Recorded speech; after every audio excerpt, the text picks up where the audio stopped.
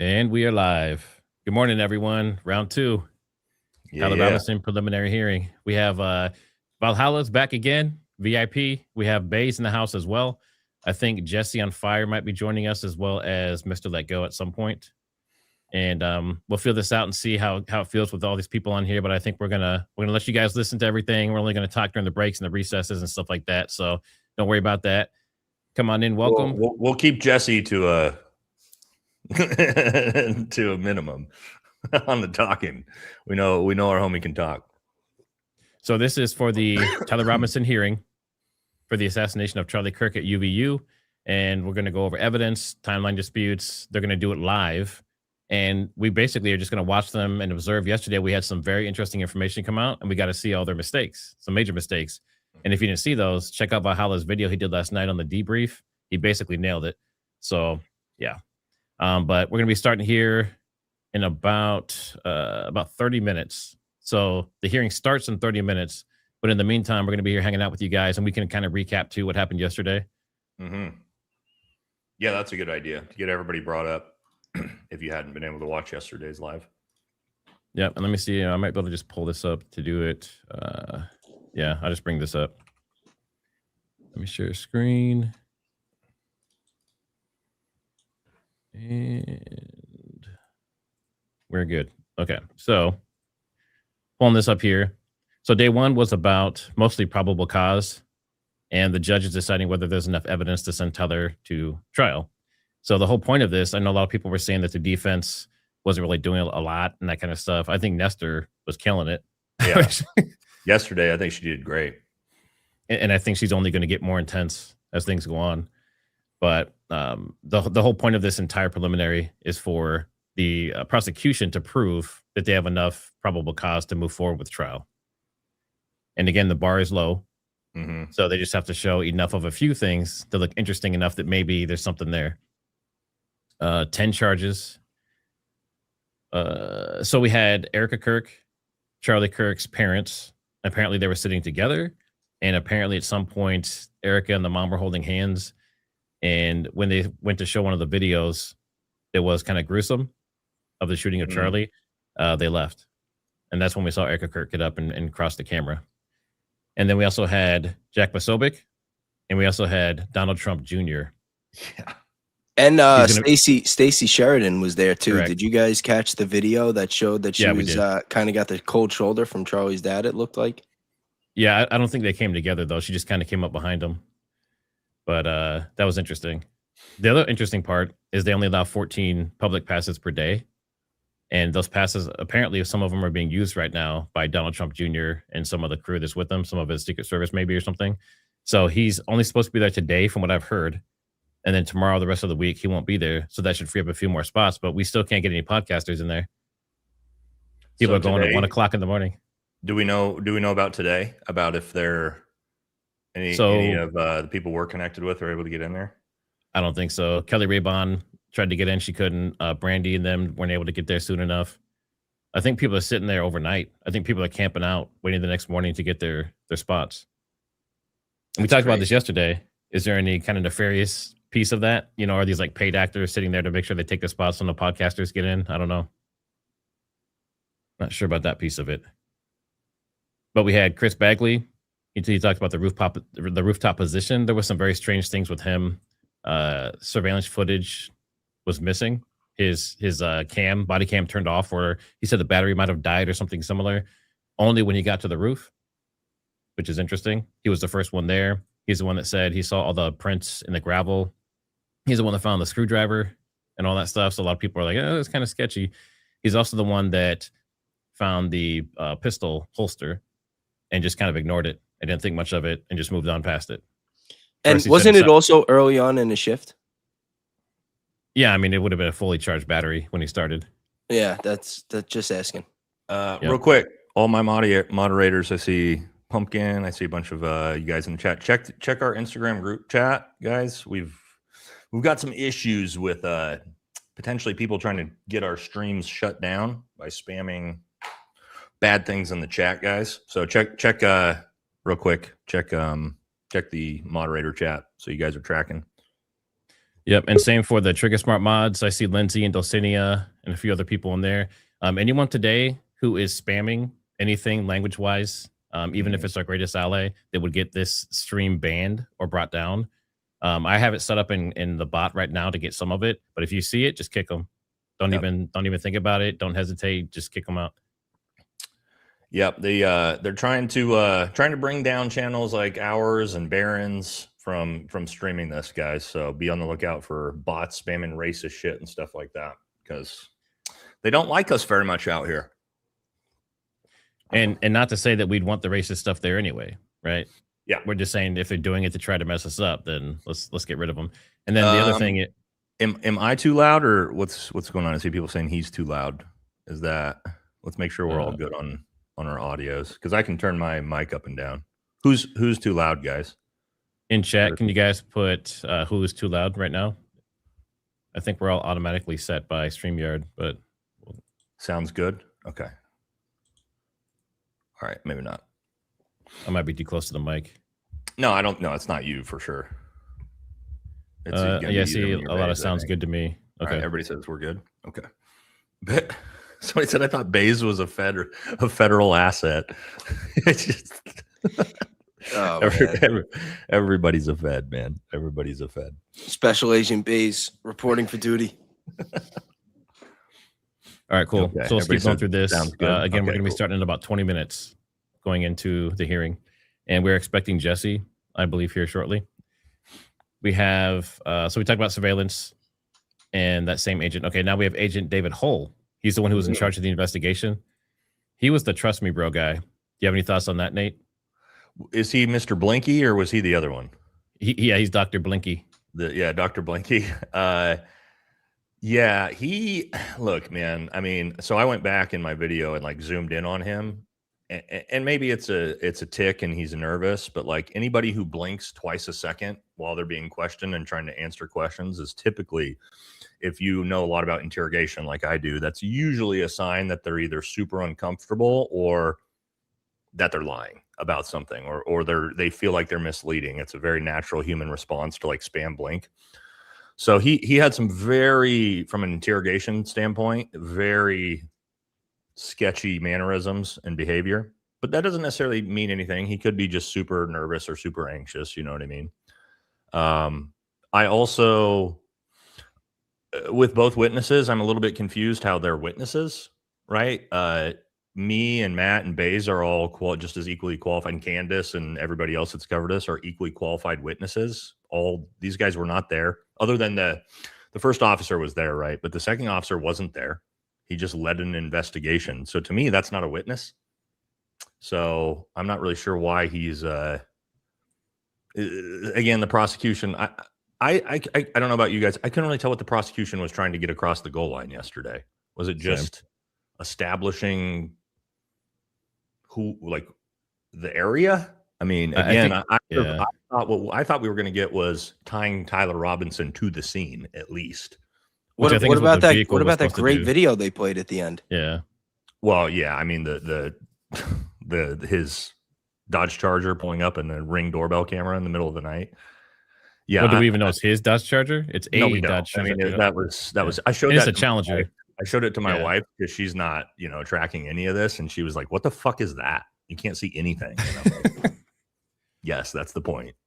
So I think the prosecution. I don't know what we're looking for out of the prosecution, but what's crazy though is I went and looked at like Megyn Kelly and Officer Tatum and all these, and dude, they had it portrayed like the prosecution already solved the case. Yeah. And he's guilty. Now you go to the comment section of them and people are like, what the fuck are you talking about? You know what I mean? But they're already playing that game. You know what I mean? Looks like we have Aaron in here as well. Mr. Let Go, how's it going? What's going on, y'all? What's going on? I came in late. I was working on some stuff. I was like, oh shit, we're live. Yeah, we were just talking to mods and stuff. So if you have mods on your side, I'll try not to curse, guys. I know I censor all my stuff in my regular videos.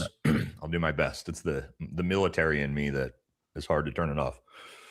But yeah, we're trying to keep conspiracy stuff, cussing, all that stuff out of the stream, so we have no excuse to flag us.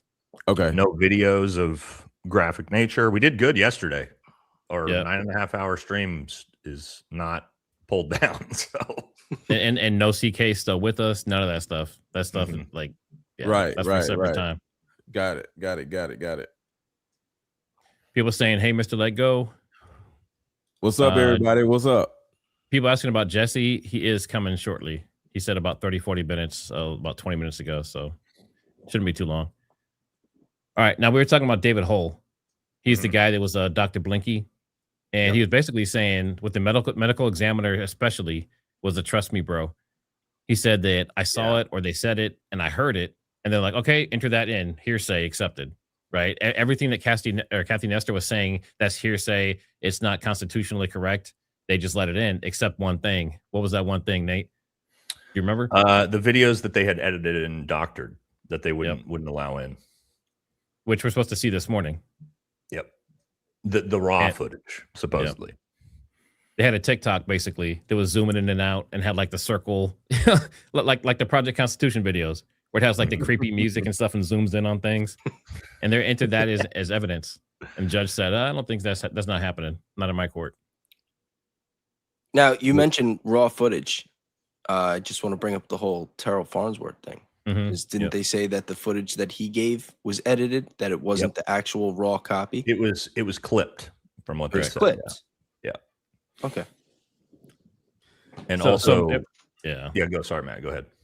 Well, yeah, so basically, like, it's not much different than what he gave to Candace, right? Like, he zoomed in and gave her just the portion he wanted to show her. Yeah, somebody said they skirted over the new bullet. I think both of us, the second we heard that, were like, wait, you said what? Yeah, that was Spidey senses were definitely tingling when I heard that. All right, I am torn on that. Let me see if I can pull up the clip. The way she asked it, she asked it in a way that it could go one of two ways. She said, were you aware of a bullet casing or another, casing on another building? He said no. Then she said, were you aware of another casing somewhere else? And he said no. So I took that as either she knows that there are some, and she's asking if he knew about it, or she's literally just asking him, like, were there casings anywhere else? So I don't know which one it is. Yeah. I was assuming that the defense had something or knows about something there, because like that would be a bizarre thing just to say, randomly if it wasn't the case. But we do know that there was pistols on the ground, there was holsters on the ground. Yeah, so I think if you look at the way she asked the DNA questions, when in the prelims, not prelims, the pretrials, she said, were you aware? She said the exact same type of question. Were you aware that there was other DNA that was found with the rifle? So that's why it made me think immediately that there was a bullet casing found somewhere else, because that kind of seems to be her style. But So some people said Barron talked about it last night. I was so worn out after 2 streams yesterday, like 13 hours total or something. I didn't catch it. Yeah, I seen a little bit of what Barron was saying, and he brought up unconstitutional hearsay objection and reliable hearsay. And what he was explaining was, to a certain degree, because I'm not him, but certain things are not going to be like kicked out, and they just kept literally just objecting on everything. And there was something having to do with reliable hearsay, where even though somebody else said it, even though somebody else seen it, they're going to accept it anyway. So I was a little confused on that. I think we kind of all were at first, but yeah, that's how it is. And I gotta do some more research on what this actually meant. But of course, Barron said it eloquently, but I was trying to get a better understanding of it, because I think that was a huge part of all of this, because everything is hearsay. I don't think they have any evidence. So due to the assumption that reliable hearsay is going to have something to do with this, is going to make everything a little more murky, because they don't have any evidence. So everything is going to be this reliable hearsay thing, which will actually push it through. So this young man may end up getting, a penalty. I'm not going to say the word, but, getting something off of reliable hearsay. because they don't have any evidence. And I think that's not fair at all. Yeah, I mean, so far that's what it looks like. Again, like me and Matt talked about, you know, what are they holding in their back pocket, if anything? I don't know. You know what I mean? Are they going to have some gotchas in the actual trial where they show us the footage that they haven't shown us? But I mean, this would be like questions for Barron. It seems like the prosecution would want to lead with their strongest evidence to show the judge, like, hey, this needs to go to trial. He fucking did it. Here's the proof. Let's do this. Rather than like, oh, let's show a little bit of the evidence, but not the evidence. But again, I don't know. You know what I mean? On how these things work. I mean, what I found really disappointing was that, I mean, this whole time, what has it been, like 10 months that they keep saying, just wait. It's an open shut case. They have all the evidence. So, you know, there is a high expectation regardless of what side of the fence you're on what happened. And then when you get to day one at the preliminary hearing and the prosecution that's been so confident this whole time is now coming out with the whole trust me, bro stuff. And then you're hearing that there might have been a shell casing on another roof. The body cameras turned off, like all these things that people that haven't thought that Tyler Robinson did this, or at least did this alone, and have been questioning the narrative. Like all these like little data points are coming out that it's like, oh, like, yeah, like it's, you know, like I'm not even surprised about any of this. It's like, oh, the body camera, like why would the body camera be on? Like, of course the battery died. You know what I mean? Like it's just, it's not surprising, but it's still disappointing. I think that on screen, that was just Diligent Dennison, I think, with Kelly Raybon. Diligent's out there too. Oh, okay. Yeah, I just seen him. Yeah. They're just waiting to see who's showing up. Probably same people as yesterday, I would assume. But I think as far as Utah goes, no matter what is said and what isn't said, they're going to proceed with this situation, no matter what is said, to be honest with you. And like I said, they're going to use this strange Utah state law 1102 reliable hearsay in order to just push everything through without evidence. So in the way it's looking with this 1102 situation, they don't need evidence, which is weird, but there's a specific Utah law 1102, and I think this is the reason why Charlie Kirk was unalived in Utah in particular, because they have certain laws that other states don't have. Well, isn't one of those laws like relatively new? Yeah, May of 2025, I think. Yeah, they just passed it in May, right before, like 2 months before, Matt? 3 months before he was killed. Yep, nice and fresh. Yeah, that's convenient.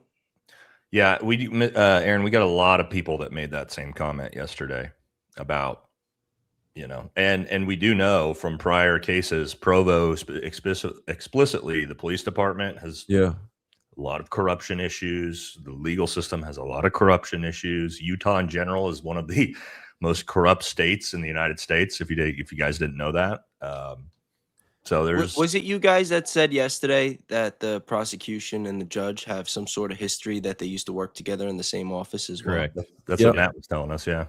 All right, it's another data point. But just real quick, just keeping score. Yeah, just real quick for everyone coming in, hit that like, subscribe to all the various channels, whichever ones you're interested in. And I think what we're going to do is we're going to be starting here in about 10 minutes. But what we're going to try and do today is, I know day one is always going to be bigger because it's kind of fresh. Everyone's excited.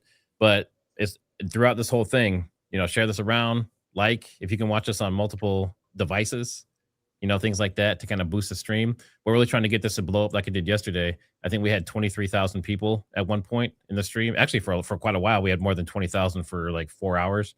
I think a lot of the other people who are streaming this, you know, like Gary and some of them, I think they maybe had like 1,500 or, you know, something. TPUSA had 2.7 thousand. So yeah, we about 10x'd them yesterday. So thank you all for supporting us and not the $1 billion companies. So I have a question for you guys. Do you think if Charlie Kirk would have skipped Provo and would not have went to this particular school to speak, do you would think they still have done it? He would have still been alive to this day? Maybe for a little while. Yeah, I think once the decision was made, I think it's just a matter of time. Yeah, because the way it's looking, I think Utah in particular had to be the place in order for everything to work out the way it's working out, because the cultish dynamic of this may have only worked in a place like Utah. I'd actually disagree with you. Yeah. I think Utah and where they did it was actually not beneficial, considering it was a campus that was extremely pro Charlie Kirk, and it made the narrative that they want to push, the deranged furry leftists, really never hit, because people were like, maybe if you would have been in San Francisco, you would have been in one of these places where you would have expected it. But I mean, I think the big problem they had here is people were like, you want us to believe that Tyler Robinson, a kid from a rural area with Christian MAGA parents, decided all of a sudden that he's a trans furry, whatever all this crazy shit is. Maybe, but I think it makes the official narrative a lot harder to press on people than had this happened in a, like deep blue. Because again, that's, keep in mind, the official narrative they're still trying to push. That's what this was, right? This was a leftist hit, right? And it's like, okay, well, he doesn't really fit the bill for that, so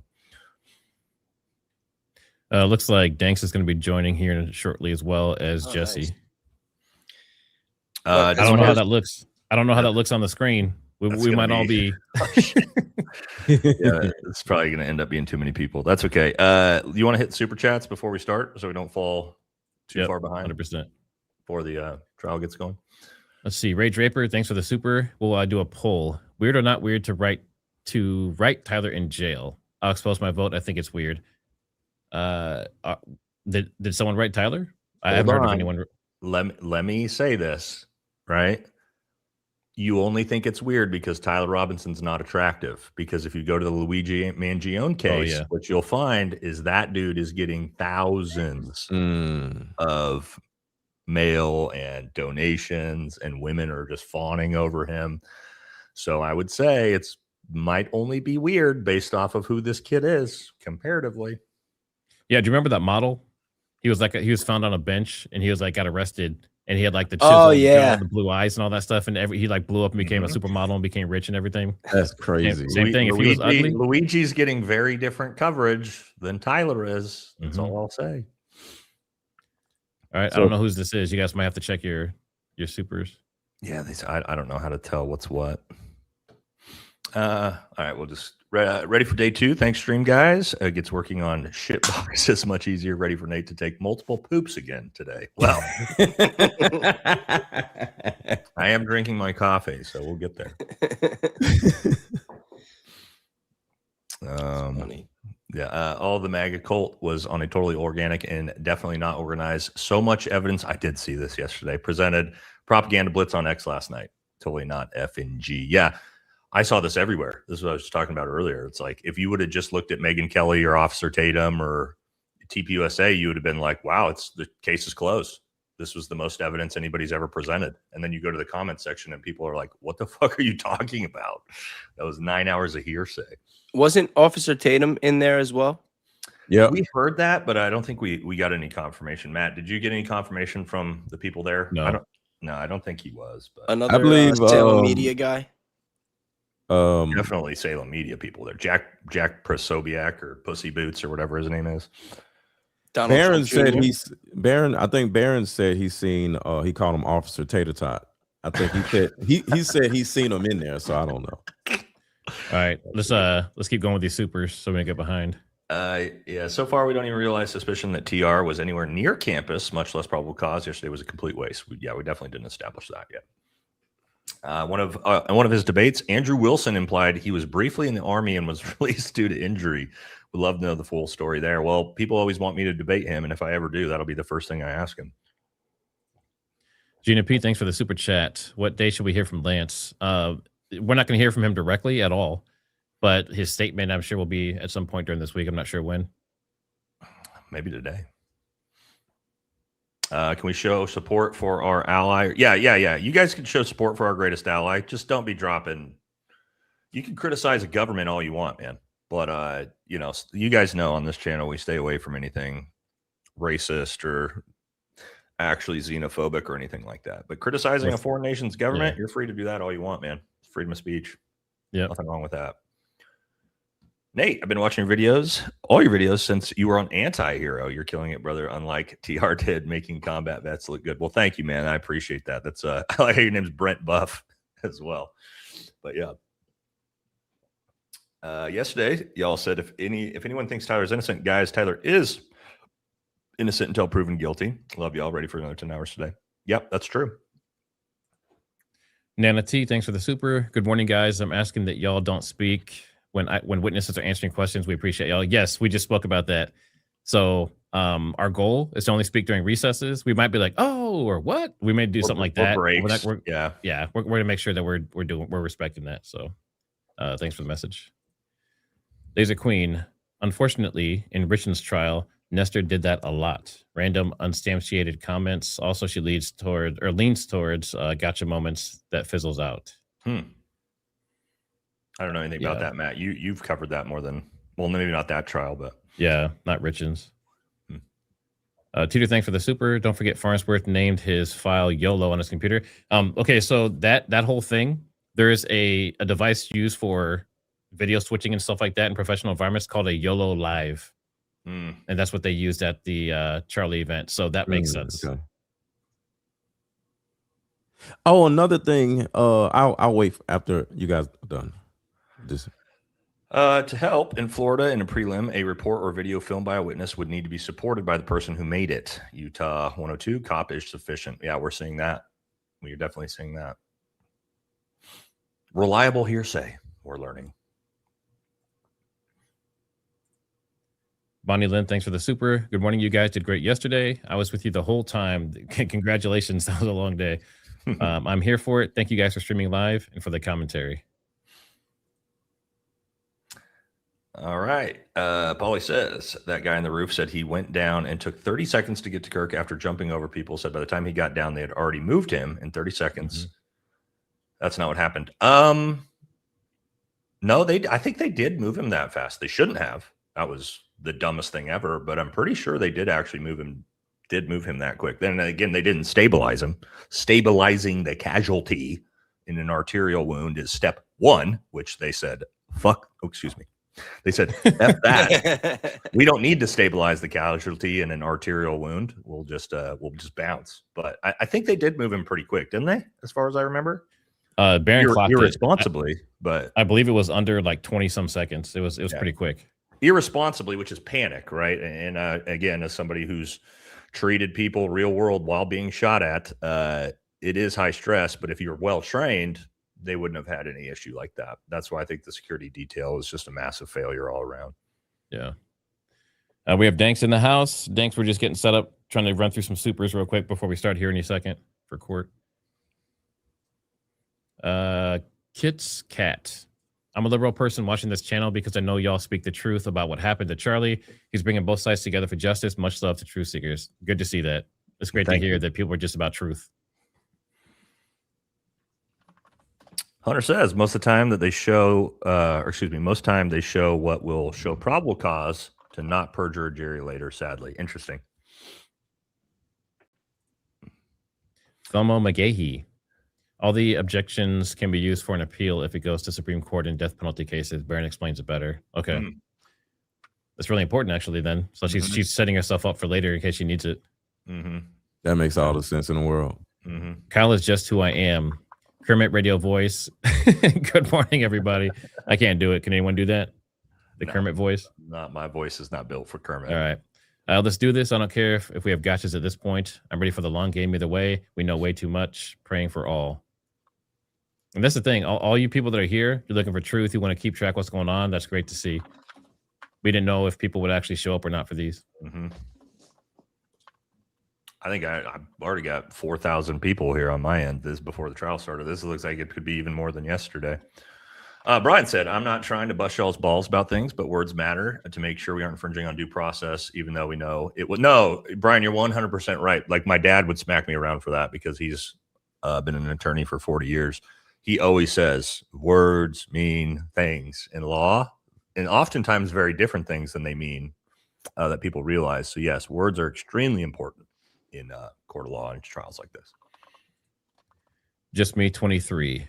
I hope defense keeps up the objections on hearsay. Large amounts of Appellate cases in Utah based on hearsay evidence and other cases. Thanks for covering this, guys.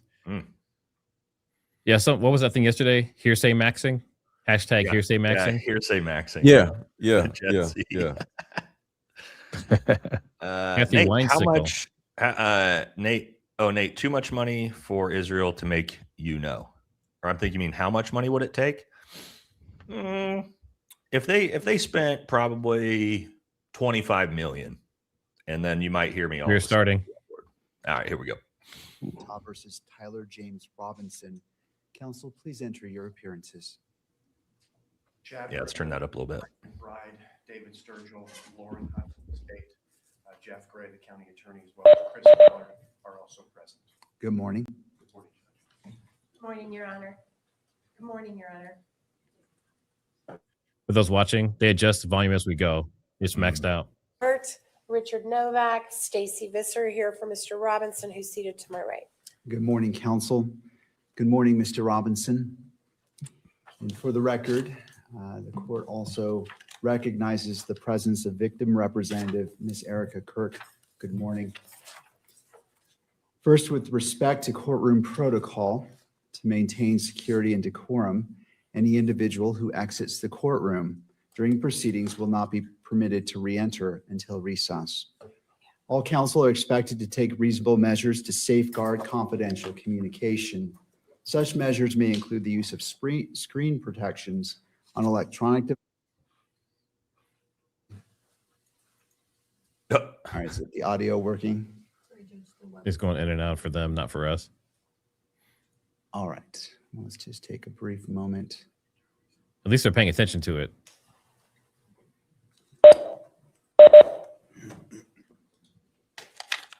And just let me know when it appears to be working.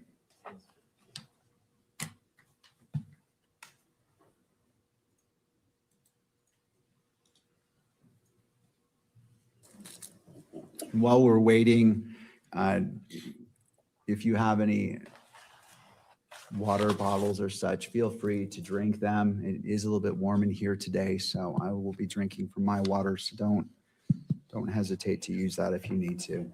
This is Tyler right here on the right side.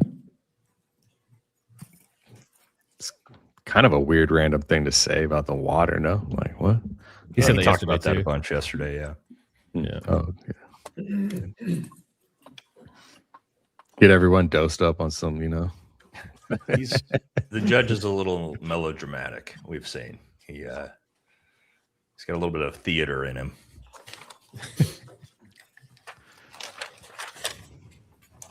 Well, that live reaction to Charlie getting shot or whatever it was, that seemed pretty authentic. That was crazy.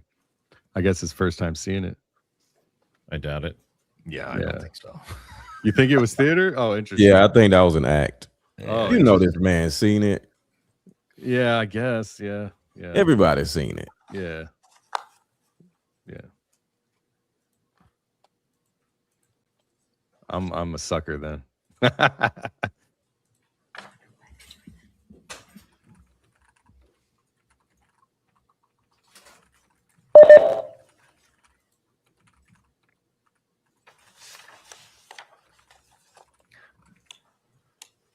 Nate, like do you they're have a ahead. Twitter account? No, brother. Oh, I you don't use don't? Twitter. Not that. Sounds I good. well, I like have a generic one that I can use Twitter to browse stuff for, but I don't actually have like account where I post or respond. That's the toxic world I'm not interested in. I was trying to tag you. Yeah. Nate's more of an IG man like myself. Yeah. I try to get on X. It's so toxic. It's crazy. I try though. I try.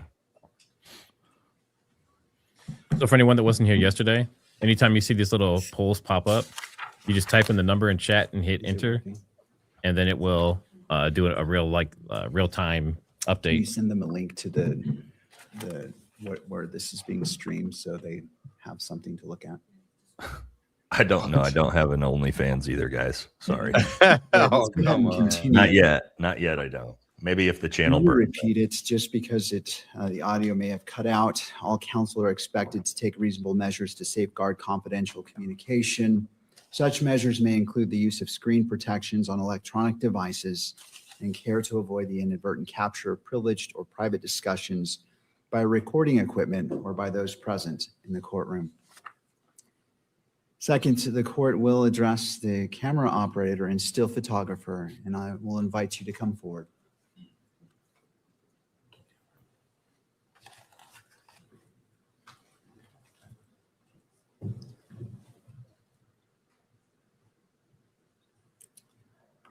All right, the purpose of this is to ensure clarity regarding the expectations governing today's proceedings. Could you both state your name for the record? Yes, Trent Nelson with the Salt Lake Tribune as the pool still photographer. John Wilson from KSL Television, video photographer. Good morning to you both. Have you reviewed the court's standing decorum order? Yes, Your Honor. Yes.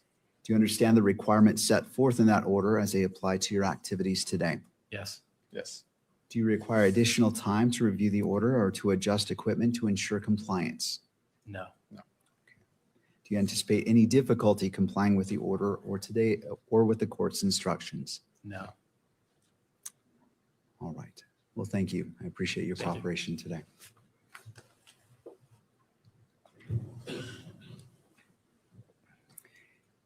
As we begin this morning, the court wishes to acknowledge the importance of the safety, dignity, and well-being of all those who are present or who may be present during these proceedings, including the parties, counsel, witnesses, court staff, and members of the public.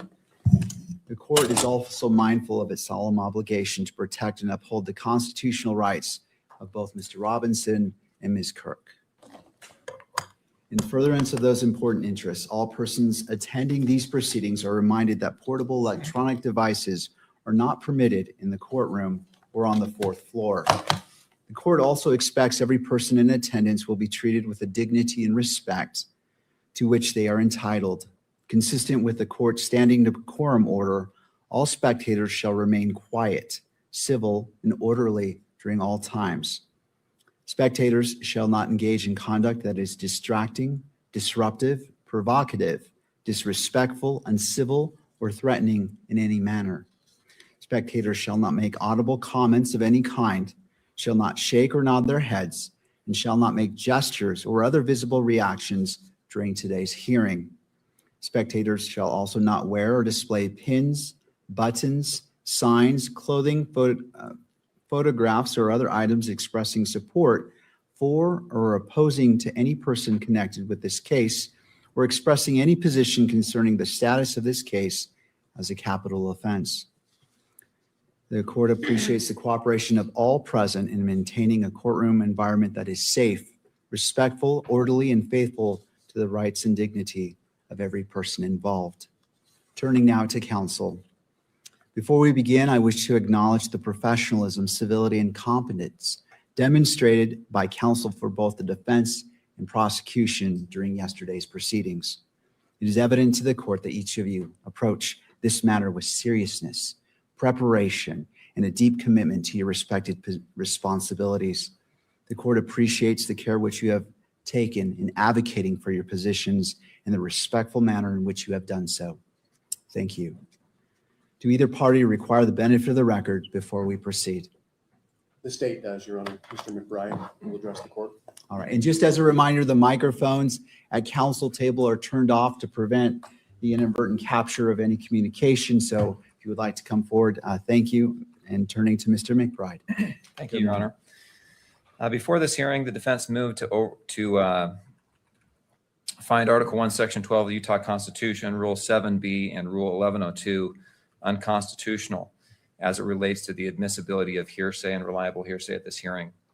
The issue was extensively briefed and argued. The court denied the defense motion to exclude the use of reliable hearsay at the preliminary hearing. That ruling is at docket number 631. In addition, defense counsel filed a standing objection on July 3rd. That's docket 678. The standing objection reasserted the arguments made in defendant's previous motion. Defendant continues to make these same objections throughout the testimony of each witness. I believe both the state and the court and everyone present knows that the defense objects to the use of hearsay or reliable hearsay at this hearing. On the point of preserving the objection, that has been done. Defense counsel has filed their motion, they filed their standing objection. Throughout the proceeding, they have continued to make objections. At this point, further objection is unnecessary to preserve the record. Well, Causes undue and unnecessary delay. This is needless delay, and we'd ask the court to acknowledge and the record to reflect the standing objection. And we also ask the court to give an instruction that continuing objections on this ground are unnecessary. Of course, if it relates to some other ground or is some item that's particular to a particular statement, that objection may be appropriate. But at this point, we feel that the repeated objections that have been made and already been ruled upon are unnecessary and cause undue delay. Thank you, Mr. McBride. To defense.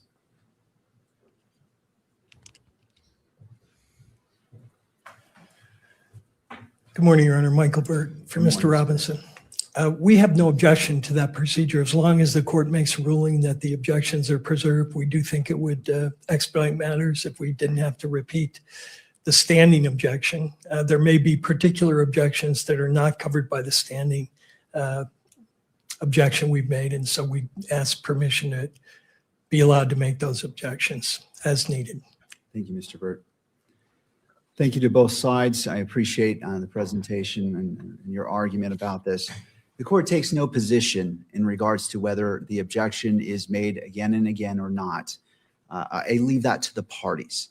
I recognize the need to expedite this, and if both sides stipulate, I will adopt the request that the standing objection as it relates to 1102, Article 1, Section 12 of the Utah Constitution, and all relevant authorities that have been cited have been noted, and the standing objection by defense is in place. However, if defense feels the need to do that in order to protect the constitutional rights of Mr. Robinson, the court will not prevent that, nor stand in its way. This court is not is acting in the role of a magistrate and will allow the parties to move forward as necessary. But as noted, I will make that note that the standing objection has been noted for all of the yesterday's proceedings and will be in place throughout the rest of the preliminary hearing. Anything further or any need for the record given the court's statement? Not from the state. No, Your Honor. All right, thank you. All right, the court acknowledges that the exclusionary rule is in effect. At this time, any witness who is subject to exclusion should be excused from the courtroom. And again, I will leave it to the parties to monitor the courtroom to ensure that if a witness has come in and they shouldn't be, that they are redirected. I invite Agent Hull to return to the stand to resume direct examination. And Agent Hull, you are still under oath. Mr. Sturgill? Thank you, Judge. And before we begin, is there a way to dim these lights just a tad like we did yesterday? A little hungover. Yeah. He seems more feisty today, too. Perfect. Thank you.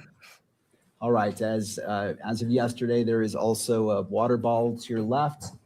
And if you wouldn't mind just making sure that microphone is directly in front of you, we want to make sure that the record picks up your testimony today. There he Sturgill, is. your witness. Thank you, Judge. Agent Hull, we're going to return to what has been marked State's Exhibit 12.1. There was reference to it yesterday. What's up, you guys? Again, have you reviewed that? Shut up, Jesse. And if you wouldn't mind, just briefly remind us what that exhibit consists of.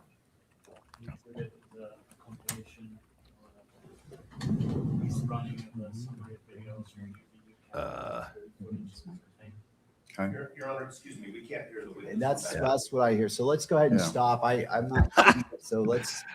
Technical difficulty. Let's test it. Go ahead. Check. All right. I believe that. Mr. Sturgill, if you wouldn't mind restarting. I can do that, Judge. Thank you. Maybe bring the mic. Welcome, the base Jesse. a little bit closer to you. I don't know if that will help. All right, let's go ahead and go back to what's been marked as State's Exhibit 12.1. I'd asked you a moment ago if you'd reviewed that exhibit. Yes, I have. Okay. And would you just remind us what that exhibit consists of? It's a compilation of videos that were part of the overall footage that was obtained from the Utah Valley University as part of the investigation.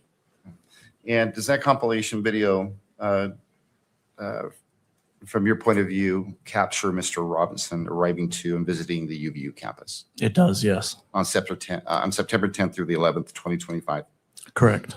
Okay. And again, I asked you this question yesterday, but did you prepare that video compilation? I did not. Okay. Do you know who did? The Utah County Attorney's Office. Does that video, and I'm referring to 12.1 State's Exhibit 12.1, does it include all of the footage collected by the SBI from UVU? It does not, no. Does that video, again, 12.1, include all of the footage you collected from UVU that captures who you believe is Mr. Robinson walking around campus? Not all of the footage, no. You reviewed this compilation with Mr. Olson, correct? Correct. Okay. And in its entirety? Yes. And he actually, and then you collected an 1102 statement from him? I did, yes.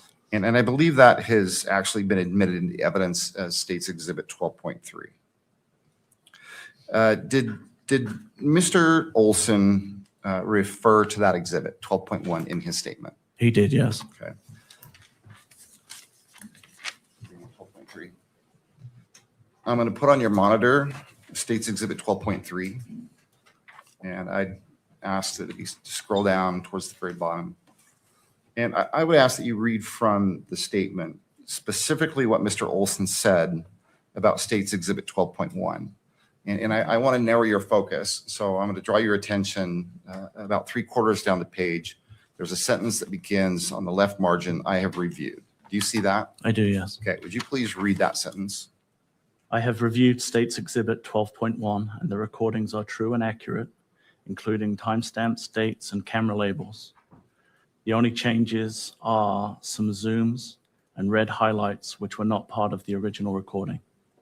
Yeah. Would Have you like you, I'm sorry. Sorry, I didn't know if you wanted me to continue. No, that's good enough. Have you had a chance? Well, you review the raw footage yourself. Is that correct? Correct. And does that comport with your viewpoint of that exhibit? It does, yes. Have you had a chance to review what's been marked as State's Exhibit 12.4? Yes. Okay. And when did you review that exhibit? This morning. And who did you review that exhibit with?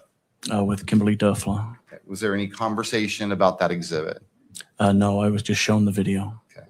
Nobody asked you questions or suggested anything to you? They did not know. The did you prepare that exhibit? I did not. Do you know who did? The Utah County Attorney's Office. All right. And I'm referring specifically to what's been marked State's Exhibit 12.4. What is depicted in that video? That video is, again, a compilation of videos from the overall footage that was obtained from Utah Valley University for September 11th and September 12th. And how does it compare to what's been marked as State's Exhibit 12.1? It appears to be the same footage. However, on this particular version, there were no circles or blurs that had been made to the video. How about zooming in and zooming out? No, there was no zooming or zooming out. Does it appear to be identical to the raw footage that you've seen that portrays this particular part of the UVU surveillance video? It does, yes. Judge, the state would move to admit what's been marked State's Exhibit 12.4. Your Honor, we just object to the publication of this for all the reasons we argued yesterday. We think this video is going to play a big role in the trial, and to allow the public to see it now would seriously impact our ability to get a fair trial, and we're asking the court not to publish it. Thank you. And Mr. Surgeon, and to all counsel, as it will apply to all counsel, when you are moving a piece of evidence, it's the three parts, whether admissibility into the record, Right. To be published in the courtroom, and captured by the media. So, Mr. Sturgill, as it's your request, what are you requesting? Just, first of all, I'd move to admit the exhibit. I'd ask, and Judge, the presumption is that this is a public record and should be published. And so the state's position is that it should be published here in the courtroom, and it should be published in such a way that the media can capture it on video. All right. Your Honor, can I be heard on that very quickly? You may, if you would approach the lectern, please, and state your name. I'm David Ryman. I represent the news media. I didn't make an appearance because the news media technically aren't parties, but as you know, they do have the right to be heard on issues like this, and I've tried to keep that to a minimum. But since this is the first one coming up today, I thought it might be helpful to just address it again. There is a presumption not just that it be published in the courtroom, as we talked about yesterday, because the participants or the spectators in the courtroom have a right to know what the court is viewing so that they can understand how you're making your decision. This seems like a very important piece of evidence. It doesn't seem like there is a basis to keep the people who are standing why it's being introduced. It is not like the videos yesterday, and my understanding at least is, and you can correct me if I'm wrong, but we didn't object to the videos that weren't published yesterday that were graphic. We didn't object to the non-publication of the autopsy report. The argument here that Ms. Nestor just made is this seems really relevant, and that is precisely why it needs to be public. With the last thing I'll address is just EMC. There is a presumption, it's a rule presumption, not a constitutional one, that EMC is allowed. And I think that for all of the reasons that we've briefed this for your honor several different ways, there needs to be a really good reason why. If it's being published in a public proceeding in the courtroom, it should not also be, it should not also be allowed to be published to the media. So, thank you. Thank you. Mr. Sturgill, do you wish to respond or perhaps give a little bit more detail on what this video purports to show? Well, do you want me to proffer that, Judge, or have the witness? I'll defer to you. Okay.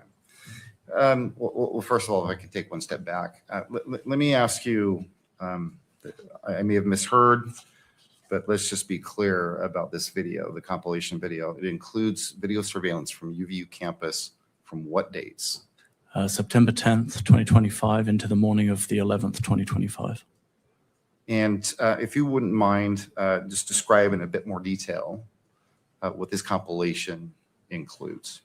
The compilation shows the movements of the individual believed to be Mr. Robinson on Utah Valley University campus, arriving and leaving in a vehicle, arriving and leaving on foot, and then returning and leaving, and then attempting to gain access again in a vehicle.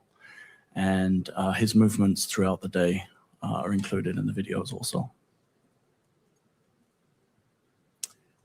Is there any footage of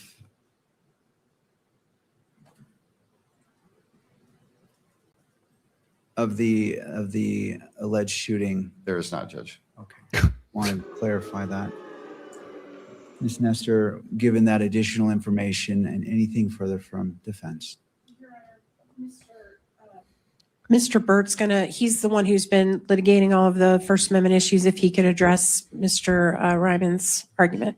Yes, Mr. Burt, if you wouldn't mind coming forward. So they have footage of everything but the shooting. Yeah, we've seen all that. One argument that was made by counsel for the media yesterday, and that was the rules. The rule 4-202.02 does not apply to the situation we're in right now, and that is wrong. The rule says that this rule applies to the judicial branch, and 4-202.02J says the judge may regulate or deny access to exhibits to ensure a fair trial.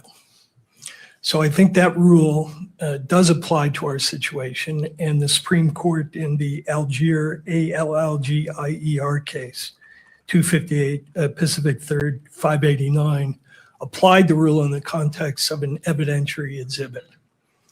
And I know the court has not mentioned, since counsel made that argument, this particular rule, but I think it does apply here. And also applicable is the Supreme Court's decision in the Kearns case, which we talked about when we argued the motion for denying access to the cameras. And that case, Kearns versus Tribune Corporation, 685 Pacific 2nd, 515, says that the standard the court ought to apply in determining whether an exhibit at a preliminary hearing should be sealed is one of a, quote, realistic likelihood of prejudice. And we rely on the evidentiary showing we've made in connection with our motion to exclude cameras, that there is a realistic likelihood of prejudice in this way. The court knows and has access to the media coverage up to the time when we litigated the motion concerning closing this hearing to the cameras. And the court knows that one feature of the media coverage has been a very pro-prosecution bias of every story that has been published on this account. The court also knows from that coverage that information is being widely disseminated, and you have found in connection with the shackling issue that the publicity in this case is likely to reach jurors who will be part of our jury pool.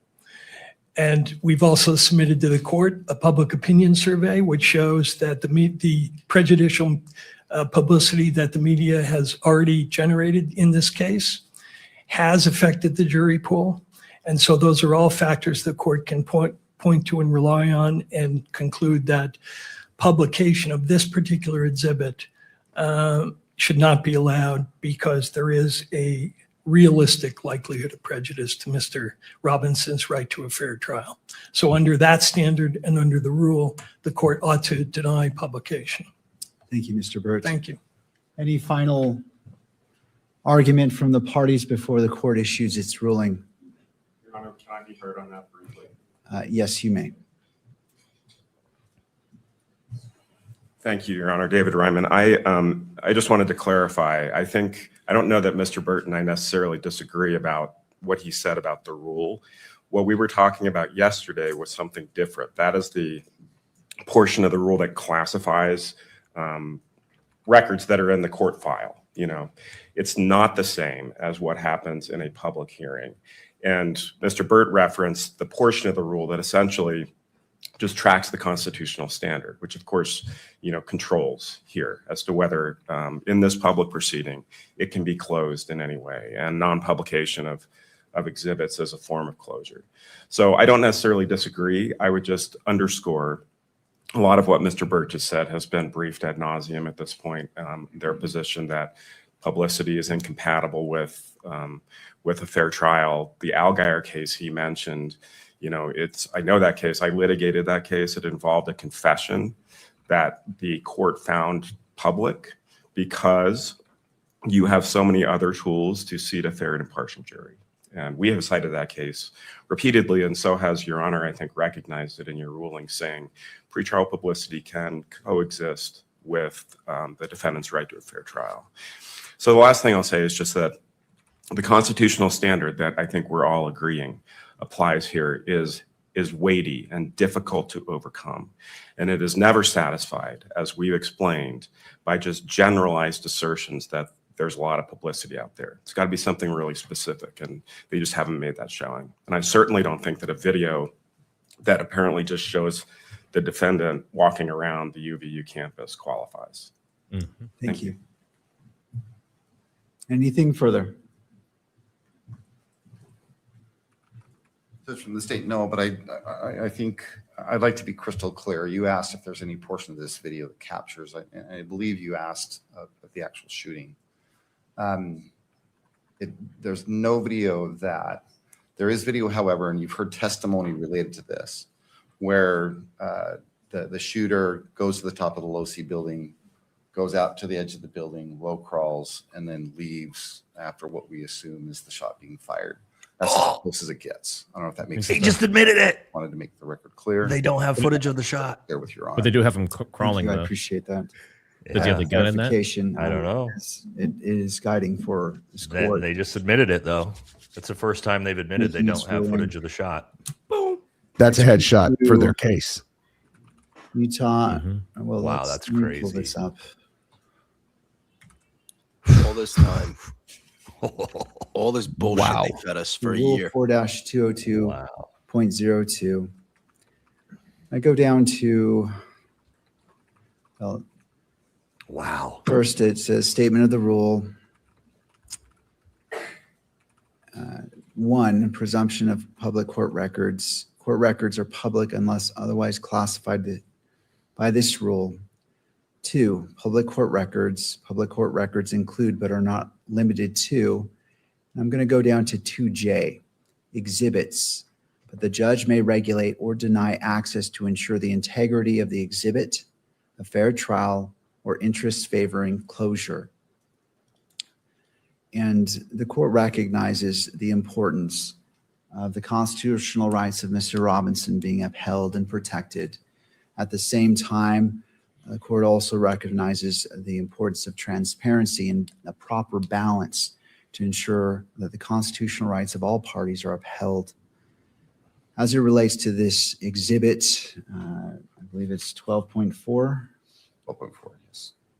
Based off the representation of what is in that, the court differentiates this exhibit from the exhibits from yesterday, namely Exhibit 7, Exhibit 8,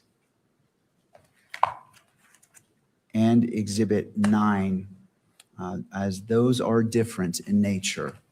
And those go to issues relating to Utah Constitution, Article 1, Section 28, as it relates to the Declaration of the Rights of Crime Victims. And the court also recognizes Utah Rule of Evidence 1102, as that is the foundation that's being laid for the admission of this exhibit. Having taken in consideration all factors, the court rules that Exhibit 12.4 is admitted into evidence and shall be played in the courtroom and may be broadcast by the media. We can proceed. Thank you, Judge. Wow. Jason Hull, before we actually watch State's Exhibit 12.4, I have just a few questions. Yesterday, you testified at the very beginning of your investigation that you focused on the video that captured the shooter on the top of the Low-C building. Is that correct? Yes. I believe you also testified that you began by working your way, and this is what I remember you saying, so correct me if I'm wrong, but you in essence testified that you began with that video and you started working your way backward and forward with the UVU surveillance video in an effort to trace the shooter's steps on campus. Is that right? Correct. Okay. Would you mind explaining just in a little bit more detail what you meant by that, tracking forward and backward on that video? Yeah, we had a known when the shooting occurred, and as the officer testified, there was a video of an individual on the roof at the time of the shooting. And so the philosophy that we applied was to take what we knew and then work that forward through the timeline and backwards through the timeline to try and establish where the individual had gone from the rooftop or how the individual had come to be on the rooftop. And did that, for lack of a better term, did that bear fruit? It did, you yes. actually see from, at least in part, where he came from and where that shooter went? Yes, more so where he came from. It was very limited after the fact. You testified yesterday that in reference, I believe, to what's marked State's Exhibit 21, that you believe Mr. Robinson visited campus at least 4 times on the 10th and the 11th. Correct. And I think you reaffirmed that today. Did you do the same attempt, that is, to track Mr. Robinson through UVU surveillance video during each of those 4 visits? Yes. Or those other 3 visits, I guess. Yes, on each occasion, we attempted to follow the movements of the individual throughout campus. And did you in fact see Mr. Robinson on campus in surveillance video that is not included in State's Exhibit 12.4? Yes, there is additional footage of him on campus, yes. Okay. I'm going to have displayed on your monitor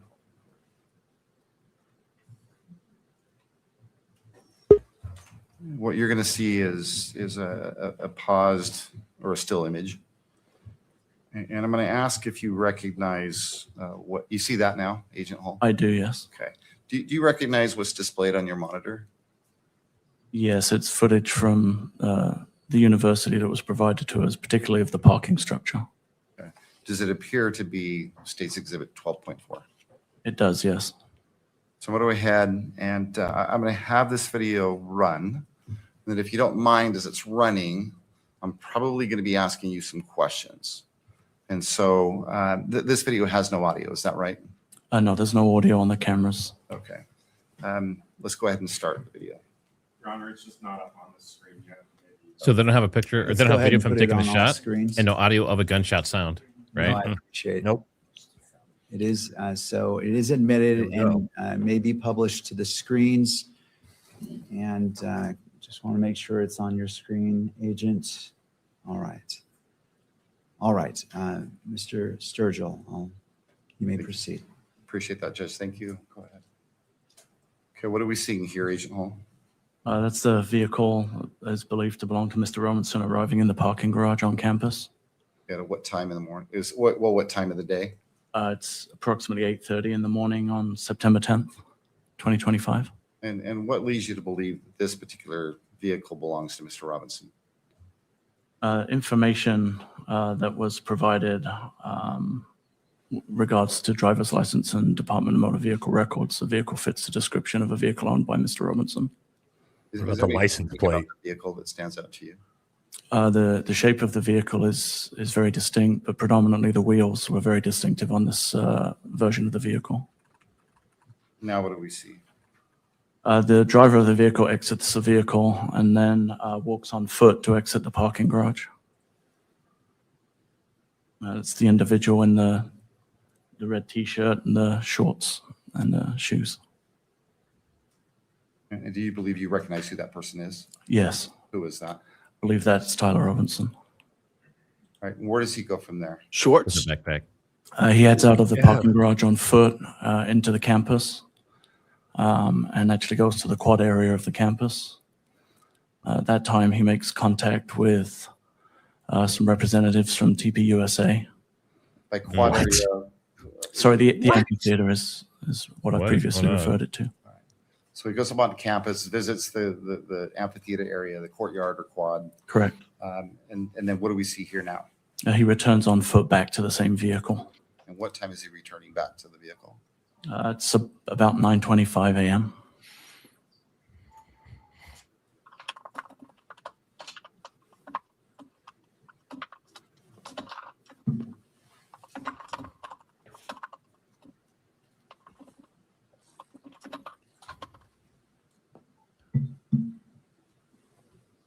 They kind of skimmed over the made contact with TPUSA part. Yeah, what was that? And where is this parking structure located on campus? It's just off of Campus Drive. It's a short walk from the amphitheater. They need to ask if there is footage of where the shot was taken and then ask why they don't have the Mr. shot. Robinson driving the vehicle.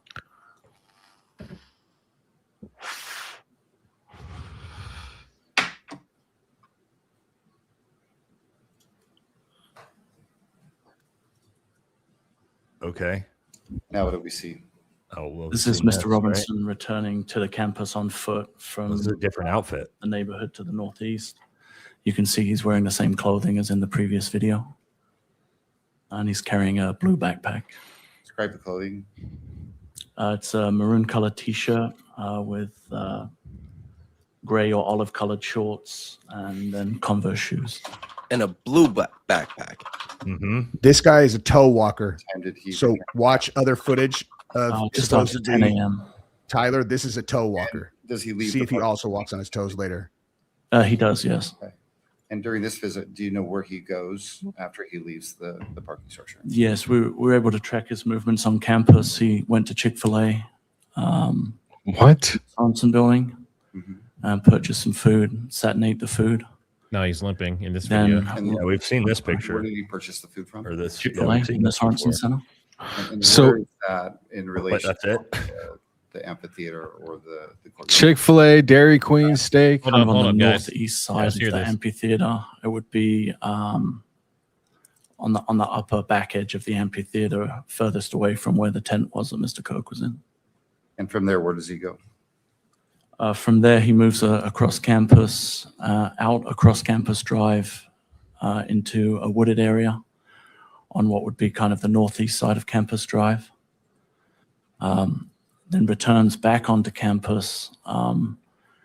We noticed at this point that he's no longer carrying the backpack that he was originally wearing. He moves through the Gunther building and the computer science building. And goes where? then, I'm sorry? And then goes where? Then goes across to the railing that gives access to the roof of the Losi building. He's not a student at UFU, right? From there, he comes back down the stairs and walks off campus from that point. And about what time was that he left campus that second time? Do you know? I believe it was approximately 11 a.m. or just after, if I recall. I could verify from my notes if you need an exact time. Yeah, if you don't mind.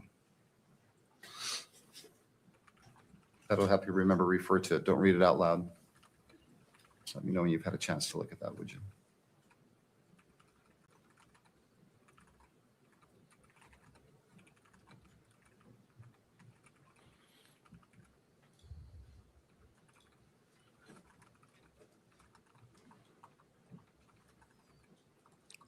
No wonder MC Search was so nervous. Were you able to refresh your memory as far as the time? I was, yes. And what time was it? It was just prior to 11 a.m. when he walked off campus. And before we go any further, the parking structure that he left initially, where is that parking structure in relation to the LDS Institute building? I'm sorry, in relation to? The LDS Institute building on campus?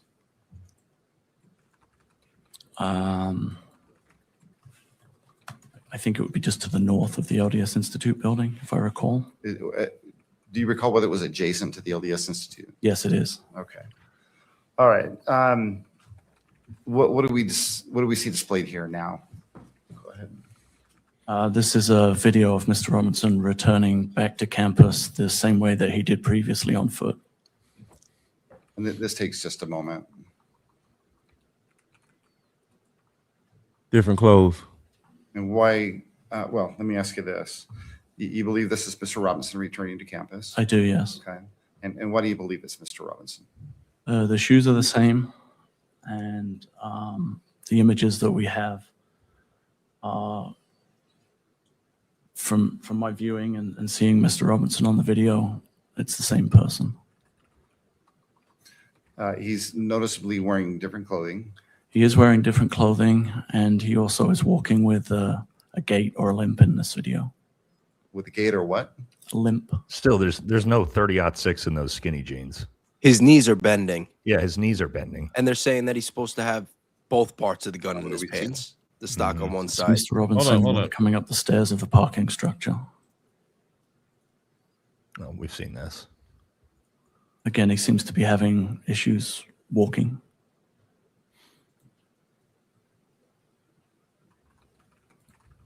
He is hiding his face on purpose.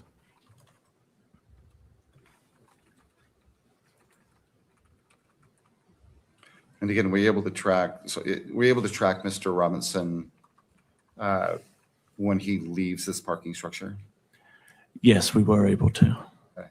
So when he leaves the parking structure, where does he go? He comes up around Campus Drive. As you can see on the video here, there is a cut through there north of the Losi building, and that's Mr. Robinson coming up the sidewalk. He has the noticeable gait or limp in his walk. And then he moves south across the front of the Losi building. On the sidewalk? Yes, correct. Okay. He would be the rear of the two individuals in this particular video. So right now, if you were to break this picture into quadrants, where would he be? I would be in the top left quadrant, walking to the left of the image. Now what do we see? This is an image looking across the parking lot to the Losi building, and Mr. Robinson is appearing on the exterior staircase, which gives access to the Losi building roof and the area where the railing was.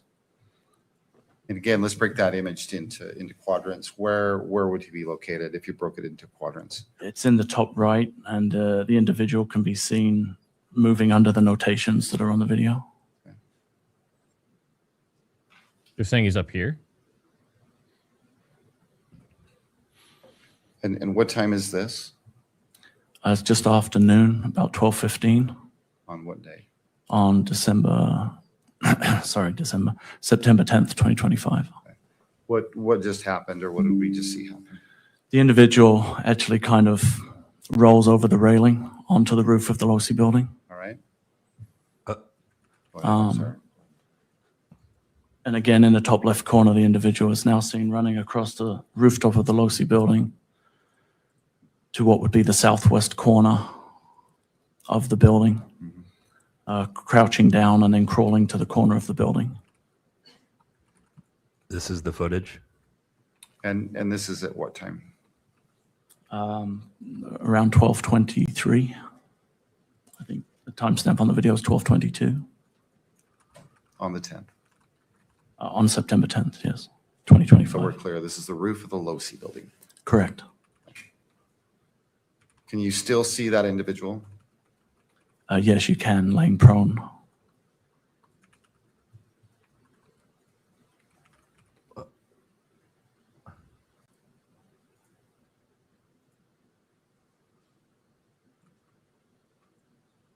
You believe this to be Mr. Robinson? I'm sorry? You believe this to be Mr. Robinson? I do, yes. And how long is he out there on the edge of the building? Just until the reported shot was fired at 12:23 and 28. Individual then stands up and then moves across the building to the north. Is that what we're seeing happening right now? It is, yes. They move behind the We've seen the atrium area on the rooftop to the northeast corner where the white triangle is. Do you see Mr. Robinson now?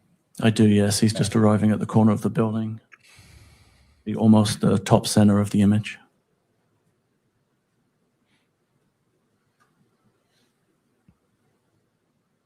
What are we seeing now?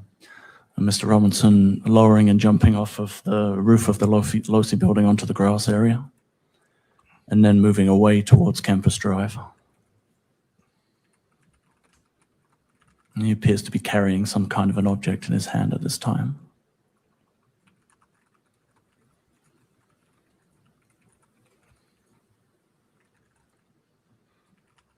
So he's approaching, Campus Drive. and again, broken into quadrants. Where is he currently? Be in the top right quadrant. And the time? It's 12:24 and 42 on the timestamp. What do we see now? He then crosses Campus Drive and drops down into the wooded area on the far side of Campus Drive. And that is located in what part of the video? What quadrant? It would have been just off center on the top left side. What do we see now? This is the intersection of Campus Drive and 800 South. There's a vehicle attempting to turn right onto Campus Drive. That's the vehicle that's driven by Mr. Robinson. And on the screen, where is that vehicle that you're referring to located, if you broke it into quadrants? It's on the left side, on the upper side, the upper quadrant. Now what do we see? That vehicle's now pulling away and heading east on 800 South. And why do you believe that vehicle is Mr. Robinson's vehicle? When that vehicle was stopped, it actually made contact with an officer who was doing security detail. And do you know who that officer is? Officer Goforth. Okay. And do you know which department he works for? Spanish Fork Police. And did you have a conversation with Mr. Goforth regarding this interaction at that intersection? I did, yes. Okay. And what time was that interaction? I'm sorry. Did I ask you that? It was approximately 12:30 a.m. On the 11th? On September 11th, 2025. So you talked to Officer Goforth about that contact on the corner on that, or during, I guess, during the early morning hours of the 11th. Correct. And what did Officer Goforth tell you about that interaction? It was an interaction that I guess cop intuition, but there was something about the interaction that made him make a note of the license plate of the vehicle. And then subsequently, when information was available that vehicle or a vehicle matching the description of that was involved in the incident, he ran the information that he had obtained from the stop and was able to identify that it was registered to Mr. Robinson, and he had in fact had contact with Mr. Robinson on the morning of September 11th, 2025. The information that he ran, do you know what information when you say that, he ran information? Yes, he ran a partial plate. Okay. A license plate? Correct. And based on that partial license plate, he was able to identify the owner of that vehicle? Yes. And did he tell you who the owner of that vehicle was? He did, yes. Okay, and who did he tell you that it belonged to? Said there were two registered owners of the vehicle, Tyler Robinson and an Amber Robinson. Did he say anything about the person that he actually interacted with? Yes, it was a male that he believed to be Tyler Robinson.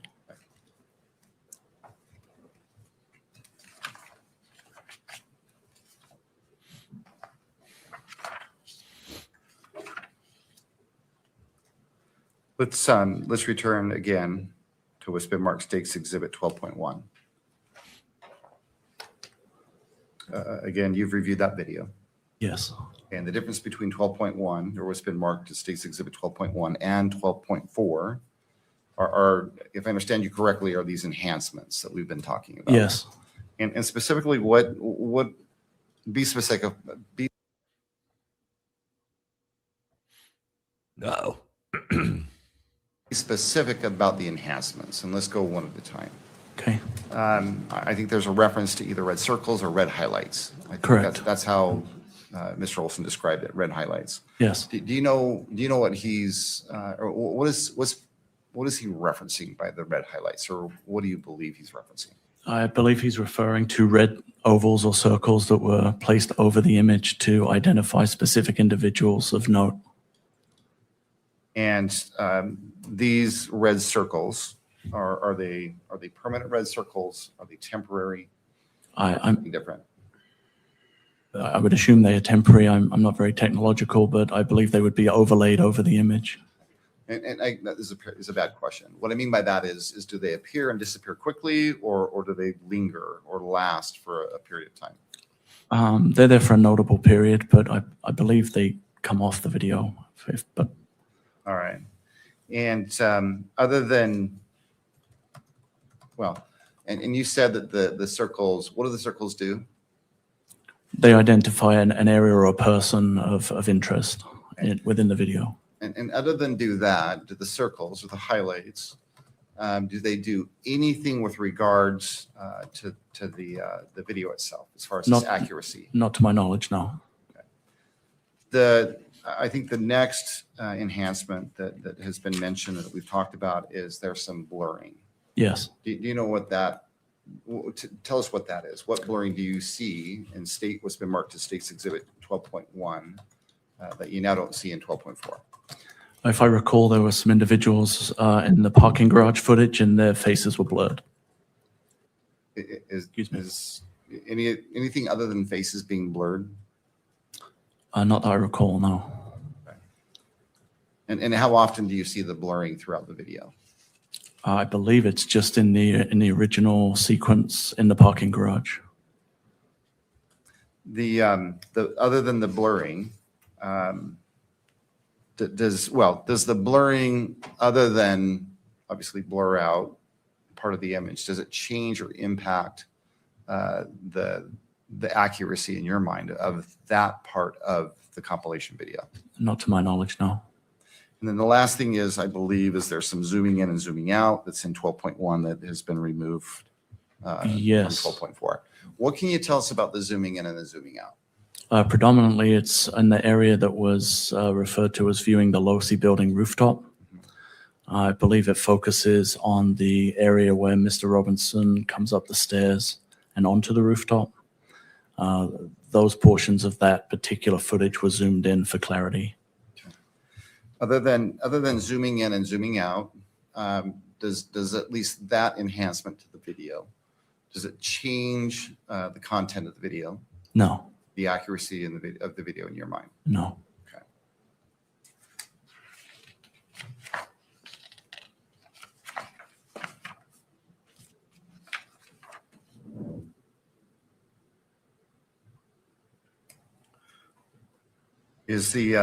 Are the enhancements in State's Exhibit, well, it's been marked as State's Exhibit 12.1, are they helpful in any way, or what do they add or take away from that video? I think for people who are not familiar with the area and what's trying to be shown, they allow an opportunity for people to look at an individual who we believe to be Tyler Robinson, and also specific movements with more clarity than the original focal point gives. So let's talk about the zooming in and the zooming out. It sounds like it's specific to the low-C rooftop, if I understand you correctly. Yes. Okay. And I think we've all watched that exhibit. Correct. And although you can see Mr. Robinson and his movements, is it fair to say that it's difficult to really see what's going on? That would be fair, yes. Okay. And the version that's in 12.1, does it facilitate at least that part of the video, seeing Mr. Robinson and tracking, I guess, his steps? I believe so, yes. Okay. Judge, at this point, I think in combination with yesterday, the foundation that was laid yesterday, including the written statement from Mr. Olson, which has been admitted into evidence and is, well, it's already been admitted into evidence. We believe there's enough foundation that at this point we'd also ask the court to admit what's been marked State's Exhibit 12.1. We think it would be well, beneficial for Your Honor to view it. Ms. Nestor. We object. Thank you, Your Honor. We renew our authenticity objection, and we also object to for admission purposes. And then we also object to the publication for the same reasons, the fair trial issues that we raised with the unaltered version that was just submitted. And Judge, sorry, I neglected to mention the other two. Again, Judge, we believe that the presumption is that this is a public record, that it should be not only admitted, but it should be published here in the courtroom, and it should be published in such a way that the media can have access to it. All right. I do have a question in just directing your attention to the Utah Rule of Evidence 403, to the last phrase, the last 4 words in that. Do you wish to address that? Judge, I'm going to have to look at 403 specifically for those last 4 Well, words. I Unless you want to share that I with can me. read that. Or Okay, go ahead and read needlessly that. presenting cumulative evidence. So the court may, let me just read the whole rule for completeness. The court may exclude relevant evidence if its probative value is substantially outweighed by a danger of one or more of the following: unfair prejudice, confusing the issue, misleading the jury, undue delay, wasting time, or needlessly presenting cumulative evidence. I'm not looking at anything else other than that last portion. I recognize there is no jury. I am the magistrate. I am the fact finder, but just addressing that last point of Rule 403. Right. Judge, well, I don't believe that the evidence is cumulative. I think that each of the 2 videos, although they portray basically the same footage, there's characteristics of the one that has been enhanced that I think makes it easier for Your Honor to truly see what's going on, and for the public to see what's going on. I mean, we've displayed 12.4 on the video, and unless you have very, very, very good vision, or you've zoomed in on that monitor, you really can't see what Agent Hull has just described. The character of 12.1 is it simply it enhances that at least important parts of that exhibit, and it just makes it easier to see, not only by Your Honor, but also by the public. And specifically as it relates to the zooming in and the zooming out. Okay. Anything further from the parties as it relates to 12.1? All right, well, I will admit 12.1 into evidence, but as it relates to playing it in the courtroom or on television, well, for the media, I find that it is, well, as the fact finder, I will look at the evidence and weigh it as a magistrate is required to do, but I do not find it is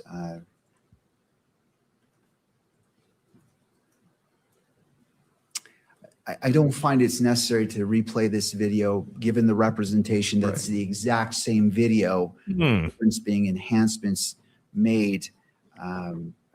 If it was different in any way, or if it added to or subtracted from, that would be one factor. But because it's simply the same video, simply zooming in with circles or notations, the court does not find that the interest of justice requires it being played again.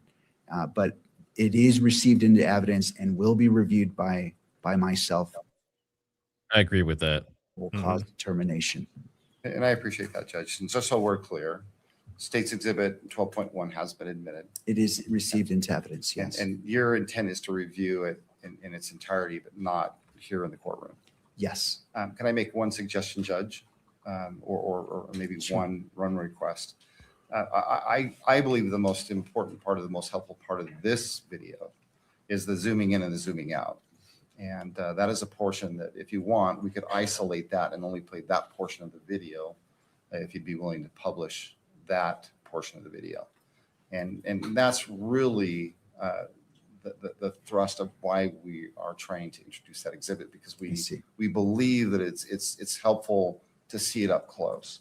And unfortunately, because of the way it's formatted and the way it's been recorded, there's no way any of us can zoom in and zoom out on this video to get a better look at what's going on. And that's the reason why we did what we did. But we had to memorialize it and save it, and then present it in that way, rather than just present it in its raw form and then have the ability to zoom in and out, if that helps Your Honor understand why we're doing what we're doing. All right, Ms. Nestor, to the second request of not playing the whole video in its entirety, but simply the portion with the zooming in. How long is that, Mr. Sturgill? I think it's a couple of minutes. All right, Ms. Nestor. We object to the prejudice of that, Your Honor, and ask the court to stand by your previous ruling on that. All right, thank you. I appreciate both parties. What I will do is review this video in court, and it will be displayed to the monitor's counsel table and to the court's monitor on any portion that you wish to play for me to look at, so all parties can see clearly that the court is reviewing it in court. But I do not find that it is necessary for its publication, because this is the exact same video. I recognize it's zooming, but in balancing constitutional rights, there is nothing on this video from what's been represented that the public hasn't already seen. It's simply, I don't find that is necessary, or and so in balancing the constitutional rights of all parties, I'll view it on the monitor. Counsel's free to view it with me as I'm looking at it, but it will not be broadcast in the courtroom or by the video camera. I appreciate that, Judge. I respect that. I think there's a natural break where we can start. And what I'm going to ask is just we simply play you will have this entire exhibit in evidence, though. Thank you. Is that right? Yes, I will. All right, whenever you're ready. Counsel, as it relates to your monitor, just as a caution, if you don't want it to be wished to be picked up, and I'm not saying it will. For anyone that's watching right now, real quick, we are probably going to be doing a recess here shortly in the next 20, 30 minutes, I'm guessing, just so you know. Take care of your screens if you feel the need to do so. So if I could just have one moment. Hold on, Kimberly. I'm not sure where the power button is on this.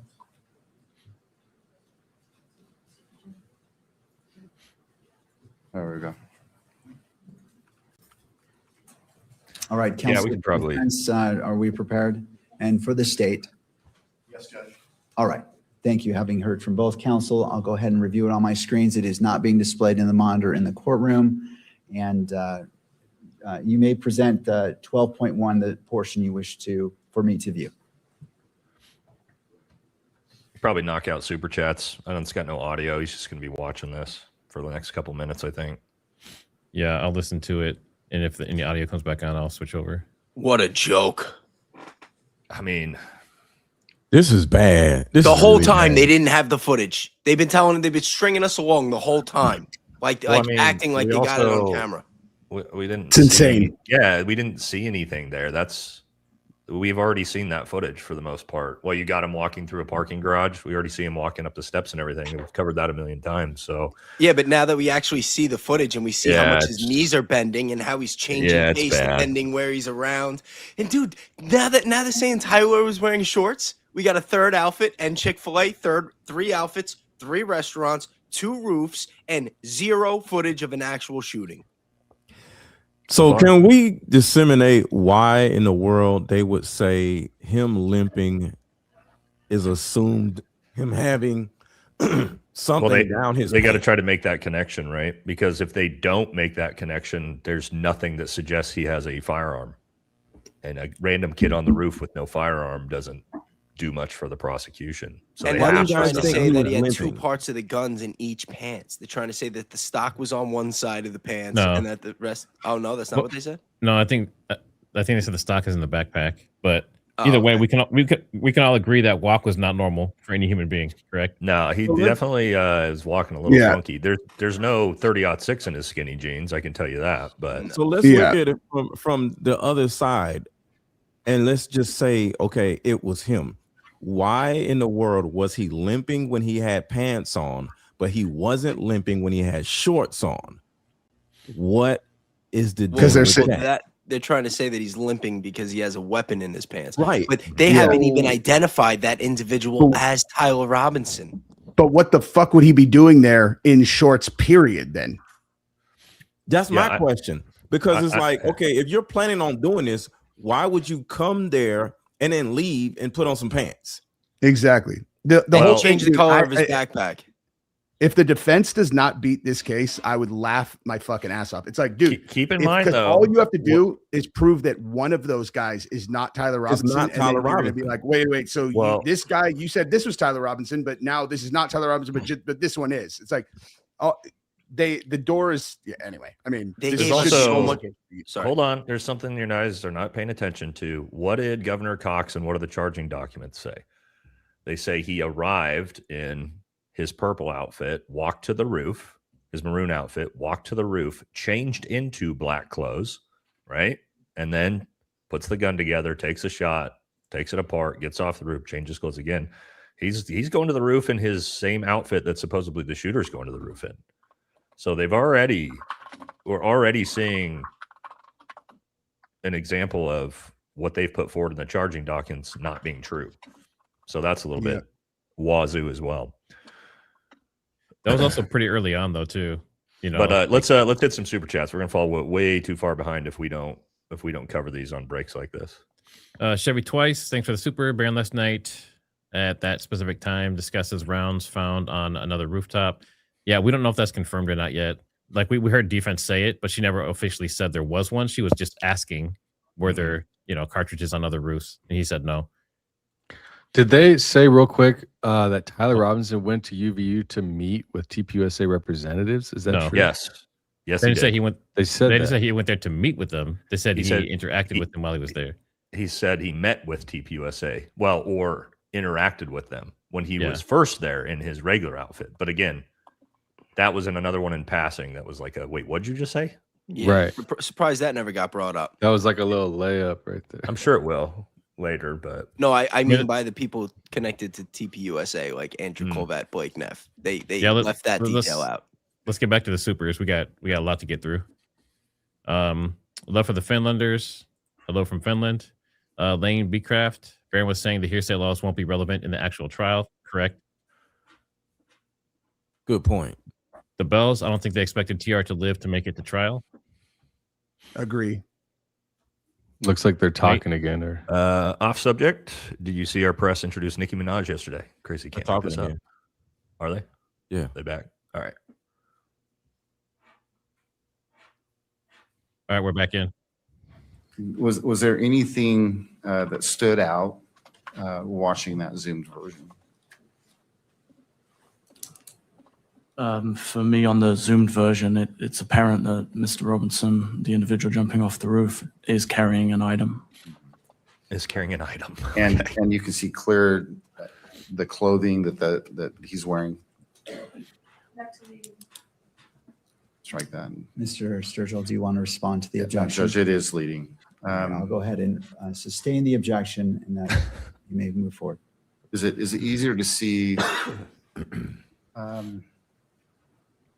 Oh, strike that, Judge. I'll let the video speak for itself. Judge, I have nothing further with Agent Hall. Ms. Nestor. One moment, Your Honor, if I may have the court's indulgence.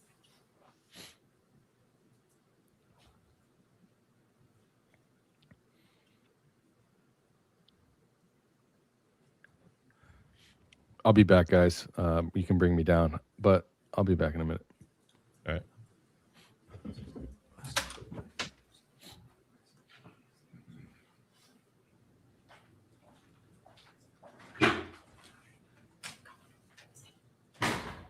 Thank you. Do you want to take your... And I was just going to suggest that. It Recess, seems like okay. right now is a good time to take our morning break. Yep. It's 10:15. Let's come back at... All right, Nate, you ready? Did Nate step away too? I think he Yeah. did. Yeah, Nate stepped away. Might as well just read them anyway, though, no? Yeah, we can just keep going. You want to take that one, Baze? Okay. Oh, Sheila is here. $5. Thank you. Says off subject. Did you see our prez introduce Nicki Minaj yesterday? Crazy. Can't make this stuff up. What? I did not, but I want to hear about it. Well, I didn't see that. She's been supporting Marco lately, so you know Mhm. they need all the help they can get for good PR. I guess. Introduce her as what though? Like, she's not Who even a knows? citizen. All right, Jesse, you got this one. Has Tyler's boyfriend ever been seen in public? They say that they've seen him in public. Like there's a picture of him, like one picture of him from a gas station, supposedly in Texas, and he looks exactly opposite from the transferee pictures you guys have seen. He looks like Taylor, whatever his name is, if he was ugly and had bad skin. Taylor Lautner? Yep. Yeah. Agreed. Jesse? Remember, he was never meant to survive more than a couple of days. So all of this stuff is trying to retrofit a fake narrative active to save face. But I mean, I certainly think that is very possible. And that would make sense why there's so many obvious blaring holes in the story that they're trying to prove at court. Lifted Lebo. Shabbat Shalom. Good morning, brother. Good morning. Someone get Nate a Frankfurter MRE so he won't be taking so many poop breaks. Every time he goes, they say it's number 2, but all right, Baze. Kirsty B90. Good evening, all. 5 p.m. in South Africa. Have my wine and ready to watch the show trial of the year. Moon Goddess, I feel obligated to ask, how's the PT? Well, Moon, let us know. Let us know how your PT is going. Buff like Jesus. Let's go. Buff like Jesus. That's Buff I like that. Jesus dude. is crazy. Yo, does anyone else think that David Ho looks like MC Search, though? Yeah, he does. Yeah, he does. Big time. Jesse? I'm surprised nobody has pieced together both Crooks and Robinson were caught on surveillance video at ice cream shops. Ice cream shops. Huh. Now they're Crooks. at a damn ice cream shop. Interesting. Is that right? What's and I didn't know that about Crooks, but with Tyler, it's the DQ. I would have to look that up, but that's interesting. that is interesting. Huh. They're like, ice cream shops are notorious for having lax security that we can hack into their cameras. Mm-hmm. Oh, Annie this is J, timestamp for Baron 3323 explains objections. Okay, yeah, I still have to watch yesterday's. I was streaming for. I'll like look that 13 up now hours. myself. That's good. 33-23. Okay. Chris Sanders, I bet the cam cop self-deletes or something soon. I mean, you hope no one does that, but you never know.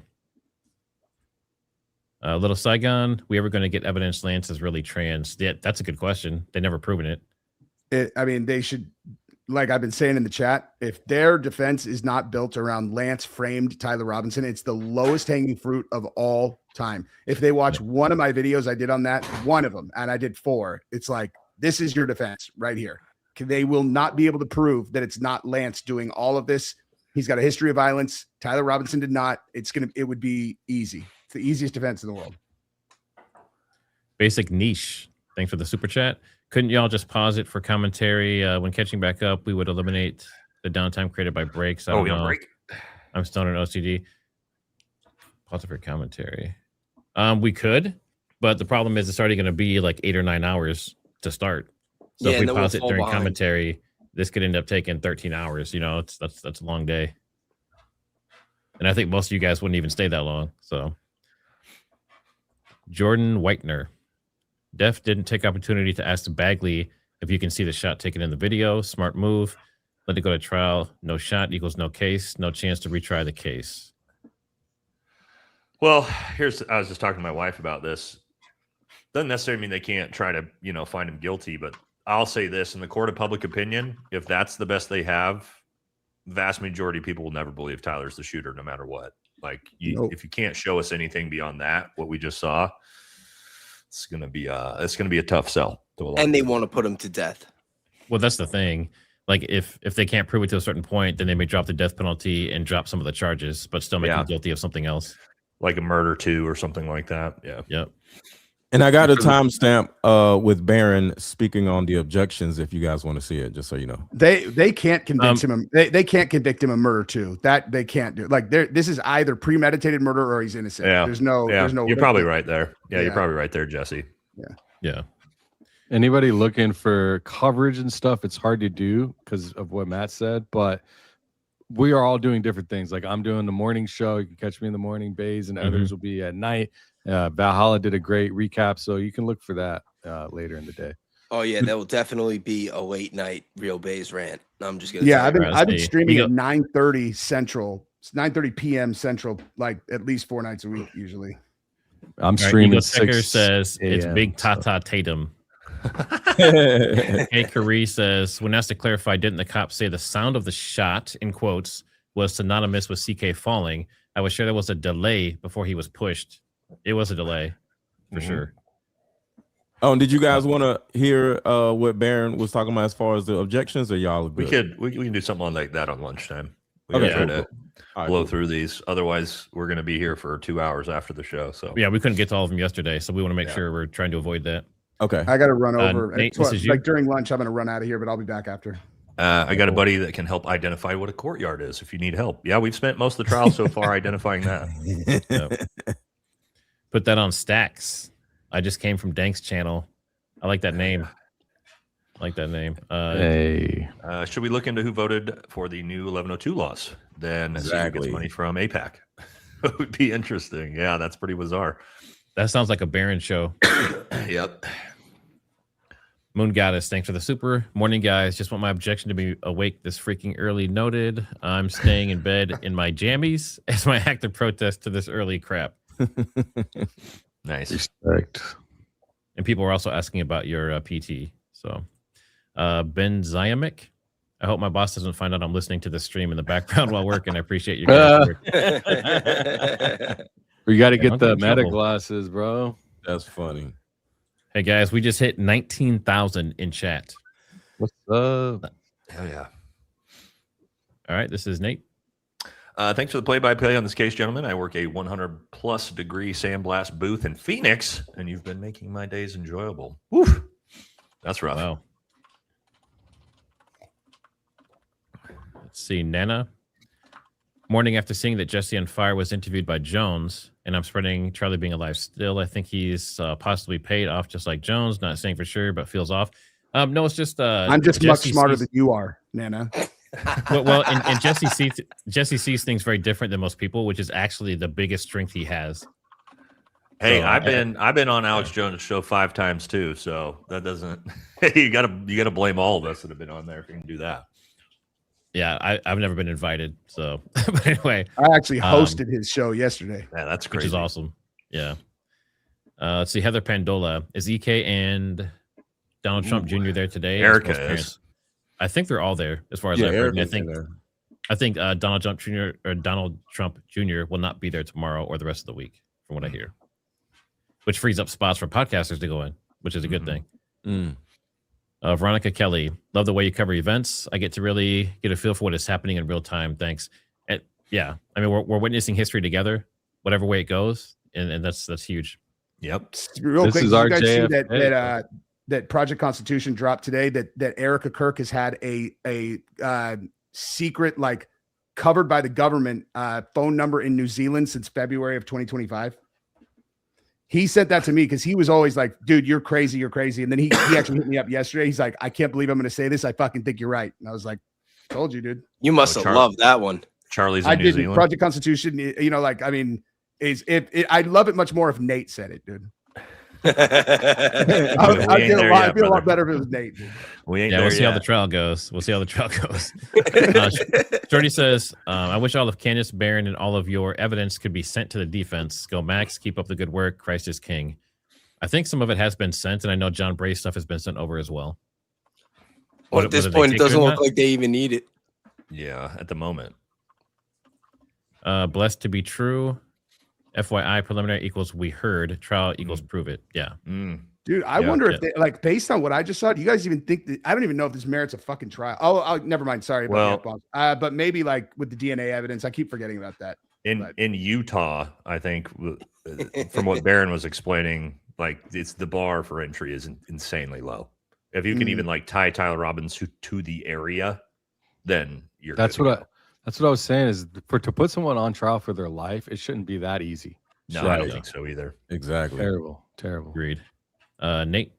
I know Barron is at a funeral, but where's Coach and Zach Costello for your group viewing? Well, I mean, Coach was given the invite, so yeah, he's got probably busy. He streams before this, doesn't he? Yeah, so that's the thing. So So Zach streams around 2 p.m. Central, and that's pretty consistent. That's his regular schedule. Plus, he has other businesses, so he can't just freely kind of jump in like this, I don't think. And then Coach does his own show, and like we said, he was invited if he wanted to come. So let's see, Metrioskara.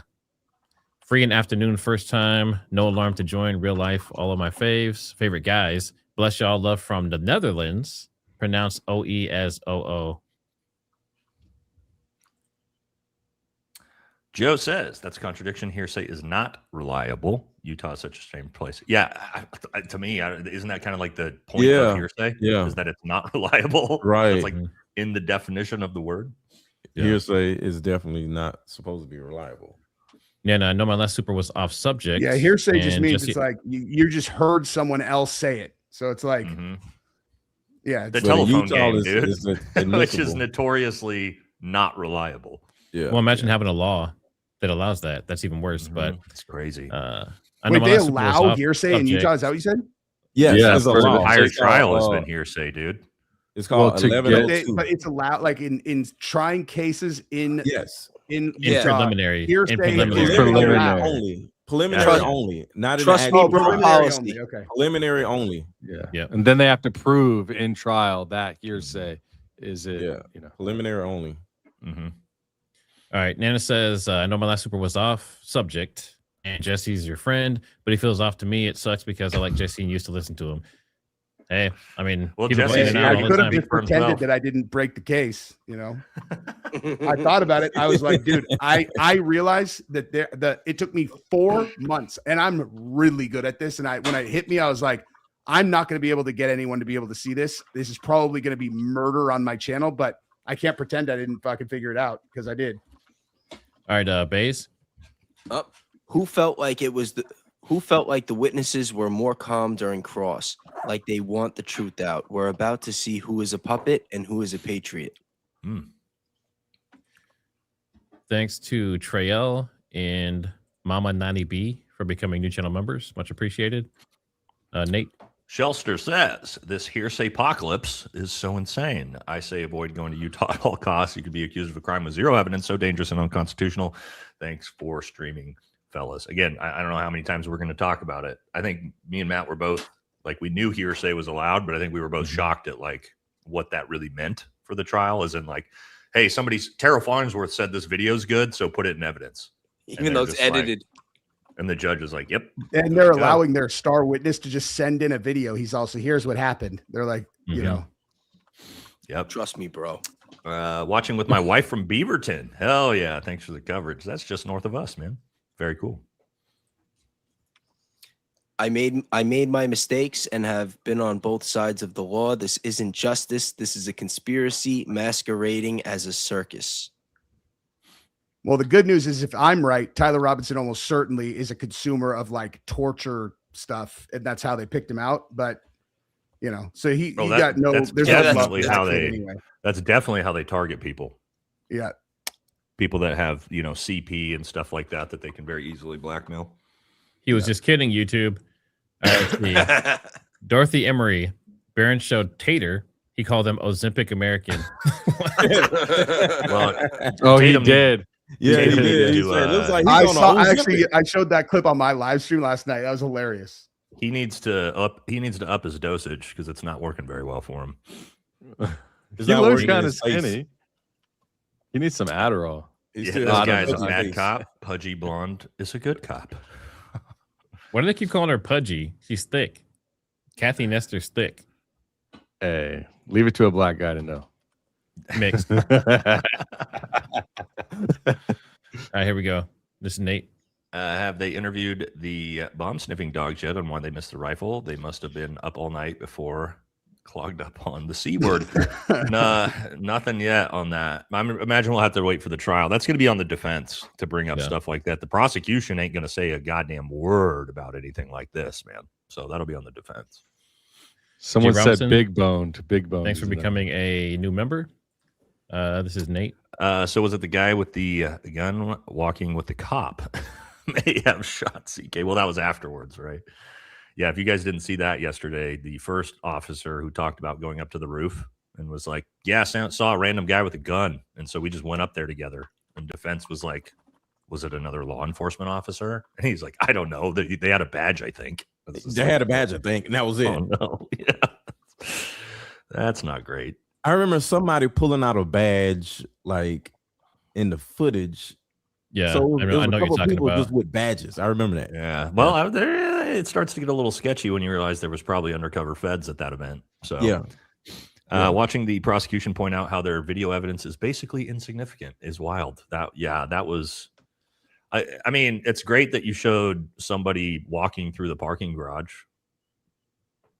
Right. We have that. And that's it. Whatever that means. Judge must have a secret chat going on the monitor to his right. LOL. He's always checking it before, after rulings. I was watching yesterday. Anyone else? He's bringing up legal doctrine that he's citing from when he's doing that. Oh, I can't speak German, but thank you. Anybody speak German? I know you said thank you at the end, but Gruß aus der Schweiz. Danke. Danke. Danke, thank you. But I don't know. You're welcome. I think unless it's danks or thank you. I don't know. I didn't say I could understand it. I could just say he stopped saying the times of the spottings. All right, Dr. Tetanus. Tatum just said that they have video of him taking the shot. That guy is telling not according to the prosecution. Yeah, anything. Prosecution literally just said that he crawls to the area. We are assuming he took the shot. Yeah. You don't say that if you have video evidence. You show it. Brought to you by Salem Media. Well, they said they show him prone. So we'll see. I have to zoom into those pictures. I took screenshots of it, but I can't tell. There's no way you're going to be able to see from that far away with that fidelity of a camera him taking a shot of anything anyway. Keep in mind, we've seen the zoomed in footage that they're talking about of Tyler running off the roof. We've all seen that. Yeah. Well, it makes sense now why they're not identifying whatever's in his hand as a weapon. Exactly, Baze. What did he say? Did he say the rifle is in his hands, or did he say it looks like there's an item in his hands? Because I've said a million times, it's a fucking black backpack. If they had the footage of the shot and they saw that, then they'd feel much more comfortable identifying it as a rifle in a different shot. I don't think they have anything that's even going to show definitively he's got a rifle with him. I don't even think they could put Tyler Robinson on that roof. I don't think they're going to be able to put him on the roof either if they're smart about creating like they get. It's the guy in the picture doesn't even look like him. The one I don't think that's Tyler Robinson. Period. Three I don't different think he was at outfits. UVU at all. I think, guys, if you actually look at the best pictures to put next to each other are the picture of Tyler at Dairy Queen next to the picture of the kid in the black as he's coming down the stairs. The stairs, Those are not they're just not not the same person.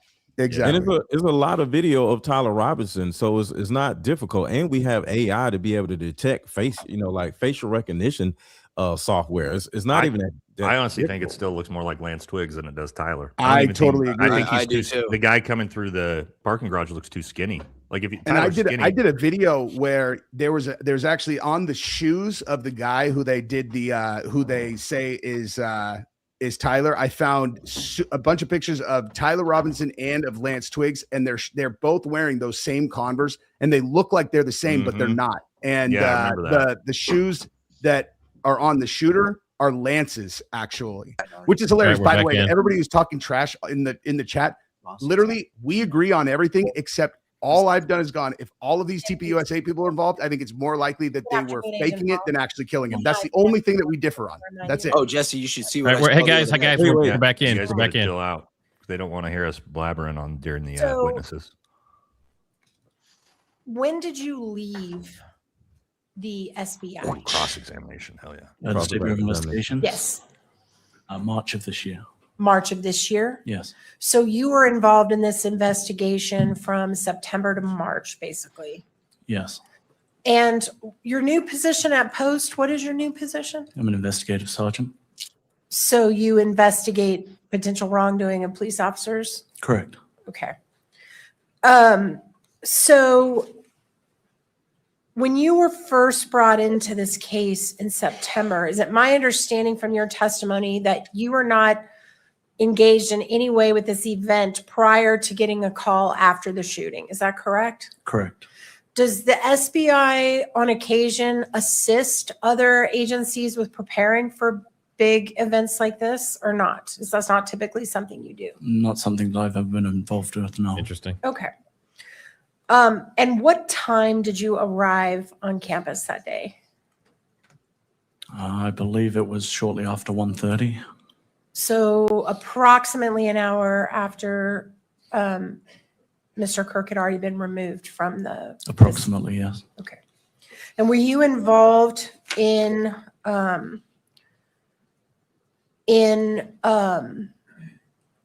putting up any drones into the air? Were you part of that or were you not involved? It's not, no. So how quickly after you arrived on scene did you become aware that you were actually going to be in charge of the scene? I believe it was approximately an hour after, so what would have been approximately 2:30. So for the first 2 hours, you were not in charge? For the first 2 hours, I wasn't. I didn't arrive till 1:30, so no. Okay. And once you came from on high that you were basically going to be in charge of the scene, what was your first priority? What were you focused on? We were focused on, through our major crimes team and our lieutenant, putting together an investigative team and developing initial assignments and a plan as to what we were going to do moving forward. And part of that is protecting any potential forensic evidence that may be found on the scene. That's clearly important, right? Correct. Preserving the scene, right? Correct. But it sounds like that's not really your area. That was more maybe Agent Falmina's area. Agent Falmina was assigned to process and document the crime scenes. It was my understanding that the known scenes at that time, amid the chaos, had been contained and had been secured by the the on-campus officers who were already on scene. And what's your understanding of what the known scenes were? In other words, the area where there might potentially be evidence that you needed to process. I know that the amphitheater area was cordoned off and managed as best it could with the number of people that were there. I was also made aware that there was a rooftop area that had been secured, and also an area off of the side of that building that had been secured by an officer. And that building was the low-C building. Correct. Wasn't there also a bullet found on another building? I believe an unfired bullet had been found on another building at some point during my time there on September 10th. Yes. Which building was that, sir? I don't recall. Was that considered a scene that was worth preserving? It was not. My recollection is that that was accounted for as an ejected cartridge from an officer who had cycled his rifle. Okay, I thought you said it was an unfired bullet. And now you're saying it was a correct. cartridge? When a weapon is cleared, Uh-huh. an officer would make his rifle ready, which would chamber around. Oh, I got you. My understanding was that that's how that was accounted for. So an officer claimed that bullet belonged to him or her? That's my recollection, is that was how it was accounted for. And when was that accounted for? I don't know specifically. Do you remember what type of bullet that was? I don't. Was it a 30-06? Do you remember? I don't. Okay. Do you know where that bullet is now? I don't. Okay. So you had the amphitheater area that had to be preserved.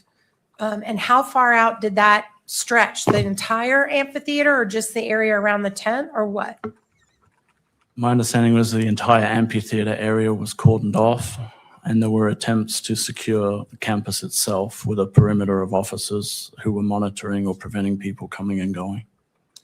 When you arrived on the scene, were you aware that an individual had been taken into custody? I had heard that, yes. Did you ever have any interaction with that individual? I did not. And were you advised at any point that that person was no longer a person of interest? Information was passed down that the individual was not considered to be a suspect in the shooting. And when was that, time-wise? I don't recall specifically, but I know I was on campus when I had heard that. So whoever arrested him as a potential suspect got that wrong. He wasn't the actual suspect, right? So he got what wrong? That he was the shooter. The person I believe to be the shooter was not the individual who was taken into custody, correct? And then was there anybody else taken into custody as a person of interest? There were several people who were detained for questioning and who were interviewed throughout the investigation. And none of those people were all ultimately cleared by you or somebody connected with you. Correct. And were there any other guns confiscated on the scene that day? There were other firearms that were located on the scene, yes. How many guns were confiscated that day? I don't know specifically confiscated, but I know that there was a firearm found in a backpack that was accounted for during the day. What type of firearm was that? It was a handgun. Any other guns that were found on the scene? Not that I recall.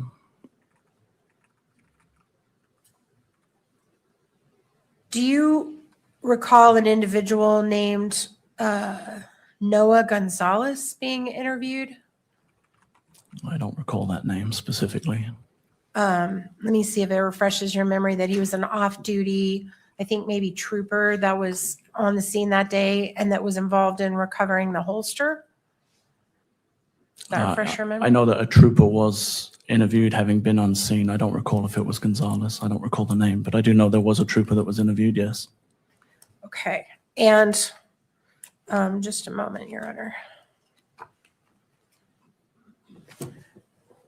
And do you recall the trooper that was interviewed saying that there was actually a gun found in that holster? I do not. You do not? No. Okay. Can we pull up?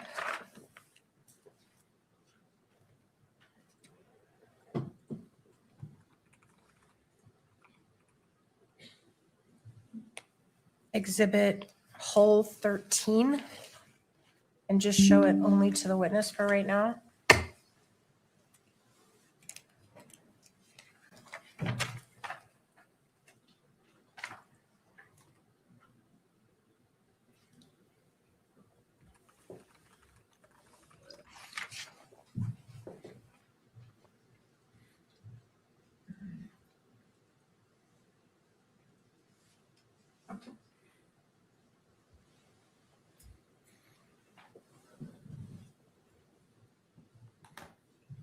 right, can we go to page 2 of that report? Do you recognize this report? Have you reviewed it as part of your investigation duties? I do recognize the report now, yes. Okay, and this is a report prepared by actually Mr. Davis, who's going to testify later in this matter. Is that right? Oh. Correct. Okay, and on page 2, this is the interview of Noah Gonzalez. Is that right? That's what it stated on page 1, yes. And he's an off-duty trooper who happened to be there that day? Correct. And do you see on the second paragraph, does that refresh your memory about whether Trooper Gonzalez believed there was a gun found in a holster in that area of the amphitheater? Trooper Gonzalez included in his report that there was a gun, yes. Okay. Thank you.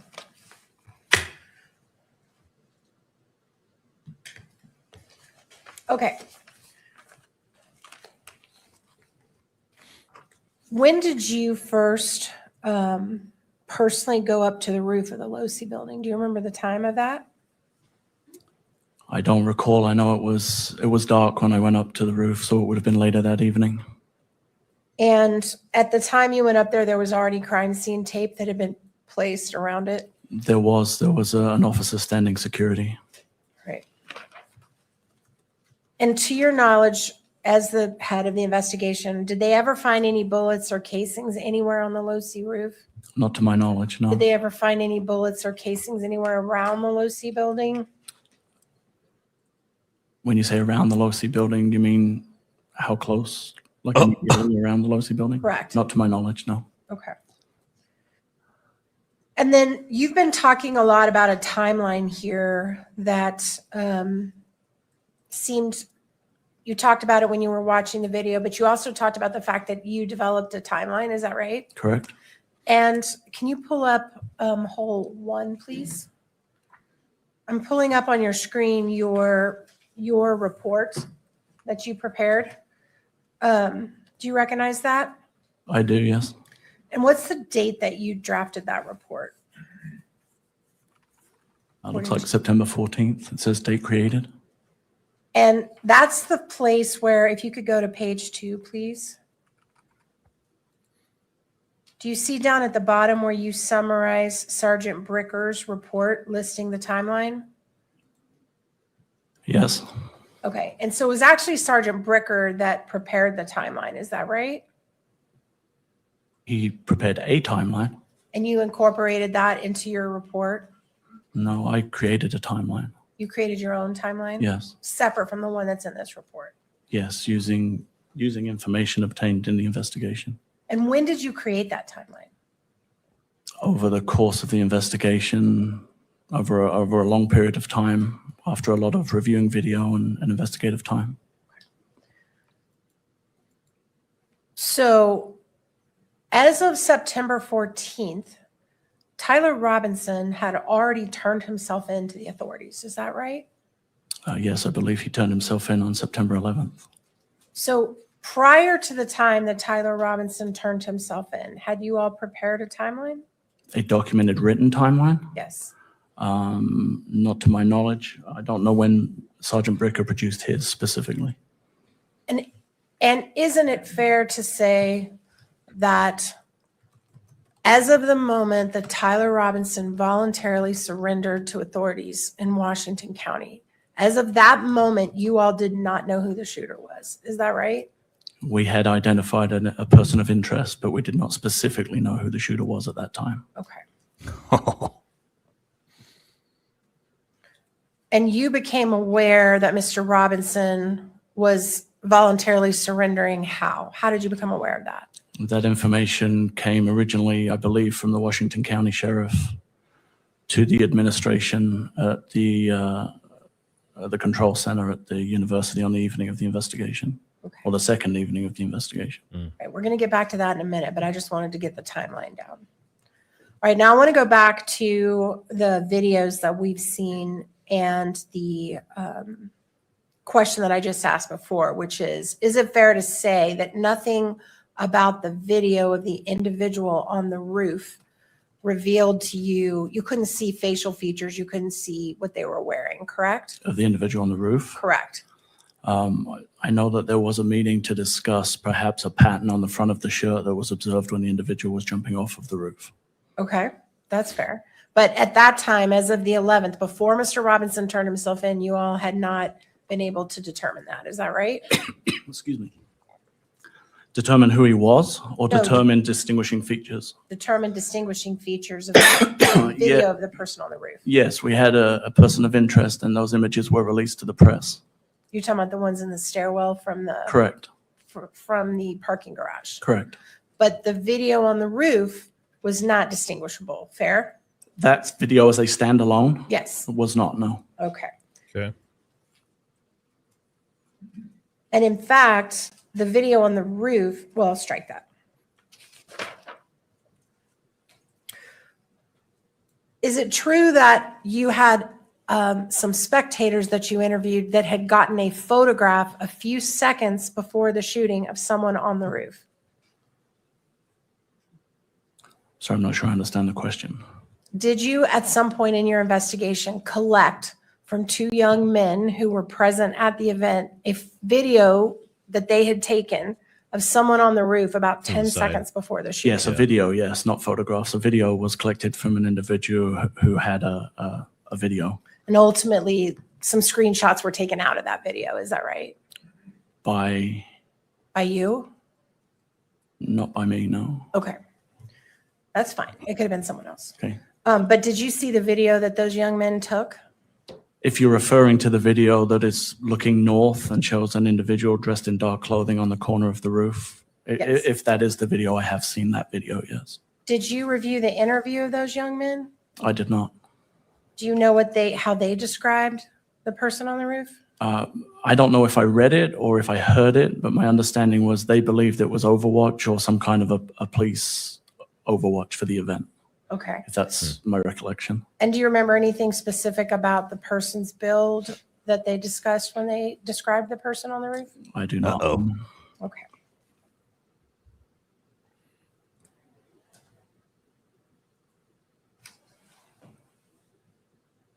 There is a portion of the video after the individual jumped off the roof, which we all saw here, where the individual crosses, I believe it's Campus Drive. Is that right? Correct?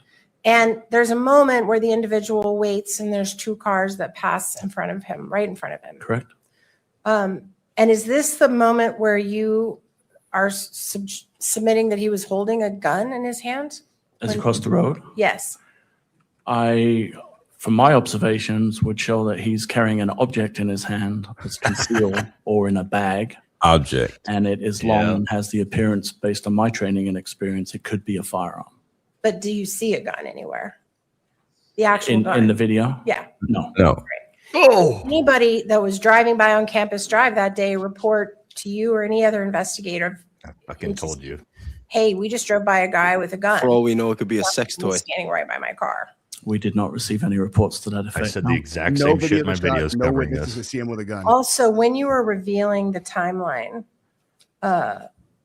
exactly how long was there between when the person was prone on the roof and when the shot was taken? Do you recall? If you would like to replay the video, I can time it for you, but I don't recall. It was my guess, I would estimate between 15 and 30 seconds. So between 15 and 30 seconds to lay flat, take a shot, and get up and run off, right? I think you asked how long he was prone. I Right. think it took longer for him to crawl into position Okay. and then establish a position Oh. and then take the shot. He appeared to be in prone for approximately 15 to 30 seconds, but the video would verify. that. Wow, that's fast. Thank you. I was just going to say, That's so fast to That take a makes no shot like sense. that. That's this dude's an insane shooter. I don't think he even knows. I'm telling you, as a dude that I does want to this, talk to you for just that's a minute crazy. about the video that was taken. And I'm not going to get into I'm not going to show it, just so that in case anybody's concerned about leaving the courtroom, I'm not going to show it. But there was a video that was taken by Mr. Ty Phillips from behind the individual that was speaking to Mr. Kirk. Correct. And it showed like a dead-on view of Mr. Kirk and his parts of his security team. Is that right? When do you put the gun together, And then guys? you also have video that you described that shows the back of the tent at the moment the shot happened. Is that right? Behind Mr. Kirk. You're referring to the UVU video in the breezeway? Yes.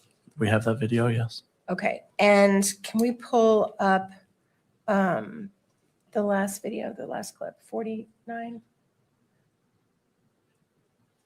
I want to show you, just you, this clip.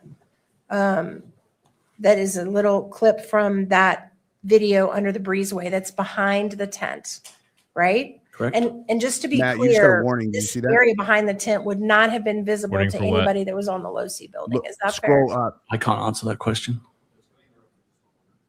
It was from one of the platforms said it was going to kill the stream if people are being disrespectful in the chat. Scroll up.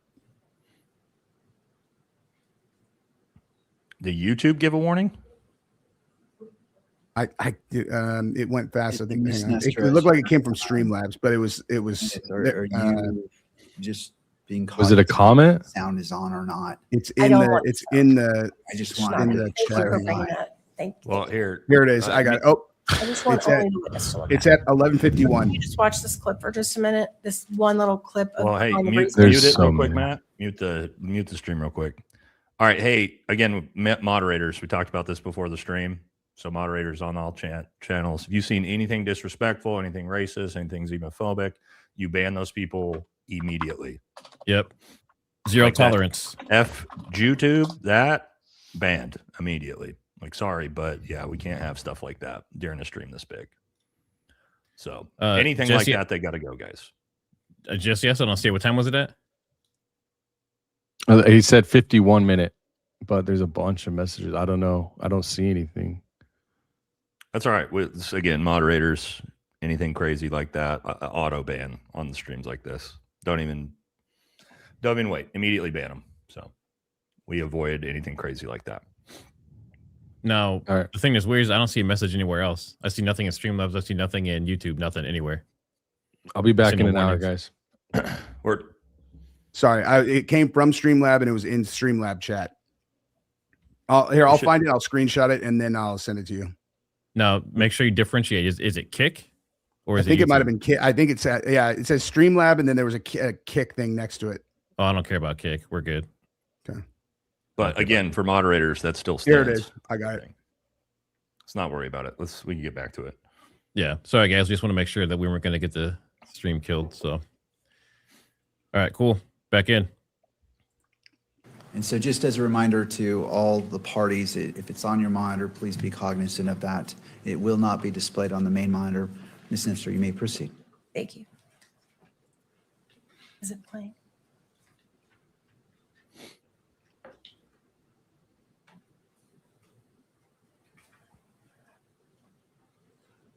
Okay. Do you remember that? Does that refresh your memory of what's in that clip? Yes.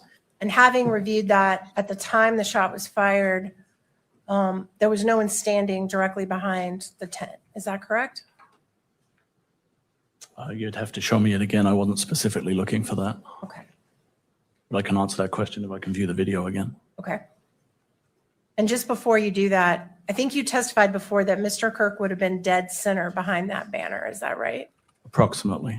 Okay. So what I'm asking is if anyone behind that banner, dead center behind Mr. Kirk, if there was any people standing there. Go ahead.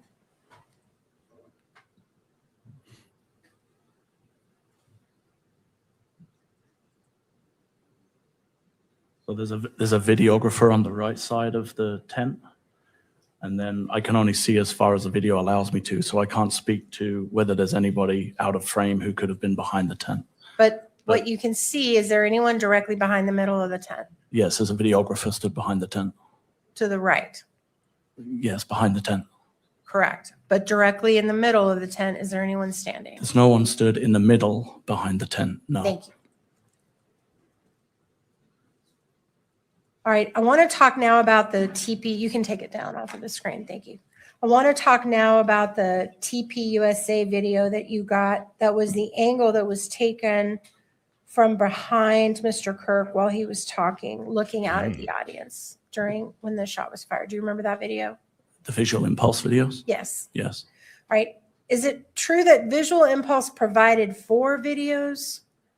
Yeah, I believe there were 4 total videos that encompassed everything that they provided to us. Yes. But the one that you showed, that's only one of the 4 that they provided to you? That one that was shown had a Bates number. It was an item that was provided by Utah County Attorney's Office. Okay, but were there more that you haven't seen in this courtroom, in this prelim, that you got from? There's the original footage. Okay. But were there other angles that are not shown here in this prelim? Yes. Okay, that's what I was trying to get to. Thank you.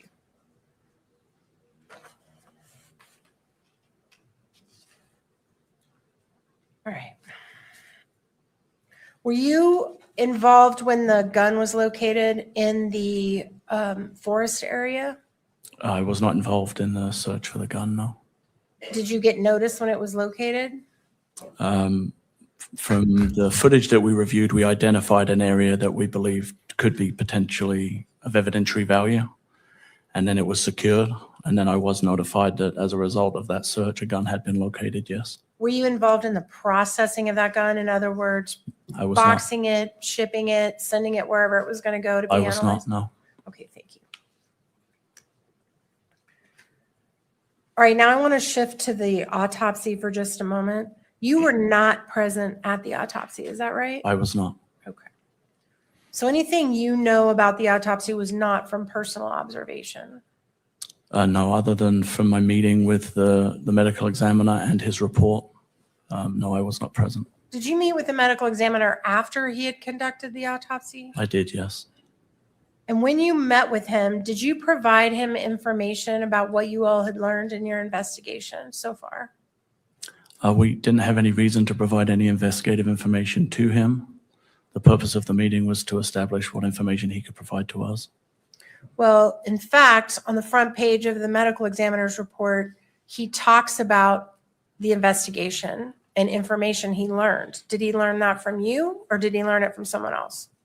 It would be my recollection that he did not learn that from us, but I couldn't speak to how he did learn about it. Okay. So you didn't share with him your conclusions about what happened or how Mr. Kirk was injured or anything like that? That's my recollection. Okay. Thank you. And isn't it also true that fingerprints that were taken from Mr. Kirk and autopsy photos were provided to you on a CD? Yes. Was there anything else provided to you from the autopsy other than that? Other than the CD and the report? Yes. Not to me, no. You did mention not to you. Were you aware of anything else from the autopsy going to anyone else? I believe standard practice is anything of evidentiary value that the medical examiner collects is transferred through a chain of custody. And are you aware of anything that was transferred after Mr. Kirk's autopsy? I'm aware that there were items transferred for evidence, yes. What items? I believe some fragments of a bullet casing. I know Mr. Kirk's personal items to be returned to the family. That's all I can recall off the top of my head. Do you know how many fragments from the bullets? I don't. Now, I'd like to talk a little bit about the Ring camera that you obtained, and you interviewed a woman named Ms. Noble, is that right? To get that Ring camera that we watched with the car on the outside? We interviewed her to verify the authenticity of the video, yes. And were you involved in that interview? With Miss Noble, Mhm. yes. And do you recall what they told you about what they remember seeing in and around that car that night? I don't recall. I just know we were there to verify the video. I didn't conduct an interview with Miss Noble at that time. Okay. Can we please bring up whole? Sorry, just a moment.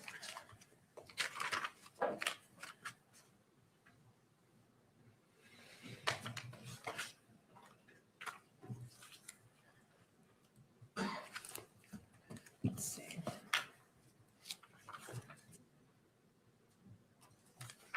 Whole 48.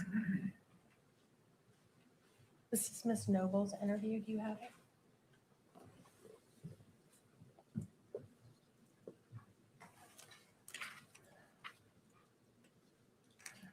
All right. Do you remember that? Looking at that interview, does that refresh your recollection? I remember reading the report at some point, yes. And do you remember that the Nobles told you that the driver of the vehicle was bald? I do remember that being in the report, yes. And you didn't mention that today when you were talking about that ring camera, did you? Interesting. I did not. And did they also tell you there were 3 other people in the car? Yes, I believe they thought that was the case. In Tyler's car? That's what it sounds like. Or a car. I want to go back, if I can, to the scene itself, the preservation of the actual scene where where Mr. Kirk passed. Did you all have canine dogs at any point that sniffed that area? This is from independent YouTubers right here. You know that canines were present or a canine was present on the day. But you don't know what task the canine was given? My understanding was that it may have been used in an effort to track an individual that had jumped off the roof, but I don't know for certain. And obviously that didn't produce any results, or we would have heard about that, right? Yeah, not that I was made aware of. Okay.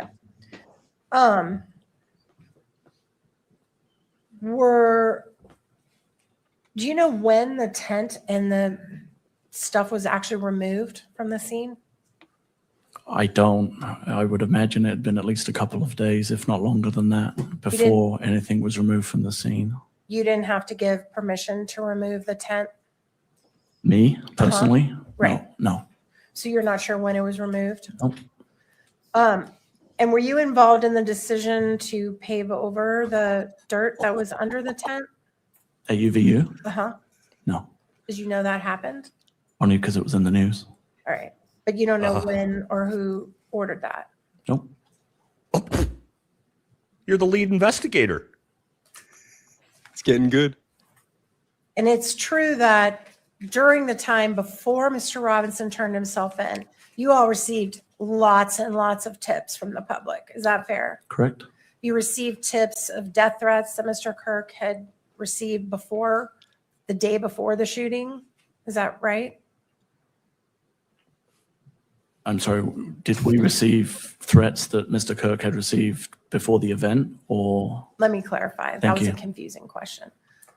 As you were going through tips that the public was giving you, did you receive tips about online death threats that had been made against Mr. Kirk prior to his death? There was a huge variety of tips and information and suggestions that were being provided by the public. Okay. And some of those filtered through you, right? Some of them filtered their way down to us, but predominantly that was being handled by our state information and analysis center that had been set up. And you also got multiple tips about potential suspects, people who thought they recognized people in the picture, right? Yes, there were different calls and information provided by the public. And you had quite a few of those. Correct. And then Mr. Robinson turned himself in, right? Yes. And is it your understanding that the individual they used to facilitate Mr. Robinson turning himself in was someone known to Mr. Robinson personally that had been connected to law enforcement? I know he was known to the family. I don't know his connection specifically with Mr. Robinson, but I am aware that someone was used to facilitate Mr. Robinson turning himself in. And were you aware that he was one of his Boy Scout leaders? Did you know that? I think I had heard that at some point. There was a connection. I didn't. So recall it wasn't the specifically what it was. parents. And Wow. Mr. Robinson, in fact, no police went to go arrest him. He drove himself, or he was driven with his parents to the Washington County Sheriff's Department, correct? That's my understanding, yes. And he voluntarily walked in.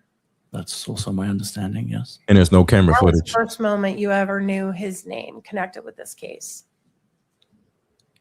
Yeah, aside from the image that we had, that was the first time that we had a name of an individual who had taken responsibility, yes. And did you personally ever meet with Mr. Robinson? I did not.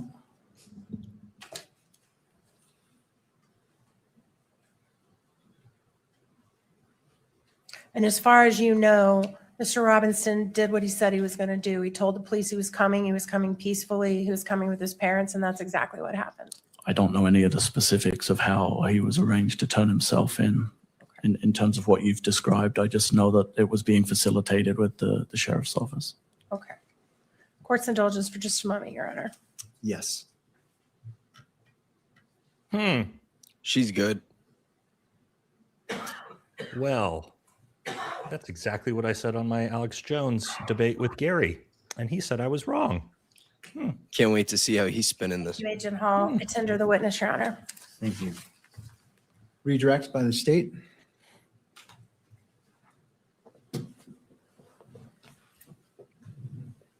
That was well done by her.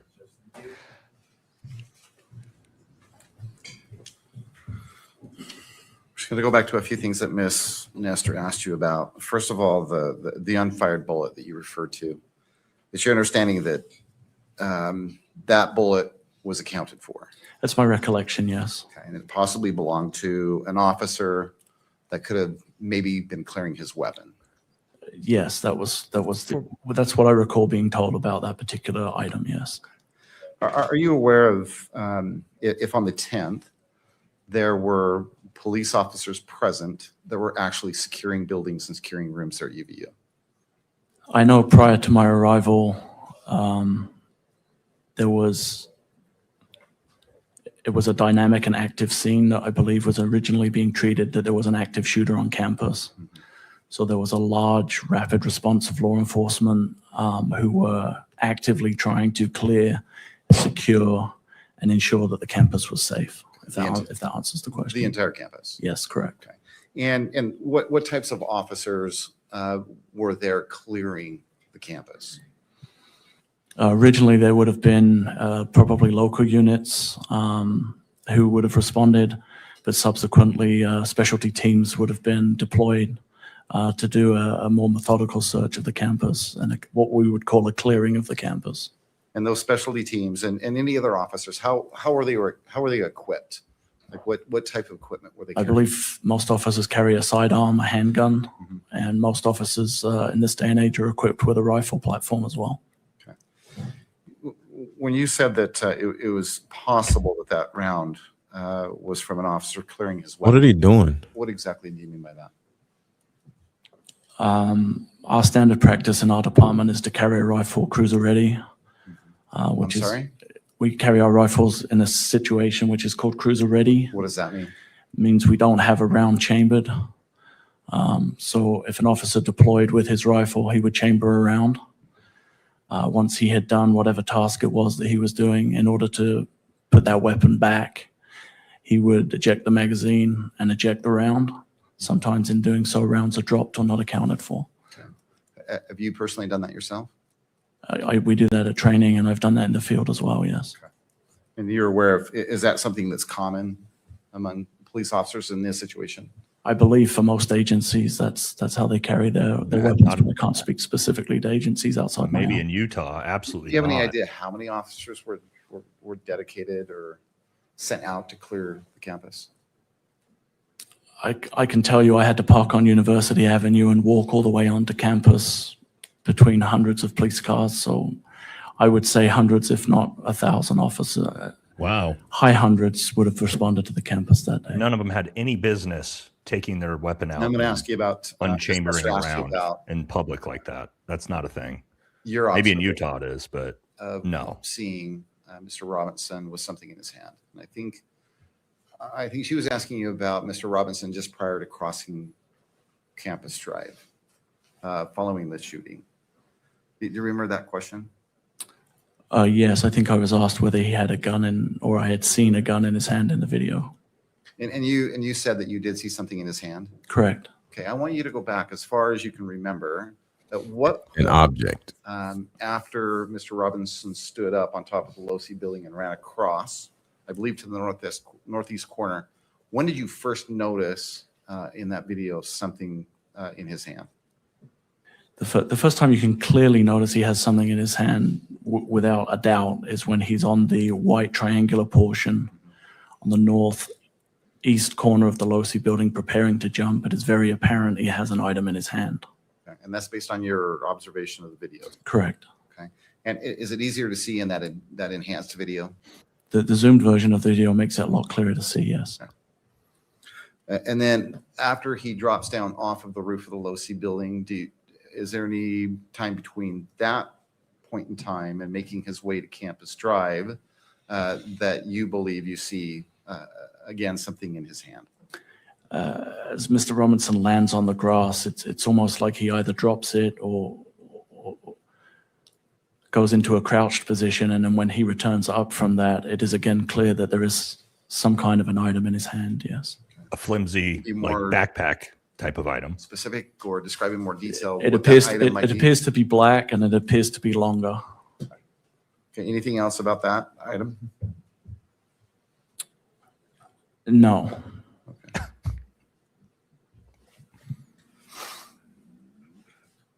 I have an item in I my believe it hand. was Exhibit 9, State's Exhibit 9 that Ms. Nestor. He had a black backpack with him. Like you can And see him. how'd you look at that? It's flopping I around in his believe- hand. I as he's believe what running. you looked at was beginning a still image, but then a few moments or a few seconds of that video. And that's the UVU tunnel video. Is that right? The breezeway underneath the Hall of Flags, yes. And the view is from behind where I believe you testified that Mr. Kirk was on the other side of what appears to be a banner. Sure. In that tunnel view. Yes. And on the other side of that banner is the tent and then the rest of the courtyard. Is that Correct. fair to say? Do you remember seeing the banner Yes. in the video? Okay. And You're referring to the back of the pop-up tent? correct. Yes. Okay. Yes. Okay. And do you remember, what do you remember about that banner? It has some kind of an emblem on it, and it forms the back portion of the pop-up tent. Is it opaque? Is it transparent? How would No, you describe can't see through it. It's white, Right. and you cannot see through it, no. it? And how much of the tunnel does that banner, I guess if it's opaque, obstruct? I couldn't say. I'm assuming it's a 20 by 20 gazebo, so it would block out the area of the back of the tent that you can see. You would not be able to see through it. You would not be able to see through it from the audience side of the amphitheater. And what about the tunnel side of that banner? Can you see through the tunnel side in the opposite direction? You cannot, no. Can you see Mr. Kirk on the other side of that banner? You can't, no. Okay.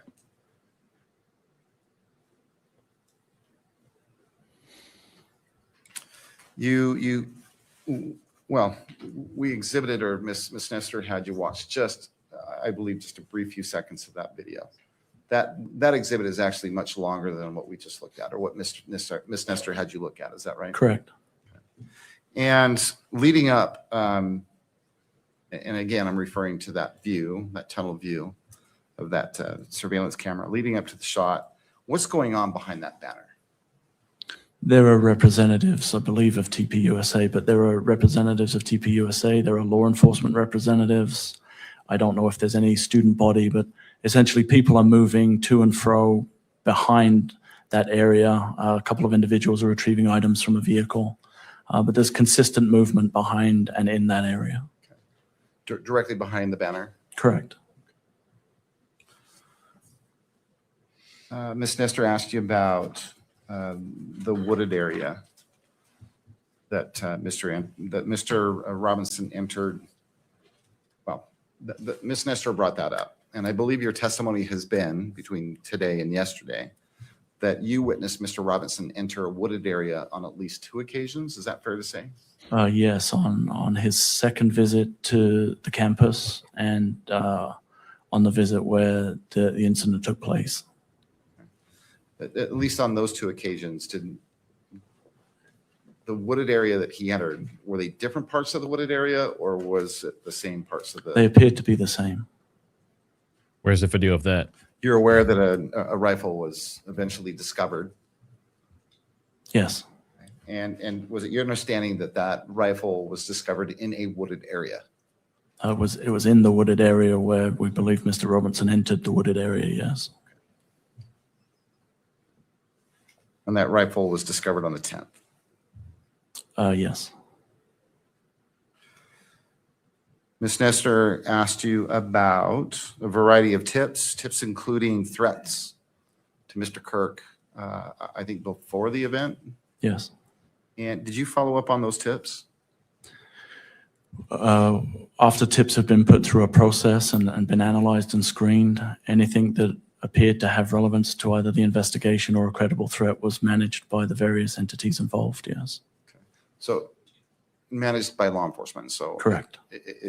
Did you personally follow up on any of the tips? I don't think I personally did, but I worked closely with people who did. The point is, I guess, is that those tips were followed up on. Is that fair to say? To the best of our ability, yes. Okay. And then Ms. Nestor also asked you about tips, I believe, of people reporting to police that they felt like they knew who the shooter was. Yes. Okay. So identities of possible shooters. Correct. Did law enforcement follow up on those tips as well? They did.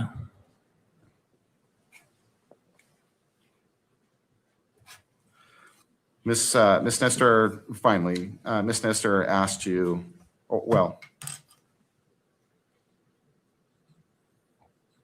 she asked you whether Mr. Robinson voluntarily went to the sheriff's office down in southern Utah. Is that right? Yes. Okay. And that was a Washington County Sheriff's Office. Yes. Okay. You understood that he turned him. Well, he showed up there voluntarily. Is that right? Correct.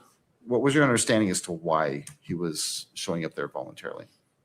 He had informed, I believe, his immediate family that he had been involved in the shooting and that he wanted to turn himself in. Okay. Nothing further.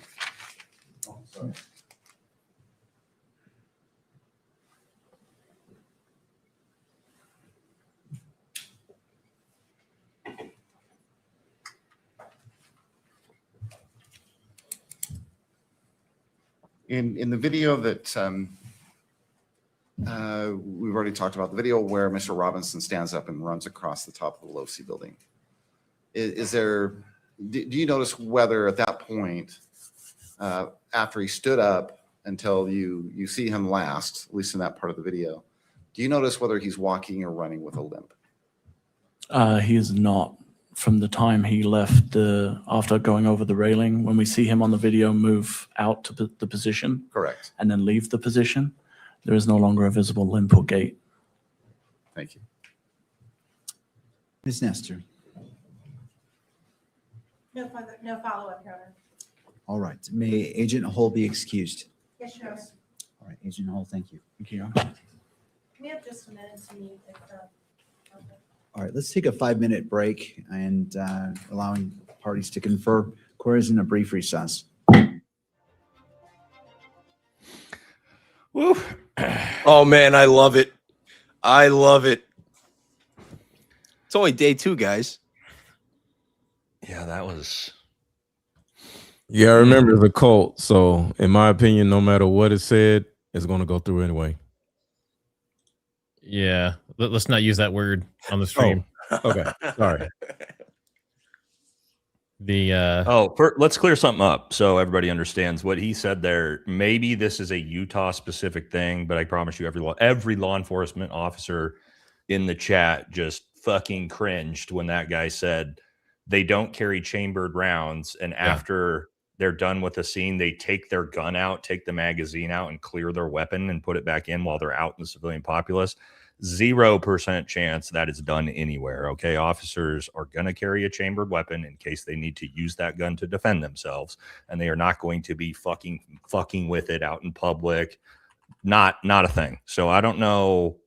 Maybe that's a very specific thing to Utah, but in any other. I'm looking at anywhere else you look, law enforcement officers are going to tell you bullshit on that. 0% chance that he's clearing his weapon and rounds are falling out. No. And I train law enforcement officers in departments and sheriff departments and SWAT teams. That is not a thing, homies. And if they cleared it, they wouldn't leave it. No, 0% chance. A cop's just going to leave his fucking bullets lying around. Because think about this, guys. Yeah. His fingerprints are now on a round that if somebody walks by and says, look at that 9mm round, I could throw that in my Glock and I can go kill somebody with it. Guess what? That's a cop who just killed somebody. Yeah. So not a thing. Not a fucking thing. I don't know what that was, but that was oof. Anyway, want to do supers? Try to keep up on those while we're on break. Yeah, I'm just waiting for this. Man, this thing is slow. I'm excited. And just real quick, everybody, hit that like, subscribe on the different channels if you're interested. We appreciate everyone being here with us. Mods, you're killing it. You're doing an awesome job keeping everything nice and clean. And we are at 24,000 people live with us right now. Woo. That's crazy. Woo. Beautiful thing. Let's go. Quickly Thank you, approaching everybody. 25. So thank you. It's almost as beautiful as David Hull's testimony. Yo, am I the only one that thinks this guy looks like MC Search? I can't get it out of my head. I posted a couple pictures online about it too.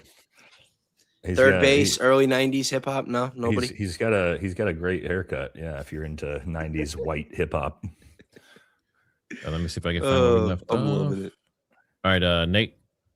No one has picked up on it yet. Tyler is autistic. I mean, wouldn't be surprised. He's got all the signs of it. Would that help the case? Possibly. Not necessarily. No. Can you plead autistic to a crime? No. No. That'd be a first. Yeah, you can submit that you're crazy, right? But autism, I don't believe, falls under that umbrella of psychoticness. Psychotic, schizophrenic, and autistic are obviously two very different things.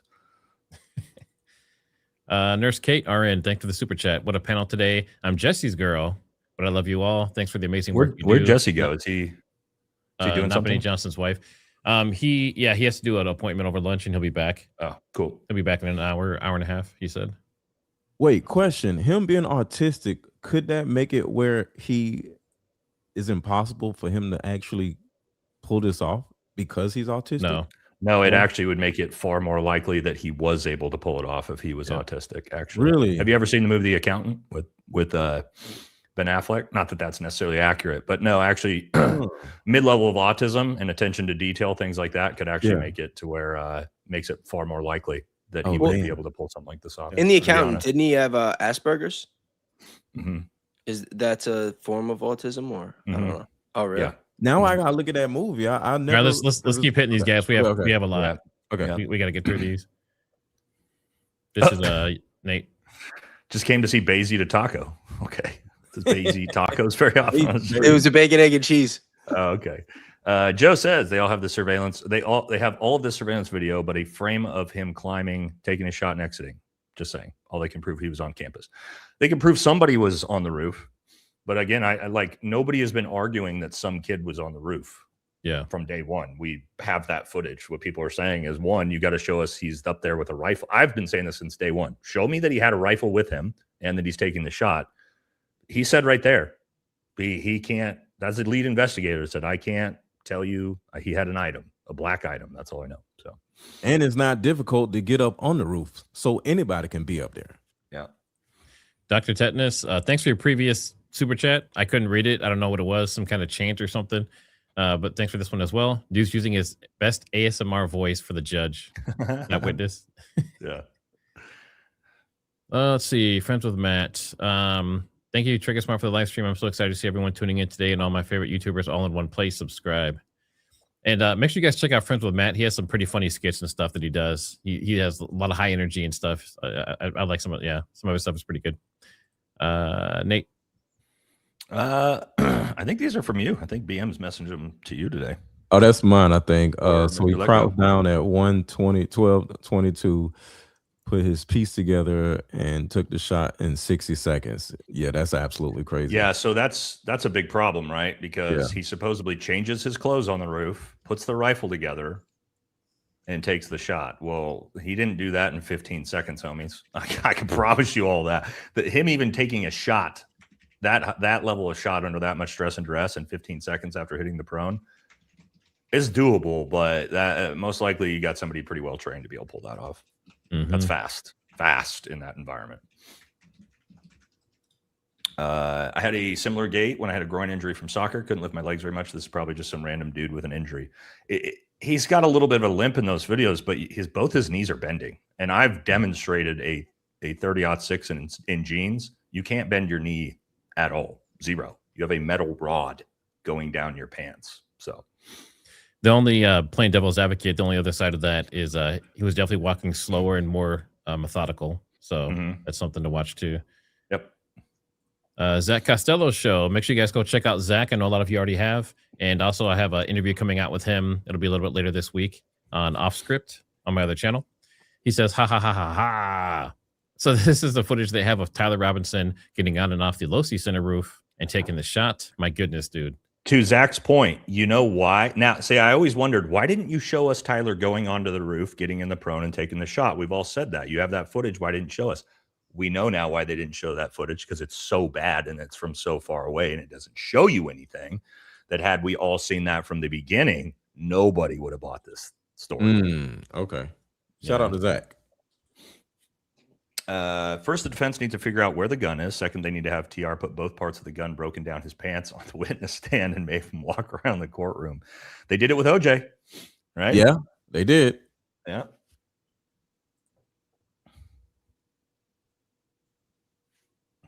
I'm not sure who that is. It should show you guys a little dash on yours on the super chats. Do they have the phone data? He had to pay a parking permit via phone to enter the car park. That is interesting. If it's chargeable, right? Because on campus, like we have parking garages on campus and they're free. So we don't know. We'd have to have somebody verify that. Somebody could check that though. Mary says, VFT, you're literally my spirit animal. Well, thank you. Thanks for your reaction. It represents how we all feel about this complete BS. Sick. Thank you, Mary. I want to know who he spoke with at TPUSA. Yeah, I think we all are very interested in that. That was another one of those in passing. What did he just say? And what would that prove if he talked to somebody at Turning Point USA? And nothing, but it would be super interesting. Who would? But how do they know that that person was from Turning Point USA? Like, that was so weird. I don't know. What is? Yeah, that's. Yeah, I'm sure they'll come up. Where later. did that come from? Well, we'll probably find out. They wouldn't have brought it up if it wasn't going to be. Did they have a separate booth or something? They have people over campus handing out flyers and all that kind of stuff. Jay Jennifer, thanks for the super chat. Please allow this in evidence. Any lawyer would have a field day with this footage or lack thereof, it being Tyler. Yeah, I mean, you have to prove it's him. Whoever this person is looking down in a way. They have sunglasses on and the hat pulled down. Clearly, they're avoiding the cameras. That makes it a lot more difficult to prove it's him. Yep. In the video of Tyler, not Robinson, that's fake ass limp. He covers his face sometime before this. Someone made the exact route and pointed out the cameras, same at the parking lot to be seen. It's very, like Matt just said, very clear that he was whoever that is, purposely did not want to be recognizable. So, Lori Nelson Posner, thanks for the super sticker. Nikki Rock says, where are all the screaming students fleeing the scene? I think eventually they do, but you've seen some do and some don't, you know. They tell that similar story that once they realized that there weren't more shots coming, not all of them, they just kind of like ran off. So we know Hunter was there. He hung around. He was walking around afterwards. Mikey McCoy bailed very calmly. Yeah. Mr. Let Go, I think that's you. Cops run partial plates on cars they stop. They don't run partial plates. They run full plates. I've done ride-alongs. Yeah. You got to have the full license plate number to identify the vehicle, which is interesting that they very specifically are saying that they cannot identify his vehicle based off of the license plate. He said that 3 or 4 times. It's based off of the shape and the rims. So they can't. So they can't identify him. They can't identify his car. They can't identify the gun itself, and they can't identify whether he had said gun. Got it. So far, this could be any of us. Oh, I was just going to say to Ramona's point, if I went to downtown campus, I could grab 20 college kids, put them in Tyler Robinson's or whoever that was outfit, and have them walk up those stairs the same way. And 20 of those 6 foot tall white kids would look exactly like that. Exactly like that. and a black hat pulled down with sunglasses and all black. Fun fact: this is the reason why not the reason why, but I was told at a young age, don't get tattoos, because if you ever did something, you'll easily be able to get identified by your tattoos. So if you don't have tattoos, you can get away with doing certain things at a young age, not now. Well, I failed that one. I'm covered. I was told that a long time ago by some OGs. You're not wrong. Now that we're looking at it. Yeah. I've never thought the guy in the stairs looked like TR. I haven't either. It looks more like one of the TPUSA guys. Sorry, I didn't know their names. I think it looks more like Lance Twiggs than it does Tyler, to be honest. Always have. Moon Goddess, thanks for the super chat and for being a member. Only thing this proves is Utah is full of idiots. Shots fired. Milhog says it's crazy how many people believe the patsies in movies, but they don't think it could be real life. Well, here's your proof. Well, they believe it in every other case. They believe it in the JFK case. They believe it in the MLK case. They believe it in September, the day. But when it comes to this one, for some reason, everybody believes the government all of a sudden. It's pretty wild.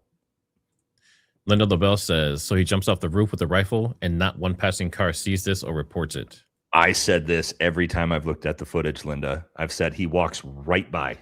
He walks right by people in the street and nobody is concerned. Keep in mind, I keep telling people this. He talks about there's an object in his hand. We're not talking about a pistol. We're talking about a 44-inch long gun. Right. It is gigantic. It's almost 4 feet long. It's going to be noticeable. And just to play devil's advocate. And real quick, Aaron, wrapped in a towel. It's going to be massive. Yeah. Like nobody's going to notice this kid walking with this.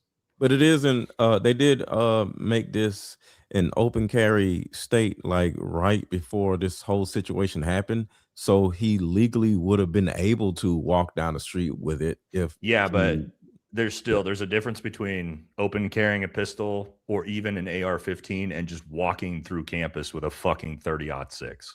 Right. People are going to see, any person's going to be like, what the fuck is this? Yeah. You know what I mean? Friends with Matt, thanks for the super chat. I think he got this wrong, but he says Zach Costello's the most handsome YouTuber in the game right now. Valhalla's probably second. Thank you. Jesse definitely fifth. Trigger third. And Mr. Let Go fourth. Baze didn't make the list, but I think we have a couple of those switched around. But yeah, we all agree Zach is definitely the most handsome. Damn, Baze, you didn't make the list. Let's see. Robin Habitzel. Taking stairs one step at a time is typically due to healing, surgery, injury. No way is it the same person that runs across the building and jumps off. Interesting point of view. Aaron, I think he's yours typically. Is the media lawyer sitting with what? Is the media lawyer guy sitting that with guy, prosecution? That was weird. Why is the media guy coming up there and arguing about the way evidence should be displayed? It sounds like he is an attorney, though. So maybe that's what he's there for, is to be a advisor on the media angle of the legalities of the case. That would be my guess. Basic Niche just had a comment over here. He said, obviously, Matt doesn't like dark meat. I love dark meat. If you know what I mean. Let's see. Inspector Bubbles, this is not me. There are currently 10 to 18 gray Dodge Challengers registered on the road in Orem, Utah. Oh my God. If that's true, that's crazy. That muddies their assumption that Challengers always TRs. Yeah, if there's, and again, that's not a rare car on a college campus, especially you keep out all the kids whose rich mommies and daddies like to buy them the fancy cars. There's a ton of these on U of O campus too. Helen Cressy, why does it feel like there are too many TRs? Reminds me of the Thomas Crown affair. Thanks, Matt. Watching from UK.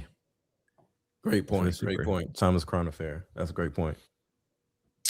John Daly says, why is the hearing in front of a magistrate instead of a normal judge, given the importance of this case? Is it more of a Utah fudgery? Also, where's the body cam from the Spanish Fork officer who stopped TR on 911? Yep. I think it's because it's a pre-hearing, right? It's not an actual jury trial yet. And so the judge is basically there as an arbiter of deciding whether or not this goes forward as a real trial. Correct me if I'm wrong, Matt, but that's. I think the way that's correct. understand Yeah. But that Spanish officer, he is going to be a part of this case, right? Because he it. I was believe there. so. Okay. I thought that's what they said, Aaron, but maybe not. Hmm. Yeah, and I know defense has 7 expert witnesses that are forensics and some other stuff as well. Really? Yep. Okay. 6 or 7. I don't remember which number it was. Tiny Dancer Mama. The defense needs to have a lineup of 5 TR lookalikes and have the jury pick out which one they think is TR. Case closed. Yeah. Yep, the old lineup. Yep. Valerie Cheek. Thanks for the super chat. He's got dark meat on the mind now. Are you dark? Are you dark? No, let's see. It's not meant to prejudice. Why is it so important to show both versions? Great point. I'm not sure. I mean, he even admitted in the zoomed in version, you can't see a weapon either, right? So I guess I think the prosecution understands that video footage does literally nothing in its current form. And so he knows he needs to somehow zoom it in to at least show something. But that'd be my guess. JD. What up, JD? TPSA has 890 people watching. Charlie Kirk channel has 2.6. Valhalla has, I think I'm up over eight now, but together I think we're up in the 20s. So 20, yeah, we're doing a 25. little bit better than TPUSA. Yeah, we're at That is 24.8 right sad. now. Shows what people think about credibility. You know what I mean? Yeah. Heather Pandola. Maybe Lance was limping to try and simulate Tyler. Don't know. I don't know who this is. Will the bullet be a debate or a deflection? Don't know. You don't know enough about it yet. I really want to know why Tyler was limping, though. I just want to know that. Excused. We're and, back. we are proceeding. Mr. McBride. Yes, Your Honor. We intend to call Jennifer Falmuina, but before I do that, I'd move the admission of State's Exhibit 5.1, if I can approach the bench. Yes. Thank you. Your Honor, there will be an objection, and we want to be heard on the objections. Right out the immediate objection. Be a lengthy All right. Let me just What was the objection? identify what State's Exhibit 5.1 is. Yes, Your Honor. Exhibit 5.1 is a self-authenticating 1102 statement issued by David Engelhardt from Turning Point USA. Hearsay. Right. And Yep.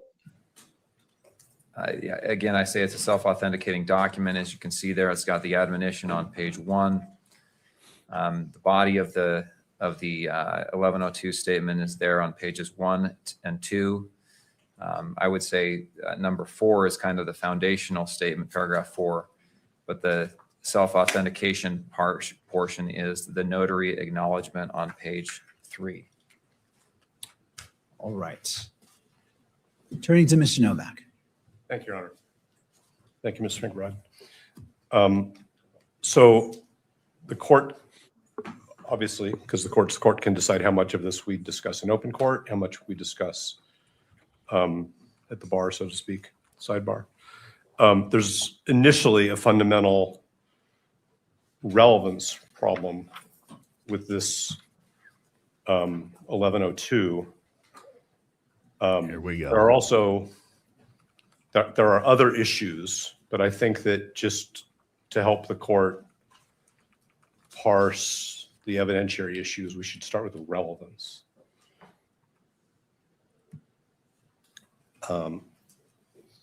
There are sub-issues. There's also a problem under 1102 because if the court looks at the last paragraph of this, Mr. Engelhardt, who is the purported author, refers to himself in the third person. So it's not clear to me who actually wrote this report.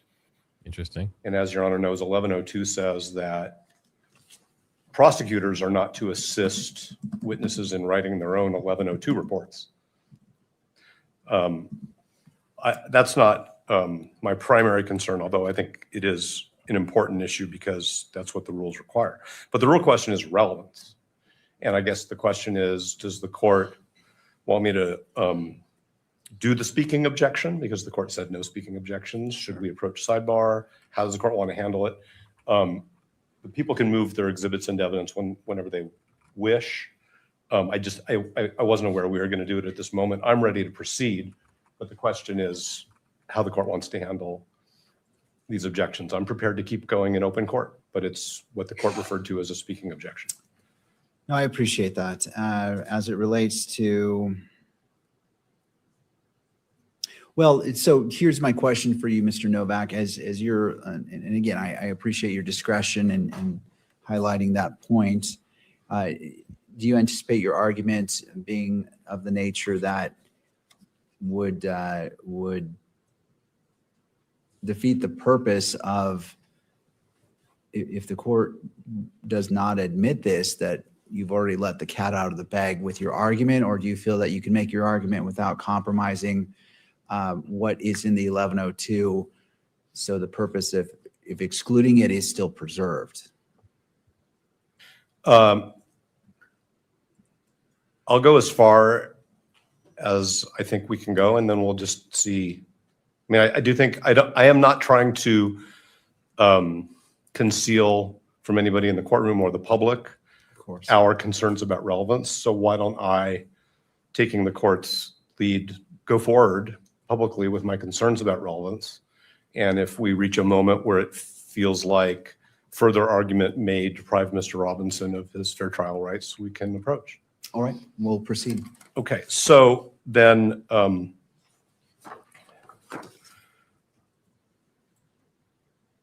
I'm going to do is I'm going to point out that this proposed exhibit, which is the 1102 statement of Mr. Engelhardt, is basically 4 paragraphs. The 4th paragraph identifies Mr. Engelhardt, although I say in the 3rd person, as a pastor and as an attorney who was a friend and a counselor to Mr. Kirk and was involved in leadership of Turning Point USA. So that identifies who the author is. Beyond that, it's not really relevant to any of the issues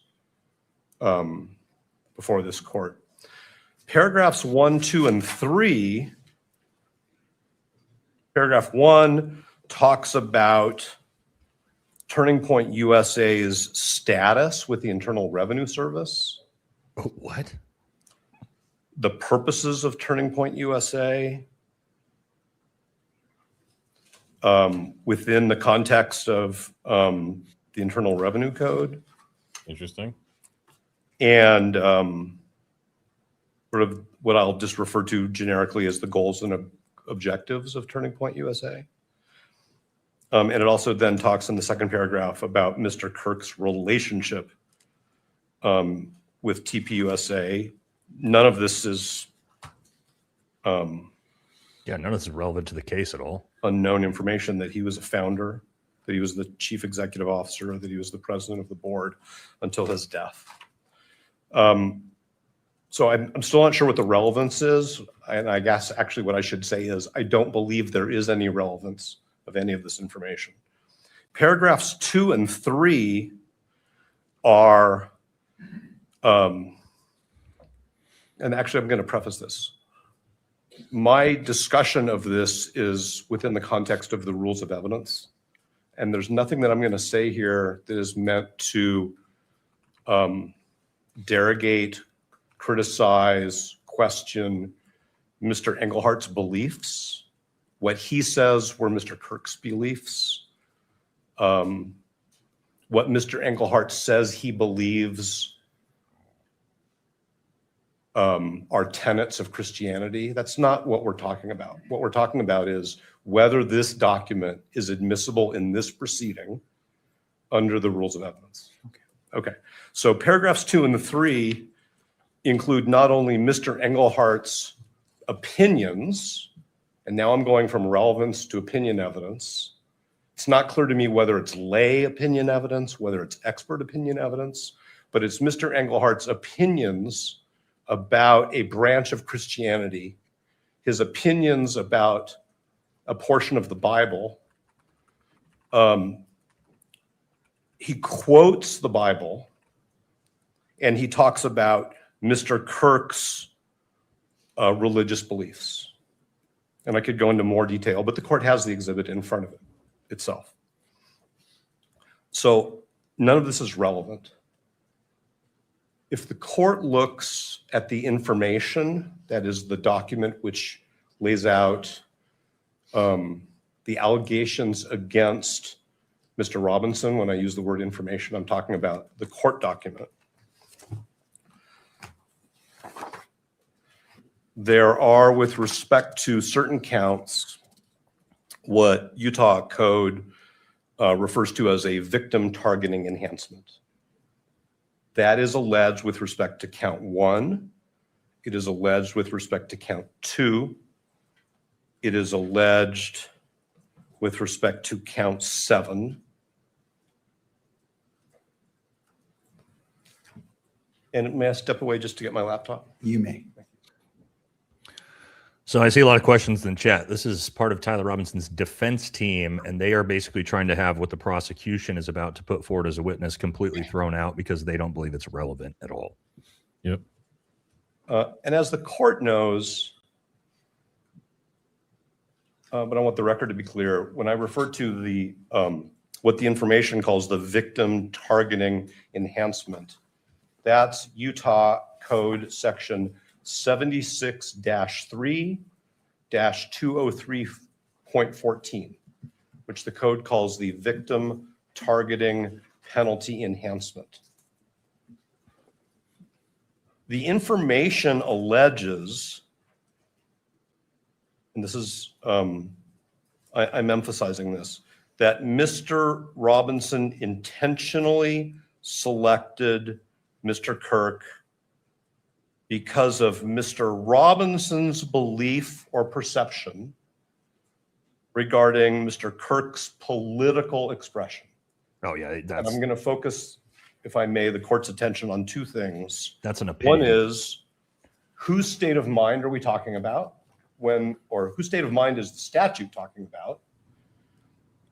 And what aspect of the victim targeting enhancement is being invoked here? The latter is the state invoking Mr. Kirk's political expression, and now I'm quoting the statute, as the personal attribute that the state alleges is the gateway to this penalty enhancement. And if the court will bear with me, because there's a reason why we have these hearings in public, there are various categories for alleging, I should say, there are various categories of personal attributes, that's the phrase the legislature uses, which authorize the pursuit of a penalty enhancement. And those personal attributes are listed in the statute A through R. I'm not going to read all of them because the court knows the law, but political expression is subsection K. That is separate and distinct from the personal attribute that the legislature calls religion, which is subsection M. So what we have is an allegation that the personal attribute, which is one of the elements of this enhancement, the allegation that Mr. Robinson selected Mr. Kirk was based on his political expression. That's actually the exact same phrase, political expression, as is in the statute subsection K.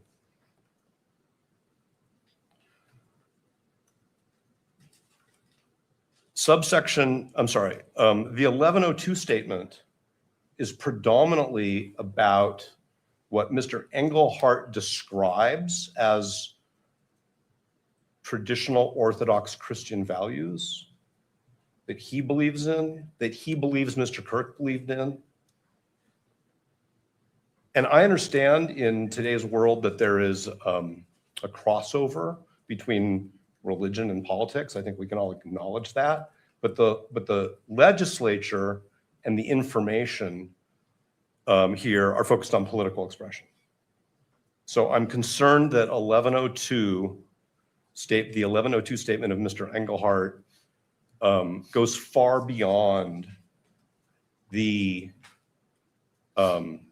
scope of what would be admissible if the state has it to prove that Mr. Robinson targeted Mr. Kirk because of Mr. Robinson's belief or perception concerning Mr. Kirk's political expression. The second element of this is that the victim targeting enhancement focuses on the allegation of what is in Mr. Robinson's state of mind, not what is in Mr. Kirk's views or deeply held beliefs, sincere religious beliefs. And so the evidence that the state needs to present is not what Mr. Kirk believed or said or what TPUSA stood for.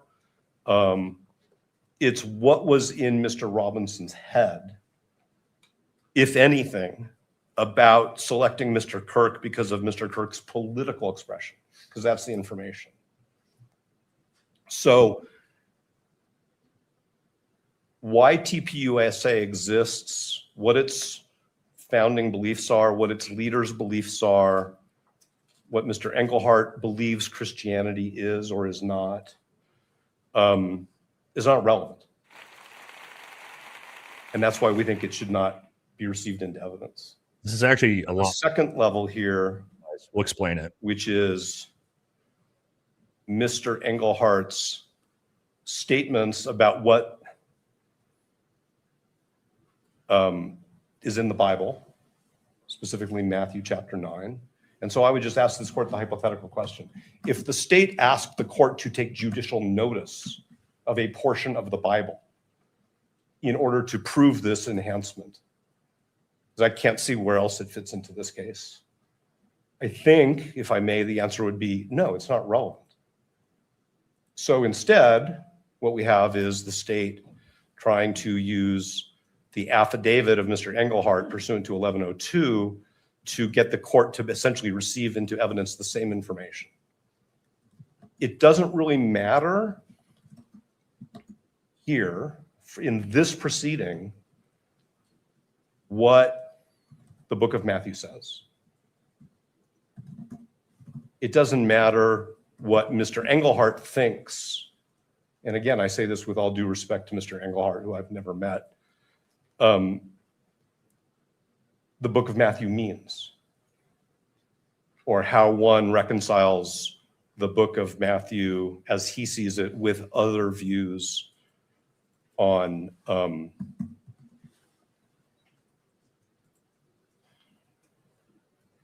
the topics that are there. I mean, I want to be careful and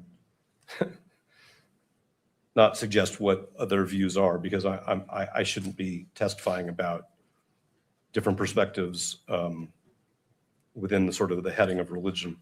But it doesn't really matter for this proceeding what Mr. Engelhardt's views are, what Mr. Kirk's religious views were, what religious views TPUSA endorses, seeks to encourage others to adopt. None of that really matters. There are multiple opinions in this 1102 from Mr. Engelhardt, and it's not clear whether the state has thought about whether it's expert opinion or lay opinion. I happen to think that it's expert opinion that is not helpful to the trier of fact in this proceeding. That's your honor. There is nothing in this that helps the court resolve with respect to the victim targeting enhancement, whether Mr. Robinson intentionally selected Mr. Kirk because of Mr. Robinson's beliefs or perceptions regarding Mr. Kirk's political expression. If the state comes back up here and says, no, it's lay opinion, we still have the question of whether it's helpful to this court, because the court has to decide whether there is evidence of the targeting enhancement in the way I think I've structured it. So it's not relevant. It's not admissible lay opinion. It's not admissible expert opinion. There are two aspects of Rule 403, one of which I'm prepared to talk about publicly, and one of which I think is appropriately discussed at sidebar, because it does get into undue prejudice. The 403 here is that receiving this document into evidence is going to create confusion. It's going to create chaos, not by the trier of fact, but by the future jury pool in this case. For this court to make a ruling that Mr. Englehart's opinions about religion, about TPUSA's views on religious matters, that Mr. Kirk's views on religious matters are in any way what this case is about, is going to create significant confusion. And even if this court doesn't show the 1102 in open court, or the reporters who are here don't get to see it, or if the public doesn't get to see it, receiving it into evidence in light of the victim targeting enhancement that the state drafted and charged is just going to create confusion. There may be, outside of this case, litigation where TPUSA's purposes and its mission and its adherence to its mission are important, and Mr. Englehart's opinions about that may be important in some other context, in litigation, in public discussions. It's not important here. When I say important, I'm saying it's not relevant. So there's a 403 issue with respect to confusion. There's a constitutional concern that this type of evidence being sanctioned by the court is going to suggest to the jury pool that this is a case about religion. This is not a case about religion. The state doesn't even allege this is a case about religion. Very important. Just one enhancement based on Mr. Robinson's perceptions of Mr. Kirk's political expression. So I'm very concerned that this document, even being sanctioned by the court as admissible for any purpose in this proceeding, is going to interfere with Mr. Robinson's constitutional right to a fair trial, which I think is a sort of an umbrella over parts of Rule 403. If at the time, if there is a trial, if Mr. Robinson is bound over, and if there is a trial, and if the state wants to proffer Mr. Englehart for some specific evidentiary purpose that I'm missing, then we can engage in that. But it seems to me that it's, again, a mixture of lay and expert opinion, which at this stage is more prejudicial than probative. The other part of the 403 issue we can discuss at sidebar whenever the court's ready. Thank you, Mr. Novak. Turning to the state. So in other words, don't make it a hate crime is what he's saying. Yeah, real quick, guys. So everybody, I see a lot of people confused. What they're trying to do, the prosecution is trying to put forward a pastor's opinion on why Tyler Robinson unalived Charlie, and they want to tie it to his religious and political beliefs. That's a big deal because this is being held in a extremely religious, conservative area of Utah. And if you can take this in as expert witness that Tyler targeted Charlie based off of his Christianity and his political affiliations, it's going to tug at the heartstrings of the jury in this area. And so the defense wants to make sure that doesn't happen. Relevant to 2 points. One is to the defendant's motive, which is not an element of the offense, but nonetheless is powerful evidence, persuasive evidence.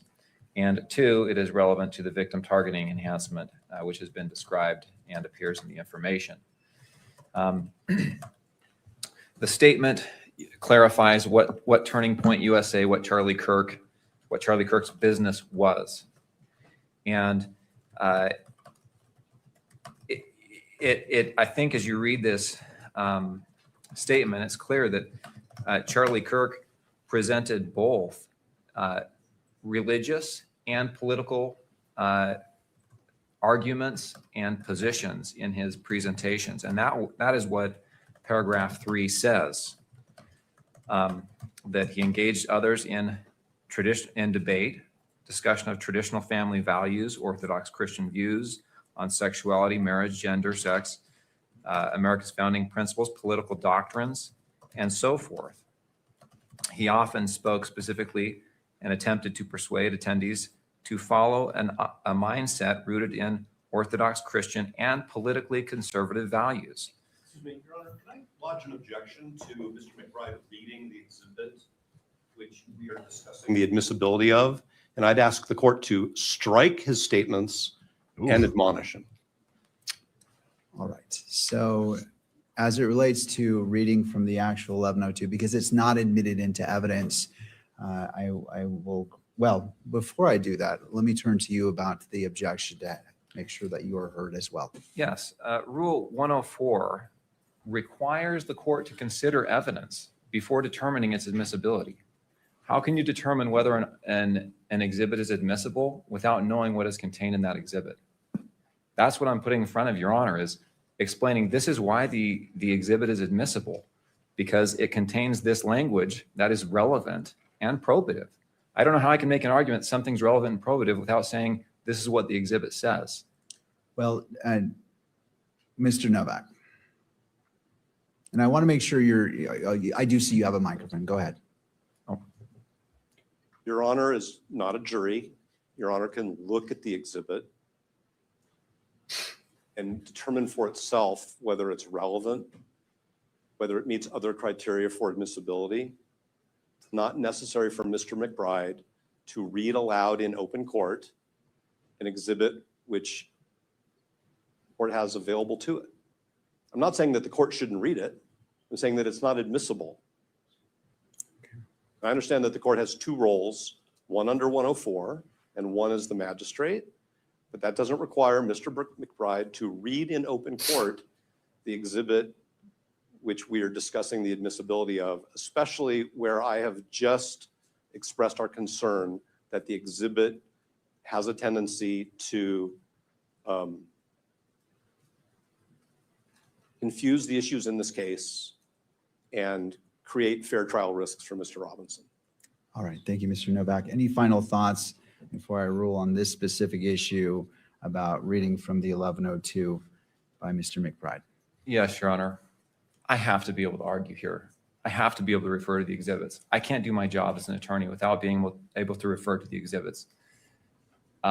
If the court doesn't want this to be in public, then we've got to close this proceeding. But I have to be able to argue the exhibits. I don't know how I can make an argument without actually pointing to the language of the exhibits, unless I want to say, you know what I mean, or referring to line 13. It's just so cumbersome to do, Your Honor.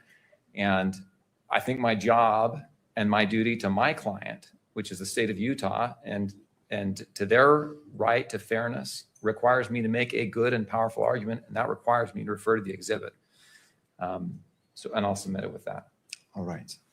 Thank you to both of you. In looking at this, typically in court, when evidence is being taken, until it's admitted, it doesn't come in. For example, if there's a witness on the stand and one is trying to get a piece of evidence in, that witness cannot read from the document and prior to it being admitted into evidence. And so the court applies that same principle here.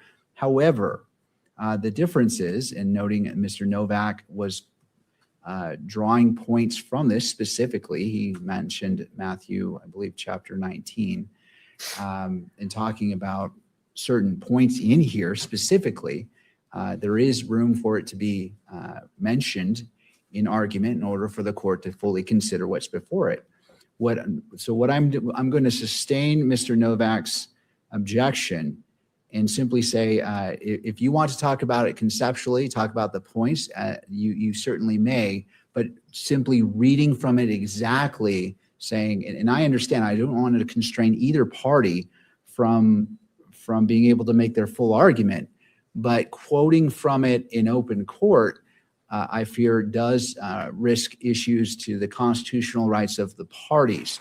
If parties prefer to go into a closed evidentiary hearing on this issue in order to be unrestrained, and it appears Mr. Novak has requested that for a second portion of his argument, we certainly can do so, because I do not want to put out evidence that is not admitted in open court until the appropriate time, until the court has gone through its decision-making process on whether it should be admitted or not.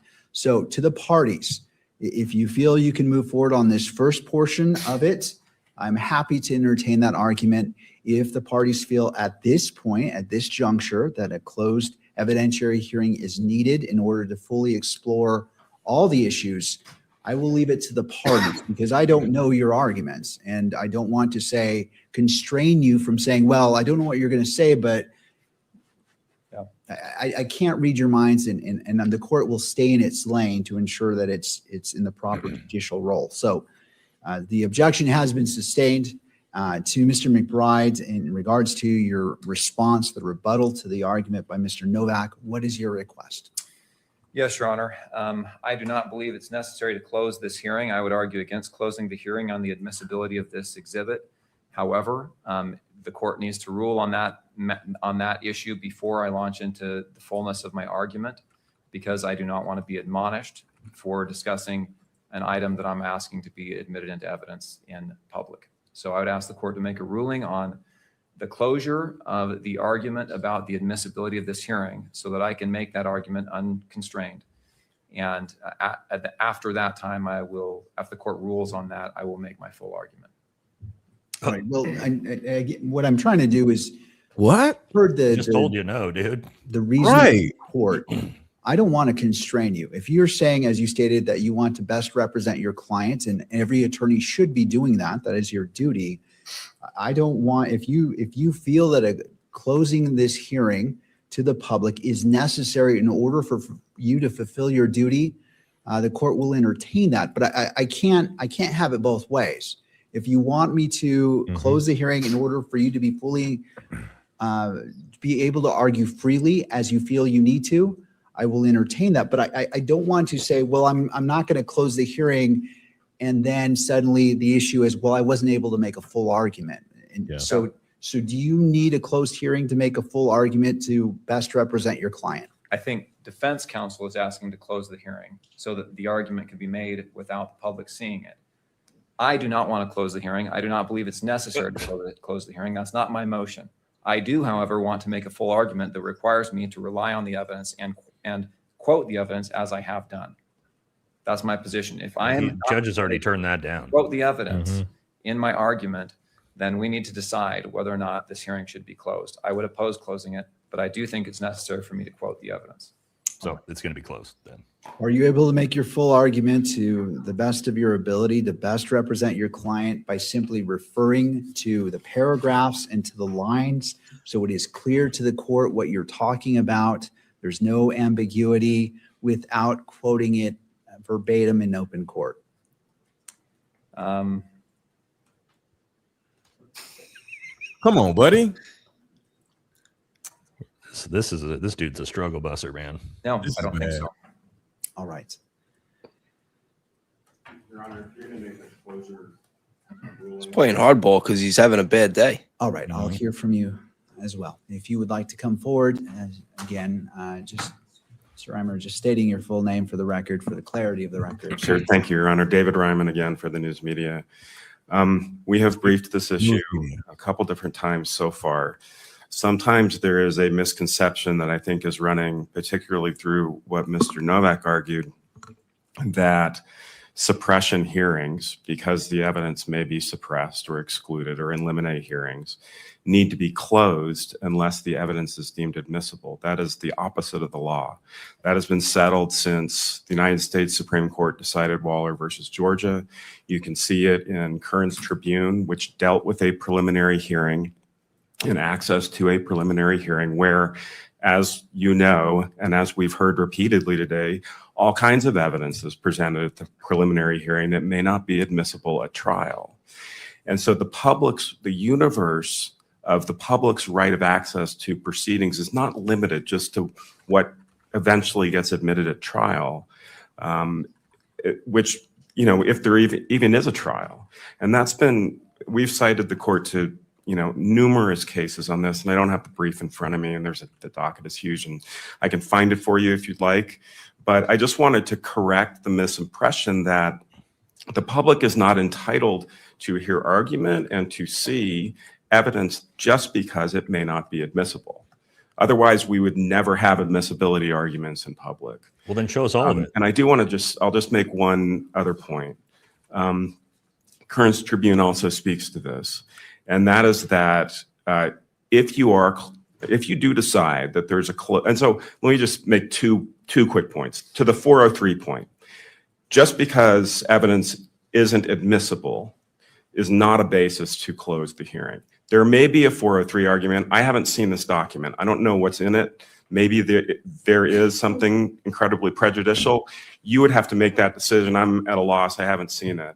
I'm happy to take a look at it and give you substantive argument, but it's the same high constitutional standard that you have to satisfy in order to close it. And then the last thing is just on the scope of any closure. Kearns Tribune speaks, and I know the court is aware of this. If you are going to close it, it needs to be as minimal as possible. And it's my experience, at least, that most of the argument about things in this context can occur in open court. And if you want to have, you know, a closed session or a sidebar or however, you have also done it in chambers. I just ask that it be as limited as possible. Thank you. Thank you. All right, Mr. Novak, and it appears like, would you like to respond to that before, and then I'll return to Mr. McBride for any final thoughts, and the court will make its ruling. Well, I just wanted to mention the Utah Supreme Court decision in State versus Archuleta, 857 P. 2nd 234, where this state's Supreme Court reminds us that the First Amendment right of access is qualified, and that what needs to be carefully judged in light of the qualified right of access with respect to preliminary hearing exhibits, that was the issue in State versus Archuleta, is the defendant's right to a fair trial. So we're in this slightly twilight zone situation where counsel for the media is saying, even if the court has decided that the exhibits are not going to be made available for copying and inspection, and the court may decide that this exhibit is either not admissible or admissible for the court's eyes only, counsel for the media is counseling that the court permit Mr. McBride to read the exhibit verbatim in open court. And that basically defeats all of those principles. So I don't think that's the correct path. Counsel for the media is correct that the court's sealing or closure should be narrowly tailored. And the 403 issue, which we are prepared only to discuss because of the sequencing of things in this case, in this proceeding, we're only prepared to discuss at sidebar, has to do with potential future evidence that the court may receive in this hearing, or it may not. So I'm not going to address other 403 issues in open court.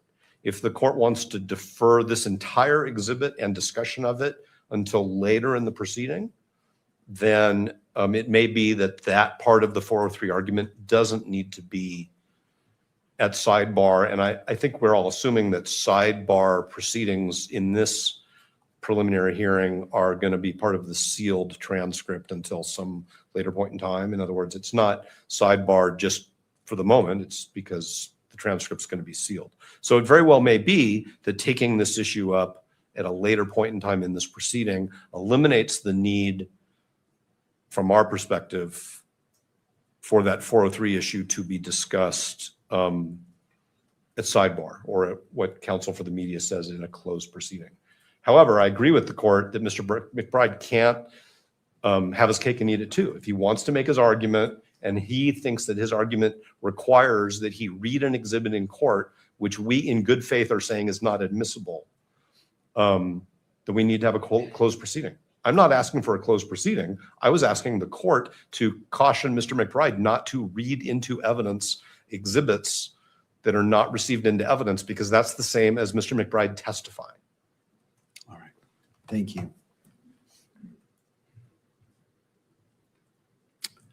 Anything further, Mr. McBride? Just to note, I have not made my full argument on admissibility. That's all. All right. All right. Appreciate the arguments by the parties. This is clearly something that's very important to you all and is important for this case, as is every piece of potential evidence. I note that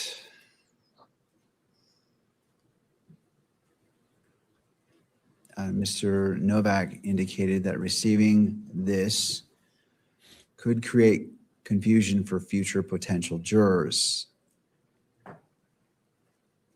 And that he mentioned that it could suggest to a potential jury pool that this case is about religion.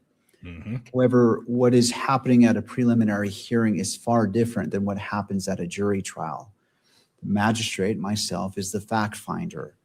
And whether something becomes admissible at trial is far different than what is admissible at a preliminary hearing. The purposes are different, the standards are different, and different steps need to be followed. Something could become admissible at a jury trial, but given the nature of a jury trial, more steps are necessary. Under Rule 1102, one of the major differences is that reliable hearsay is allowed in a preliminary hearing under the Utah Constitution and under the Rules of Evidence 1102. That is far different than what would happen at a jury trial. Taking this into consideration, I look to the information going to the very beginning, whether this is relevant. And as noted by counsel, looking to count one, which is squarely before the court, to determine probable cause at the end of this proceeding. And the court is not weighing in whether it will reach that or not. It's not predetermining anything, but what is before this court under count one, aggravated murder, which is a capital offense, victim targeting enhancement in violation of Utah Code Annotated 76-3-203.14 sub 2. Tyler James Robinson intentionally selected Charlie Kirk because of Tyler James Robinson's belief or perception regarding Charlie Kirk's political expression. And so if that was not here, this enhancement, and it also goes to count two, felony discharge of a firearm causing serious bodily injury.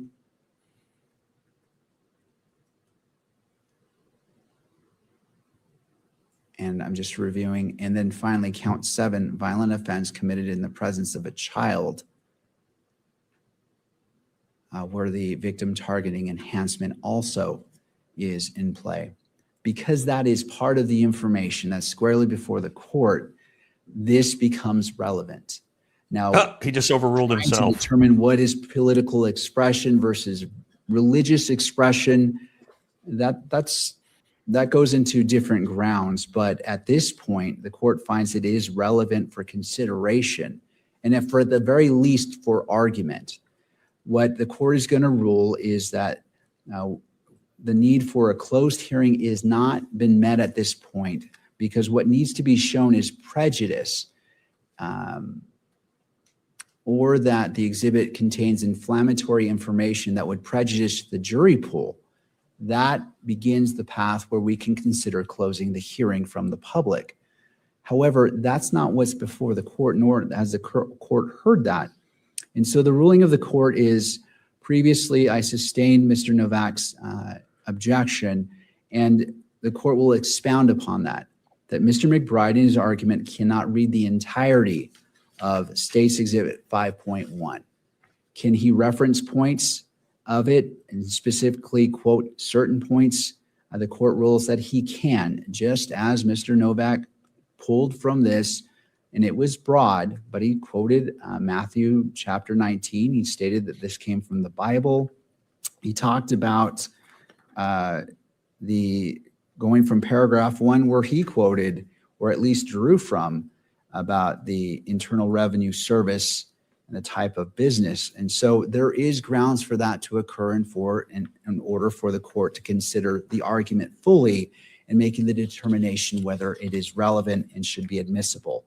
Therefore, the court rules that Mr. McBride can continue in his arguments in order that the court can make its determination whether State's Exhibit 5.1 is admissible or not. That's some bull crap. Wow, he overruled himself. Why would he? That looks super inexperienced for a judge right there. That's crazy. He basically just got bullied by the other attorneys. Explanation of what Turning Point USA, Charlie Kirk's organization, is and was on September 10th. The exhibit describes the events that Turning Point USA holds, talking about at least 200 plus of these events featuring Charlie Kirk as a headline speaker had taken place by that time. That's in paragraph 3, that these events discussed political issues as well as religious issues. Most political issues in the portion I previously quoted talked about gender issues, in particular, gender, sexuality issues, the difference, or the Christian and political view regarding marriage and families and gender identity. And that information is relevant to the motive that we are alleging in this case. And it's also relevant to the victim targeting enhancement, which is in part a motive type enhancement. And the evidence will be introduced through, or we will offer evidence through other witnesses that talks about some of the defendant's statements that indicate his gender persuasion, and that he falls into some of these political and gender views that Charlie Kirk argued against. That's the relevance of this statement, is it shows Charlie Kirk publicly in front of large gatherings of people debated and presented his views, his political views, which were tied to his religious views about gender identity, LGBTQ rights type issues. And the relevance to that is the defendant's motive is that he was on the other side of those views. And you'll see how do they know that talks about that through other witnesses. It talks about that being the inference and the motive that he had, or the inference from that evidence supports that motive, which supports the victim targeting enhancement, and frankly, motive in general, which goes to identity. Why isn't anybody objecting? For that reason, Your Honor, this exhibit is relevant. I don't see the prejudicial effect, unfair prejudicial effect this would have on the fact finder. Whether or not it has, some capability of prejudicing the potential jury pool, I think that's a completely different question. I don't think it does. I think this case has already highlighted the political issues that we're talking about here, but my job here is to present this case to the court, to you, Your Honor, for you to make a decision. This evidence is admissible for that purpose. Whether or not it's public or published for the public to see is a different question, which I'll submit. The media is very capably represented, and I'll let them make the argument on that point. But I would ask the court to admit this exhibit. Mr. Novak.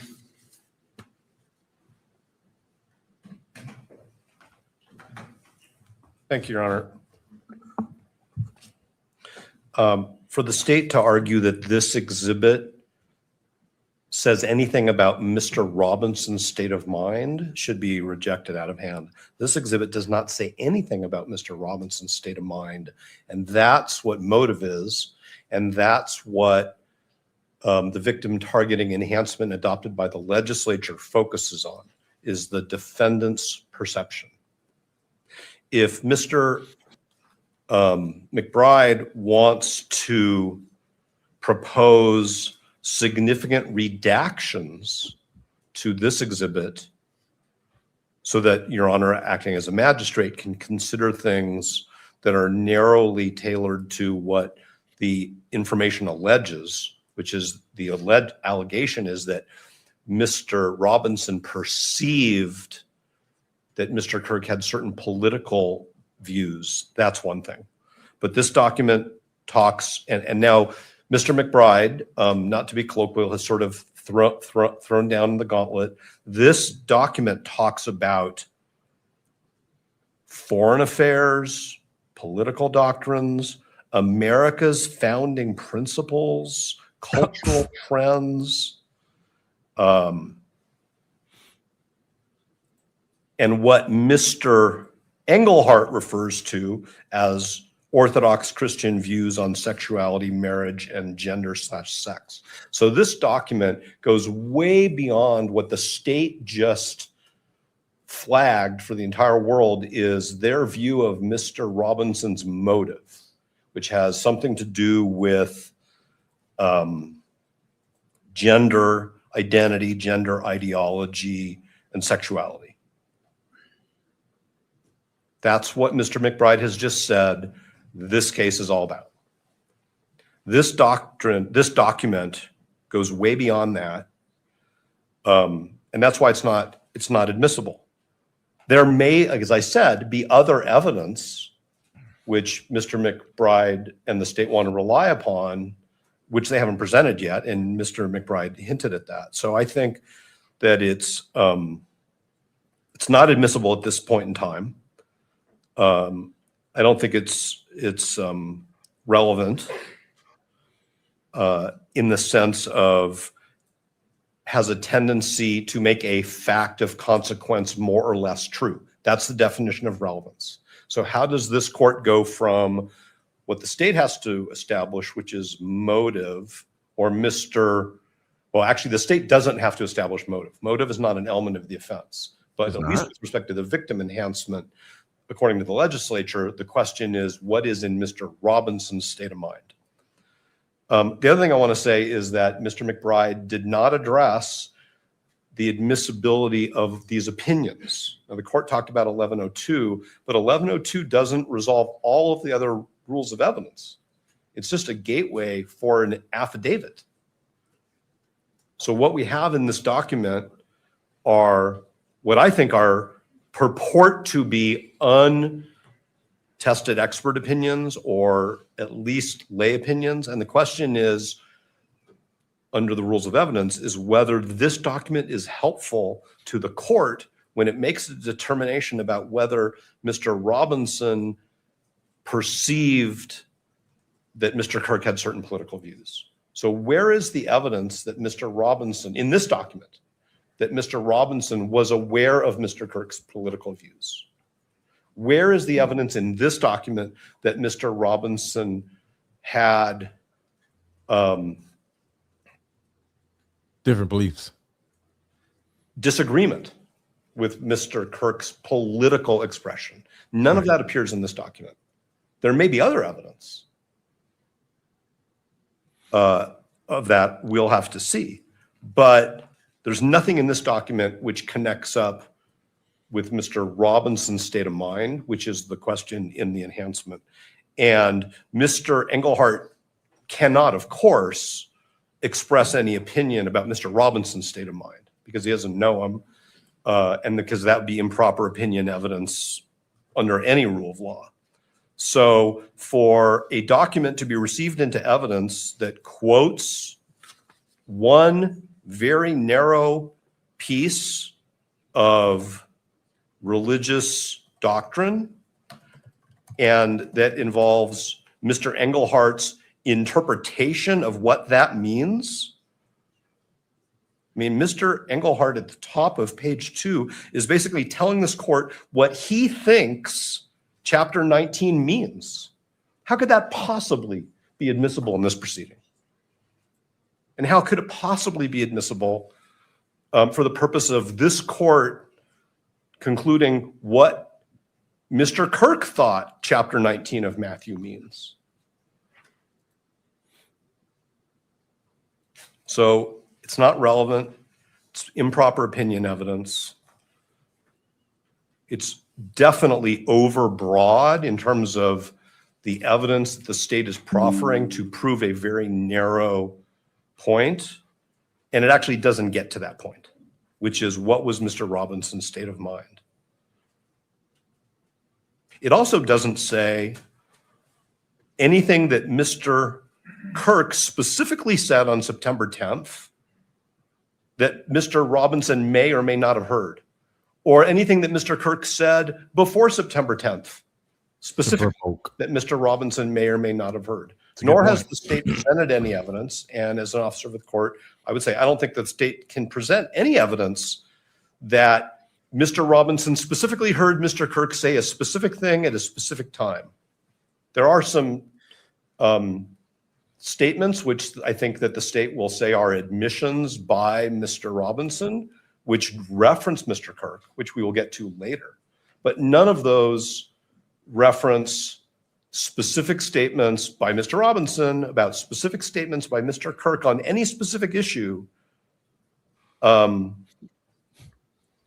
would even make a piece of this relevant.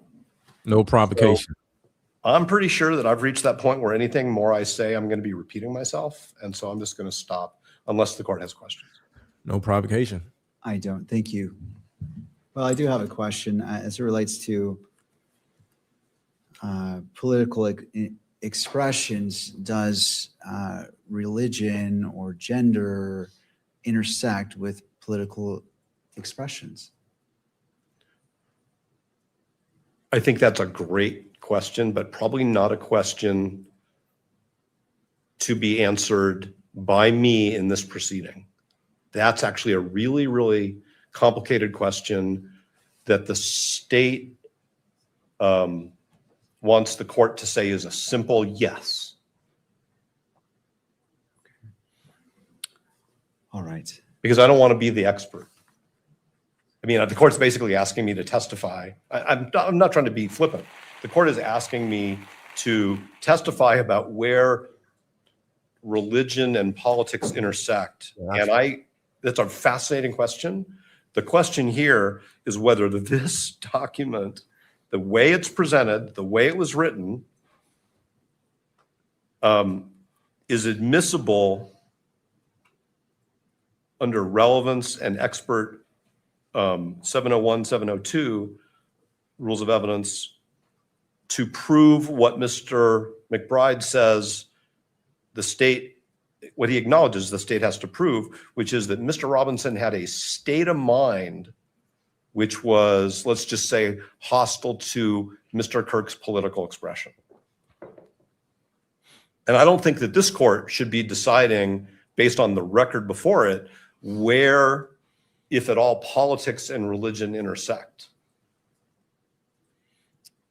That's. I mean, if the court needs to resolve that issue, then the court also needs to resolve the question of which religious philosophy are we talking about? Boom. Well, Mr. Novak, I bring that up because you mentioned it, and you said you cited directly to the enhancement. You said political expression, and then you went to the Bible itself. And so it appeared to the court that you put it into play. So I just wanted to get a little bit of guidance from your position. And so that's the reason for the question. No, I totally appreciate the question. I'm not suggesting, Your Honor, that there's problem with the question. Any question that the court asks is a question that counsel should take seriously. The legislature separates in the statute religion and political expression. The state selected the victim targeting enhancement based on political expression only. Now the state wants to bring, I didn't bring Matthew in. The state is bringing Matthew in through Mr. Engelhardt. Sure. I didn't bring the Bible to this courtroom. The state brought it. Mm-hmm. And that concerns me greatly because the state is turning this into a question of whether Mr. Robinson's views, identity, life are anti-Christian. And that's a huge problem. And the state has created that problem. And this hearing is being broadcast to the entire jury pool. And that's what Mr. McBride just did, is he turned this case into whether Mr. Robinson's life is inconsistent with what Mr. Engelhardt calls Orthodox Christian views. I'm going to just stop right here because I think the court knows what the problem is. Thank you. All right, anything further before the court makes its ruling? I appreciate the in-depth argument and the passion and the argument. Why are we taking some opinion from a TPUSA pastor to begin with as evidence? Mm-hmm. That doesn't make any Your Honor, sense. I'd just say it provides context for the defendant's state of mind. That's all. All right, in making this determination whether it's admissible or not, I'm going to start at the beginning, which is this. This is a preliminary hearing. The purpose is to determine whether the state has established probable cause to believe a crime was committed and that Mr. Robinson committed it. As it relates to this case, as I turn to relevance, I turn to the information as previously stated, and is this relevant? What is before me? And without indicating my decision on probable cause, because I am not at that point, I'm withholding all decision-making until all evidence is properly before me. And so in this ruling, it is not indicating either direction that the court is heading. However, the court finds that it is relevant as it relates to the victim targeting enhancement, as it relates to Charlie Kirk's political expression. And the court recognizes the argument made by defense in regards to state of mind. And it is because of both arguments that the court finds that the court is ruling that it is provisionally admitted into evidence. And at such point, when it becomes relevant based off what Mr. Novak has talked about Mr. Robinson's state of mind about Mr. Kirk's political beliefs, then at that point, whether it is admitted or not into evidence will be decided upon. So as of right now, it is provisionally admitted. Because of that stance, it will not be published to the courtroom or media, but both parties can weigh in on that when this is brought up again and the request for it to be fully admitted is made by either party. Then the court will re-examine whether it should be published at that time to those in the courtroom and to whether that is displayed or filmed by the camera. All right, let us proceed. Well, let us proceed to lunch because it is 12:40. It seems like a place to stop. Someone clip that. Leave everyone looks put that on X. they need a lunch. I'm clipping that. Go ahead and break So he pretty much just go put it on the back burner That's because he didn't want to give a real judgment on that. He kind of looked like he was reading a script off the screen at one point. Well, he does. He has a stenographer and stuff in the court that sets stuff up for him and writes stuff down for him and everything. So that's what he refers back to. He has an assistant. He's literally saying, am I allowed to manipulate the court by using religious verbiage to show motive? Yeah, that's what. Well, of course, that's what the prosecution wants, right? They want to tie this to a religious hate crime in the state of Utah. They want to make it that this kid or the person responsible, Tyler Robinson, targeted Charlie Kirk specifically because he is a Christian Republican. That is what they want to show this jury in Utah, because they know the overwhelming number of jurors that are going to be in that court case, no matter what they do in that area, will be religious Christian conservatives. So that's why the prosecution wants it. But here's the problem. If they make that the focus, whether Tyler Robinson was on here or whether he was in the car or whether he had the gun, it's not even going to have anything to do with that, because it's going to affect everybody's emotions in the jury. Exactly. That's what they want. Yeah. Of course, that's what they want. Yeah. Because they don't have any evidence. So they're using manipulation tactics in order to make that the evidence. Like, let's say, okay, you could have the defense does the opposite of that. Like, okay, well, so they're trying to say Charlie Kirk was anti-gay, trans, Democrat. All right, well, if I fill the jury up with all LGBTQ Democrats, do you think the prosecution's going to have a problem with that? Of course they are, right? So I think you got to keep all that shit out of the courtroom, in my opinion. But we'll see what they end up doing with it. Crazy. All right, and just real quick, anyone that's watching, make sure you guys hit that like, subscribe to the various channels. We are in a official break for lunch, so we have about an hour to maybe an hour and a half, actually, based on what he said. So we have the lunchtime happening. So if you want to take a break, run an errand, do whatever you got to do, stretch your legs, this is a good time to do it. And usually during this time, because of how many super chats we have to deal with between all the different channels, we'll probably do that as well right now. Yep. But one thing the judge did say is admissible, but he's going to use context to see what is admissible and not admissible. So it's not everything's admissible. At least he's doing that. Yeah, he basically said, I'm going to wait until we get into the discussion of this specific topic, and then we will use make context the decision if it's going to be admissible or not. So. Yeah. All right, blessed one. He looks like he's limping with shorts. I didn't notice that. Wait, he was limping when he had the shorts on? Yeah, not sure. I didn't notice. Jado. Let's see. Did TR turn himself in before he was made publicly available as a suspect? That's a good question, actually. Did he turn himself in prior to them picking their patsy, of all of you? I think I don't know the answer. First one. According to the investigator, he turned himself in before even law enforcement knew who he was.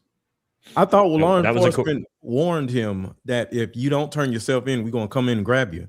So apparently, yes, but that law enforcement was a retired sheriff's family friend who was Tyler Robinson's, what was he say, Boy Scout leader? Yeah. Yeah. Boy Scout leader. So technically, he was advised to turn himself in by former law enforcement. But as the lead investigator said to the defense in cross-examination, we did not know who Tyler Robinson was before he called to turn himself in. So if he wouldn't have turned himself in, what would have happened? I mean, probably that family friend maybe goes to the sheriff's department and says, I think I know who this kid is. It's potentially this. Then if they can establish enough evidence for a judge to put out a warrant for his arrest, then that's probably how they would have done it. But that's hypotheticals now at this point. Damn. But according to the lead investigator on the case, who was on the stand, he said, she asked him that very specifically. Did you know who Tyler Robinson was? Not pictures of him by name before he turned himself into police. And he said no. That's the problem. Sorry, I'm just setting up the banner here so people coming in know that we're on a lunch break. All right, there we go. Pull this up here. Was there information about the ammunition left in the rifle? Was there a spent shell casing? Was it fully loaded with no spent rounds, residue on the hands? Thanks to the coverage. Not yet. We haven't gotten to anything with the firearm yet. Jesse, I sent you an email. I sent you an email in your theory. Okay. He is not currently on, but we'll make sure we let him know. He'll be back later, I think. Yep. I think he's in the chat watching on his phone, but yeah, he's lurking. It's for one of you guys. Is there a height difference between Tyler in shorts and the other guy in pants entering the stairs? We actually don't know Tyler Robinson's height. I actually looked this up specifically the best I could because I wanted to see how tall he was to have a 30-06 in his pants because I'm 6'3" and it does not fit in my pants. So, and from what Google and ChatGPT could find was not a specific listed height, but based off of analyzing him next to other people in the courtroom, they think he's about 5'10". Isn't Yeah, it documented his height when he was arrested though? Should be, but I don't know. I don't think that's been released to the public.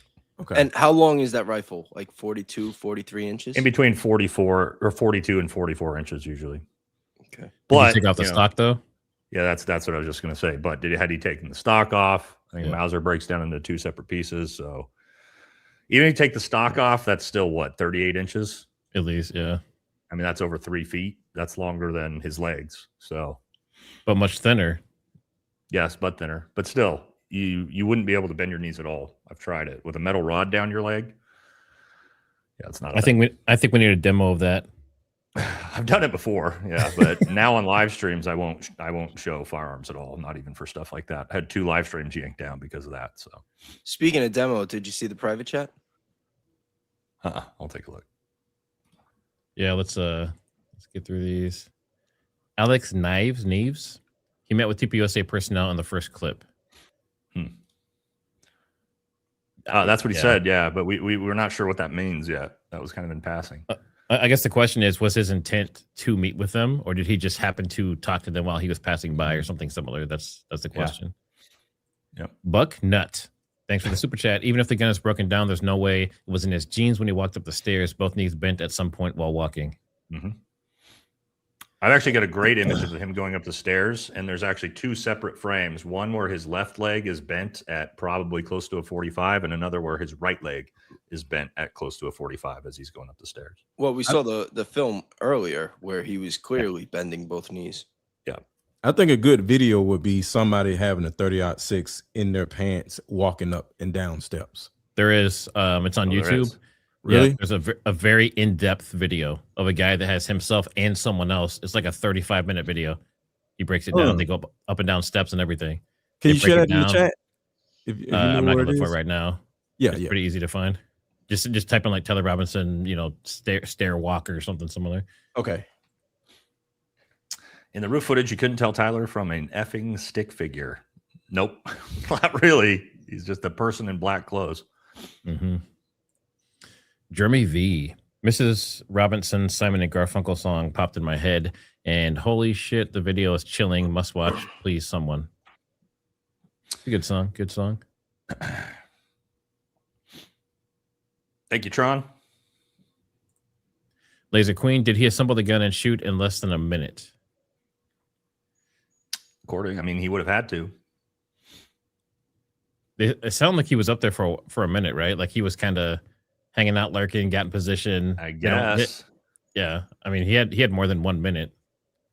Maybe, but I mean, that camera should be able to see him getting into a backpack and reassembling a rifle. Mm-hmm. But they didn't mention that at all. In the order of events, to see him on the roof, they never. Now, the Governor Cox and Kash Patel talked about that 9 months ago, but we haven't heard that in the trial yet. So we have no video of the shot, and as far as we know, no video of him assembling it. We have no video or pictures of him with a weapon yet. Yep. Just a long shape. Ray Draper, my theory, whoever he interacted with from TPUSA will confirm who they spoke with is Tyler and is the same person in the footage. Devil's advocate, he could have met them for CK's schedule. True? Yeah, I mean, yeah, technically, like I said, like what if he went in the first time in the shorts and the shirt, talked to TPUSA, verified where Charlie was going to be at. Just asked around, yeah. Like, hey, what's going on here? Like, where's the tank going to be at? Where's Charlie going to be? Yeah. I want to have good seats. Yeah. Where are the cameras, right? I mean, technically, you could say that. Keep up the good work, gentlemen. A truth finder. Bonnie Lyon, did they check Tyler for a bruised shoulder? Just saying. Yeah, we talked about that yesterday, too. They probably didn't. Yep. Krista says, maroon shirt maxing. Yes, Tyler.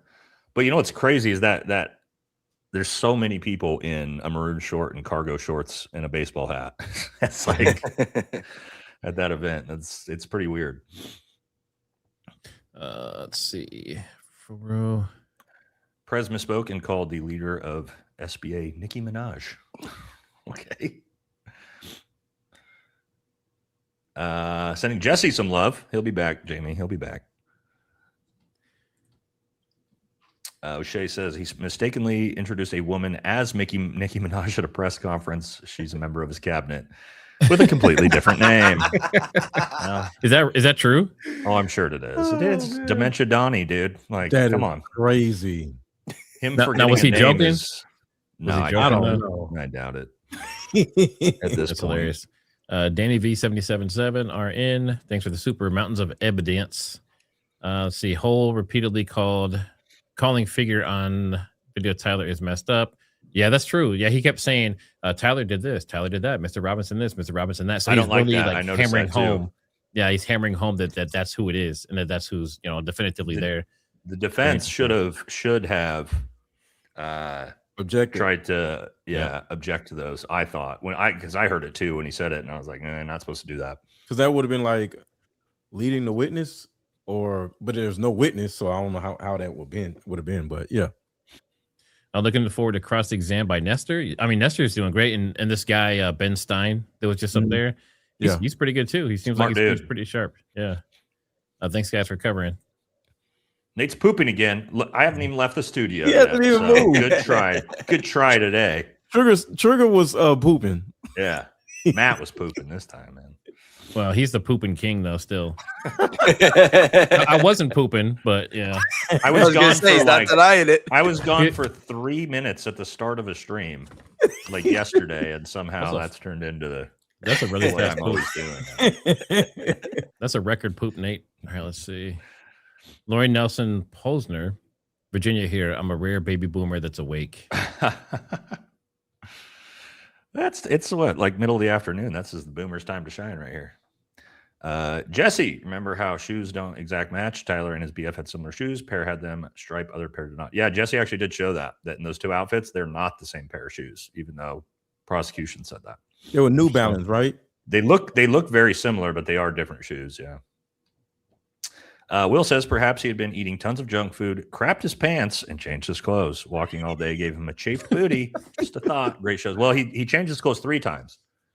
Because keep in mind, the Dairy Queen outfit afterwards is a completely different set of clothes. It's jeans with a red shirt and a different hat. So, and he changed his backpack too. Yes, he's had a lot First of one was outfit blue. changes. Katie says, I don't always have an appetite that requires me to visit every restaurant in town, but when I do, it's right after I unalive someone. Right. So no one ever. Yeah. But also like him just driving around campus until like he just stayed at the scene of the crime and like was going to Dairy Queen, just like hanging out. He was chilling. It's not what you expect after somebody that supposedly just did that. You know, you'd be getting 5 hours out of Dodge immediately. Mary Helen Bobo, thanks for the super sticker. Just Jessica, high five. Poor Charlie's mom looks unrecognizable while Erika is glowing. Man, it says Starstone at panel tonight. Good day from Australia. So oh, yeah. We're Aussie fans. I almost forgot. Someone asked us to introduce the panel. So yeah, we should have done that. Yeah. So I'm TriggerSmart. My name is Matt. Yeah, I'm Nate from Valhalla VFT. My name's Jimmy, but I go by Bays or Real Bays. And I am Aaron, aka Mr. Let Go. Yeah, so make sure all of our audience subscribe to all the homies, you know, support. We love it. Thank you. They're loving this Nicki I didn't see Minaj this. stuff. Trump called Nicki Minaj hot too. That's funny. Oh, that's not surprising. Shirani Ginsma. Mama! Tatum. Mama! No, it's Tata's Tatum. Oh, Tata's Tatum. okay. Yeah, Okay. yeah. He's got some Everybody heavies calm- on him, dude. Yeah. Everybody calm down. Thank you, everyone. Please Tatum's have got Coach. the heavies. Yeah, so they're asking for Coach to join. Well, I mean, he's in the chat, so yeah, we can, if he's interested, hopefully he'll let us know. He's got a link. Mary Helen Bobo, thanks for the super. Helba Shabalaba Ding Dong says, I need ideas for things to write on a sign to go stand outside the courthouse with. I was thinking something like Mr. and Mrs. Erika Kirk, we love your son. That's a nice one. That would have been a nice one. Yeah, that was a nice one. Mean. Yeah, I was figuring something super mean was coming. So yeah. Charlie Kirk, we don't like your wife or something. Yeah. Let's see. Moon Goddess. No PT this week because I sicky icky physical therapist is a germaphobe and refuses to come near me. I mean, that makes sense because there's also other seniors and stuff there too, probably. I'm free till Friday. Matt, check your email, please. I will do that. Danny V. How about Tyler Robinson in jail 10 months already based on Lance Twiggs? Well, I mean, maybe he's got, I was going to say, time spent, right? Like, I don't know. It's not going to matter, though, if he gets found guilty because they're going to be putting him beneath the earth if that happens. He can't be found guilty. Like, something has to happen. Oh, This yeah, what- he can. I think this has to make Supreme Court. It This won't. has to be Supreme- because Supreme Court, it's it being can't take the case. televised. Yeah, but Supreme Court can't take the case. We At least talked not about yet. this yesterday. Wait, why? Well, I forget. Somebody actually like gave us the actual legal statute to it, Matt, yesterday. I forget the exact reason. I think because of the way federal versus state works. We had somebody explain it in detail. We had an attorney explain it in detail yesterday. I forget exactly how it is. Are you saying in an appeal they can't take the case? Mm-hmm. What? Mm-hmm. Julie May. What an amazing group of guys to stream this with. Happy Tuesday. Thanks for live streaming with commentary. You are very welcome. Sky is falling. Thanks for the super. Miss Legend X Bree. I think Connor Henderson might walk with a limp. I have a Google Drive of stuff I gathered before they locked all the stuff down on the socials and wiped the web. He also looks just like TR, multiple decoy boys. I have not heard of Connor Henderson. I thought he was one of the 3 guys that was like walking around filming Tyler's footsteps. Like Candace was trying to find out who the fuck that guy was. Interesting. Isn't that who that ended up being? If you have some information, feel free to email it out. We have our emails down in the description.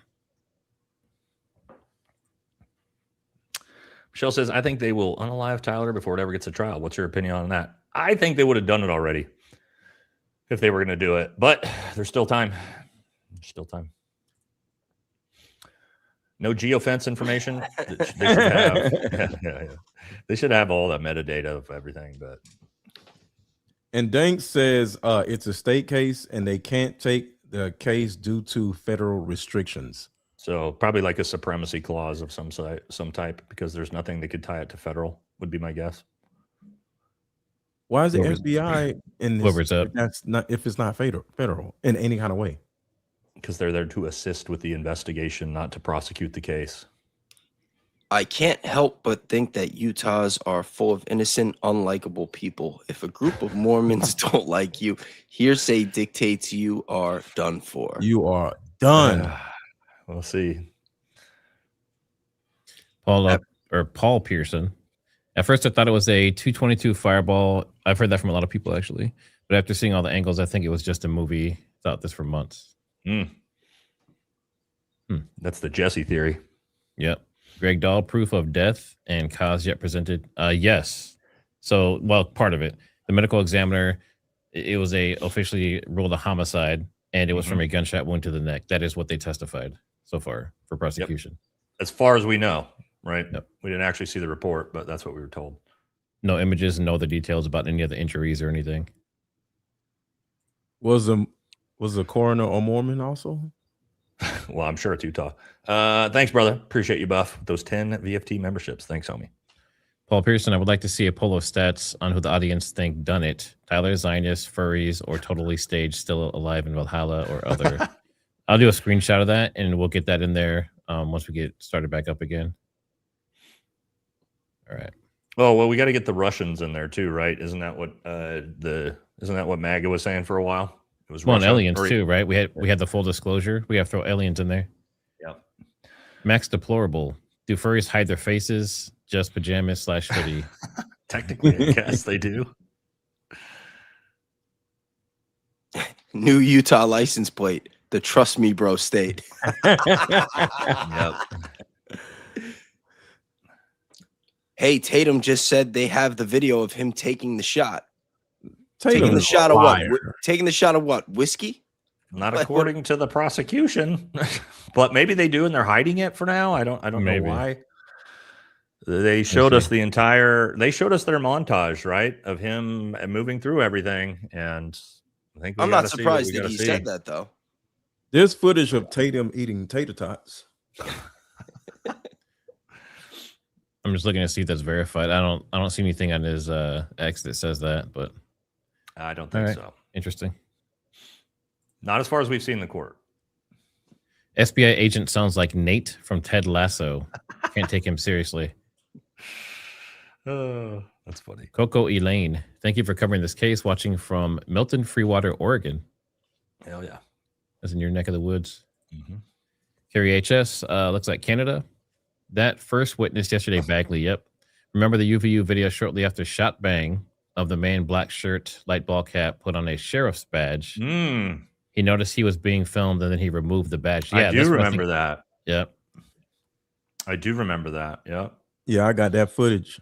Well, now we know there was people running around in plain clothes with guns and badges, according guns and badges. Yep. Because he randomly met a guy. He had no idea who he was with a badge. So, but he trusted him. And trusted him enough to go try to clear the area. Yeah. With guns out. Yeah. Seems weird. Not something I'd do, but Wizard watching from Lake Oswego. Hell yeah. I love Tonsi I don't know what this is. That not all of Western Oregon is crazy. Call back to the earlier super from Beaverton. Love you all. Yeah, majority of Oregon's not crazy. It's just the I-5 corridor down the center with Portland and Eugene. That's woof. Kathy Winesickle, thick is good. Isn't that how we like our milkshakes? Madness BH, thanks for the super. Thank God Jesse is cute. God knows his wife isn't still with him for his brains. Ouch. Jesus. Jesse on fire. Ex Jesse on fire. High gang. Wow. That's a backhanded compliment. Like, you're attractive. Thank goodness. Because you're dumb as shit. Well, at least he made the list. I heard I didn't even make the list before. Yeah, Baze, you didn't make the list. I didn't make the list. But maybe it's a compliment because she said he's good looking. Because I would rather be good looking and dumb versus being dumb and being smart and ugly. So depends on the limits, right? Like how good looking and how dumb, and right. how ugly, right? Right. I don't want to be ugly and smart. I'm sorry. Witness said Tyler got on the roof at 12:22 and off at 12:24. Shot was at 12:23. Is this even possible? No. Was you walk across the roof. Now, yes. Okay, hold on. Is this possible in 2 minutes to do all of these things? Not to put together a 30-06, take a cold bore shot, get off there, like disassemble it, get off the roof. No, but let's say you already had the rifle ready and assembled in 2 minutes. Oh yeah, definitely possible. Now, highly improbable. You'd probably have a very skilled shooter to be able to pull it off in that speed. Because don't you have to regulate your breath? What I'm saying is this humanly possible in 2 minutes? For sure.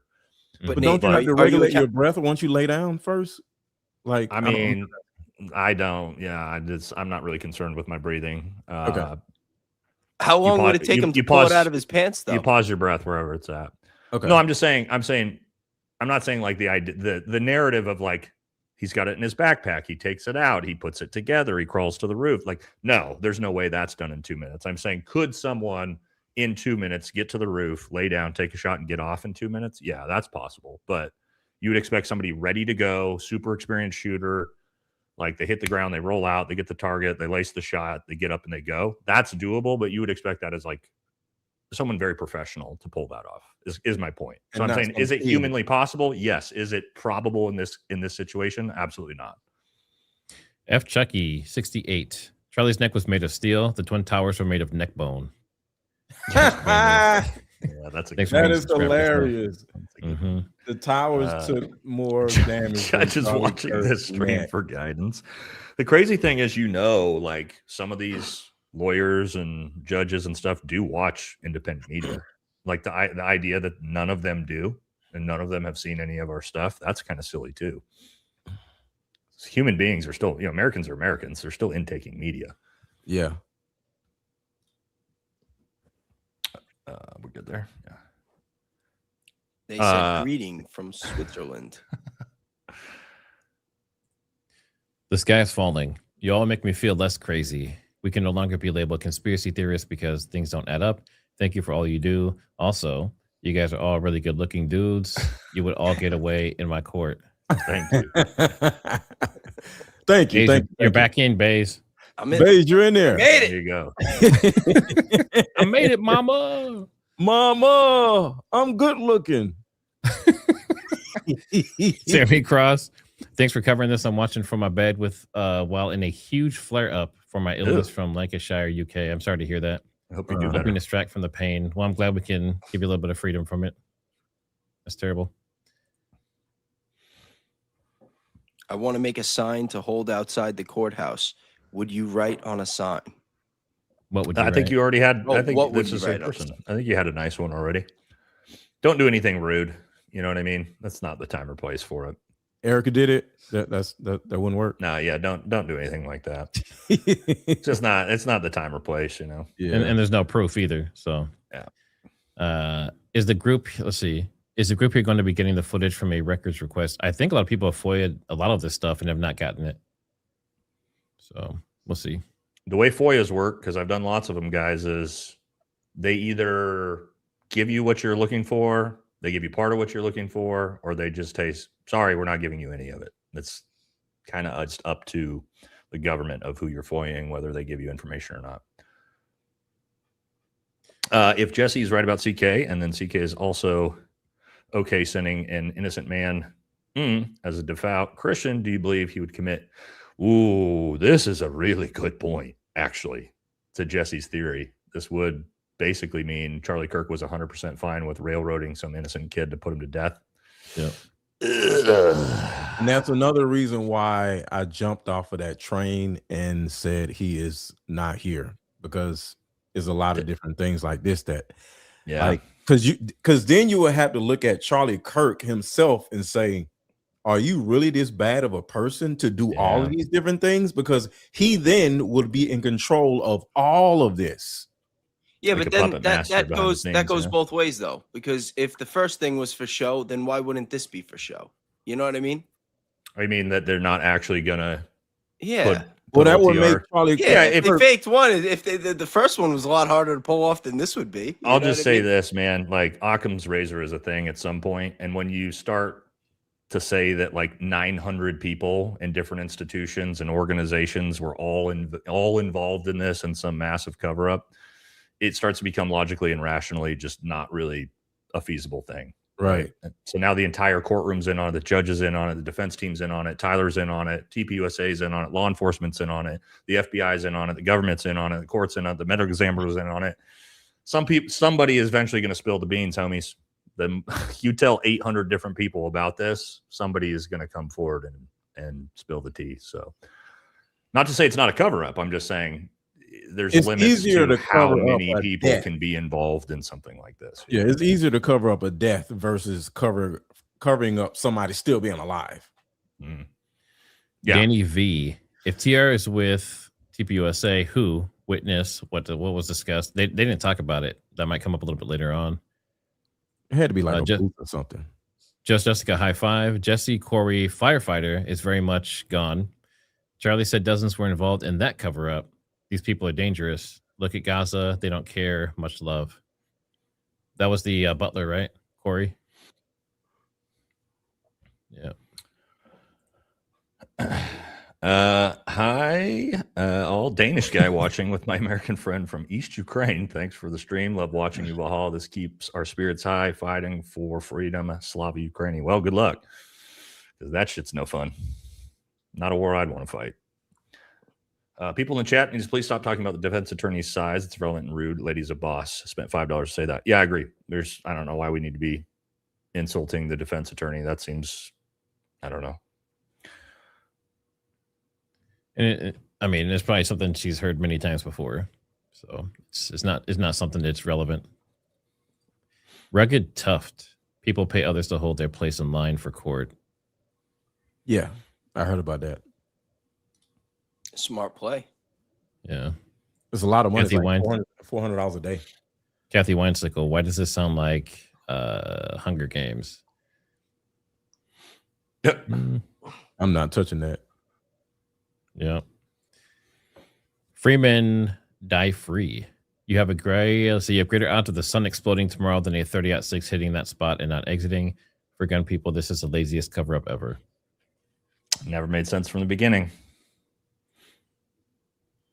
Ben says maybe he's limping because the videos of him in the stairwell is actually after jumping off the roof. They intentionally reversed the timeline. This is kind of what I thought for a long time too, was that makes more sense. But I mean, I don't know, right? Like we're kind of all over the place on the timeline, and Tyler Robinson in 3 different outfits. And why would is he that go even, back on is the that roof, even though? the same person in all those different outfits? But why is he going back up the stairs? I don't know. That's my whole thing. If he was just going down the stairs, that will make sense. Because why would you jump off the roof and go back upstairs? Yeah, I don't know. Jock, thanks for the super. Imagine going to see Charlie at UVU, getting Chick-fil-A, going to your car, tripping and hurting your leg and limping, and now you're accused of that. Watching an ant run across the screen, they're like, yep, that's you. Yeah, it's kind of wild, actually. He's just like at Dairy Queen, like, this is a fun day. And then you find out your Discord got hacked. That's like, Jesus, dude. Actually, welcome to becoming a black guy. Oh, wow. Jesus. Mr. Let Go, just let it go. He's allowed to say that. Yeah, I can say that. Who's that?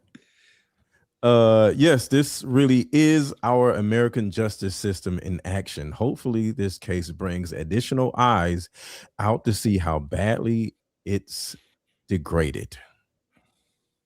That's Definitely a fact. in Utah. Shout out to My Erika. God. Erika in Dallas. I think Jamie's for Jesse. What about the cop picking up the mic CK was holding right after trying to use it? I haven't seen this one.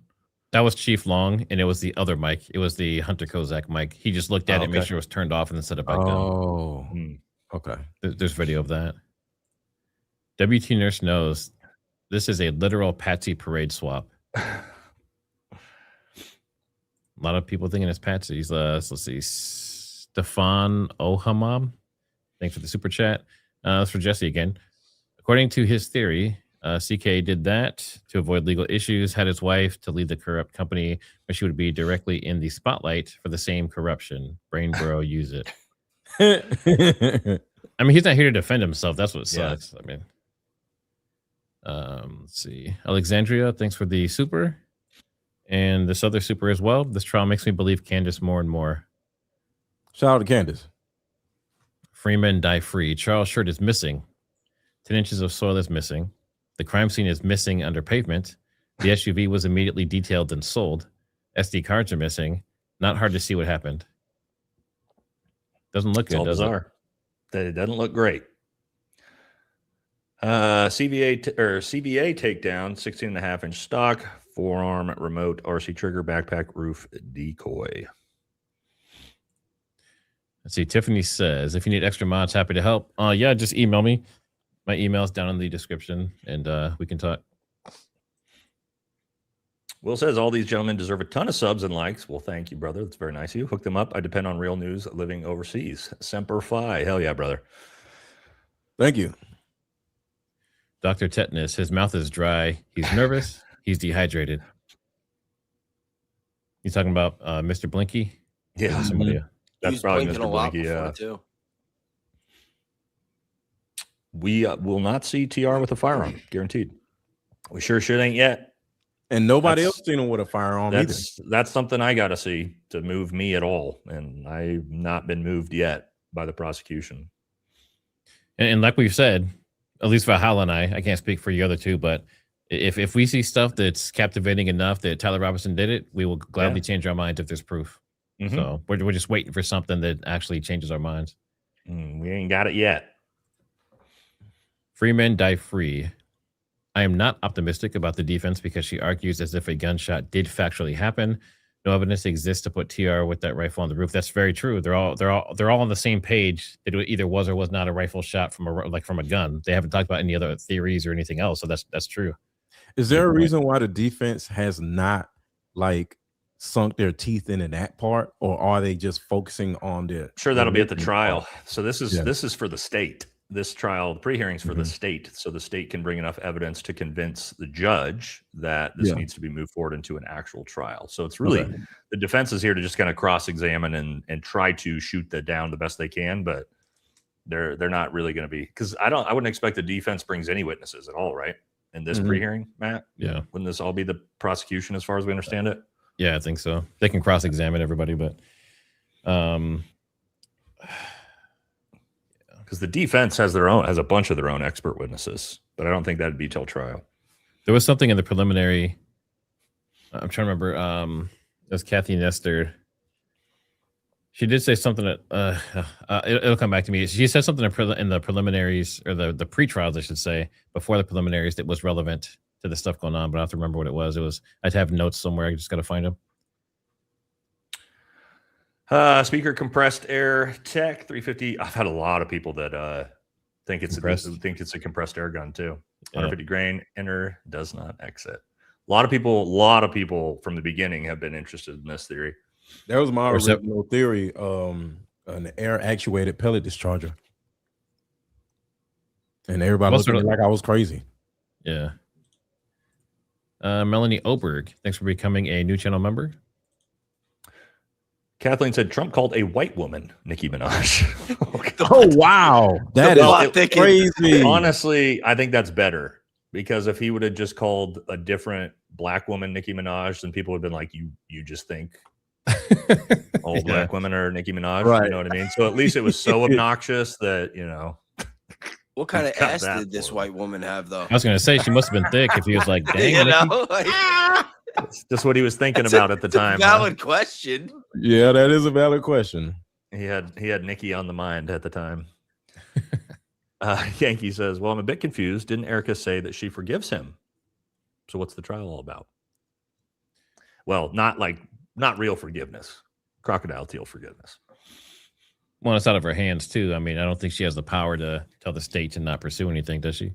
Not on criminal. Well, her sentiment, I think, pushes narratives that cause not on criminal charges. No, the state is bringing the charges, not Erika Kirk or TPUSA. The state does not care whether your, significant other cares that you were killed or not. They're there to now in a civil trial for sure. You don't think?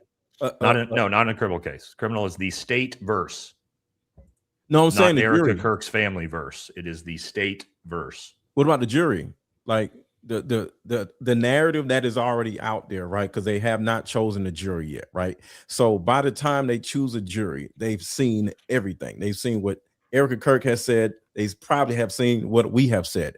So we're already in their brains before they choose a jury. So could public sentiment, whether one side or not, change the way the jury feels about who did what? Sure. Okay. But the prosecution is still working on behalf of the state. Yes. To prosecute Tyler Robinson in this case. Right. Okay. Otherwise, it'd just be a civil case. But on criminal cases, no, it doesn't matter. Like if my wife, God forbid, were unalived and I told the prosecutors, it's all good, dude. I wanted a new wife anyway. Don't worry about it. They would say, go fuck yourself. We don't care. We are the state and we try criminal charges. Yeah. Right. Because the jury is the one who puts people in prison at the end of the day in jury trial. Well, they're making a determination based off guilt, not based off of how they feel. Right. So even if they felt like, well, Erika said she doesn't care, so now I'm going to say not guilty. No, that's not how it works. Okay. Yeah. Whoever that is, I think it's Nate, maybe. The bald guy might have been the first car they pulled over that ended up having an air rifle in the back seat. There's a picture of that guy while he's being arrested. Older dude, long gray hair, I believe. And he was in like a shitty pickup. John T. Worst lead investigator ever. Lead investigator. Okay. Yeah. I think the prosecution is, I think they're losing at this point, but yeah, they're not doing seen well. everything. So far, they are doing very poorly. Never trust a man who winks repeatedly wearing a black pinstripe suit with oversized shoulder pads. Well, that's in looks maxing, right? Isn't that the Gen Z stuff? The shoulder pads? Tom says, Mauser, Weatherby, 1990s Japan scope already in place. Where found before the event, cult mentality, teamwork. Harry Plums says, Harry Plums. Police officers are no, this is important. Police officers are accountable for every round they are issued. This is true. It should be easy to find the officer who returned with one less round than he left with that day. Yeah, the way he passed that off, like, oh yeah, we just discharge our rounds and just leave them out in the public. No, Yeah, no, that was no, kinda no, wild. no. There's so much liability to that too. Again, like I said, somebody picks that up, throws in the pistol, and goes and unalive someone, and now it's got this cop's fingerprints on it, and it's a law enforcement issued round that was used. And I think there's going to be problems with that. Much like the military, man. When we're in the military and we're out at the range, if you take rounds home with you and you put them in your weapon and use it in self-defense, you're in big shit at that point. Oh, yeah, right? Because it's that's a military no-no. ammunition. So that was totally not, maybe in Utah, don't get me wrong, if we could get a Utah law enforcement officer to tell us, yes, our state is totally fucked, excuse my language, then what's this? All right, Allie Shout out Top to Allie Files. Top Files. She put Allie Top Files. Make sure you check her out. She has a lot of good stuff. But she showed the two different backpacks. Shout out to Allie. That was logo on the why middle. Why would you change your backpack? Wow. Wait. And this isn't is that the blue one or is that a third backpack? That's the blue one with the maroon shirt, and then he's got the all black. That was clutch. And they're definitely different. That was clutch. Yeah, the backpack's different. Totally different. That's pretty weird. And Of look all at their things to- arms. One has a skinnier arm than the other. Look at the Well, arm. so I think again, you look at this, but then if you actually look at the Dairy Queen photo of him that same day, he is substantially bigger than this. Yeah. I've always thought that. So this is more evidence that this is not him. Or we don't know who's who. We don't know who's who. Yeah, we don't know who's who. Right. We got no idea. Yeah. But That I was mean, clutch right there. different backpacks is bizarre. And I bet this isn't coming up in court. Maybe the defense. I'll be honest. I was a little bit worried about the defense, and then she started rattling off things that like Barron and Candace and independent media have figured out, like talking about things being paved over, talking about the dogs, where you're like, oh, somebody's been paying attention. You just reminded me what she said in the pretrial. So they were talking about something, and she said, "Are you aware that there are alternative theories out there that don't involve a gun?" That's what she said. Yeah. So that's probably getting to that in the regular trial, I'll bet. All right, let me get back on track here. Very scary Mary. Look at that beefy boy profile picture. We love the dog profile pictures here. Police officer here. Here we go. Just to clarify, we do not commonly eject a round and leave it before we put our long guns away. We would be out there with metal detectors before we left a round live anywhere. Ridiculous. Thank you. But yes. Jolly Pop says Holt transferred directly from MI6 to the Utah police. They let him transfer his sick leave, annual leave, retirement years, and retirement fund, and they let him keep his pay grade from jolly old England. I have no idea how this works in law enforcement, but I do have, you know what? I've got a bunch of buddies that are active duty cops right now. I could actually probably reach out and get an answer if this is a regular thing or not. Doesn't sound like it's a very regular thing, but So I don't Hole know. was MI6 confirmed? I don't know. Again, we'll have to verify this one. I could have sworn the item was a hat he puts on. I walked through this footage frame by frame. There is a point that what he reaches down for is to grab his hat off the ground while he's still got his little backpack in his right hand, and he goes and puts it on his head, because people tried to say it's not the backpack he's carrying. He's got it in the other hand, but you can't see it. But there is a frame where you see the backpack in one hand, and he reaches down, picks his hat off the ground, puts it back on, and continues moving. So I did a video, a very in-depth, very close, zoomed in, frame by frame video. And in certain frames, I could see something. So if people are really, if He's people got are really something. interested, well, something long in multiple frames throughout the entire walk all the way to the street. So if you guys are bored, you can go check that out. It's pretty interesting. I don't make any assumptions about it. I just show what I see, and you can clearly see in some of the frames. You see a long object that maybe has a towel or something on it in certain frames as you go through. So, But even like the lead investigator said, could you see a firearm in his hands in that footage? And he says, Absolutely not. no, Correct. it's an item. That's all I can tell. An item, an object. And that's the lead investigator from the case. So from MI6. Sorry, is this mine? Nate's 8.1K midday watchers versus your sub 100, 500 afternoon. I know you're watching, Gary. Oh, God. Oh, thank you. Appreciate the support. JP Hanks, in the LDS Church, scout leaders are part of the church leadership. Interesting. Okay. Specifically, a counselor in the Young Men's Presidency. So, pastor, scout leader is interchangeable. Interesting. Good to know. Thank you. And yesterday they said something about an LDS something, like an area of the UVU college.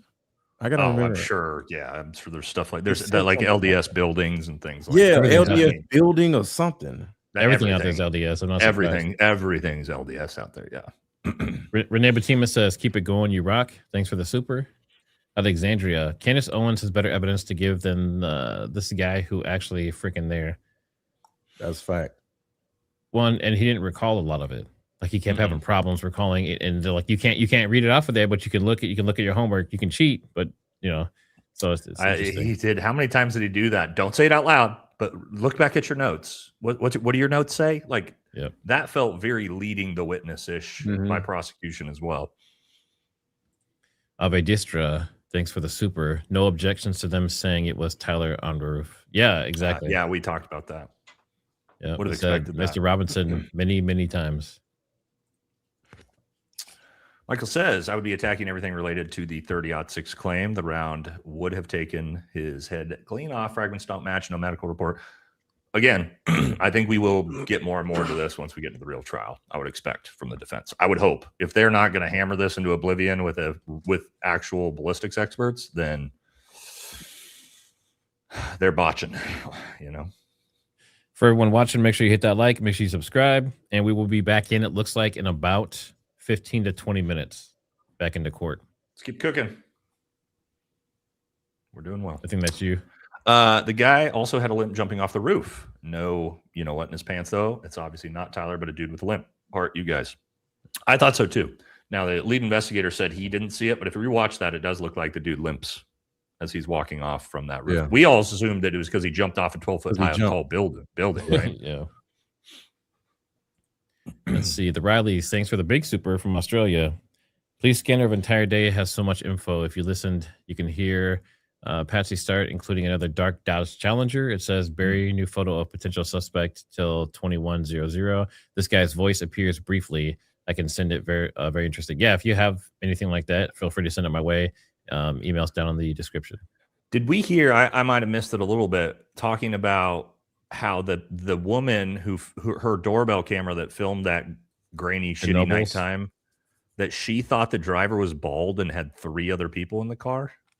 I don't think Or it's. did I I don't know or if did I they said mishear that she that? said that, but I think someone had seen a similar vehicle with someone ball driving and 3 other people in it. So Okay, I didn't catch like the full context of what that meant or its relevance, but maybe somebody in Is it- chat. Somebody in chat Yeah. might have caught that. Give us some context on that.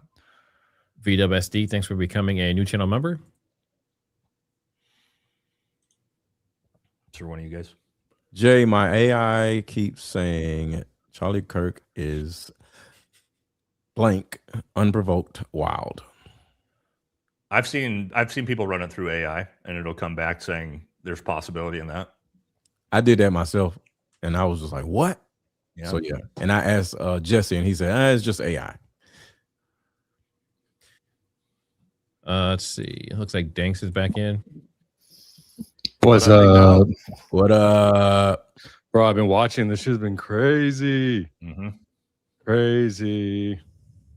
Anyways, don't mind me. All right, let's see. Friends with Matt. Does Valhalla have a girlfriend? My wife is interested in him. She's leaving me anyway, so she might as well end up with someone muscular and smart. I'm happily married to a very, very attractive woman. So thank you, though, Matt. I appreciate it. Plenty of clubs for that, I'm sure. Deep V Heard trial more entertaining than this. Oh, the Amber Heard trial? Depp versus Heard. Yeah, well, there's not many more trials more interesting than that cluster. Yeah, that was a crazy trial. She was taking dumps on his pillows. I mean, come on. Everything. It doesn't get much more entertaining than that. So Waste my time. So they used DMV to verify the car looked like his registered vehicle, but did not verify the license plate in the video. They never mentioned the plates. I believe she asked him. She said, "How do you know that's his vehicle?" And she said, "Did you do it through DMV Partial. records?" And I believe he said, "No, we did it based off of the shape and particularly the rims on the vehicle is how we know." But then he did mention also a partial match. Partial on the match. license. Yeah. Whatever that means. Couple numbers match. Yeah. Danny V 77.7 are in, but Joe K blocked from FU on foreign leads and tips. Joe Kent blocked. Yeah, he was by Cash Patel in the FBI.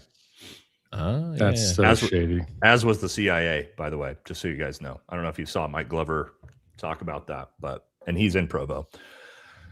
And same thing. CIA and the National Counterterrorism Center both were stopped in the first 48 hours, blocked from doing investigations into foreign involvement into the case, shut down by the FBI, and we don't know why. Well, yeah. Well, we can theorize. I think you missed. I think you missed one from Lori right above that.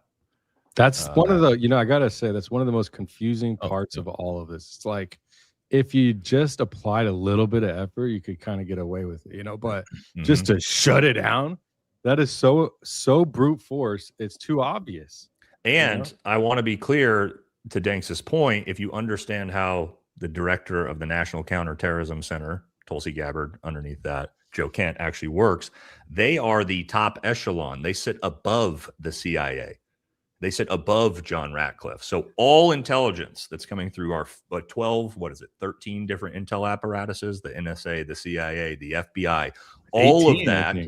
Yeah, all of that is funneled into and then can be accessed by the DNI at the top of the pyramid. So that's like shutting down your boss's boss from accessing information into the case, which makes it even more unprecedented and bizarre. Someone said, "What is BSA?" What's the context? BSA. I don't know. Maybe whatever you were just talking about. Boy Scouts of America. Okay. Yep. Never mind. Lori says, "I don't understand how the prosecution can repeatedly refer to the guy on the stairs or the guy on the roof or the shooter as Tyler himself instead of the suspect, Tyler." Yes, we all agree with you on this, Lori. It seems like the defense is not catching this and pushing back on it like you would expect. Friends with Matt. Just because you put that, I'm not going to read it. No, I'm just kidding. Thank you so much for reading my super chat. We read them all the best we can. Free men die free. In 2024, UVU upgraded their camera systems and installed at least 1,200. Wow. State of the art, too. They don't have any proof of TR with a rifle. They'd have shown it already as a slam dunk case. I mean, 1,200 4K cameras, that's, That's a lot.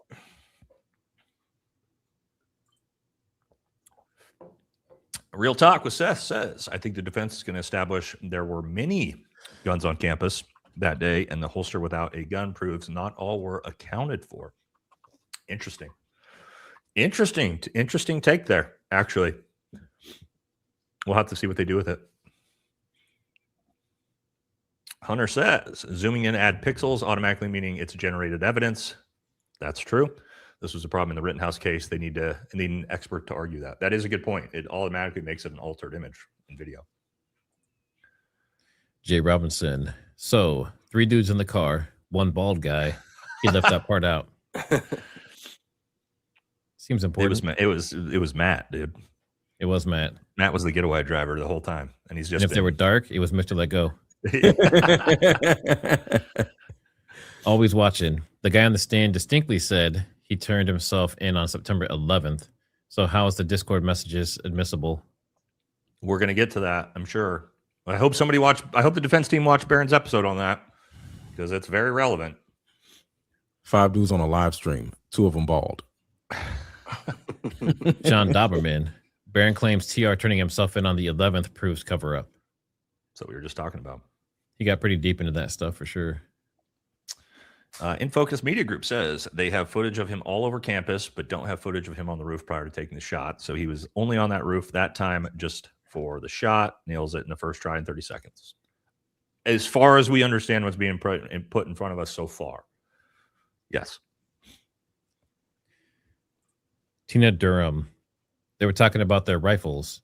They do keep them unchambered until needed. Done for safety. It's called cruiser ready or patrol ready. My nephew is a cop. Oh, yes. Yeah, but why has he got a long gun on him? There was no police officers running around with long guns. I know So SWAT came. Yeah, but that would have been hours and hours and hours later. Yeah, but they didn't say the timing of the other one being found though. Right. But hold on. Now you're telling me that this officer racked back a long gun and expelled a rifle cartridge, which would have been right next to him on the ground, and he just said, F it, I don't need to pick that up. At least a pistol round can fall in the grass and can be hard to like dig through and find. A rifle round he expelled? Yeah, wouldn't he know that he did it too? It's not like he's gonna, you know what I mean? He would have racked his weapon and expelled the round. And it's a fucking rifle round that he just left on the ground. Now it's like $1.50. That's even less believable than if it was a pistol. Let's see, writing about life. Ask why Lance T got immunity for his testimony. He got limited immunity just for the preliminaries for this testimony for the preliminaries. Yep. Let's not forget about the 8 new LLCs that his family allegedly opened. That's pretty weird. Chanel says, I want to see TR put together a LNR, break it down and see how he does, because that is the American Sniper level, not some untrained for a kid. Yeah, I mean, the problem with this is like he would be incentivized to take forever to do it, right? As the defendant. I'm not going to try to show you how amazing I am at it if I'm on trial for unaliving someone, you know. But I see. I do know what you're saying, Chanel. I'd like to see that too. See how fast he could actually do it, just to see. Why refer to the suspect as Mr. Robinson? Carrie, a lot of us are thinking that right now. So we don't know. We don't know why that's being allowed. Andrew W. streaming saying bombshell evidence today. Well, bombshell. Maybe it's coming in the second half of the day. And also, how would you know that? Take it for where it's coming from. How do you know what evidence the prosecution has, buddy? Isn't that the same guy that thinks Jeffrey Epstein wasn't a PDF? Yeah, and that's working for TPUSA. Yeah, okay. Yeah, I take that with a grain of salt. Diamond says this is why they should take away qualified immunity for judges, police, and should completely get rid of laws that allow police and judges to be subjective to help them violate rights. Citizens should have the benefit over government. I think qualified immunity is important in some cases. Big drug busts, super important, right? You can give those lower level drug dealers immunity so that they can, testify against bigger things. But in this case, the immunity for Lance Twiggs doesn't that seem bizarre to you guys? Why does this innocent witness who had nothing to do with the crime need immunity? When you give somebody immunity, that means they have given up some type of information to get the immunity, but that means they were a part of the crime, and that is where the immunity comes from. Because typically, yeah, I am now trading you information so you can't lock me up. So why would he get immunity if he didn't do a crime? Well, he got limited immunity. So that means they could let him completely off the hook. That's what but at the end of the day, you get immunity so you won't go to jail for something. That means correct. But this is limited immunity. This is limited immunity only for prelim. Well, it's just for his statement. But then at the same time, again, to Mr. Immunity to Mr. from Lego's what? point, why does he need immunity for a recorded statement? Right. Immunity from perjury? I just don't understand. Maybe we'll find out. Maybe it'll be explained when we get to it. If you didn't do anything wrong, you don't get immunity. That's how I understand it too. You just a witness. Yep. I sincerely appreciate all of you. Your voices are all a gift from God. Thank you for speaking truth. You guys are patriots, and I'm very proud of you. Oh, thank you. It's very Thank you. nice. Well, thank you. Thank you, court dog. Kristen Gilbert. I'm still convinced the guy on the stairs was Phil Lyman's nephew. Yeah, that's the guy I think I was talking about earlier. The Colin, whatever. It's like 5 different boys that look him almost and his two exactly buddies alike. that like walked around and took Yeah. pictures of themselves, like went out to the chicken coop and all that. I forget their names, but Joker Mojo. The defense should object to the prosecution or any witness referring to the shooter as Tyler Robinson. He has not been convicted. Now, we've talked about it's weird that they allowed it, but it's also even weirder that the defense didn't call it out. They're objecting to everything but that. Yep. Maybe they just zoned out for a second. Maybe, and missed or maybe it. there's a reason for it. I don't know. Yeah. That's a good question for Barron. Jesse says, you make my list, Bays.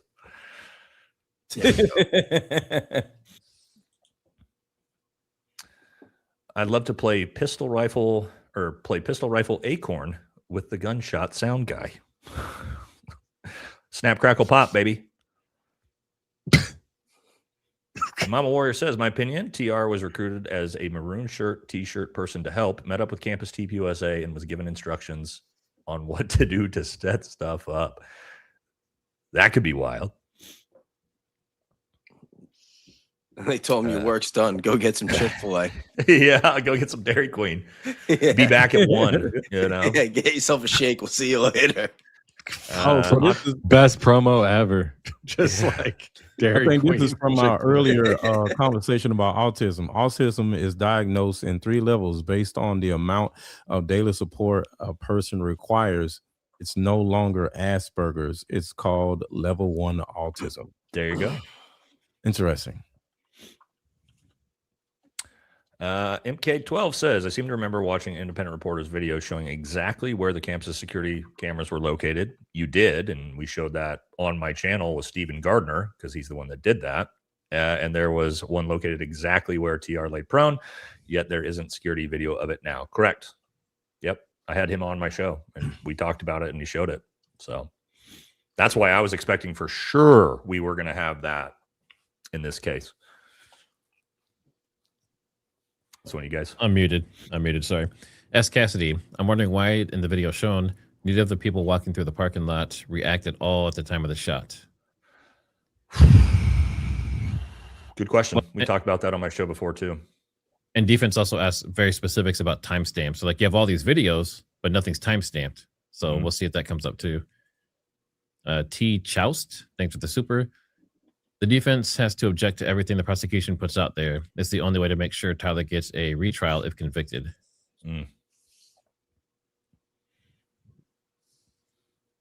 That's one of you. He's a media plant trying to prevent a mistrial. Shout out to Ark Ham Raised. Arkham raised. Arkham raised. Yeah, Arkham raised. Hell yeah. Ham Raised. It's the Batman reference. Real quick, I wanted to say I just started going live right now on YouTube. So if you're new, we're in the middle of break. So they're reading off some super chats before I got in here. Welcome. And yeah, man, second half of the show, half of the trial, we'll be doing the show here as well. This is Danks. So go I am subscribe. Danks on YouTube. Dankster Intel. Thanks. Yeah, there you go. Dankster Intel. All of our audience, make sure you go support Danks as well. He's doing awesome work. I've used a bunch of Danks stuff on my show before I even knew who you were, actually. Yeah. There's research is research, man. It's good to share. And, you know, there's been some good stuff that we've been able to find and put out. You know, you've shared a lot of people, all of you, I think, at one point or another has shared some of the findings and also deep dives, because there's, you know, there's layers to a lot of this stuff, and the deeper you go, man, it's crazy. So it's good that that information is getting out regarding, you know, how our media and our favorite ally is integrated into not just politics, but social media, etc. Church. I mean, it's crazy. Yeah, that's how we all met each other, just sharing each other's stuff. We're going to be back in court. Yeah, we're going to be back in court here any minute. So we're about that time. So we're going to try and get a couple more of these done real quick. Bang through them. Just Jessica, high five. Remember Upchurch being sued for making content about girl not being deceased? Careful, Jesse, TPUSA is desperate. We know they are, because they are now trying to bring down our YouTube videos and live streams. So, yeah.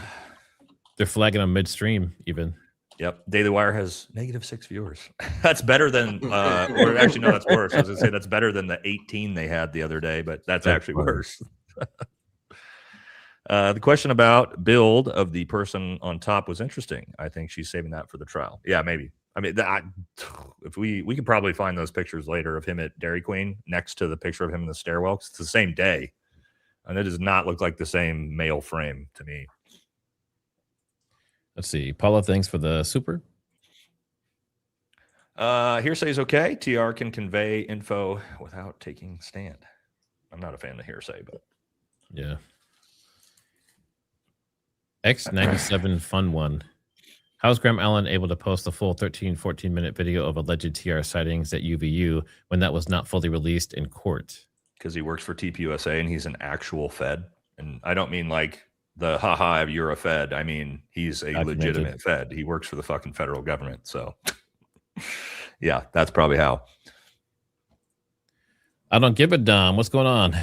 UVU's official visitor parking page confirms the only way to park in the campus parking garage is the totally contactless passport phone app. So he would have to have some kind of way to log in.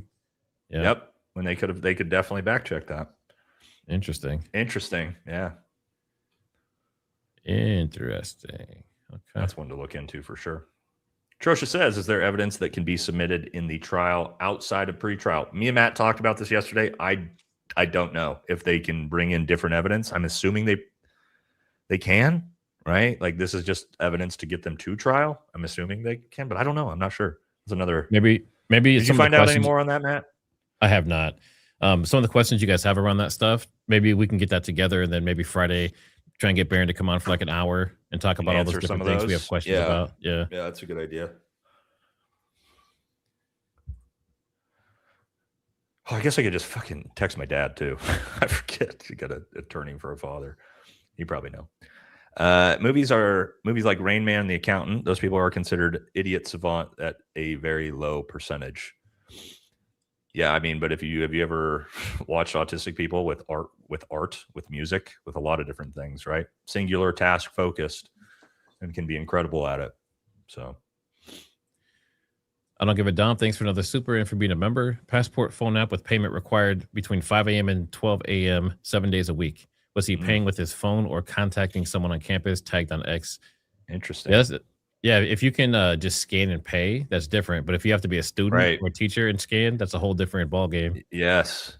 Yeah, because he would have had to have student access to get into the building. Great point right there. That's another level of planning that would have had gone into that. And knowing that ahead of time. If he was shot, wouldn't there be a hole in the banner? Well, there's no exit wound. And have you seen that Candace came out and said she proved his mic blew up? I mean, I've seen John Bray's coverage of that. That's what we're talking about, right? I mean, she was backing it more. The idea of it more recently. But yeah, I just want people to, like, you know, where credit's due, and I see a lot of people are not giving John Bray credit on that theory, and like he's the one that really pushed that across the goal line. So make sure we credit John when we talk about that too, 100%, because he's a small creator. You know what I mean? It's important for the small creators to get their credit for their work. And he's monetized now, so make sure you go over there and show him some love and check him out. This is someone, I'm not sure who. Kelly the kitty, thank you. Old Tatum in the courtroom thinks evidence is crystal clear. Yeah, the same guy who thinks couldn't have been an explosive because you can't fit a 30-06 round in a microphone. Well, thank you for that expert take, Mr. Tatum. So I guess does that confirm he was in the courtroom then? I don't know. I haven't seen anything. Why would he be there? Come on, because he's with TPUSA, I guess. So big, Trump Jr. I mean, yeah, he works for the company. Yeah. Julie for Jules. Keeping it entertaining all around. Keep up the great work. Thank you, Julie. If the limp doesn't fit, you must have quit. Yeah, that's a funny one. Duck, thanks for another super chat. They put religion, beliefs, opinions, business affairs, political standing, etc. in the statement in hopes of emotionally manipulating the jury. Let's see. Example, if I'm a that or Republican, I'll find sympathy for the victim if he is also correct. 100%. 100%. And that's why they're trying to get that thrown out.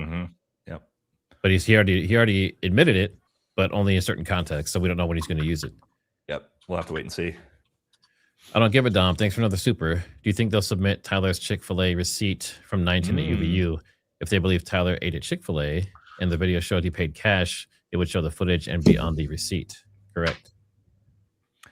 Don't know, but I got to give this dude credit for being so calm and just like hitting up fast food places after doing the most like dramatic, stressful thing of your entire life, and just like, nah, I'm good, homie. I'm just gonna walk to Dairy Queen now. Yeah, that's crazy.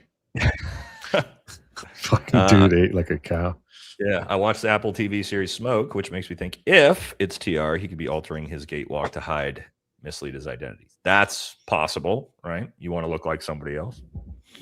No, I've done that before, so I can relate to that. I went to a leftist rally and I limped around the whole time, so I didn't seem threatening. There you go. So, yeah. Yvonne Olson liked all channels. Thanks. We appreciate that very much. Thank you for covering this. Thank you. Thank you. I don't give a Dom. Thanks for being a member for 5 months. Card possibly proves more and DQ as second data point. Yeah, I don't give a Dom. I know you. I know you're over there with Baron as well. But if you have some information, I know you put stuff on X too. But feel free to hit us up. I mean, you can email us, and we're looking for researchers and stuff too. So here's another one. Please say allegedly. TR court should. It's clear. It's TR and vid pics. Yeah, I agree with you. It's not clear. Well, that's another big problem. Is it's like they keep saying it's very clear that that's him in the footage. No, it's not. It's very clearly a white kid in a dark hat and sunglasses. AJ says I'm halfway expecting this prosecutor to start quoting Nietzsche.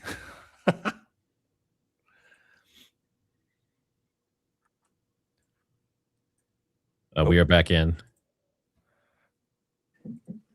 The presence of all counsel and all parties. All right, Mr. McBride, turning to the state. Yes, Your Honor. Just by way of preview, we are going to call Jen Falmuina, Sergeant with the SBI, but how we're going to proceed is we're going to call her for a very limited purpose. We're going to pause her testimony. Defense is not going to cross at that time. And we're going to call an FBI DNA analyst out of order. Ooh. It's a defense witness, but that's to accommodate that witness's schedule. Defense witness? They call Sergeant Jen Falmuina. Like to come forward and be sworn in.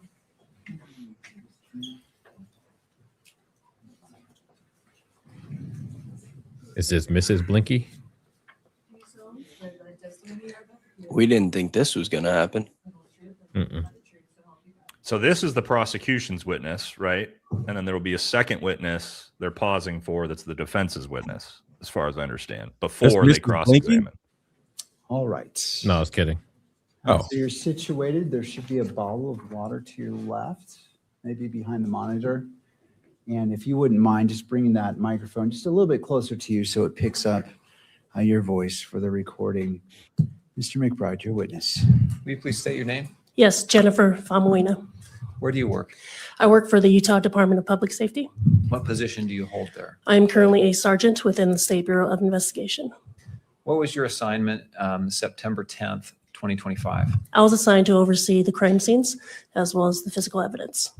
And were you sergeant with the State Bureau of Investigation at that time as well? Yes. And do you have any kind of specialty in your assignment there? Yes, I do. I am currently overseeing, or I am the lead over our evidence response team within our division. That includes not only conducting training, but also attending training and whatnot. Okay. So if we hear ERT, it means evidence response team. Yes. Were you called to the crime scene at Utah Valley University on September 10th of 2025? Yes, I was. And were there multiple scenes that you oversaw or helped to process? Yes. We've had some testimony about the rooftop of the Low C Center. Did you oversee or are you aware of evidence that was collected in that area? Yes, I am. Was there a screwdriver that was collected from that rooftop? Yes. And do you know how that was collected and what happened to that screwdriver? Yes, that was collected by the Utah Bureau of Forensic Services Crime Scene Response Team, or also known as our State Crime Lab. And do you know what happened to that? Yes, it was packaged, and then that evening there was discussion on who would take custody of the evidence, and I was there along with FBI. Then it was decided that FBI would take custody. And did that evidence actually go to the FBI? Yes, it did. And was it sent for testing? Yes, it was. Where was it sent? Do you know? It was sent back to their, I guess, their equivalent of our crime lab. Were there are there other areas there at Utah Valley University that were also processed for the presence of evidence? Yes, there was. Is there a wooded area that's northeast of campus? Yes. What was found in that wooded area? What was found there was a long gun that was wrapped in a dark colored towel. And you say a long gun. What does that mean, a long gun? Sorry, that would be a rifle. So for to be more specific, it was a Mauser 98 rifle. Do you know what caliber that was? It was retrofitted to a 30-06 barrel. And do you know what kind of action that had? Was that a semi-automatic, automatic, bolt It was action? a bolt action. What is a bolt action rifle? I'm not too familiar with guns, but I just know there's a bolt and you have to pull it back. Okay. Nice. And what was done with that weapon and that towel? That was documented in place, and then eventually pictures were taken. It was documented in place, and then afterwards we rendered that gun safe, and then packaged the gun as well as the towel.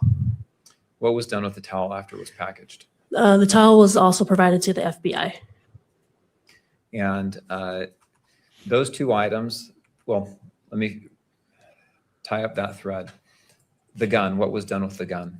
The gun was packaged. It was taken to FBI custody. Then eventually it was provided to the ATF lab. Okay. So the gun went to the ATF lab. Is that correct? Yes. The towel went to the FBI lab. Yes. And the screwdriver went to the FBI lab. Yes. Did you receive reports back from testing that had been done on those items? Yes, I did. I'd like to show you State's Exhibit 31. Are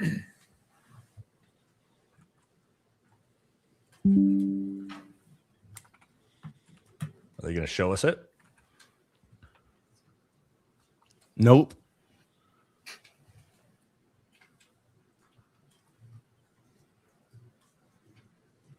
It's on the screen in the back, so we can't see it. Did she say she's a public safety worker? Connected to the No. computer right now. Oh, no.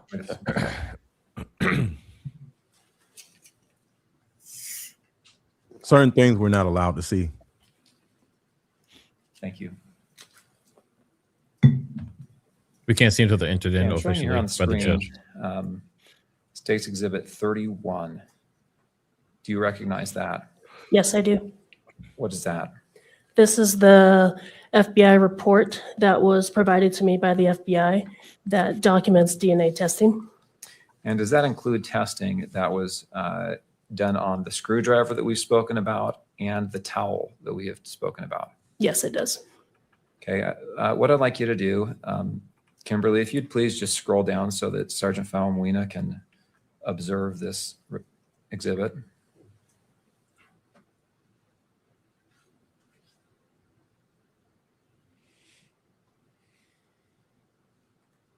If I can have just a moment.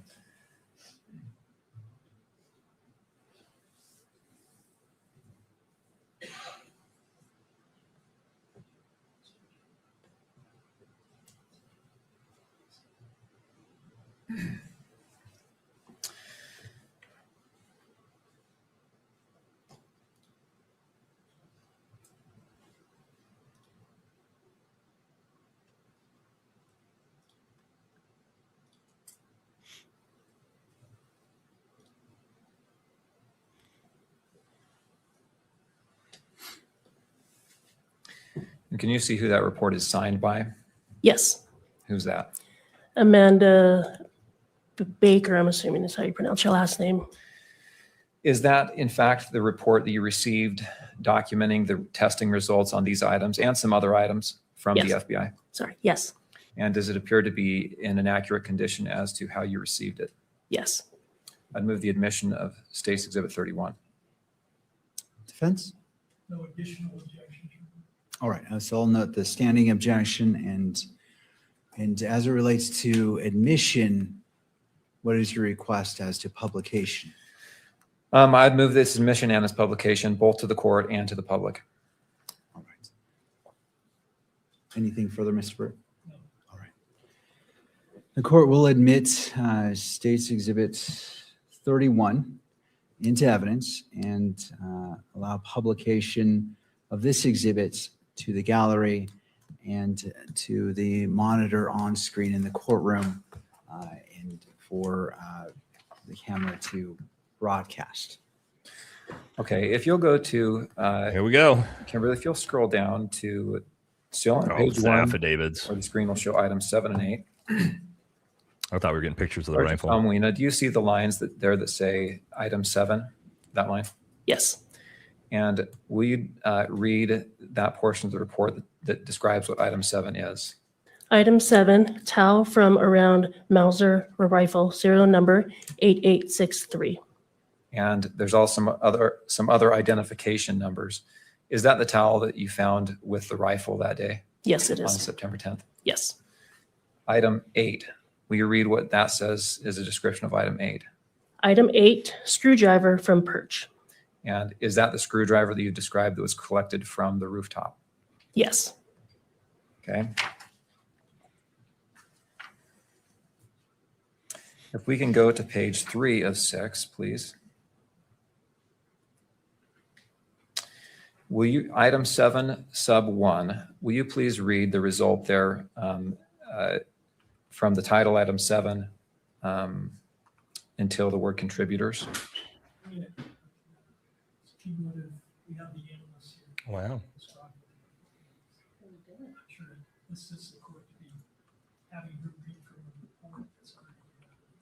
And would you mind repeating that, but with the microphone? I want to make sure that the record picks up your objection.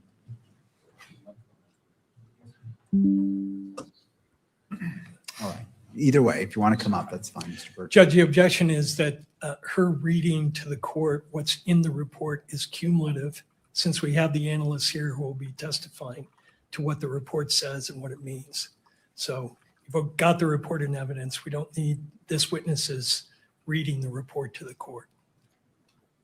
So it's a 403 cumulative objection. Mr. McBride, do you wish to respond? My point is only to draw your attention, Your Honor, to the relevant results that will be discussed by the other expert, as well as the results of the items we've discussed, the towel and the screwdriver. That's all. All right. The court will overrule the objection and allow a brief overview of it, not going line by line, page by page. So if it is brief, I'll allow that. Thank you. So if you'll read item 7.1 to the word contributors at the top of that page, if you will. Yes. Male DNA was obtained from item 7 sub 1. Item 7 sub 1 was interpreted as originating from two individuals, one of whom is Twiggs. The DNA results from item 7 sub 1 and what are 1.7 octillion times more likely if Twiggs and T. Robinson are contributors than if Twiggs and an unknown, unrelated person are contributors. Thank you.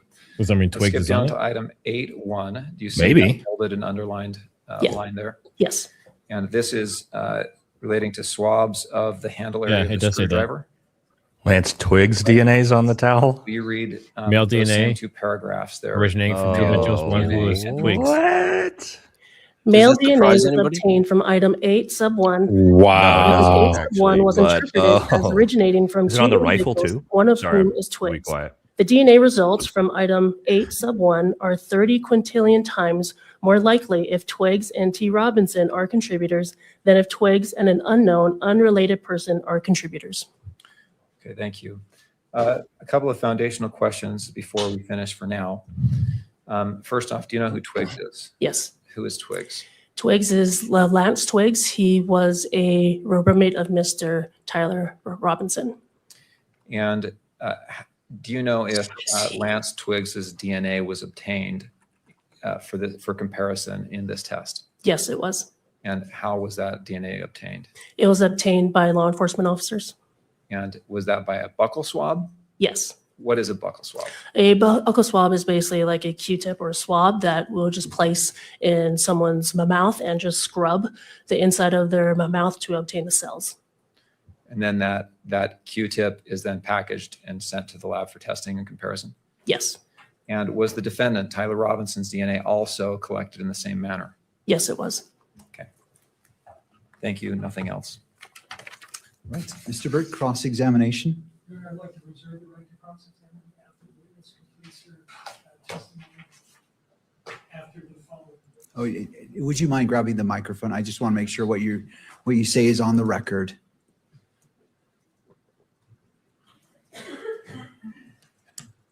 With the court's permission, I'd like to reserve the right to cross-examine on the area she testified about until she's completed her testimony.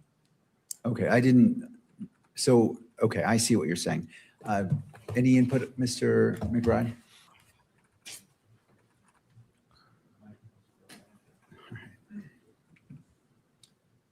Your Honor, that's what we expected to happen. We discussed this beforehand. We stipulate.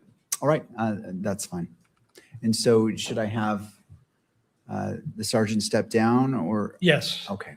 Sergeant, if you'd like to step down, you're still under oath, and so please don't discuss your testimony with anyone. And is she being asked to exit the courtroom, or what's the request of the parties? Yes, to exit the courtroom at this time. All right, Agent, if you wouldn't mind exiting the courtroom, and then we'll come get you when we're ready for you. All right? Thank you. All right, Mr. Burt, turning to you. Your Honor, out of order, the defense would be calling Amanda Baker. All right, Ms. Baker.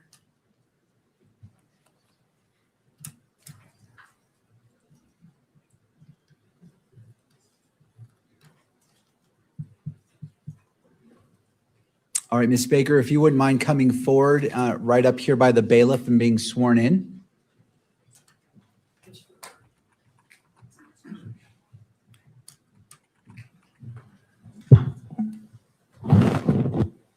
You do solemnly swear that the testimony you shall give in the case now pending before the court will be the truth, the whole truth, and nothing but the truth, so help you God. You're not supposed to have phones in court. Come on, dude. I Speaker, thought if you nobody was wouldn't allowed mind to have their being phone. seated at the witness stand. Once you're situated, there should be a water bottle for you if you'd like behind the monitor. And after you're seated, if you wouldn't mind just pulling that microphone close to you so it picks up your voice, okay? Okay. Mr. Burt, your witness. Your Honor, we're going to get the monitor switched over to our side if we could. Defense's witness? Okay. Sure. Good afternoon. Good afternoon. Tell us your name, please. I think Hi, this good is what they afternoon. My name said. is Amanda Baker. My last name is spelled Bakker. She looks excited. What do you do for a living? I am a forensic examiner in the DNA casework unit of the FBI laboratory located in Quantico, Virginia. Oh, maybe And not. how long have you been maybe it a is. DNA analyst at that location? A little more than 10 years. And just in general, what are your duties? My duties are to manage a case. When a case comes into DNA casework unit, I will review any information associated with that case. I will review any evidence that is submitted for that case, determine which items of evidence need to be tested and which tests need to be performed.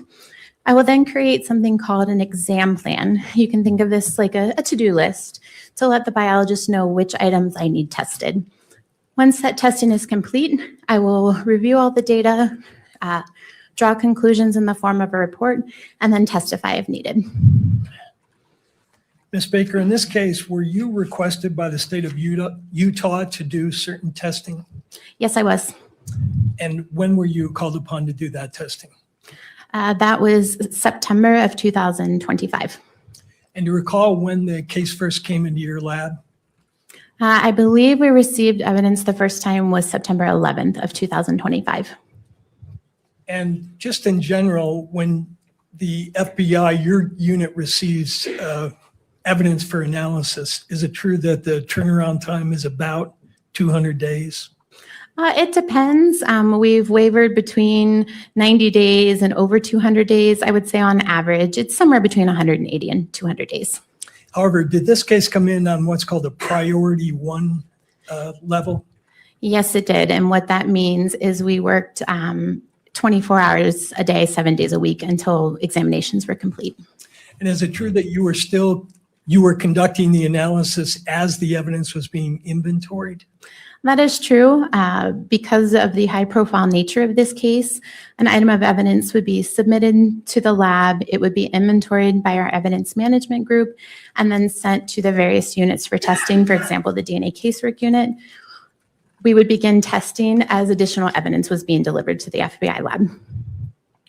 Now, as a result of your analysis, do you produce case files? Yes, I do. And document your examination in other ways? Yes. Do you have your case file with you? Yes, I do. Okay.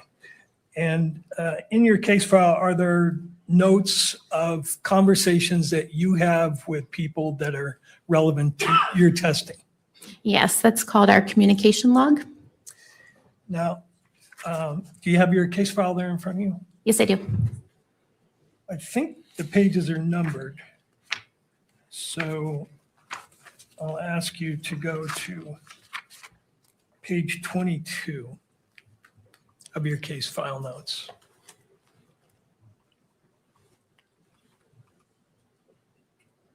Okay. And if I could direct your attention to the bottom of that page, there is a communication log entry dated September 13th. Do you see what I'm referring to? Yes, I do. And would you read to the court what your entry is for that date? Yes. This is my communication communication entry on September 13th, 2025. All spoke with FBI Special Agent Folger and Utah SBI SA Dave Hull. Gave technically reviewed results that Robinson was included as a possible contributor to the DNA from the towel and the screwdriver. We discussed the additional examinations conducted by DCU, and they both agreed that no additional immediate comparisons are needed at this time. All remaining comparisons will be in the laboratory report. Is that an accurate reflection of what you told the agents at that time? Yes, it is. And you told them that, quote, Robinson was included as a possible contributor to the DNA from the towel and the screwdriver, correct? Yes. Was the language that you used in conformity with requirements that you have for reporting out test results? Yes. All right. I'd now like to direct your attention, if I could, to State's Exhibit 31, which is in evidence, and I think it's our tab 2. And that's in evidence, so if you could display that on the screen.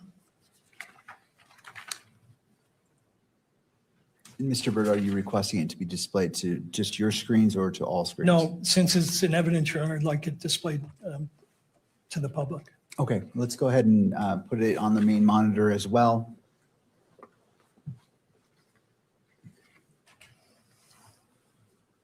Okay, could you go to page 6, please? And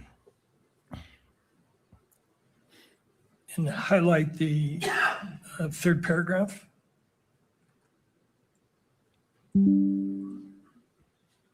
This is your report dated September 15th, 2025, correct? Yes, that is correct. So this is 2 days after you had the conversation with the agents as to what your results were. That is correct, yes. And in your report that you wrote 2 days later, you included this language that's highlighted there, correct? That is correct. This report conforms to the Department of Justice uniform language for testimony and reports for forensic DNA examinations. Correct? Yes. Okay. Now, I'd like you, if you could, to take a look at that standard that you referenced. And then I believe is that, and this will be just to the witness, not to the public. Okay. Calling up tab 7. Do you see that? See that on your screen? Yes, I do. Do you recognize this document? Yes, I do. And tell the court what this is. This document is the approved standards for scientific testimony and reports for autosomal DNA testing. And is this the document that you were referencing in your report? One of them, yes. And is it a true and accurate statement of what the policy of the FBI is in regard to reporting DNA in a case of this type? Yes. I move that document into evidence, Your Honor. So is it just this page or all the pages? Because it says 1 of 6. Yes, so this would be the entire document. Mr. McBride? I don't see the relevance of this document. I object on relevance grounds. Mr. Burt? Your Honor, the document is referenced in your report, and it defines the parameters of what her opinion means. So I think it's very important for the court to understand the limitations of the opinions being expressed. And just for my understanding, when you say in her report, are you referring to State's Exhibit 31? That's correct. All right, Mr. McBride, any further thoughts? No, I'll submit it. All right, so State's Exhibit, well, I'm sorry, how am I labeling this exhibit for the defense? Your Honor, we have our exhibits organized by witness, and we would be submitting to the court electronic copies of these under named witnesses. So this would be Baker 7. All right, Defense Exhibit Baker 7 is admitted into evidence, and as it relates to publication, what is your request, Mr. Burt? Your Honor, I would ask that this be published since the report is published, and this is important to understanding the limitations of the report. And so published in the courtroom and on the monitor for the media? Yes, Okay. correct. Any thoughts, Mr. McBride?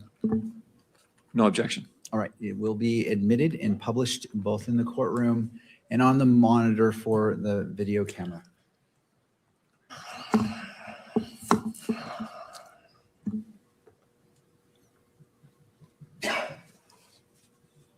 Okay, so this document has various subjects, correct? That is correct, yes. And it, in the beginning, tells you how to frame your testimony in terms of inclusions or exclusions, mixtures, sex determination, et cetera. Correct, yes. And then there's a section called Statements Not Approved for FBI Autosomal DNA Testimony in Our Laboratory Reports. That is correct, yes. Okay, so if we could go to page 5 for that statement.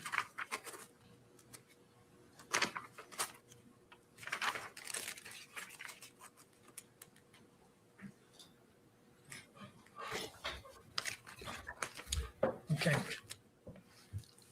Under the topic absolute identification, is it the policy of the FBI when you're reporting out results that an examiner may not state or imply that a match provides an absolute identification of the individual from whom the biological material originated? That is correct.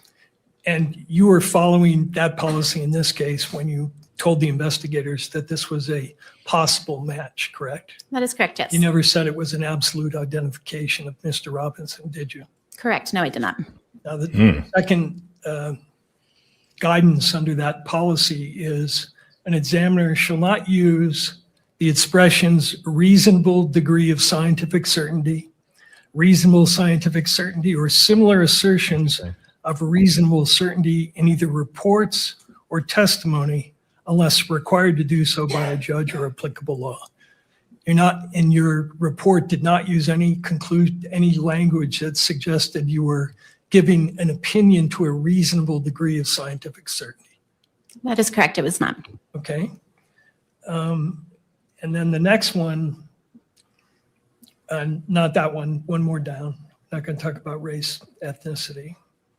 That doesn't apply to this case, right? But 5.4 says an examiner may not state or imply that forensic autosomal DNA examinations have a 0 error rate or are infallible. That is correct. And you followed that policy in this case, correct? Yes, I did. You're not in your report stating to the court that your testing has a 0 error rate, correct? Correct. You're not saying that the test is infallible. I am not, no. What is the source of error rates in DNA testing? I'm Can you sorry. take that down? Can you clarify your question? Yeah. When it refers to don't state that there is a 0 error rate, what in general are the sources of error in DNA, in the kind of DNA testing that you do? A human error could be an error. Mhm. Anything else? Not that I can think of off the top of my head. One of the big things is potential human error. I guess you could also associate the DNA testing itself and how items are collected or how those items are tested. Now, to your knowledge, that policy statement that we just read in Exhibit 7, Baker 7, was based on a more general Department of Justice policy, correct? Correct, yes. And that policy is called the Department of Justice Uniform Language for Testimony and Reports for Forensic Autosomal DNA Examinations using probabilistic genotyping systems, correct? That is correct, yes. And could you display 8 for us, please, to the witness?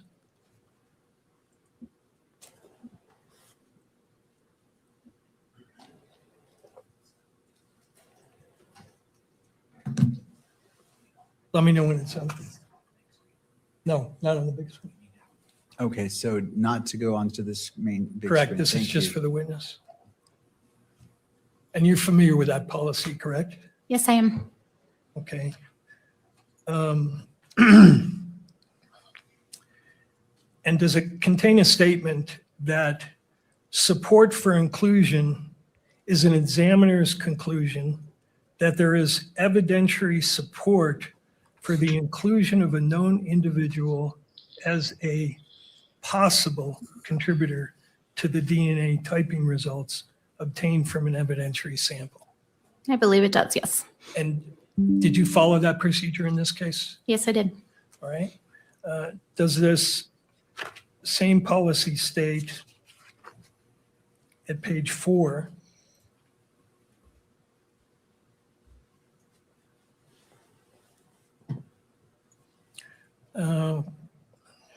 fourth down, one more. No, Have you ever next seen a one. product?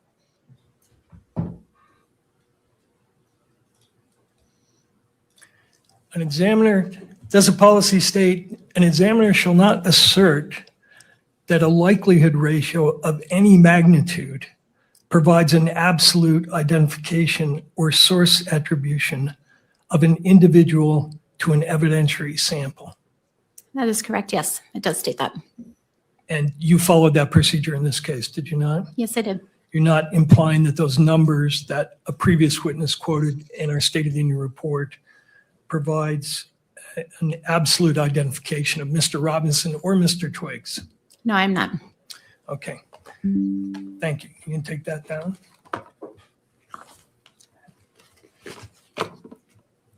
Are you also familiar with a concept called formal activity level? Yes, I am. Tell the court what that is. A formal activity level is determining an activity that causes DNA to be left behind on an object. And does your laboratory have a policy about whether you can express opinions about formal activity level?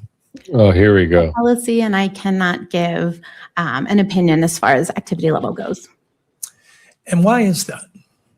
That is because DNA can be left behind on an object for numerous different reasons.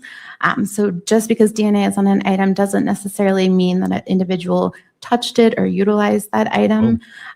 So because of that, we cannot opine on what activity may have occurred. And consistent with that policy, you cannot tell, if you interpret a piece of DNA as being present on an item, you can't tell when that DNA was deposited, correct? I can't give an exact time, but there are some situations, if a piece of evidence has been buried for a long time or is in a river for a long time, it would be my expectation, based on my experience, that I probably won't get DNA off of an item that's been buried for 10 years, for example. However, I cannot give exact timing as to when DNA was deposited on an item. And I was talking more about a situation where you actually find DNA on an object, be it a gun or anything else. You can't say when that DNA was deposited, correct? Sure, that's correct. And how long, in general, does DNA persist on an item? Once you've made contact, how does DNA get deposited on an I item? feel like they don't want to say what it In is. general, DNA can be deposited a few different ways, via body fluids such as saliva or blood, or skin cells. So touching an item or wearing an item, DNA could be deposited. Once DNA is on an item, if it's subjected to ideal conditions, it's out of heat and high UV, it's not subjected to any kind of cleaning or chemicals, it can persist on an item rather indefinitely. It can degrade slowly over time, but we've certainly worked items of evidence that are 40 and 50 years old, and we've been able to recover DNA. Wow. Now, could you explain to the court the concept of degradation of DNA samples, what that means and what it suggests with your testing? Sure. So degradation of DNA is breaking up the DNA. So if you think of DNA like a long rope, it's essentially— This is the prosecution or defense that's asking questions? Degradation, seeing degradation Prosecutor, I think. could lend me to believe that there may be, that sample may have been subjected to cleaning or high heat, an extended period of time. So I can't tell why an item is degraded, but looking at my data, I can tell if that sample is potentially degraded or broken down. Oh, this is defense. Two of the Thank you, guys. items you examined were referred to as items 7 and 8, correct? That is correct, yes. One was a towel and one was a screwdriver. That is correct, yes. Were both those samples degraded to a certain extent? May I refer to my Certainly. data?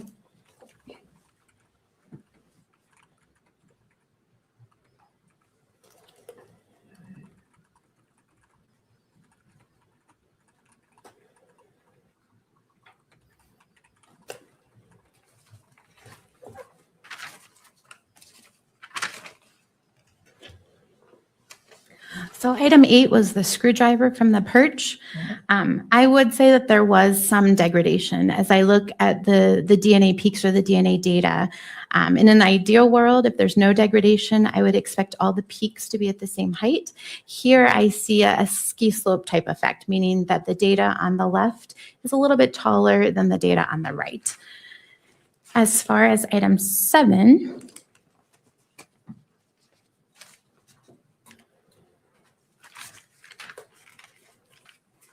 item 7 was the towel. There was a slight amount of degradation, but not as much as item 8. Okay. And what is the effect of degradation on production of the allele? First of all, what's an allele? An allele is an individual's DNA type. So we inherit half of our DNA from our mom and half of our DNA from our dad. We're looking at something called short tandem repeats, or STRs. These are small segments of DNA that repeat themselves over and over again. We all have those same sections of DNA, but what might differ amongst us is how many times it repeats, and that's actually what we inherit from our parents. So for example, at one particular location, my mom may give me 14 repeats and my dad may give me 15. So when I'm looking at the DNA types, I would say that I have 2 alleles at that location, a 14 and a 15. As far as degradation goes, it could cause some of those alleles to do something called drop out, meaning when I'm looking at the DNA chart or the DNA data, I do not see information. I do not obtain numbers at that particular section of DNA. And is it true that in the testing that you were doing in this case, STR testing, what you were looking at is the length of the what I'll call, have you ever heard the boxcar analogy? I have, yes. Tell the court what that is. So the boxcar analogy is how many times that section of DNA repeats. So that section is essentially letters. So for example, A, C, T, G. So you may have A, C, T, G repeated 10 times or 12 times. Each of those sections of H, C, T, G would be considered one boxcar. And so when you're looking for alleles, you're essentially counting the boxcars. Could be 7 boxcars, and that person would be a 7. That is correct, yes. And from the mom and from the dad, he may have inherited 10 boxcars. That is correct, yes. And so that person at that particular location would be a 710. Yes. And what you're doing in your testing is comparing those numbers to what you get from a known sample to see if they match. That is correct, yes. Is that true? Yes. Now, is it true that what you mentioned the A, C, T, and G, correct? Correct, yes. Is it true that you are not measuring the sequence within the boxcars? You're just measuring the length of the boxcars? That is correct. So the sequence would be equivalent to letters in a word. What I'm looking at is the number of words versus the letters that make up that word. And we'll talk about this a little later, but people can vary not only in the length of the boxcars, but in the sequence within the boxcars, right? And that is correct, yes. And what your testing looks at is just the length. Correct, yes. Okay. Now, for the, and is it also true that you're looking across many different locations? Yes. So at the FBI laboratory, we use a kit called Global Filer, and this is looking at 21 different locations on a human's DNA, in addition to 3 sex determining locations. That lets me know if an individual is biologically a male or a female. As between 2 individuals, 99% of their DNA is exactly the same, right? That is correct. And that makes sense. We're all humans. We all have arms, legs, and a head. Less than 1% of our DNA is what it differs amongst us, with the exception of identical twins. But with the within that 1%, you're looking at these length differences, correct? Correct, yes. And you're looking at what you called short tandem repeats. Yes. How many, you said you looked at 25 locations? We're looking at 21 and 3 sex determining, so 24 total. What are the sex determining? They're called the locus, correct? Correct. So locus is that individual section of DNA. Right. And they typically have names or numbers associated with them, correct? Yes, they do. So what are the sex determining loci? So there is amylogenin, and that lets me know if an individual is male or female.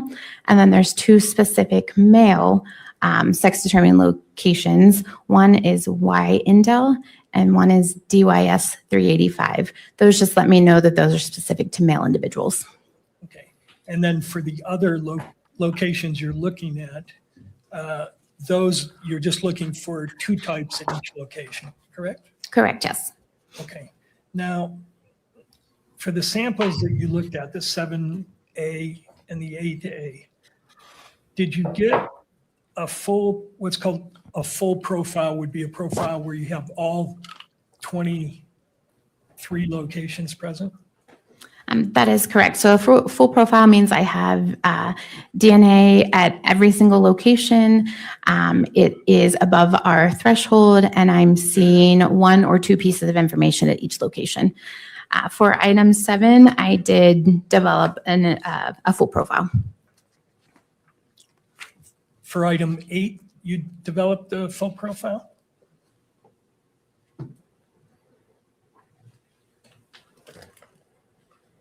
Item 8 was a partial profile, so I did not develop DNA at every single location. Okay, so what that means in your comparisons is you have certain information in the question sample that for whatever reason doesn't appear, correct? Correct, yes. So you can't make a comparison at those locations. That is correct. All right. What makes it not appear at certain locations? So it could be that there's degradation.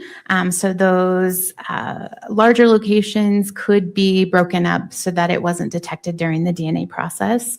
It could be a low level amount of cellular material to begin with. So if I only have a few cells, I may not have enough to detect at every single location. Okay. And for the 8-1 sample, did you measure Mr. Robinson and Mr. Twiggs's DNA at the 23 locations? For item 8, I did not have a full profile, so I did not have data at all 23 locations to compare to either Mr. Robinson or Mr. Twiggs. Right, but you had full profiles for Mr. Twiggs and for Mr. Robinson, right? For their known sample? Yes. Yes. So for their known sample, that was a sample that was taken directly from those individuals, and I did develop a full DNA profile. Okay. And just to illustrate how this works, is one of the loci that you looked at called the DYS 391 loci? Yes, it is. And what type was Mr. Robinson at that loci?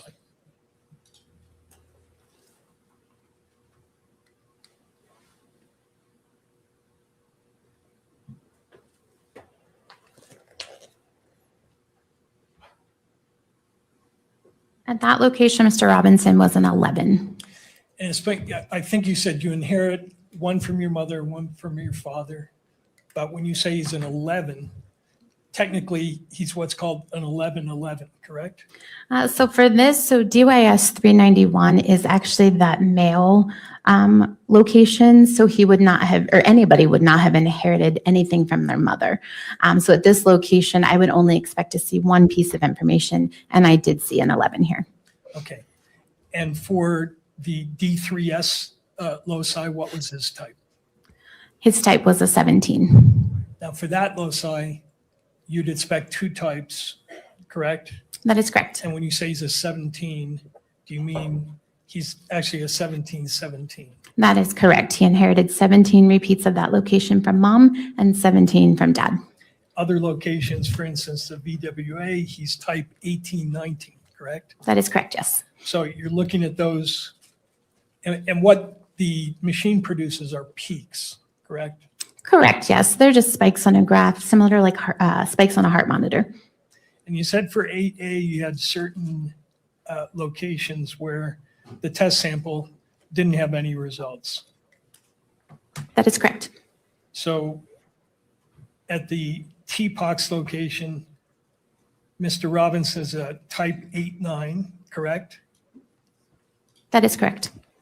Mr. Twiggs is a type 8-11. That is correct. But when you looked at the sample, 8A, it didn't have any of those types. That is correct. So I could not compare at that location. Now, are there certain rules for when you exclude someone? In other words, when you're comparing two samples, are there rules which say, here's where I would conclude that he could not possibly have contributed this sample? Yes.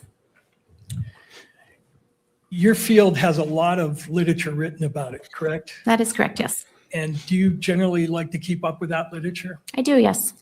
And across time, there have been several books, publications that attempt to educate you and courts and lawyers on the technical aspects of DNA testing, right? Correct, yes. One of the books, the early one, DNA Technology and Forensic Science by the National Research Council. I'm familiar with that, yes. That's an authoritative book that was really one of the first books on DNA testing. Yes. All right. And then by the same organization, National Research Council, the evaluation of forensic DNA evidence. Correct, yes. Published in 1996. So you're familiar with that as well. Yes, I am. And then there's an author, I believe, who did his research work at the FBI named Dr. John Butler. Yes, I'm familiar with him. And you have studied his work both in your training and your continuing education. That is correct, yes. And he's got 3 current textbooks on the topic that we're talking about, right? I'm not familiar with how many textbooks he has. I know at least the one. Fundamentals of Forensic DNA Typing. Yes. Familiar with that. Forensic DNA Typing Methodology. Yes, I'm familiar with that one as well. And Forensic DNA Typing Interpretation. Yes. Everybody in your field relies on these publications and use them as teaching tools. Yes, I would agree with that. And then in addition to those books, there have been studies that have been done on particular topics, correct? Yes. This case, we're dealing with mixtures, correct? Yes. And mixtures present certain challenges that are not present when the samples are not mixed, correct? Not necessarily. So first, to define a mixture, that simply means DNA from more than one individual in a sample. So if I were to take a sip from a coffee cup and my husband were to also take a sip, if I were to swab that coffee cup, I would get a mixture, his DNA and my DNA together. As far as it being difficult, you can have some mixtures where there's one contributor that donates a lot of DNA and the second contributor donates a little bit. For DNA interpretation, that is not challenging for me. Where it can become challenging is if you have 4 or 5 individuals with a sample all donating roughly around the same amount, it may be challenging for me to determine if a person is included or not. And would you also agree that that challenge exists in situations where you have what are called low quantities of DNA? Again, that could be possible. So I could have low quantities of multiple individuals, which is simply just saying that I can't determine which piece of DNA goes with which individual. So that's possible. What is drop-in? Drop-in is where you have environmental DNA that's not inherent to that sample that's detected during our DNA process. DNA testing is very sensitive, so it could be that we have a peak that's detected, like I said, from the environment. And what is dropout? Dropout is when you have an allele that is not detected or a piece of DNA information that is not detected. So in the DNA chart, there is no number associated with that particular location. And degradation can cause dropout? Yes.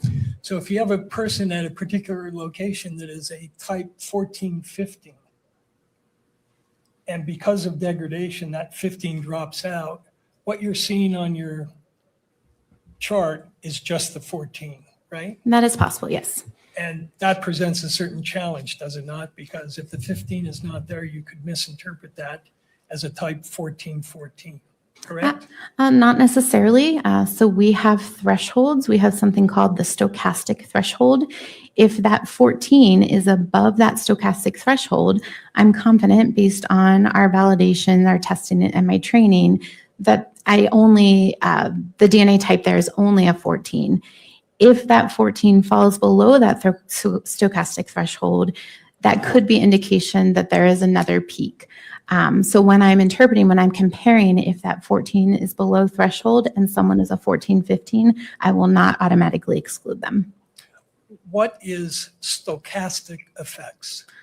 Stochastic effects. I'm going to object at this point. I think we've gone beyond the scope of preliminary hearing.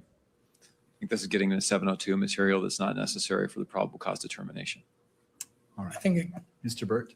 I think it goes directly to the reliability of the testing results that the state introduced. I think the court has to understand the limitations and the potential sources of error in order to assess whether these results are reliable.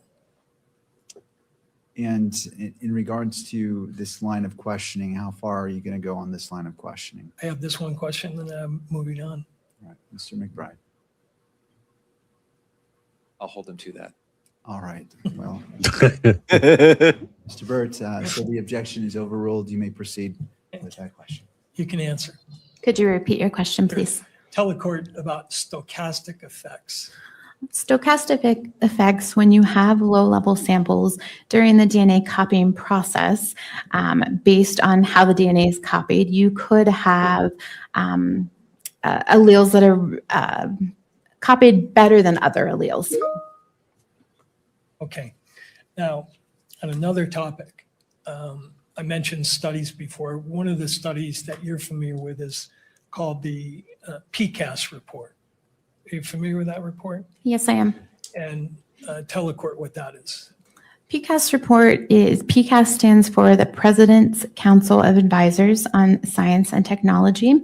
And this was a committee that was found, I believe, under the Obama administration that gave guidance on different areas of forensics. Including how to deal with mixed samples and how to deal with samples that have low quantity of DNA. I don't know that I would agree that it's how to deal with them. They gave some of their concerns on low-level samples and mixtures. Right. And they also did a follow-up report to assess whether using the kind of software that you used in this case had been established as reliable, correct? That is correct. And what was the software that you used in this case to reach your statistical results? The software is called StarMix, STRMIX. And the PCAST report specifically addresses whether reliability has been established with respect to StarMix, correct? I don't believe reliability came into question. I think PCAST thought that there needed to be additional testing as far as mixtures and low-level samples go. Mixtures and low-level samples that had certain characteristics, right? That is correct, yes. Including mixtures where what's called the minor contributor was in the sample below 20%. That is correct. So the minor contributor would be an individual that donated less DNA to that sample. So PCAST called into question mixtures of 3 or more individuals with that minor or that low-level contributor making up 20% or less. 7 and 8 samples in this case were both mixtures, correct?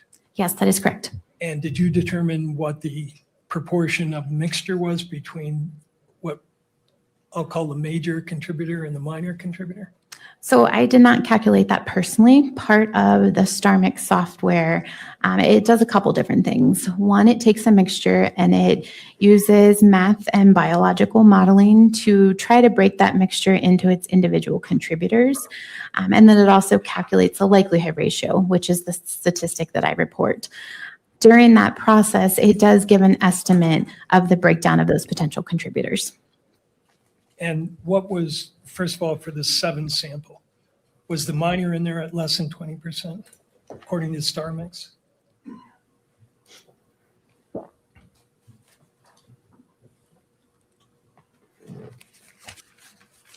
Yes, it was.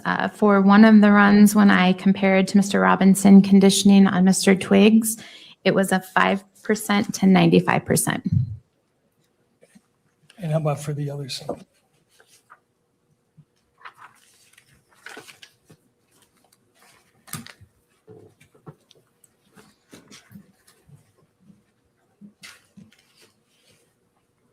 For item 8, one of the contributors was 11% and the other was approximately 89%.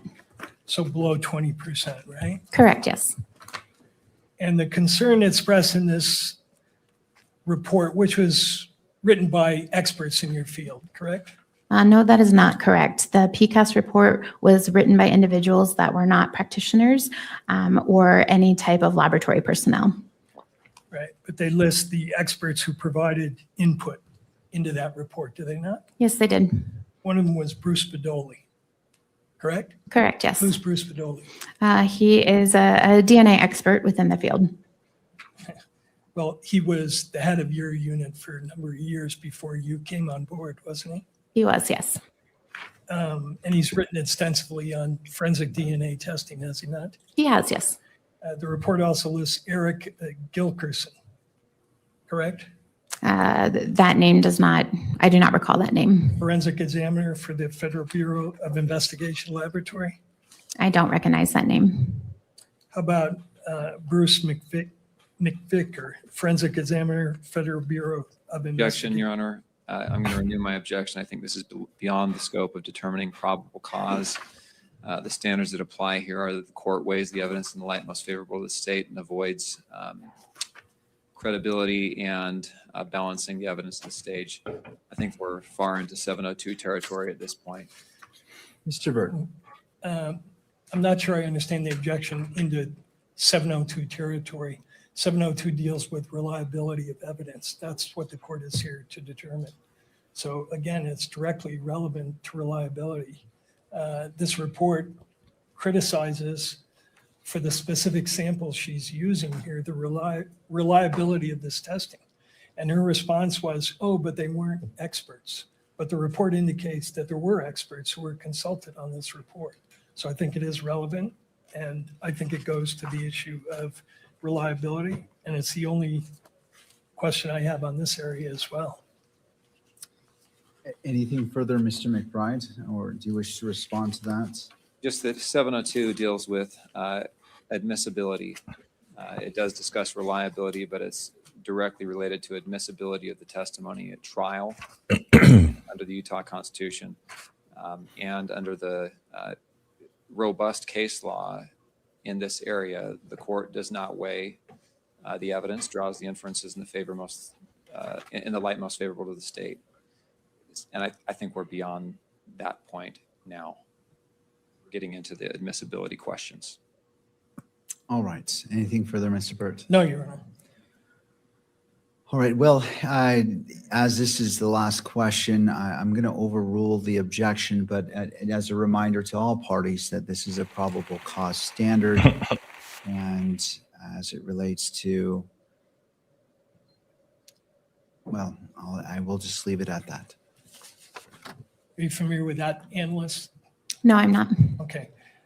Just to close the loop on the PCAS report, what they said in the report was that published evidence supports the foundational validity of probabilistic genotyping with some programs of DNA mixtures of 3 individuals in which the minor contributor constitutes at least 20% of the intact DNA in the mixture, and in which the DNA amount exceeds the minimum required level for the method.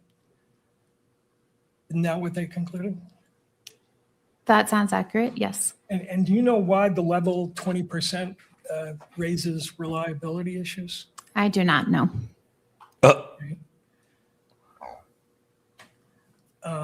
But you do know that in this case, both your samples had minor contributors below 20%. That is true, but in this case, it was also only a mixture of 2 individuals. All right. Now that's the next thing I was going to ask you about, which is what is NOC? NOC stands for number of contributors.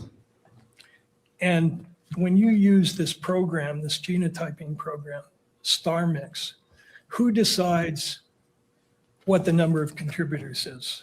That's my determination based on my experience and training, looking at the data. That's something I input into StarMix. Right. And that's a complex determination, is it not? Not necessarily.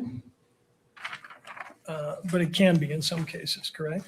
It could be if there's mixtures of a lot of individuals and a lot of the peak heights, the size of the spikes are relatively the same. It could cause it could cause some. She's really reaching though. All right. One of the groups that studies your field is the National Institute of Standards and Technology, correct? That is correct, yes. They're in the Department of Commerce? I believe so, yes. Federal agency? Yes. And they published a report in 2024 called Forensic DNA Interpretation and Human Factors, Improving Practice Through a Systems Approach. You're familiar with that publication, right? I am, yes. And was that a publication written by scientists? I don't recall exactly who the authors of that publication were. Okay. Let's make sure.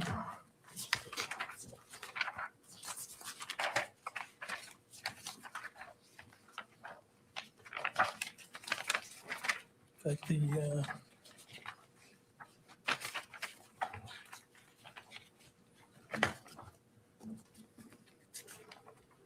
a long report, right? Yes, it is. And you've read it. I've read highlights of it. Is it true that one of the things that they say of number of contributor estimations? Objection. Are you? Same objection, Your Honor. This is beyond the scope of a preliminary hearing. Again, we're talking about expert reports. We're talking about scientific studies. These materials are all fine to consider at a 702 admissibility hearing. At this stage, where again the evidence is viewed in the light most favorable to the state, this is unhelpful to the court's determination, therefore irrelevant to this proceeding. Thank you, Mr. McBride. Mr. Burt. Your Honor, I think the report that the state put into evidence, as clarified by this witness, indicates that she reached the conclusion that Mr. Robinson and Mr. Twiggs were, quote, possible contributors to these two samples.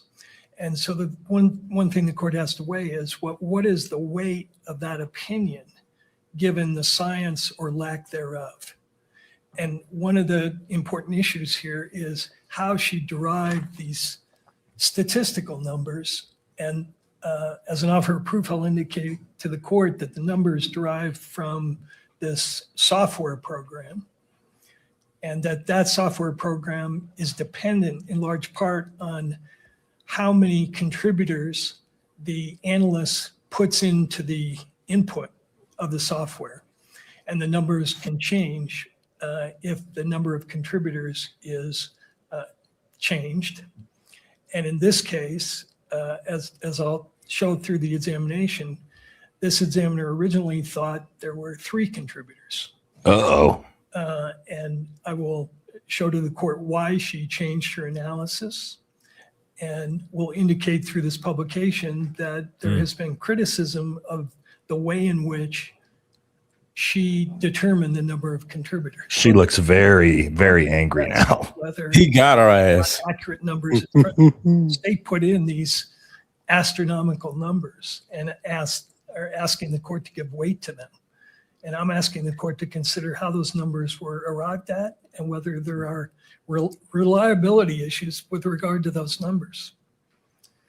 So the concern that I have is, I turn to State v. Ramirez, 2012 UT 59 in paragraph 10. It states, furthermore, the magistrate's role does not encompass an assessment of whether such inference is more plausible than an alternative that cuts in favor of the defense. That is a matter of fact finding, which is left for the jury at trial. And so when I'm staying in my role as a magistrate, I hear what you're saying, but my concern is based off case law that dictates what I as a magistrate should be doing. If I want to stay in that lane, my fear is as we go down further down this path, which again, it's not precluding if this were to proceed, if there were a bind over, if there was a trial, that certainly that could be determined. But at this point, at this stage, how do you weigh this issue as I'm weighing State v. Ramirez in deciding whether we're going past the probable cause stage? Sure. And I think the answer to that is we have to take into account the ruling that you made in this case, which is the law of this case, which is when we objected to the hearsay aspect of these DNA reports and other reports, you ruled that you are the ultimate determiner of the reliability of the hearsay evidence being admitted. And you will recall that our argument was the statute was unconstitutional because it was dictating that you find certain evidence to be reliable without considering whether it was reliable. And your ruling, as I understood it, was no, you retain the ultimate determination of whether the evidence is reliable. And that's not a credibility issue. Is this reliable hearsay that the state is offering? And so issues that go to whether these numbers that the state is putting in front of you are reliable, I think go directly to the substance of your ruling, which is that your role here is to determine reliability of evidence. And I'm familiar with a case that the court cites, but I think that has more to do with weighing evidence and making credibility assessments. whereas I'm focused on what the court ruled, which is we have to look at reliability here. And that's my job as a magistrate. Mr. McBride, any final thoughts? Yes, under Rule 1102B4, this the Exhibit 31 is considered reliable hearsay. In addition, credibility determinations are not proper for the court to make here for the whole reason that, studies supporting this science, studies opposing this science, testimony from this expert or that expert about what is reliable, what is not, what's more reliable, what's less reliable, factors that affect all those determinations. Those are all very, very complex decisions. There will be probably multiple day hearings dealing with that. And a probable cause determination is just not the place to conduct that kind of thorough, in-depth, and searching analysis. Rather, the case law, the Constitution of Utah that says the only purpose of a preliminary hearing is to determine probable cause, the case law, the rules that all say the court does not weigh the evidence at this stage, but leaves that for a finder of fact, the jury in the end. That all supports cutting this line of questioning off at this point rather than going on for into greater depth, Your Honor. All right. So based off what's been presented before me, I'm going to sustain in part and deny in part the objection made. I'm going to allow this question to be asked, and so that is denying, but sustain in the sense that this would be the last question, and if Mr. Burt would chooses to, may go on to a different subject, a different line of questioning. Sure. Did that NIST report conclude that it remains unclear if visual inspection renders consistent number of contributor estimations across analysts over time? Can you repeat that? Yeah. Did the report, the NIST report that you referenced, conclude that it remains unclear if visual inspection renders consistent number of contributor estimations across analysts over time? I think that goes to the DNA evidence. Again, we never truly know the number of contributors in a forensic sample. So like I mentioned before, you could have DNA mixtures that are made up of 2, 3, 4 individuals. I have training, I have experience, I followed standard operating procedures. So I'm making the best determination based on the evidence, the DNA evidence that I have as far as number of contributors goes. Trust me, bro. I'd like to return to your case notes, and could you display for the witness page 365? She's babbling. She said she can't determine the number of contributors than she just said, but she did it to the best of her ability. If you Which means nothing. Number of contributors, you're going to get different numbers from. Trust me, bro. It depends. So actually, each time you run the software, you will get a different number based on the math that the software system does. But there are studies and validations that show we don't expect that math to be greatly different, usually by a factor of 10. Changing the number of contributors, it depends. If you have a major contributor, someone who's made up most of that DNA profile. If I originally interpret something as 3, calculate a statistic, if that major contributor is the individual that I'm comparing to, if I change the number of contributors to 2, based on the studies and based on my own experience, it doesn't change the likelihood ratio of that major contributor by much. But it does change it, correct? Yes. And you just said, I think, that even when you put in the same parameters, you don't get the same answer if you run it through STR mix more than once, right? That is correct. Based on how star mix utilizes math and distributions, you will never get the same answer twice. But That doesn't sound very accurate. No more than a magnitude of 10. So that's a big magnitude. Yeah. That test is not reproducible in the sense that you can run it a sample or your assumptions in there 10 Who's the judge you're looking at? and different answers. He's looking at That is true. Again, all within the first time I run star mix, I'm not going to get a likelihood ratio of 10, and the second time get 10 quadrillion. I might get 10 quadrillion the first time, 2 quadrillion the second time. But even if I run it 10 times, I'm still going to get around the same likelihood ratio value. Now, could you look at tab number 4, your case notes at page 365? If you could bring that up for the witness.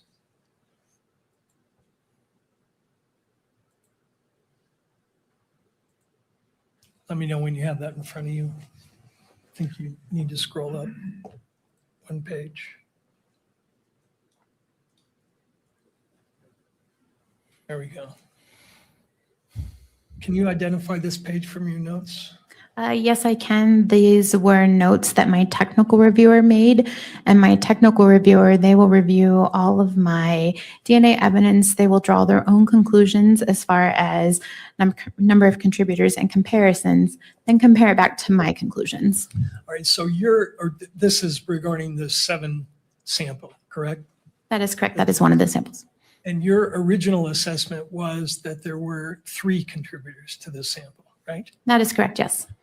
And that conclusion was reviewed by a reviewer, correct? Correct, yes. She read the same electropherograms or the name for the output of this technology you use, correct? She utilized the same electropherogram, which is the chart that the DNA is on. And does this page in front of you, is that an accurate representation of your case file? Yes, it is. If I move into evidence page 365, and that would be Baker 4. Mr. McBride? I'll object on relevance grounds. All right. No, I'd say this is very relevant. Your Honor, it's relevant because the witness originally determined that there were 3 contributors. And I'd like her to explain to the court how she reached that conclusion, because I think it does go to the reliability of her testing here. All right, so as it relates to Baker 4, and this is her personal notes from Ms. Baker as it relates to what I'm assuming is State's Exhibit 31, these notes were prepared as part of the report in State's Exhibit 31. I will find that it is Your Honor, relevant and that it is admitted into evidence as regards to publication. What is the request? Your Honor, if I may clarify, I think the testimony was that this was not her notes. That these were the notes of her technical reviewer, is what I heard. Please correct me if I misheard that from both sides. I want to make sure. I want to make sure. Are these Ms. Baker's notes? Could I clarify that? Absolutely. Ms. Baker, these are notes in your case file, correct? These are notes in my case file, but they're not my notes. And the way your lab works, you're not the one that does all the different steps in the testing process, correct? That is correct. Other analysts have input that then all goes into the case file, which you have access to and rely upon in rendering your opinions. That is correct, yes. All right. And this particular page is a note written by your peer reviewer that you relied upon. Correct. After I made my interpretations and drew conclusions, my technical reviewer then reviews the data and draws their own conclusions. So this was created after I had already drew my own conclusions.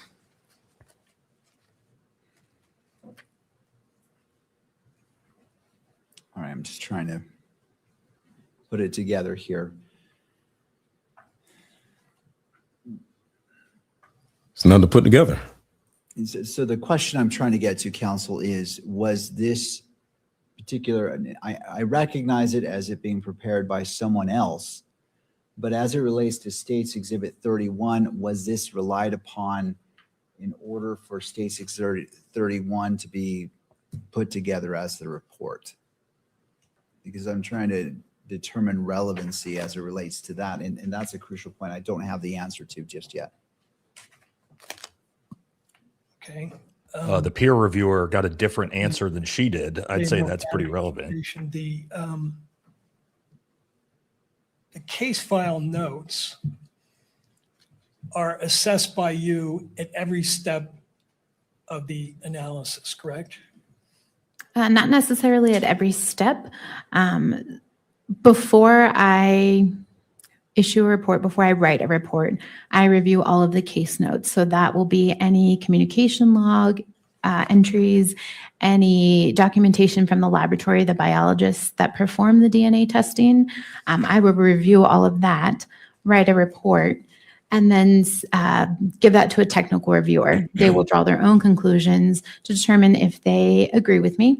If they do, they will sign off, and then my report and my case file will go for an administrative review to make sure that the laboratory number is correct on all the pages, that if there's any crossouts, there's dates and initials and so forth.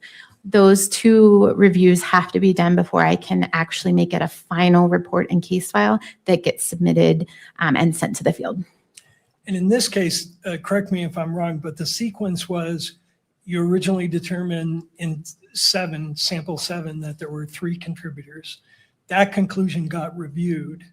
Then you ran some further testing, and then you change your conclusion, correct? That is correct, yes. Right. And before you change your conclusion, you of course go back and look at what the reviewer said about her review. We would have a discussion. If I say a number of contributors was 3, he or she notated that it was 2. We had that discussion. She agreed with 3. So for that step of that process, because again, we're piecemealing this. Typically in a normal case, we will work all of the evidence. I will write a report. For this situation, I had DNA evidence coming to me throughout the day, throughout the night. So I had reviewers at different steps, which is not usual for a case. Usually I have 1 reviewer. So in this case, at that particular time, I had a reviewer. Then when I was submitted additional known samples and used those for comparisons, then I did have additional conclusions and additional reviewers. But you certainly took into account this notation on this page before you change your conclusion, correct? I don't know that I would agree that I took into account. We had already had that conversation. And again, once I received additional known samples and additional information from the field, I then did amend my conclusion. And these notes are kept in the ordinary course of your business? Yes. And they're part of the case file that you rely upon in reaching your conclusions? They are kept with the case file after I draw my conclusions. So Your Honor, I think there's a foundation for this. The state has offered all kinds of hearsay here, and certainly this is, there's no question about the reliability of the entries. All right. Anything further from the parties before I weigh in on, well, make my ruling on Baker 4? No. The court finds that it is relevant as it relates to State's Exhibit 31 and Baker 4 is admitted into evidence. In regards to publication, Mr. Burt, what is your request? That it be published. All right, in the courtroom. In both the courtroom and to the cameras. All right. Any objection, Mr. McBride? All right, go ahead and publish that to all screens and may be captured by the media. Why does the judge look so pissed about this? These notations at the top there, 7-1 male, discuss 3 NOC and okay with 3. Could you translate that for us, what that means? Sure. So when my technical reviewer took a look at the DNA evidence, she determined that male DNA was present, and she concluded that she would have called it a number of contributor of 2. She compared it to my conclusions. I said number of contributor 3. So we had a discussion as to why she thought it was 2, why I thought it was 3. And she said she agreed with me calling it 3 based on her discussion. Okay. So was that an extended discussion you had with her or just? No, this was a quick discussion, and this is not unusual. We have discussions like this during the technical process quite often. And the stamp on the bottom, approved by Tara Benson, is that the reviewer? Yes, it is. Talking about? All right, thank you. Now, I want to ask you to look at page 128 of that same exhibit.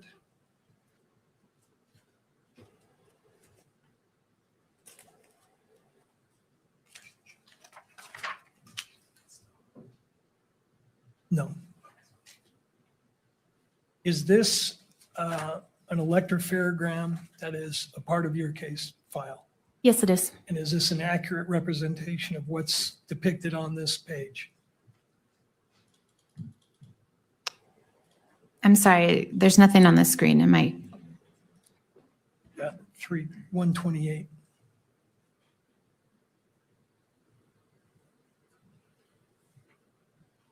Yes, it is. I moved that into evidence, Your Honor. This would be Baker 4, page 128. Oh, I thought I already admitted Baker 4. Is this a different? The previous one was Baker 4, as I understood it. Yeah, Baker 4, page 365. Oh, okay. So And so this is Baker 4, page 128. Right, so the previous admitted exhibit is Baker 4, 365. The current proposed one is Baker 4, 128. That's correct. All right, Mr. McBride. If I could have just a minute to update my notes on those page numbers. All right. 365 was the previous one, unless I heard it wrong. Yes, that's right. All right, and the current one is 128.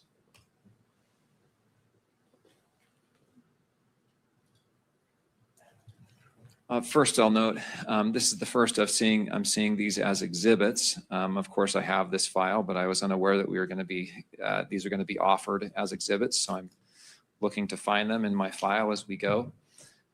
Second, again, I'm going to object on relevance grounds to the probable cause determination. We're going through the finite details of the analysis here. And once again, I think these are appropriate questions to raise in a 702 hearing.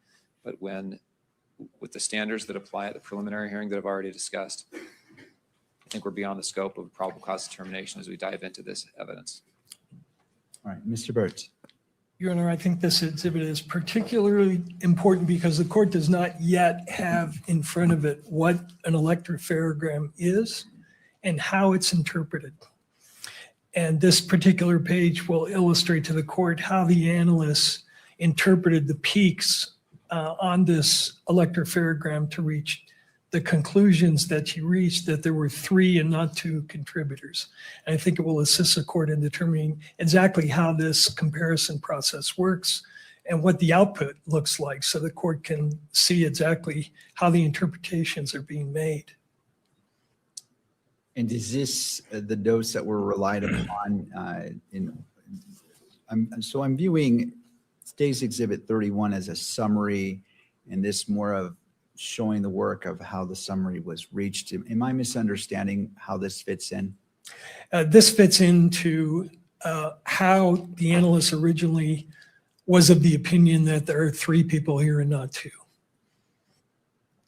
And she will go on to explain how she changed the interpretation from 3 to 2. And the point of this is to illustrate to the court that this is a subjective process to a certain extent, and that people can read these things in different ways. And so I think it will help the court understand exactly what's being compared here. You've got peaks on a line, she will say, and just to let the court know, in responsive to Mr. McBride's statement that he was unaware that this is going to be an issue, he and I met with this analyst before the preliminary hearing. The analyst pointed this page out to us as being illustrative of why she originally concluded that there were 3 contributors. So this is not something that's being sprung on the state. He was a part of that conversation, and this particular page was identified by the analyst, not by me. So it is important to understand why we went from 3 to 2 and what impact that has on the numbers that the state is offering. All right. Anything further? No. All right. Under Utah Rule of Evidence 1102, B4, it says scientific, laboratory, or forensic reports and records. I find that this is admissible and is admitted into evidence as Baker for page 128. And is there a request to publish this document? Okay. You can, Was that a yes? Oh, okay. yes. All right. So published, I'm assuming to that Yes. screen as well. All right. Correct. It may be published. Council, just as a reminder, as this is a probable cause, I understand and I appreciate you give me a pointer of where it's going, but just as a reminder, as probable cause, it is admitted, and you may discuss it, but I definitely want to keep this within the track of probable cause. Understood. All right. Thank you. Mr. Burt. Okay. Is it true what I just told the court that you pointed this particular page out as illustrating why you originally thought we had 3 contributors? Yes, that is true. So explain to the court, is this an electropherogram? Yes, this is an electropherogram. Each of those rectangles at the top, for example, D2S441, that is that small segment of DNA that I referred to earlier. And each of those peaks has a corresponding number that is the allele, so that corresponds to the number of repeats that an individual inherited. And this is what you ultimately, after you get this electropherogram not through running it through STR-Mix. There's a different device that you use to produce these electropherograms, right? Correct, yes. During the DNA process, this is the last step of that process. So what it's doing is DNA is found in cells of our body. We're taking those cells, we're breaking them open with chemicals to release the DNA from those cells. We're making photocopies of those pieces of DNA so that we can essentially see them. And then the last step is to separate those pieces by size, and the ultimate output is this electropherogram. Okay. And is it true that you set the parameters for what the machine will pop up in terms of numbering the alleles? Personally, I do not set that up. That was done during our validation of the chemicals and the software and the instrument that we utilize. But there are parameters. So the output of the DNA lets me know, for example, the different types of alleles, but that's not a parameter I set. I want to make sure you answered that. You set, or your lab sets, what the machine does in terms of labeling particular alleles, correct? Yes, that's part of the whole process and the validation, yes. So you could tell the machine, give me all the peaks at whatever level and label them as whatever the alleles are. I see. So yes, so during our validation, we determine our thresholds, our analytical threshold, and that stochastic threshold that I mentioned before. The analytical threshold is a threshold that was determined during validation that we input into the software that I utilize that says, for example, our analytical threshold is 150. Any peak that is 150 or greater, the software system will give me that allele call or that number for that peak. Any peak that's below the 150, the software system will not give me an allele call for it. Even though it might be a true allele. Correct, yes. So you could say, and you referred to a measurement, you refer to that as RFUs, right? Yes, that is the unit. What does that mean? It stands for relative fluorescent unit. So in your lab, you tell the machine only label peaks that come above 150 RFU. The software that utilizes the information from the machine, yes. However, it's true, is it not, that in determining the number of contributors, you look below that 150 RFU level. And that is true, yes. All right, now on this is only showing 1, 2, 3, 4 different locations, right? Correct, yes.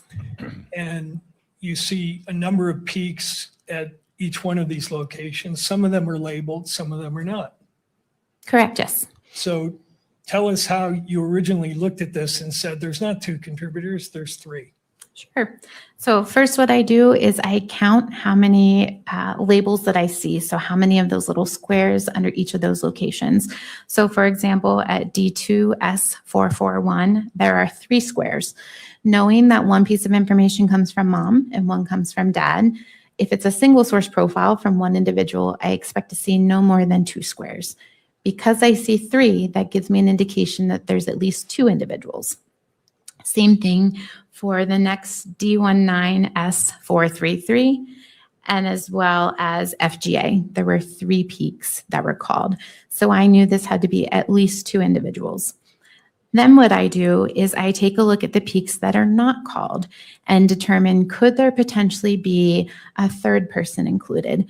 So for example, at D2, the location farthest to the left, I'm asking myself that 12 in that bottom box, is it the same contributor as, for example, the 22 under FGA all the way to the right?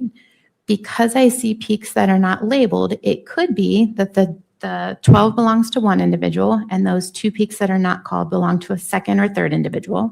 And that at FGA, I could be seeing the 22 from that third person, but that second person has dropped out. Because I'm able to use information below the threshold and I see peaks, that gives me an indication that I can increase my number of contributors to 3, which I did in this case. Okay, and when did you reach that conclusion, time-wise? If I recall, it was somewhere around September 12th. And when did you change your conclusion? That I would have to refer. Sure.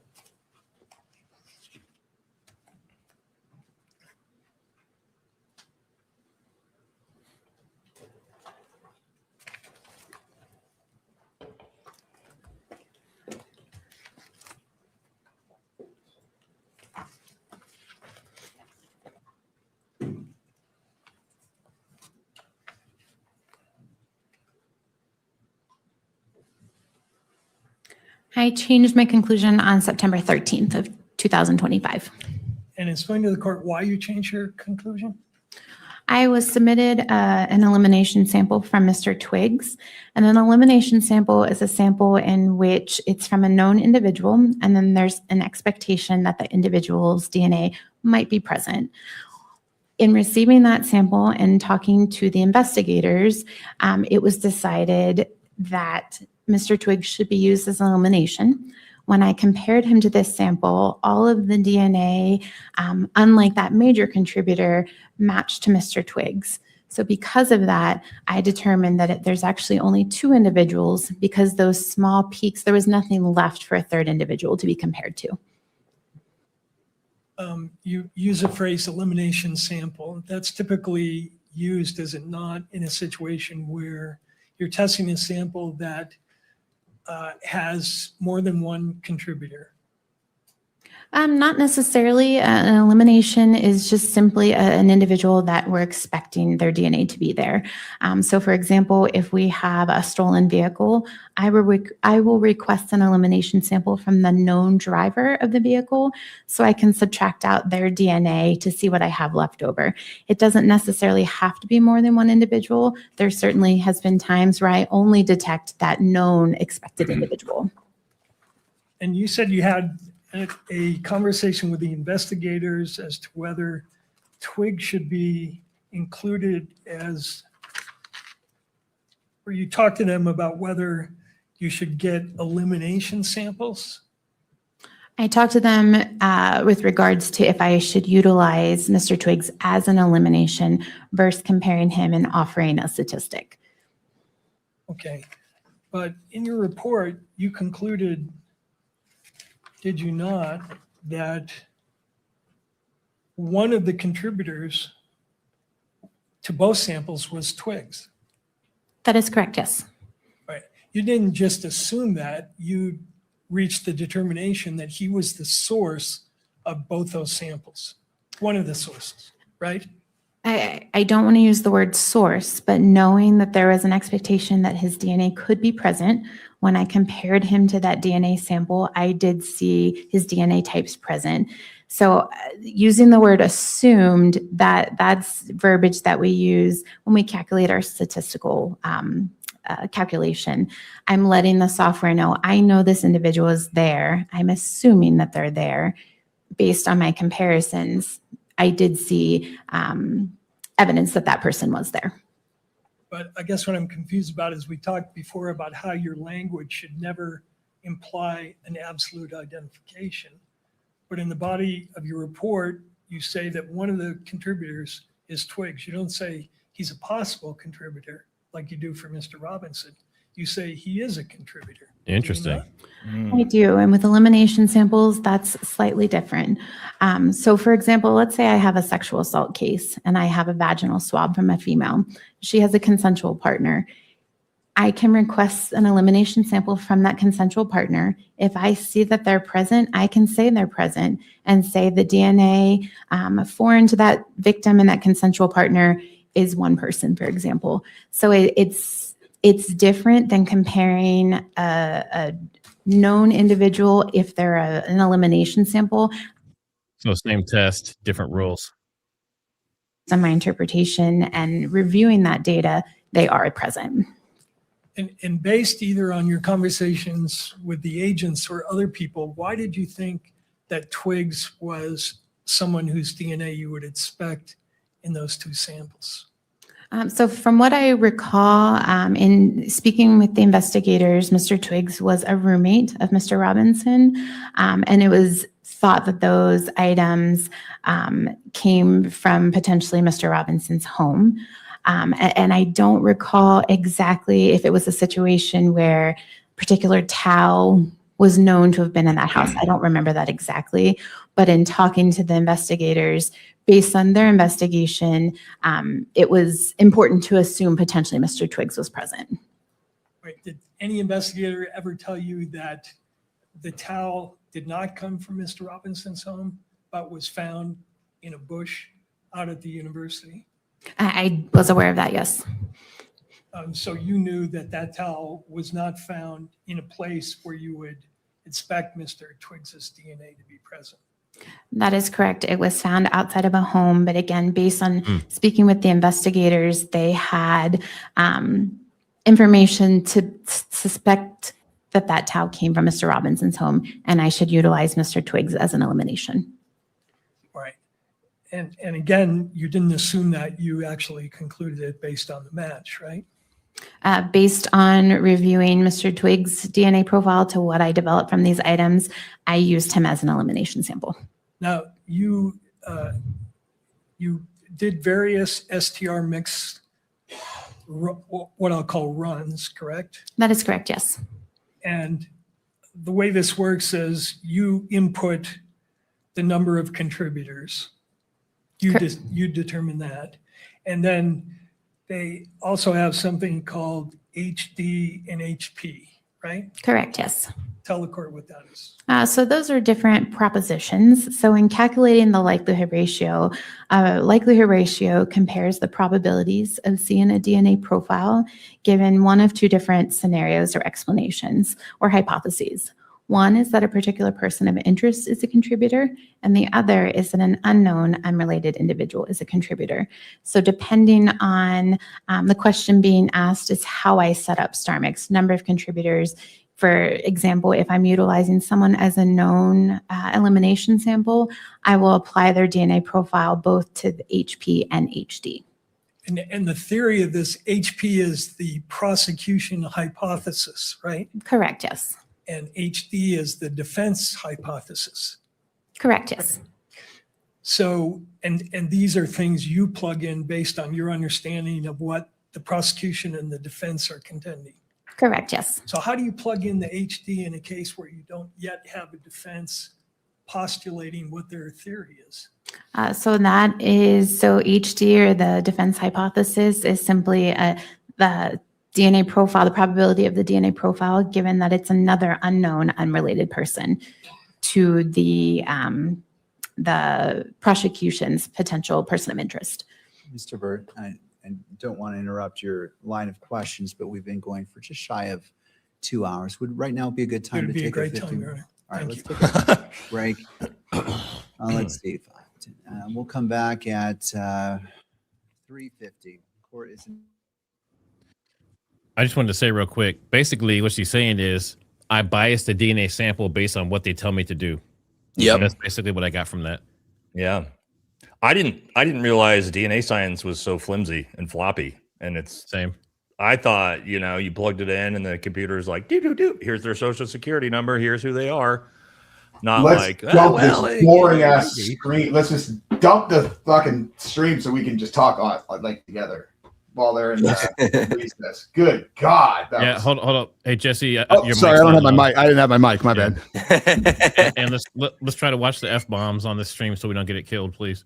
Oh, my bad. Oh, I don't think they kill it for that, but okay, that's fine. I think I can speak without F-bombs. Something about being thrown back into my senior year of high school, just banging my head against my desk. Like, when is this class going to end? I found that really exciting.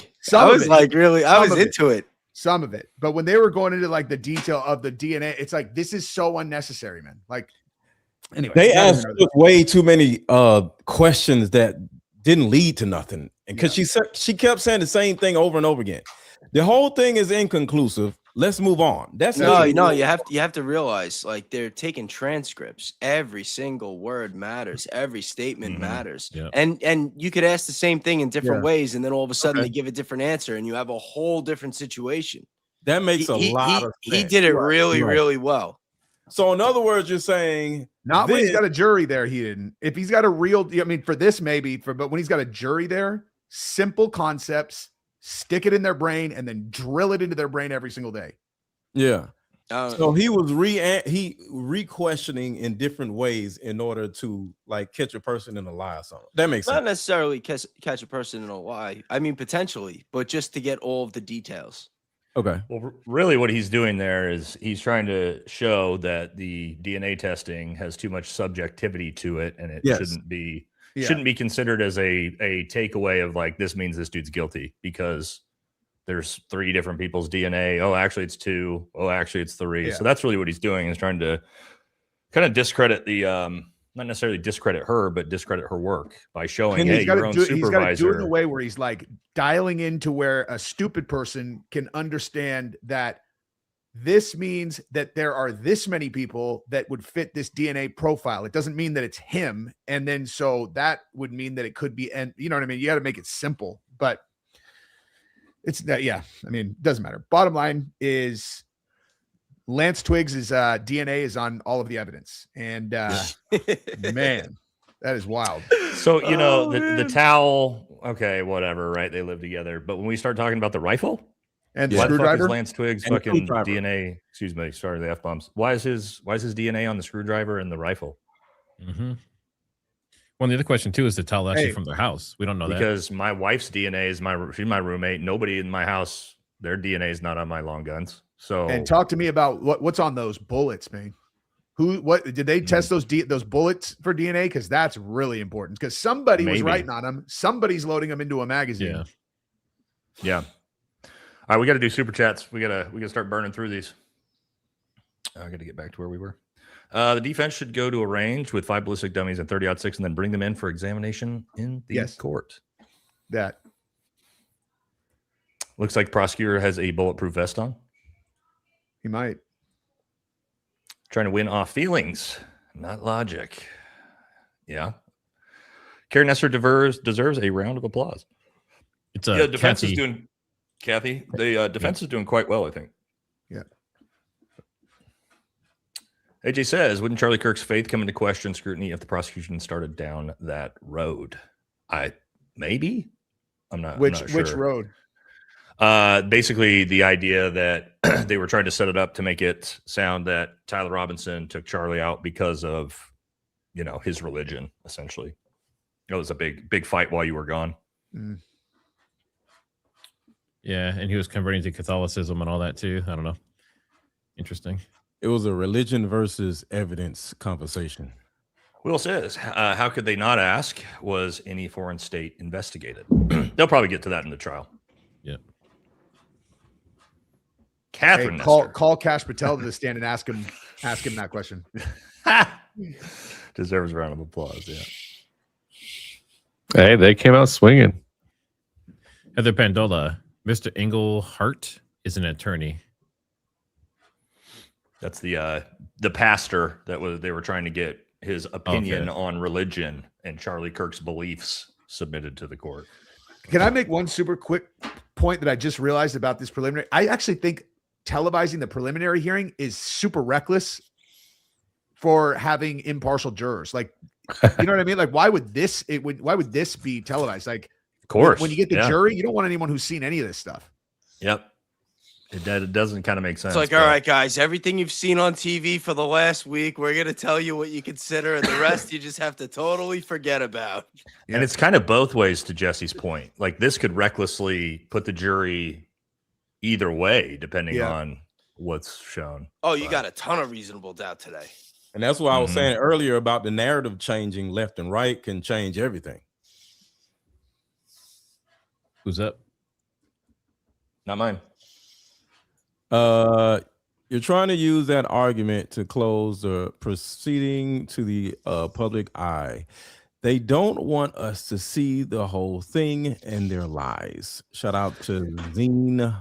I was in the car when they were arguing that. They were arguing that specifically about a certain clip, right? That they didn't want everyone to see that. Is that right? Like, I was listening to you guys talk about it, but I was driving.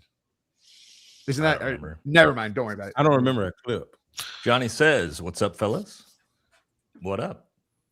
Luis says, "Still waiting on my apology for everyone immediately blaming the left before CK even hit the ground. Looking at you, Jesse on fire." Oh, I absolutely did blame the left. And then I looked into a leftist Twitter post that may have been a code that may have led to them blowing up the port of Los Angeles. So that I don't know. I don't know if I owe an apology necessarily, but if it was not them, then I apologize.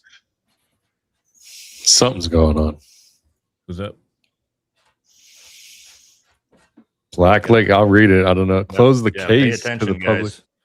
To the public, your honor. Close the case to the public, your honor. Why? Because it's devastating to our case. In Jim Carrey's voice, liar, liar, LOL. Classic. Hey, Nate, just want to clarify my super chat from yesterday. I was there at the event as the first speaker. Yesterday's super chat was a typo. Yeah, that's what I thought. You're good.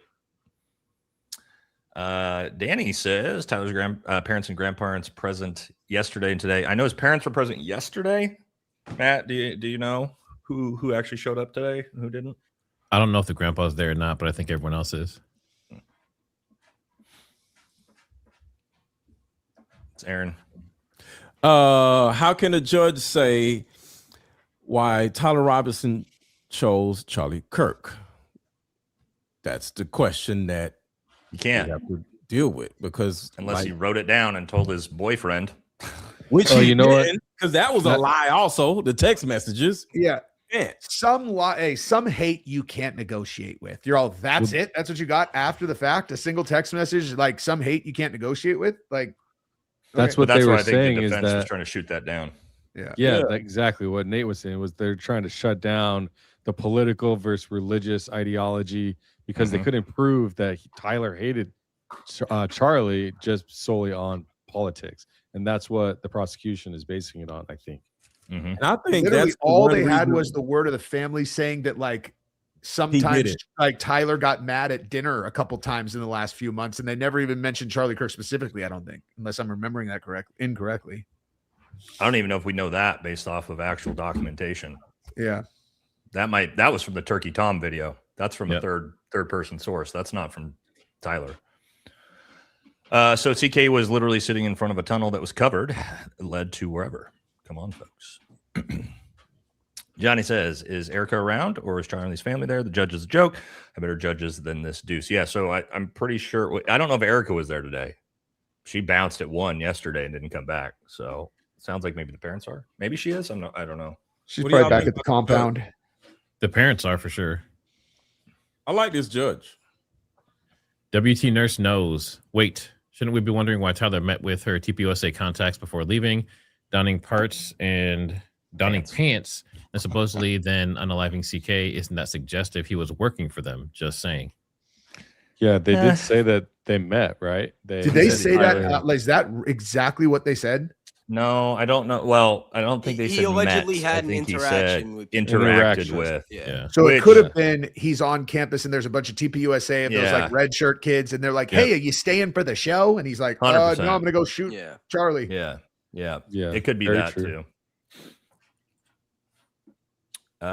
Mormons are, well, I'm not going to read that. Every time I've been to Utah to hunt, the vibes were so off everywhere. I stayed. disagree. I lived in Utah for a year and I had nothing but good experience with all the LDS people. Until they get you in the woods with some around a fire. I'm sure they make you say that. Nope. Danny says, funny, a TPUSA statement. They are arguing. Dan says, what if whoever did this either paid TR or would drop other problems if he just turned himself in and kept quiet? Wouldn't be convicted because of all the other planned conflicting evidence. Man, what good's money when I'm dead? That's a tough sell, you know? All that money in the world doesn't help if I get the death penalty. Right. Mormons don't consume alcohol, coffee, or tobacco. But I did learn this because my junior on my last Special Forces ODA was Mormon, like hardcore, wore the safety underwear and everything. He must have Coffee taken a run and at tea you is then. true. However, He took a caffeine, run at you, right? Caffeine. He was cool. Caffeine, though, they can have. So energy drinks are good, but can't have coffee or tea. Oh, I didn't mean it wasn't cool. I had a bunch of Mormons take a run at me, and I was always like, "Man, they make this sound like it makes a lot more sense than when people make documentaries to try to make them sound stupid." You know what I mean? Nah, he wouldn't like that. Video of a person jumping off. There's actually a shit ton of Mormon Green Berets, though. Like a shit. Oh, yeah? Ton. It would actually kind of surprise you. Video of the person jumping off the Losi Center, landed on his right foot. Stare video limping with right leg. Oh, earlier. I don't know. Oh, Don't know. Will says, how does this amount to I forgive you? TPSA jamming. Not a lot of forgiveness involved, yeah. Because the forgiveness was performative, my friends, not sincere. Jax 101, thanks for becoming a new channel member. Burn Dog says, so many of your past current talking points were just shown true live at court. You're about 4 for 4 on the right calls. We appreciate the coverage. Well, thank you. Thank you. Real Amato. So that's the homie right there. Oh, okay. Mugshot shows 5'10" and some change. That's about what we thought he was. Yeah. Cool. Somebody. I believe it was close range AU. Australian flag, I think. Sticky Icky Liberty. Thanks for the super. Walk like a patsy. Made a whole song out of it. Dude, if someone can get footage of Lance and Tyler walking separate from this, and one of them's because that person in that maroon shirt is a toe walker. That's super identifiable when people walk like that. I wish there was a way that we could see those two guys walk, man. Yeah, I'm not sure that's the same person. I don't think so either. I mean, he's limping in the other one, but toe walkers, you can pick them out always. All right. Melissa Smith, thanks for being a member for 5 months. Can you explain the meth in the bathroom mishap? That was a different case. But it definitely caught our attention. Yeah. They were citing case law from a separate case. Mm-hmm. Yeah. Vanessa, Candace posted on X an hour ago. Tyler Robinson's 5'10". Yep. Thank you. Here we go. Yo, X is wilding right now.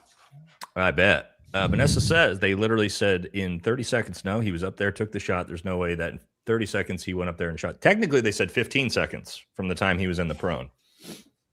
Is what the prosecution said, or excuse me, the lead investigator. Yeah, he said 15 to 30, and then when they pressed him on it, he said 15. It's like 15 seconds, dude. Fast, boys, fast. And just so everyone knows, depending on how long this takes, if they go the full length of time, we have about 1 to 2 hours left. I'm good. Just to give you a heads up. I just got a fresh cup of coffee. Bro, speaking of X, Jesus. the post I made right before I left has almost 400,000 views right now. Say what? Crazy. Should have told him to come watch your stream. I mean, I put it in the comments.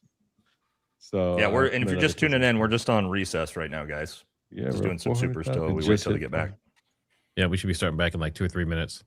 CL posted his site. Yep, we got that. Stephen Godwin, thanks for the super. Can tell the prosecutors didn't want this case. Yeah, they don't look happy. Aaron. Oh, These have been yours. Shut out with Upward BM. So basically, they had no idea what happened until they got a call. We got them. Then they went back and investigated, and specifically that person to piece it all together. And that is how it works. That's what they did. Yeah, from what the investigator told us. Yeah. Nate, how can you tell who's who's in the supers? Where are you seeing that? I can only see that are mine, and then it's somebody from everybody else's. So everybody should be able to see themselves. But I know Up with BM has been that's my right into Aaron most of the day. So yeah. Okay. As a matter of fact, there were a lot of people asking where the event was going to be held about an hour before the event took place. So Ancient Latter-day Saints, as you can probably tell by the username, was there for the event. So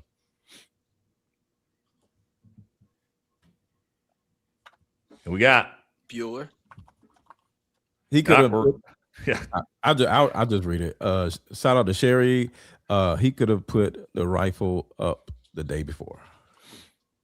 Maybe. I don't know, man. That place is pretty wide open. Tough, and it would have been hard to hide it anywhere. It's just a rooftop. You could put it under a blanket and then cover it with the same rocks that are on the roof, and you'd probably be fine. Maybe, yeah. Free Nobody's may probably die looking free. up there. Not that I've ever done that before. Just kidding. Lance Tweaks was given immunity and can't be cross-examined by the defense. Suspicious. Limited immunity, yes, for just for preliminaries. LT would have access to where the rifle is kept. TR Grandpa claimed he's being framed. I think we know the rifle got how we got to the scene. I think the TR Grandpa claiming thing was from Diligent, right? Didn't Dennison talk to them or something or get some information? No, that was Elizabeth Lane. I think somebody went to talk to the family. But now he can add some DNA to the equation. Yeah, well, now we know he at least handled it at some point. Bearded says, show us the footage of the shooter on the roof of the Losi Center taking the shot. Also put Lance Twigg on the stand to testify. Where is he?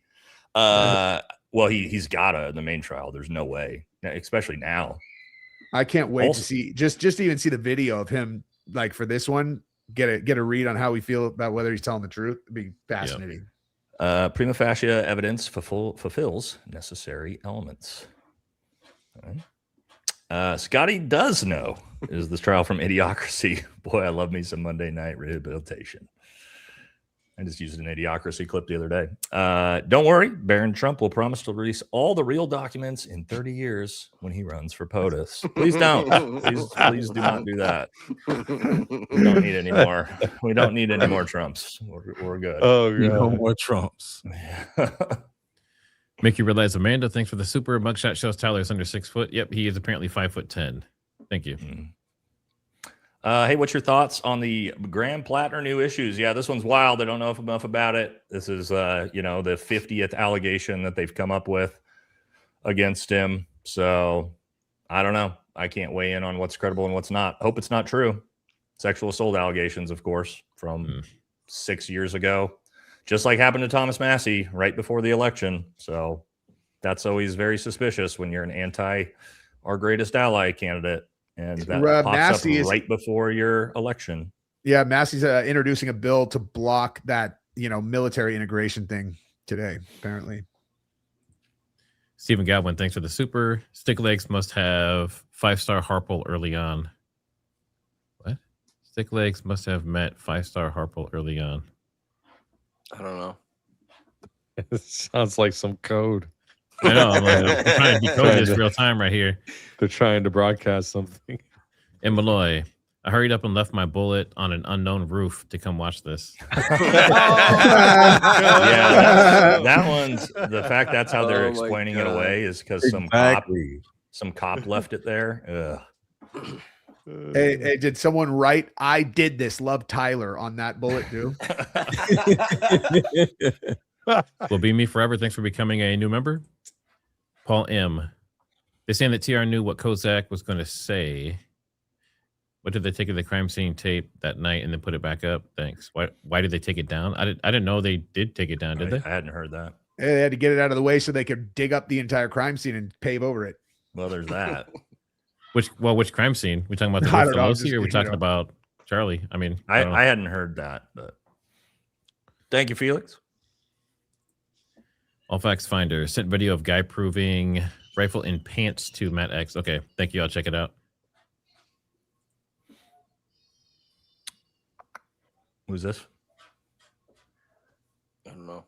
All right. Could you actually see actually Tyler see- Robinson in the car coming in and out of the parking garage? No, we You can't. can't tell No, it's I him, don't that's think for so. sure. We can't. No. They showed him walking in, right? But it was kind of, I mean, it's not even him, though. You can't even tell. I got to just move past these, man. Thank you. Vanessa says that they would have done it already, but because everybody's making a big deal out of it, they're not trying to get caught. I'm not sure what we're talking about here, Vanessa. Sorry. Take out take out Lance or Tyler. I mean. Yeah. Shout out to DWI 1943. Ever watch a movie where they tell you what's happening rather than showing you the evidence? Is literally telling us that Tyler Robinson's motive, what Tyler Robinson's motive is, that should not be admissible. Exactly. And that is what I'm saying. There's they're not no supposed to do evidence. that. They're just telling us what they think he did. Well, they got to try to make it believable. Yeah. It's He literally did it, based on and it was nothing, because too. of this. No evidence. Some bull crap. Josh says, why is the footage clipped of him going onto the roof from then to then? What happened on the roof for that missing minute? Well, maybe that's when he's putting the rifle back together. I don't know, but they didn't show us. Plot twist. Charlie comes in to testify. Hey, with the note, like just those glasses and like a fake mustache thing on. He's all, it's me, Lance. I mean, I was gonna say at this rate, you got a better chance seeing Charlie than Lance. Yeah. Jesus. Yeah, does he Oh, even man. exist, man? That's one of those things. We're gonna find out. I just want to put this on record. If Jesse is correct in his theory, he is the king of the internet forever. Yeah, Whatever comes true. that'll be For true. life. Yeah. That'll be true. Yeah. The likelihood of me ever getting proven correct seems as close to zero as anything I've It'll be ever- like 35 years from now, bro. Oh my God, When I he's will like- still. If it's when in he's 35 like, hey, years. just kidding. I Here I think am. when Charlie comes out, he would actually shout out Jesse and say, For sure he "You know would, what? dude. He'd be like, this dude nailed it You from knew the this jump." from day one. How did you know?" And he said it was because all my friends were actually good people. So shout to Jesse for getting it right.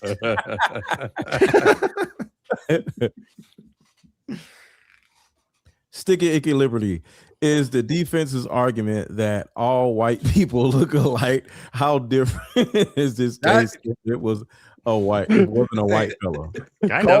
Call that my argument, dude. All 22-year-old Mormon kids in Utah who are 5'10" do look alike. They do. It's actually true. In a hat and sunglasses. Yeah. Oh, we All right, back. we're back in. Oh, yeah. He fits right in with everybody. Mm-hmm. Did you write there on the 15th of September, 2025, spoke with Special Agent Folger, gave update on report timeline, discussed that upon review, it was decided that additional statistics needed to be run. Report will still be issued with Twigs as an assumed contributor per previous discussions with Folger and Carmack. You see that? Yes, I do. And what additional statistics needed to be run at that time? So at that time, I believe I ran statistics with just Twigs comparing that individual to the sample. If I may refer, I think that was the only additional.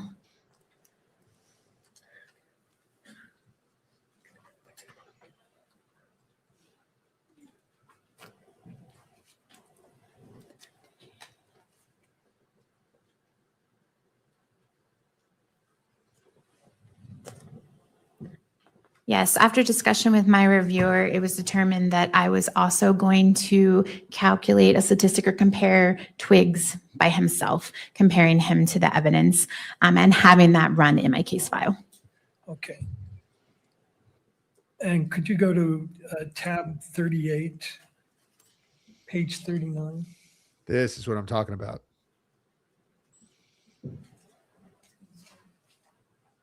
Oh, Yeah, it should not be on the screen. let's pull it down from the screen. Thank you. Thank So you. just to the monitors of the attorneys and the witness, Mr. Burt? Just for the witness, Your Honor. Okay, just for the witness. 39. And this is page 39. Is this the DNA report? I'm sorry, the star mix report that was produced as a result of your inquiry that involved a comparison of the sample to Mr. Twiggs alone? Yes, it is. And is that a 6-page report? Yes, it is. And is it a true and accurate copy of the STR mix report for that particular sample?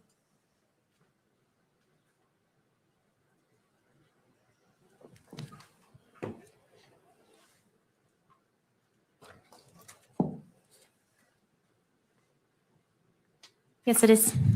And move that into evidence, Your Honor. This would be Baker 38, page 39 through 44. Baker 38, page 39 through. I'm seeking admission as well as publication to the audience and the camera. I just want to make sure I have the label correct. Baker 38, pages 39 through 44. Did I hear that correctly? That's correct, Your Honor. All right. To the state? Yes, Your Honor, I object on grounds of relevance to the probable cause determination. All right. And Mr. Burt, would you like to respond? Submitted, Your Honor.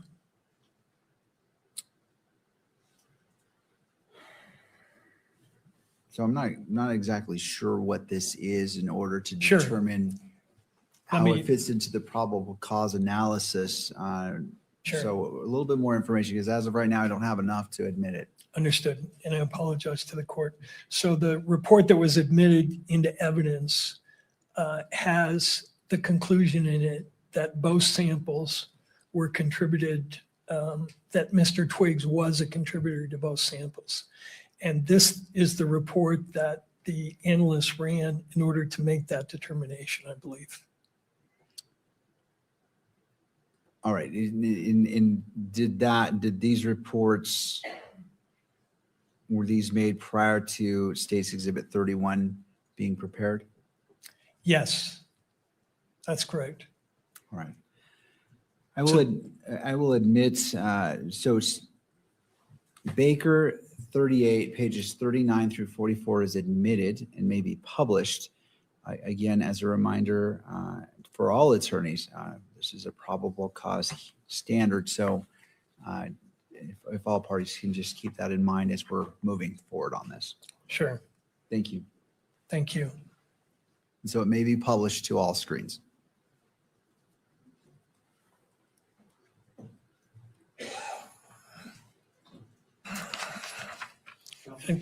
Number on this? Yeah, it's page 39. No, but the actual dates number, I'm having.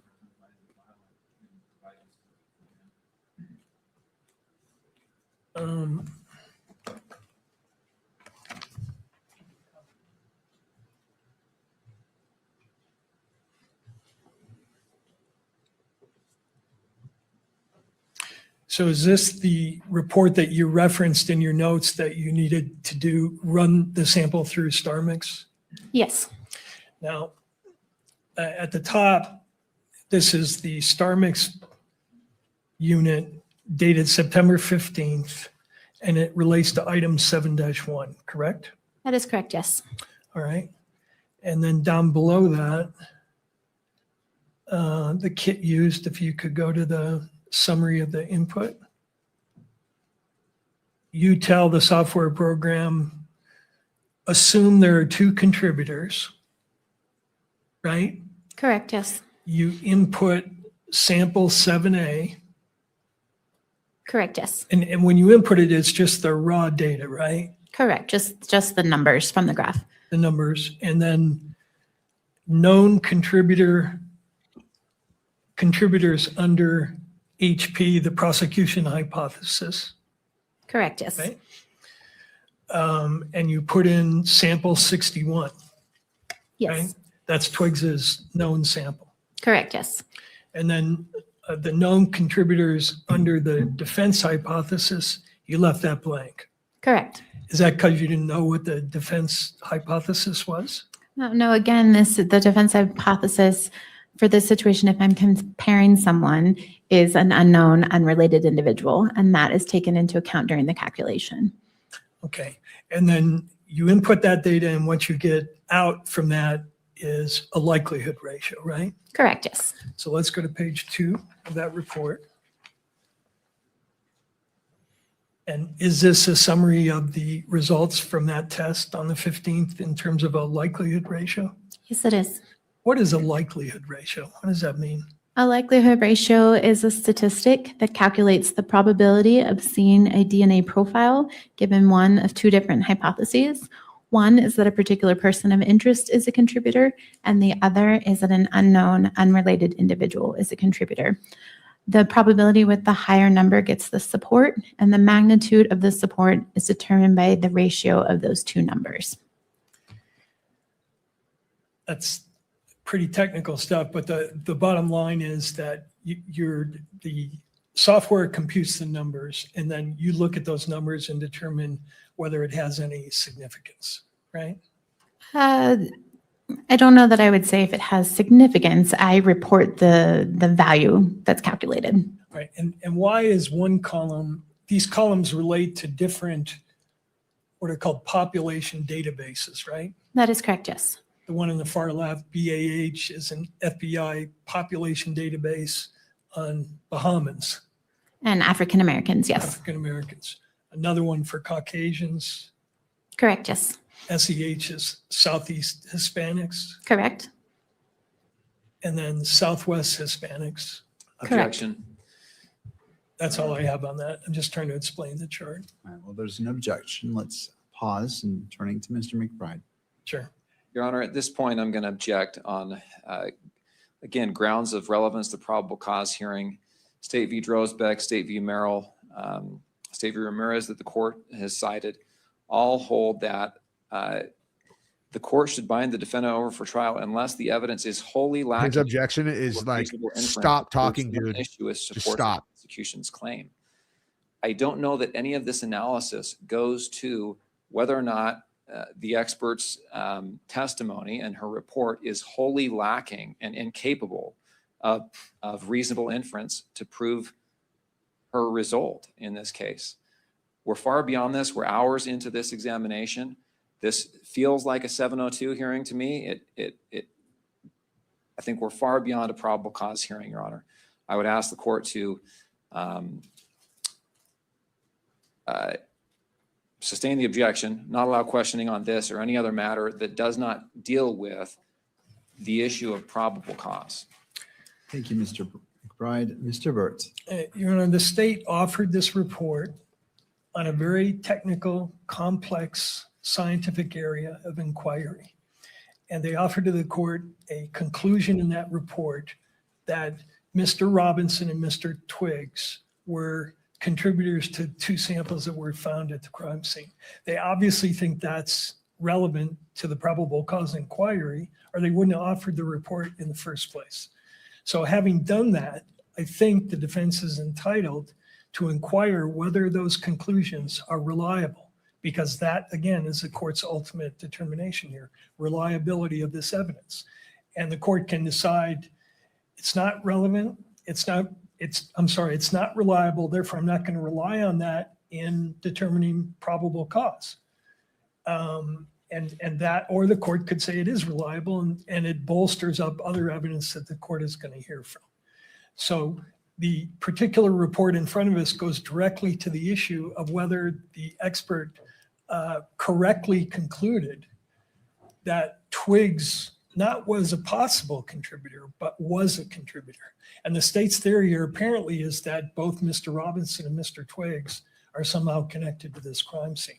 So I think when the court sees what the numbers were generated and how that compares to her own standards for assessment, the court will see that the conclusion is not justified that she reached.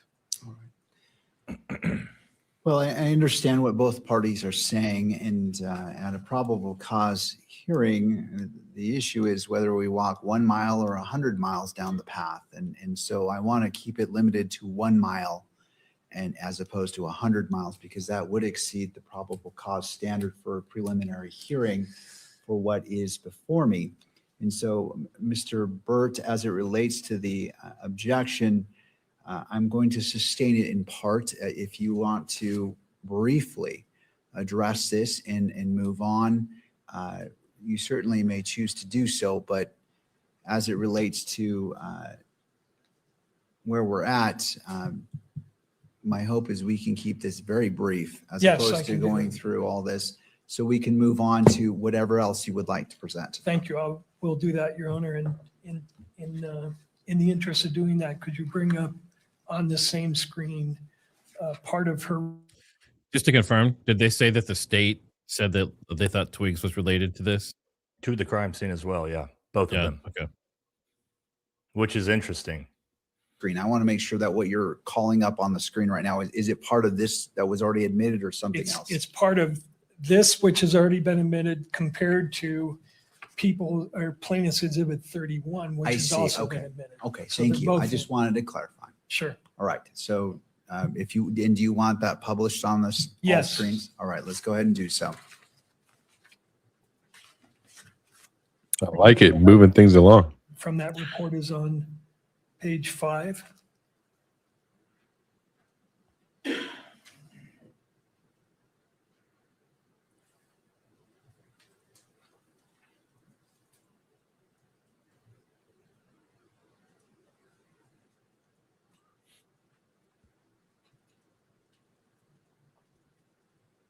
Yeah, and just highlight that.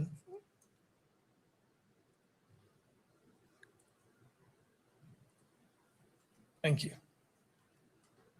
So what we've blown up there is from your report, plaintiff's 31, and you provided this chart in the report, correct? That is correct, yes. Explain to the court how this works, what this chart is supposed to represent. Sure. So this is our verbal scale. In addition to the numerical likelihood ratio value that I provide, I also give a qualitative or a verbal equivalent to that numerical value.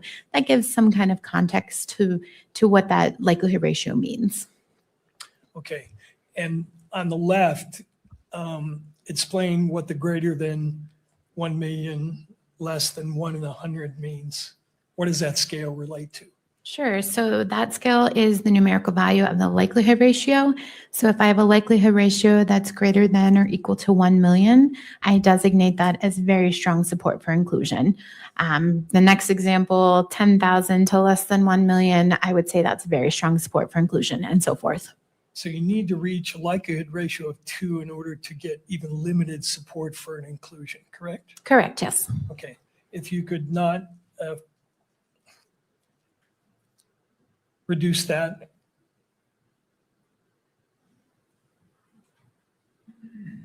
And go to page 2 of the report on the left.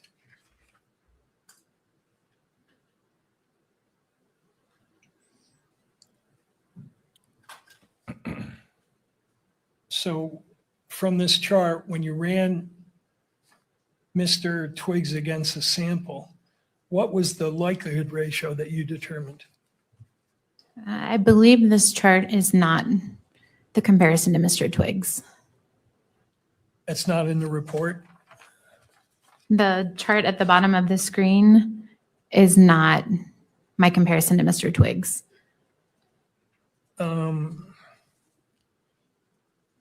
Let's verify that if we could. Take that down, the highlight. Trying to be sneaky, huh? I mean, he's going to have to make his point quick or he's going to get objected again and they're going to force him to move on. And repost 38, page 45. I'm sorry. He was the same way in the pretrial. You just drag stuff out. Page 39, that is in evidence. There we go. Second page.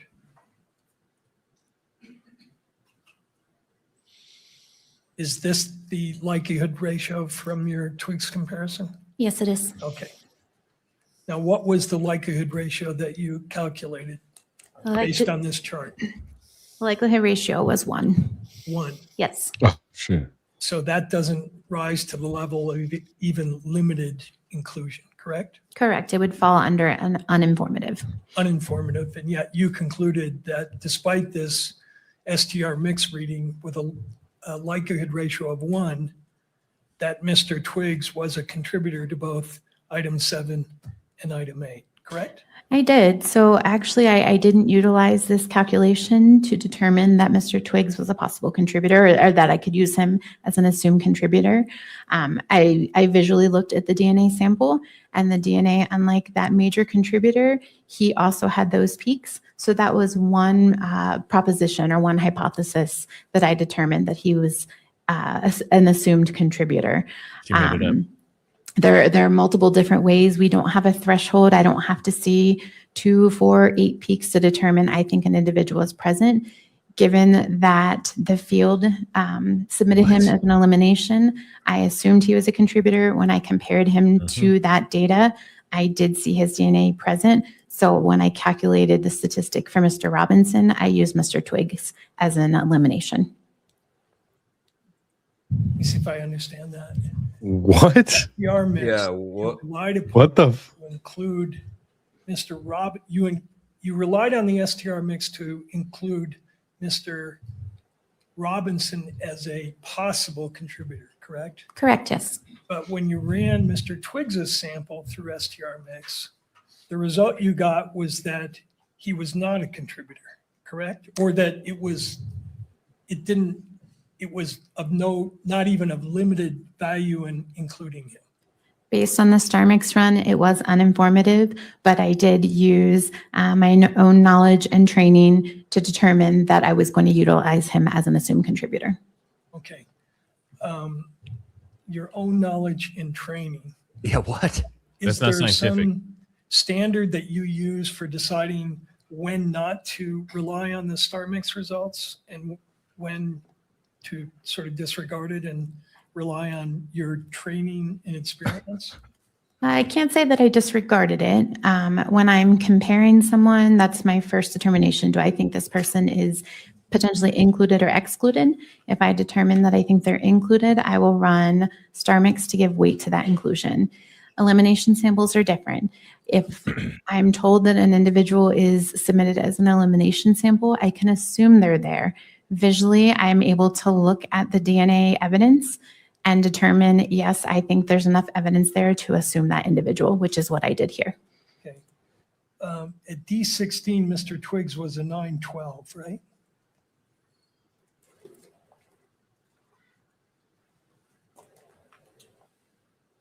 According to your electropherograms.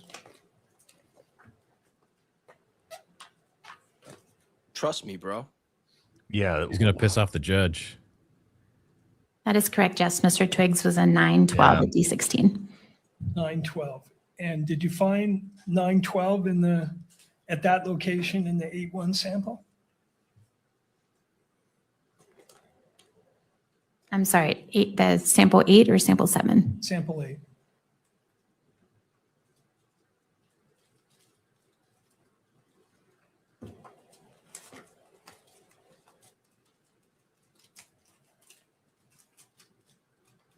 The only piece of information I had for sample 8 at item D16 was a 12.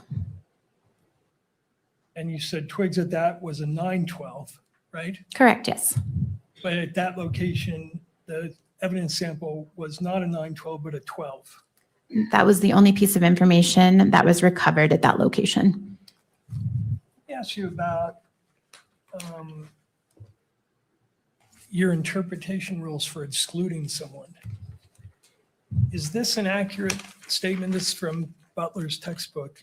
In forensic DNA analysis, if any STR locus fails to match when comparing the genotypes between 2 or more samples, then the comparison of profiles between the question and the reference sample is usually declared a non-match, regardless of how many other loci match. I would agree with that if it's a single source sample. So single source, again, meaning from one individual. If I have a DNA profile from evidence and I compare it to a known individual, if there's a difference at even one location, I can say it's an exclusion. If I have a mixture, it's not that cut and dry. I have to take into account how many people are in that mixture, how many pieces of information I have, is there potential dropout? So it's just because someone may not be present in a mixture doesn't necessarily mean that I'm going to automatically exclude them. I see. At D19S, what was Mr. Twiggs's type?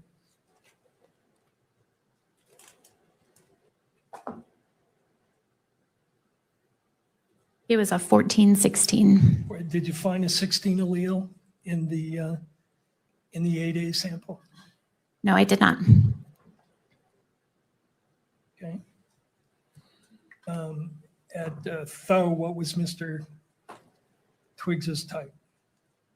He was a 7.9.3. Did you find a 7 allele in the 8-1 sample? No, I did not. But again, this is a mixture and there is some dropout. So just because I didn't see a 7, for example, does not mean I would automatically exclude someone. It's a mixture, so there was some dropout. So did you assume that at that location that the allele that dropped out matched his allele? At that location, no, there's only one individual represented there. So when comparing an elimination, I would essentially ignore that location. I'm looking at the other locations where there was 2 individuals present. Okay.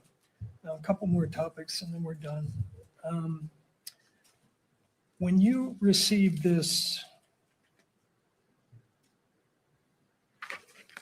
the evidence, you got more than 7 and 8, correct? You got a number of other samples. Correct, I did. You got a backpack, which you labeled as Exhibit 9, and a bunch of items from that backpack. Correct? Correct, yes. You were initially told that those items related to things that may have been discarded by the suspect. So initially, we didn't have any information. So we processed that. Those are items that are good for DNA. Not having any information from the investigators, we process them for DNA. As the investigation continues, it was determined that that backpack was potentially left behind by a bystander, and there was no comparisons needed at that time. Well, left behind by a bystander, or according to your notes at page 20, the backpack belongs to Kirk's detailees.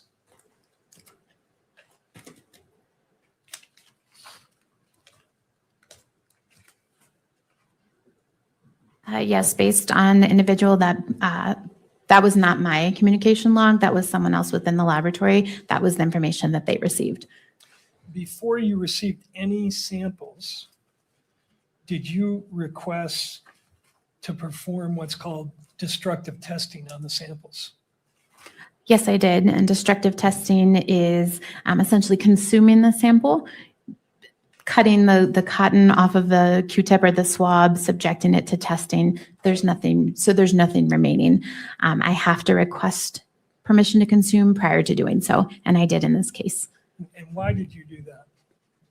That is part of our protocols, that we have to request permission to consume, and we consume. So DNA, we can't see it. So when an item is swabbed, we don't know how much DNA is on that swab, if anything, or how that swab was used. Did someone just swab using one side of it? Did they roll it and use all sides? Because I don't know that, it's our practice to consume that swab. It's our best chance of getting any DNA evidence. And that's a determination that you made in this case before you even saw any of the evidence, correct? Determination to consume? Yeah. Yes. Okay. Now, remember I referred to that NRC report? Yes. 1996. Did they say there a wrongfully accused person's best insurance against a possibility of being falsely incriminated is the opportunity to have the testing repeated? Such an opportunity should be provided whenever possible. Yes, that does say that. And does your laboratory have a policy, standard 7.4, which says where possible, the laboratory shall retain or return a portion of the evidence, sample, or extract. That is correct. And we do actually return the remaining extract, the liquid from our DNA testing. So we did consume the swab. However, there was a small amount of liquid that was left and returned. On some of the items, right? I believe on all of the items. We'll get to that in a minute. And that policy that I read is from your lab policy, right? The Yes. FBI's lab policy. Yes, it is. And then is there also a similar policy from the quality assurance standards, the FBI quality assurance standards, which says the laboratory must have a policy on sample consumption. The policy is expected to provide instruction for if and when the laboratory may or may not consume a sample and any documentation that the laboratory requires. That is correct, yes. Okay. Now, your report indicates that certain samples were destroyed, consumed, correct? That is correct, yes. And which samples were consumed?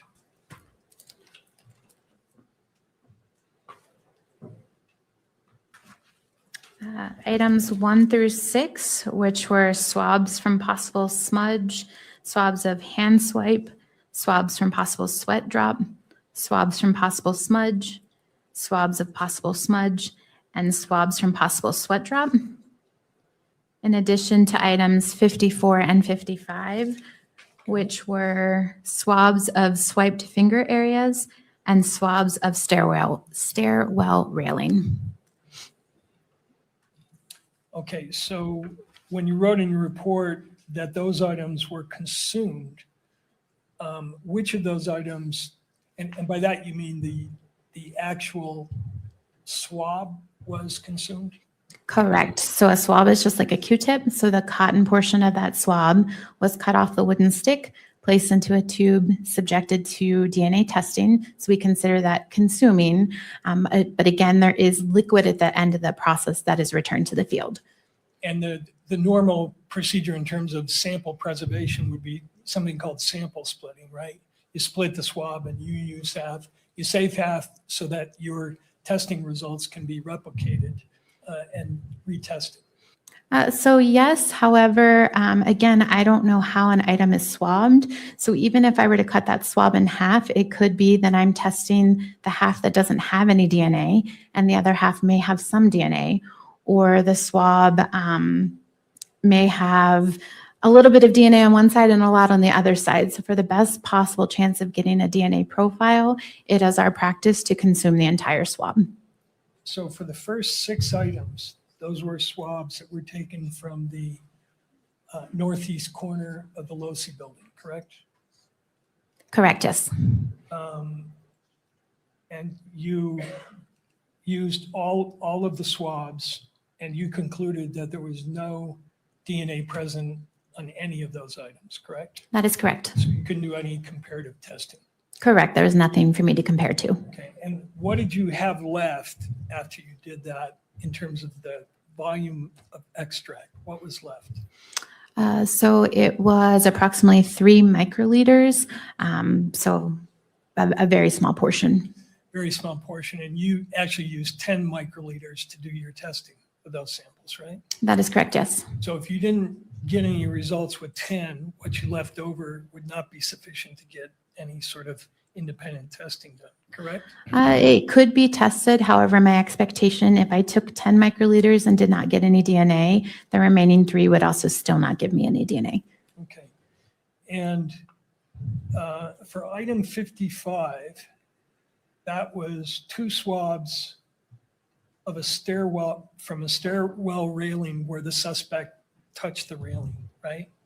As far as I know, they were swabs from a stairwell.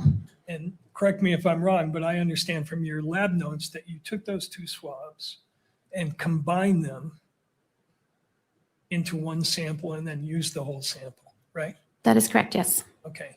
Before you did that, did you inquire whether the 2 swabs came from 2 different areas? For instance, maybe the suspect touched it here, but the other sample was taken somewhere else? I did not. They were both labeled as coming from the same stairwell and they were packaged together. So our policies and procedures is that we can combine those two together. And when you do that, you create a mixture, right? I don't know that I would agree that combining the two would create a mixture. Given the item of evidence, a stairwell railing, I don't necessarily expect that one swab would have one person, the second swab would have a different second person, and combining the two of them creates a mixture. However, I don't know that for certain, but again, I don't know is DNA present, so our procedure is to combine and consume those swabs. And in this case, when you did that, what you got was a complex mixture, right? I did. I got DNA from more than 5 individuals, so I could not provide a conclusion. All right. She literally just contradicted herself. Mhm. Like, what? Excuse me. Mr. Bird. I'm about to put a DNA sample of my brain on the wall if I have to listen to this for another 20 minutes. I just have pressure. one Just trying to area left. understand. Okay. Be done with it. Talked earlier about your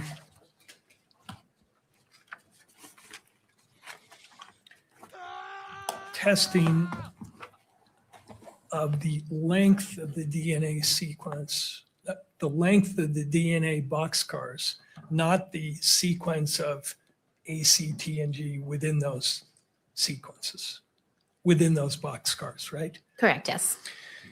And is it true that there are different alleles that have the same length when you measure by SDRs, but have different sequences? Yes, that is possible. And I'd like to show you a chart that you have reviewed, I believe. This is, could you bring up 34? This is not in front of the, on the public screen, just for the witness. And is this a chart that you reviewed that I prepared to, and you looked at to see if I had correctly stated what alleles were found? Yes, it is.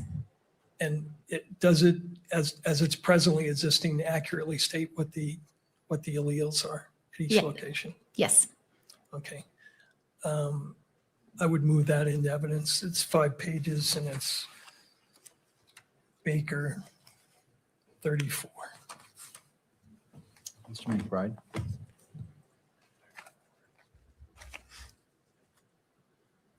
Yes, I object. Unless this exhibit is reasonably likely to defeat the prima facie showing of probable cause, this is irrelevant to the preliminary hearing.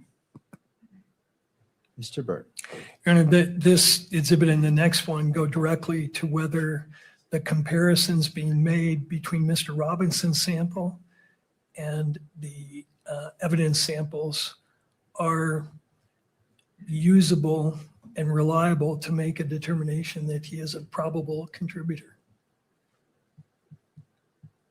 I'm not sure I'm following with what you're saying on there, right? And maybe it's just because it's late in the day. Could Yeah, you it could repeat be. that? He's about to get shut down here if he doesn't. So this chart illustrates what allele she found at each location for Mr. Twiggs and Mr. Robinson, and for the evidence samples, the 71A and 81A.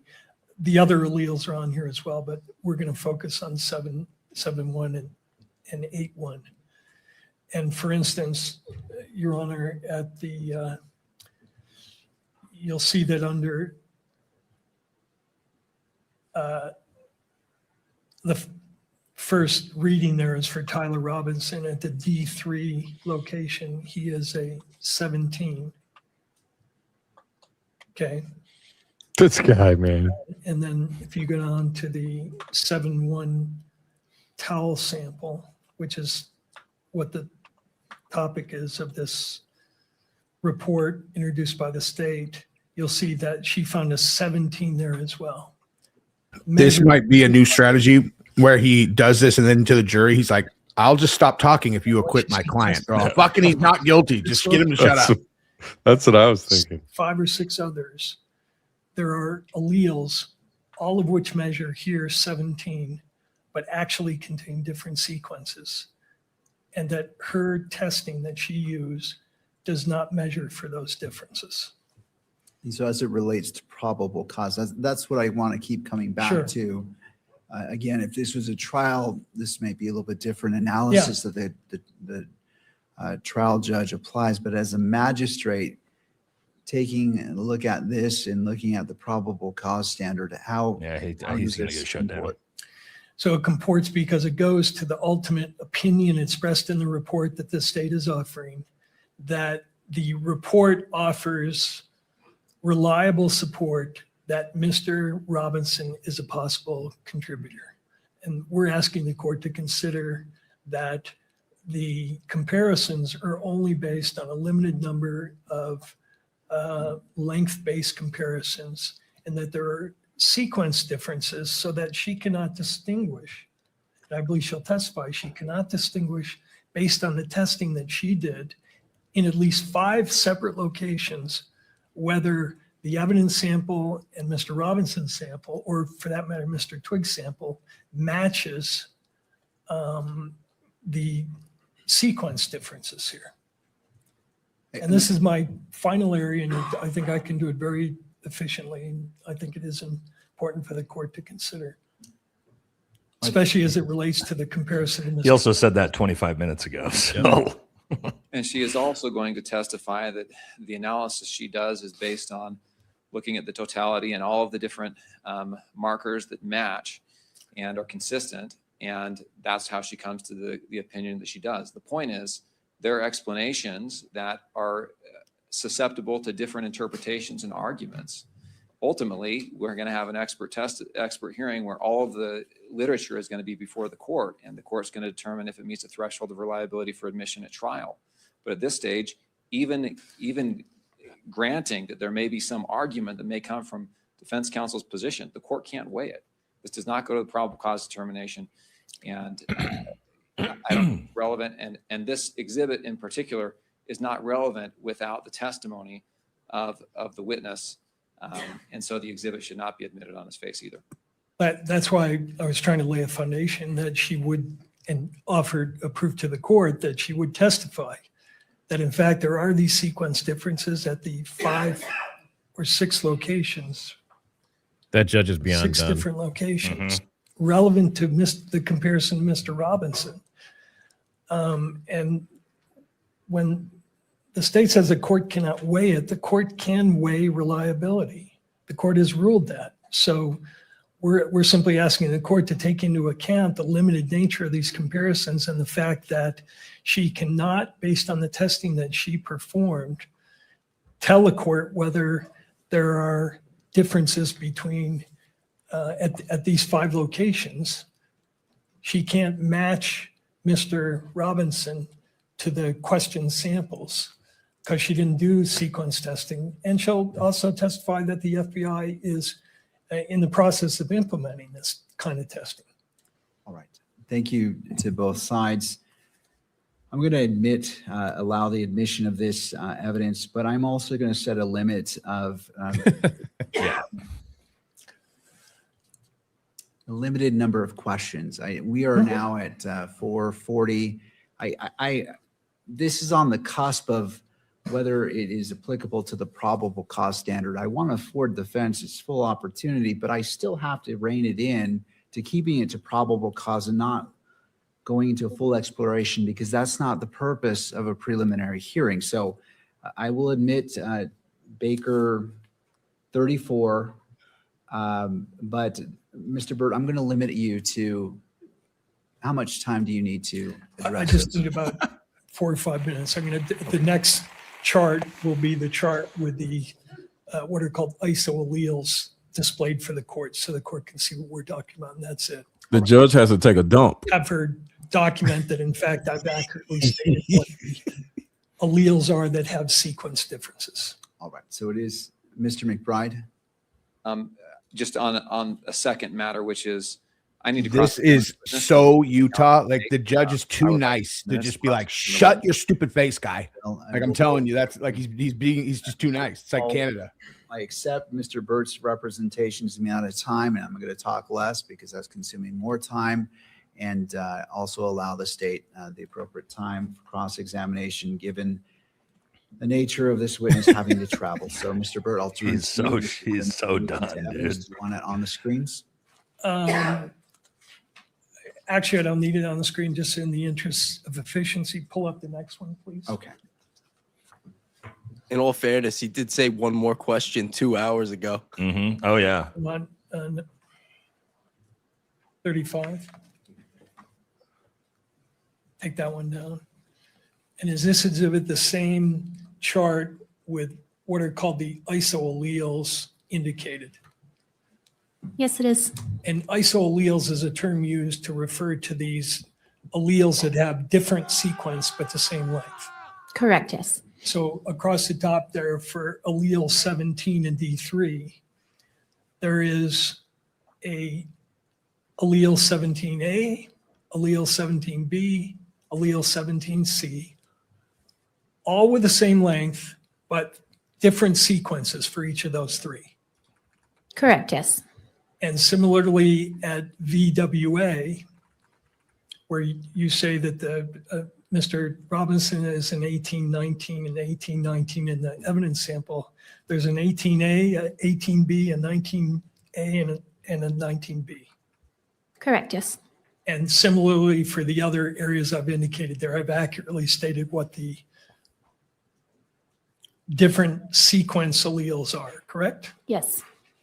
So I move this exhibit into evidence, Your Honor, and for publication. Is this Baker 34? Yes. 35. Baker 35. Same objection, Your Honor. All right, I'll admit it into evidence under the previous statement as it relates to Baker 34. It may be published.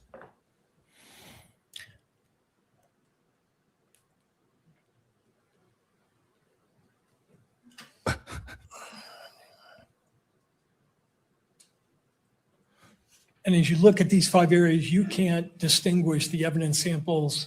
Oh my God. Mr. Robinson, based on the sequence differences, can you? Correct. I only utilize length differences, STRs in this case. The FBI laboratory does not use sequencing for nuclear DNA testing, nor am I qualified in it. Right. What is NGS? NGS stands for Next Generation Sequencing. And your laboratory is involved in validating next generation sequencing, correct? We utilize next generation sequencing for mitochondrial DNA, which is a different subset of DNA testing, but not for nuclear DNA testing, which is what we're talking about today. Right. But the people who market STR Mix also market a sequence platform, do they not? I'm not aware if they do or do not.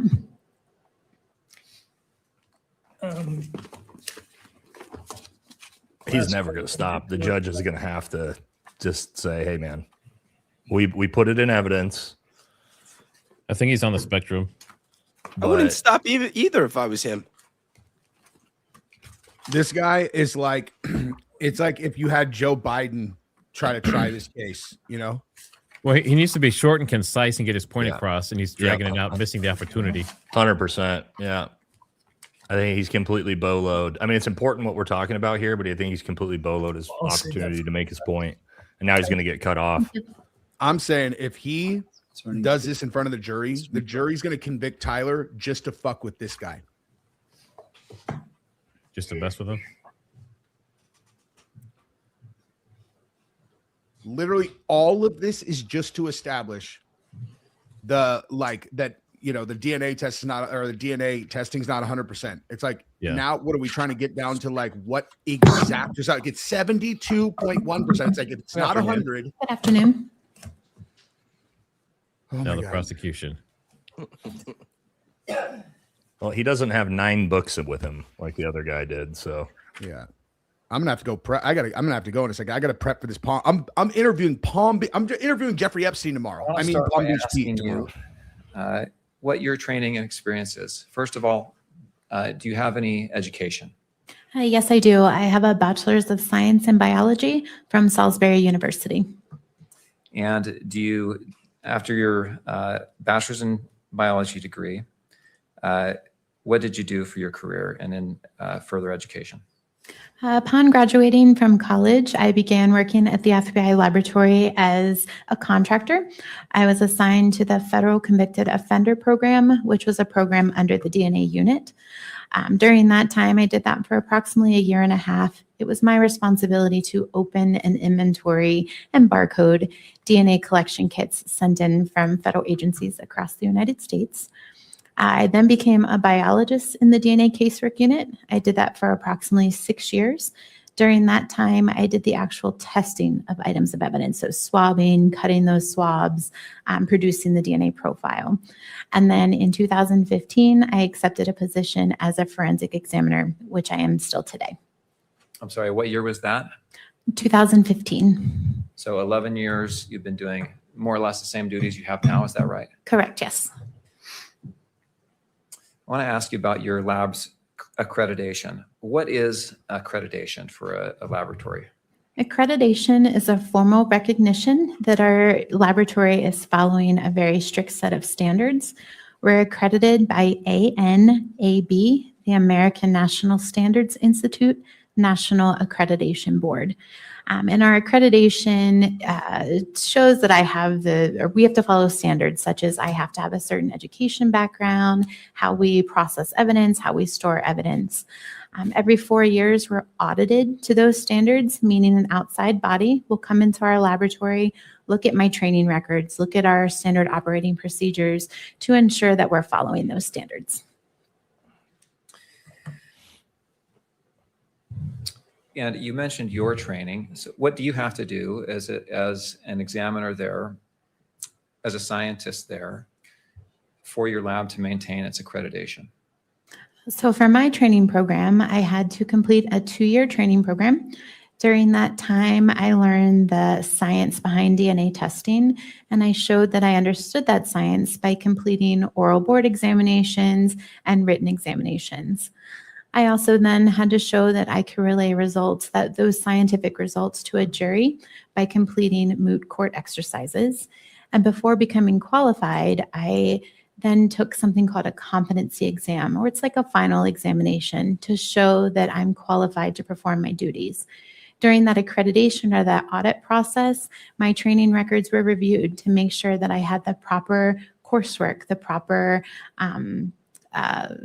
college degree, as well as completing successfully that training program. And do you have to keep up with ongoing education to maintain your, do you have a certification? I'm not certified. I'm qualified as an examiner. To maintain your qualification, do you have to have ongoing education? Yes, on a yearly basis, I have to complete at least 8 hours of continuing education, and this can be done by attending conferences or lectures or reading scientific literature. Do you also have to undergo proficiency testing? Yes, and a proficiency test is a test that we receive from an outside vendor. I process that test like I would any other case and submit that those answers to determine if I'm satisfactory or unsatisfactory. This tests not only me to see if I'm still proficient in my qualifications, but it also tests the laboratory process to ensure that we're getting accurate and reliable results. Now, as you discussed your work in this case, you talked about your work needing to be reviewed by another analyst. Correct, yes. And is that true in every single case? Yes, in every one of our cases, they have to undergo a technical review in addition to an administrative review. And it sounds like during those technical reviews and administrative reviews, there's discussions between you and other analysts. Is that accurate? Yes. And is that an opportunity for training and learning as well? Yes, absolutely. And I assume that training and learning goes both directions, that you're learning and you're also helping others understand your thought process, which may train them as well. Is that accurate? That's true, yes. The tools you use, are the tools you use validated? Yes, they are. And what does that mean to have a tool that you use validated? So a validation is a thorough testing of a process or procedure. So before we subject any evidence to testing, we ensure that those process and procedures will work within our laboratory. Based on the validation, we create something called standard operating procedures, or SOPs. And these are kind of like cookbooks. It gives us step-by-step instructions on how to do our process and procedures. And then both myself as an examiner, as well as the biologists, were all trained to those standard operating procedures and tested to those standard operating procedures during proficiency tests. Now, you've talked about, I think, a couple of the tools you use. One you call StarMix, is that right? Correct, yes. And is that tool validated? Yes, it's validated both developmentally and internally. Developmentally it's validated by the creators of the software. And then we, the FBI laboratory, also tested StarMix to ensure that we could use it within our laboratory and produce accurate and reliable results. Now, when you say it was developmentally validated, is that in a peer-reviewed study? Yes, it is. And is StarMix used, how widely is StarMix used throughout the world? StarMix is used in approximately 120 laboratories, both domestically and internationally.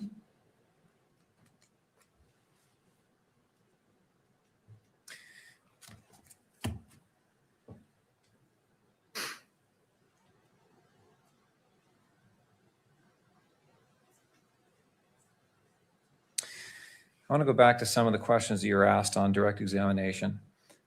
You were asked about an Exhibit 8.4, Baker 8.4, which is the DOJ Ultra, which is the Uniform Language. What does that stand for? Uniform language for reporting and testimony, I believe. Okay.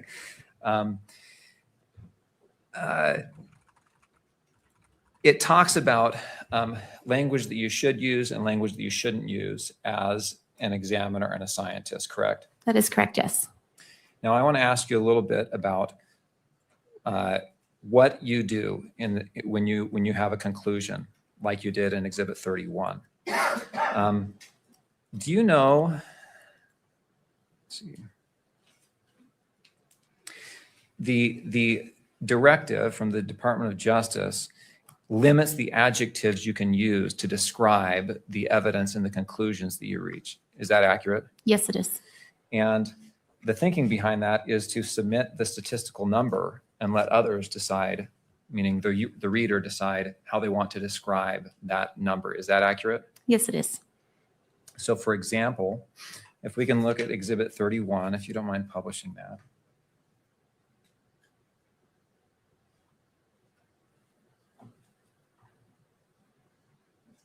Yes, and that's been admitted. So if we can put it on the screen.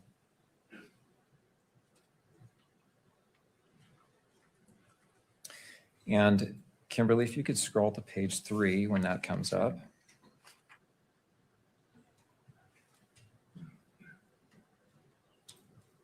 Thank you. So item 7 sub 1 is the swabbing from the towel from the rifle. We have the number in written form in the second paragraph beneath the heading. And then beneath that, you have a table, correct? That is correct, yes. And the likelihood ratio gives the number, right? That's the likelihood ratio.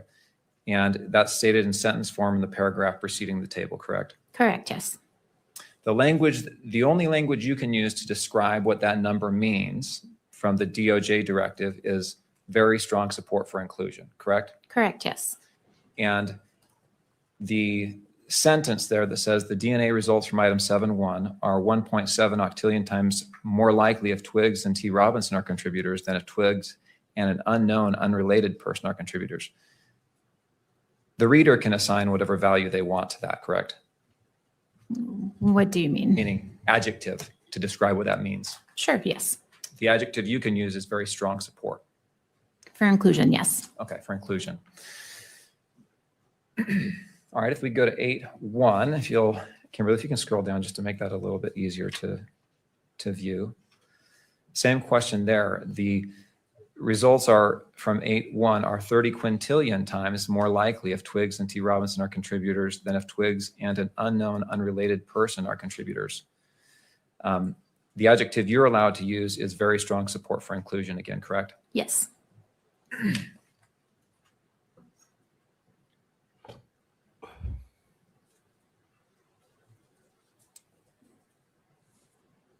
Okay, we can take that exhibit down. Thank you.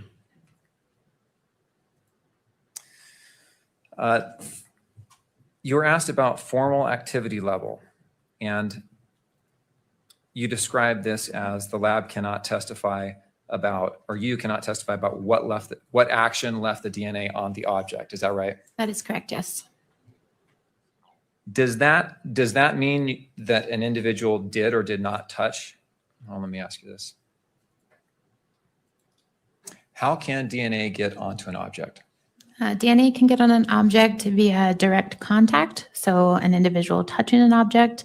It can also end up on an item via body fluids such as blood, or through transfer. So if I were to touch an object and then that object is given to someone else, my DNA could potentially be on that other individual through the transfer of DNA. And your lab can't, or you cannot testify as to what precise action left the DNA on the object, correct? Correct, I cannot. Okay. Same question about time. You can't testify about the exact time that DNA was left on an object, right? Correct.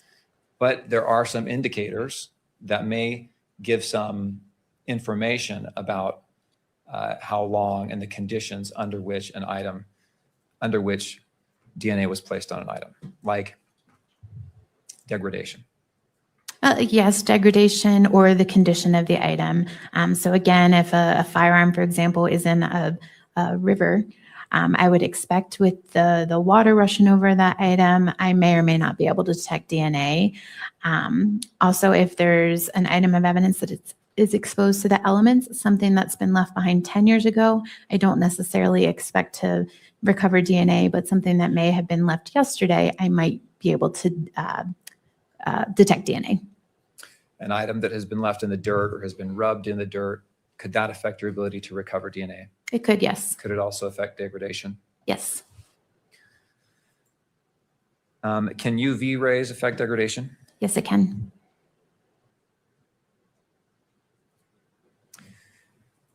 Does degradation keep you from doing your work? No, it does not.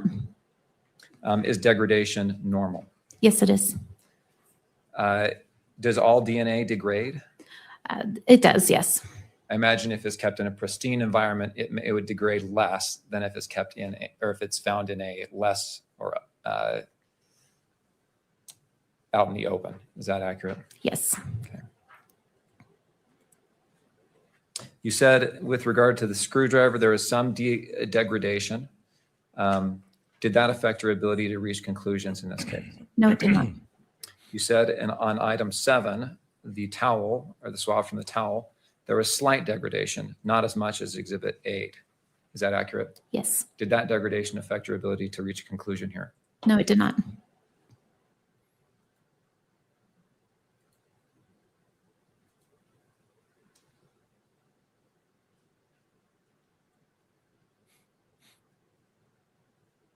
You're asked about the PCAST report. You testified that gave guidance on different areas of forensic science. Do you know what year that report was published? I don't recall the year. Do you know if it's been within the last 5 years? No, it is not. Meaning it's older than that? Yes. Do you know if it's been the last 10 years? I think it was 2016, but I'm not entirely sure. I would say within the last 10 years. Let me ask you this. Has the science in your area, can I refer to it as probabilistic genotyping? Probabilistic genotyping is the math in my area. Yes. The science in your area and in your field, has it developed over the last 10 years? Yes, it has. And have there been studies that have made suggestions which have been implemented in the field? Yes.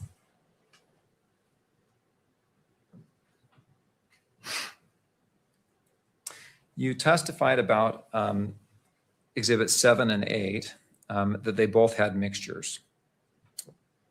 Excuse me. Yes, items 7 and 8. In your testing of these items, that they both had mixtures. And you stated, I want to make sure I understood this. You stated, I believe, that the minor contributor was less than 20%, and that it was actually 5%. And the ratio was 5% to 95%. For one of the samples, yes. Do you remember that? Yes. Does that mean the 5% was from twigs and the 95%, that 95% is assumed from the defendant, the Robinson? When I calculated the statistic, Twiggs' DNA profile aligned with the 5% contributor, and Mr. Robinson's DNA profile aligned better with the 95% contributor. Okay. Same question with regard to 8. I think you said the ratio was 11% from the minor and 89% from the major. Is that Twiggs being the 11% and Robinson being the 89%? Yes, Twiggs better aligned with that 11% contributor, and Mr. Robinson better aligned with that 79% contributor.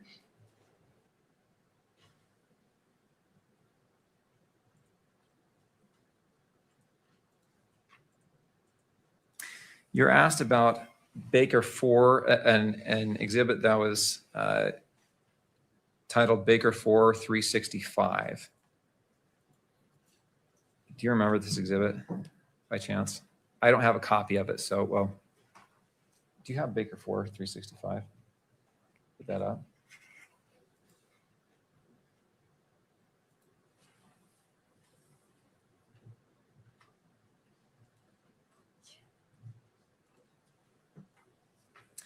And item 7 is the towel, right?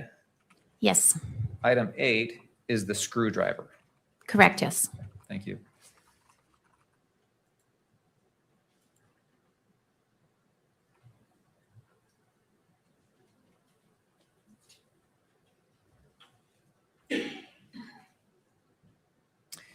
You know,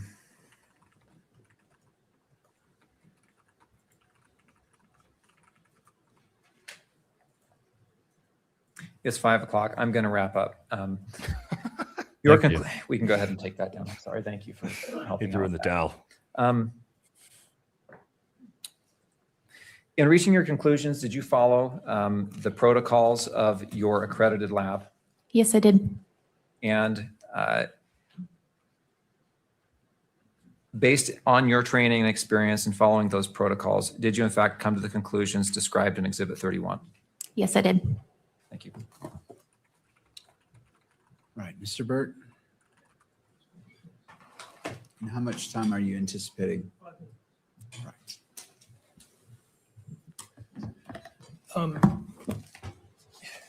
He's back. Judge should have ended it for the day right there. Oh my God. That was a mistake. No. I love it. The PCAST report. Experience or judgment cannot be used to establish the scientific validity and reliability of a metrological method, such as a forensic feature comparison method. Moreover, a forensic examiner's experience from extensive casework is not informative because the right answers are not typically known in casework, and thus examiners cannot accurately know how often they erroneously declare matches and cannot readily hone their accuracy by learning from their mistakes in the course of casework. Do you agree with that statement? I don't. I think experience, they're right in the fact that we never know the true answer. However, my experience means that I've seen a lot of different DNA. I've seen a lot of validation data. So that does help me come to a conclusion. Do you agree with this statement by that same report? Good professional practices, such as the existence of professional societies, certification programs, accreditation programs, peer-reviewed articles, standardized protocols, proficiency testing, and the code of ethics cannot substitute for actual evidence of scientific validity and reliability. I don't think I agree with that either. The science has been heavily validated and tested to show that's reliable.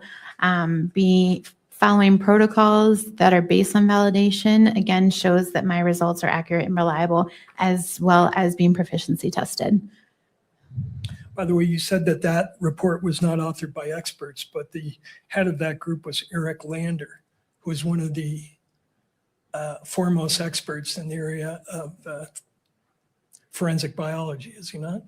That name does not ring a bell. I don't know who that individual is. You don't know who Eric Lander is? No, I do not. Okay. When did you? What years? 2003 to 2007. You said that STR mix was widely used and then it's been validated. The PCAST report said the problem is it's been validated by the people selling the product, right? Yep. Developmental validation, yes. Internal validation, no. A laboratory that's going to utilize STAR mix has to validate within their own laboratory. And the PCAST report said that we need validation data, not by the people selling the product, but by independent scientists in order to make this reliable, right? They do, and that's exactly what happened. There was 31 laboratories that came together in response to the PCAST report and gave their validation data on how they internally validated STAR mix. And then after that information came forward, the PCAST committee reviewed it and they said PCAST was unpersuaded by those studies. While likelihood ratios are a mathematically sound concept, their application requires making a set of assumptions about DNA profiles that require empirical testing. Errors in the assumptions can lead to errors in the results. To establish validity with a range of parameters, it is thus important to undertake empirical testing with a variety of samples in the relevant range. And they specifically address the studies you're referring to, did they not? I believe they did, yes. Yeah. And then lastly, you said that STR mix is widely used, but as I understand your testimony, you didn't use it and rely upon it for your conclusion about twigs, right? The software told you there was no support there for including them, and you ignored it and decided otherwise, correct? I did not ignore it. Again, given the type of sample, it was an elimination sample. I compared that individual to the DNA profile that I developed and determined that I could conclude that I could utilize him as an elimination sample. You said your laboratory was accredited, correct? Yes. But you're aware that in 2004, the Inspector General did a comprehensive audit of your laboratory and published a report called the FBI DNA Laboratory Report, a review of protocol and practice vulnerabilities, which found a number of errors in the way that your lab does testing, correct? Objection. The 2004 study is hardly relevant to this proceeding 22 years later. It's relevant because he's relying on accreditation to somehow say that these results are valid. This lab was accredited when this study was done. I'll allow this single question. She may respond. So I'm overruling the objection, and then we'll continue to move forward. You're aware of that study, right? No, I'm not. Okay, thank you. That's all I have. Because I have to take a shit, and if you guys are noticing body language here, when he asks questions, she responds to the judge. You never know the true answer with field work, correct? Correct, yes.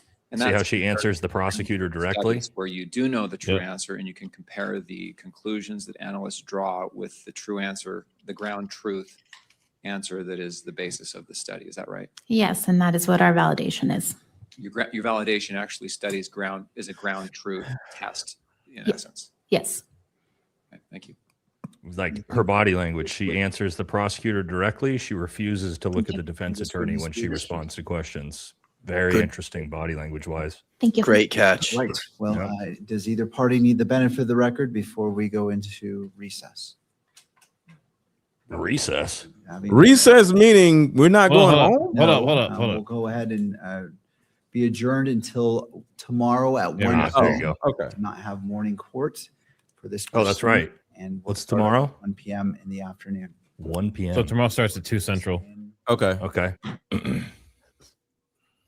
Good. All right. So good. I can do my day 2 recap in the morning then. I don't have to try to pump that out tonight. So for everybody watching, mine at 8:00. Well, in an hour from now. Oh boy. I promised everybody a rant. The end there was brutal. that stuff's super important, but my God, tough listen. They're laying the groundwork. The last part was a tough listen. The first part was pretty good. Yeah, I agree. I think it's that lawyer in particular, the dude. Yeah. Well, it's just so complex when you get into like that, like, you know, forensic biology. Yeah, it's just a boring. It's going to be hard to listen to. If you're not like a forensic biologist, it's going to be tough to listen to no matter what, regardless of how important it is, you know. For sure. All right, so before everyone heads out, we're gonna finish up. We have to do supers. We have quite a few to get through. We're gonna hit as many as we can, and there's no way we can hit all of them. I'm looking at it right now. We'd be on here for probably 5 or 6 hours. Thank you guys so much, but but especially with this, for this sure. many people on here. Yep. So the rest of the week, we are still going to be live through all of it. The only difference is tomorrow, Wednesday, it starts at 1:00 p.m. Mountain or 2:00 p.m. Central, and then Thursday, Friday, it goes back to mornings again.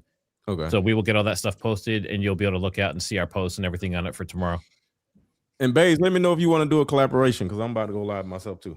100%. I'll be doing a pretrial show 2 hours before the pretrial starts the hearing. Okay, that's what's up. So if you want to join, you can. Yeah, and of course we appreciate everyone being here. This is awesome. This has been 2 days in a row that have been super long, and you guys have stuck through it. Obviously, we couldn't do it without you. So much love to you guys. Thank you to all the viewers for being with us on this, man. It's been fun. Almost 9 hours. Yep. It was that long. Yeah. And guys, thank you for having me too. I really appreciate it. 8 hours and 40 minutes right now. I did my best to be on my best behavior. Well, you failed. Damn it. What? Jesse threw in the towel, dude. Jesse was getting pissed. He was like, "What is going on? What the hell is happening?" That was too much for Jesse. Oh my God. He's like, screw this. I got JE tomorrow. All right. So anyone that's staying, we're going to be doing supers. If you're leaving, make sure you guys hit that like on the way out, and hopefully we'll see you the rest of the week as well. And guys, how can we organize best to get through this smoothly? Valhalla, what are you looking at when you know it's yours?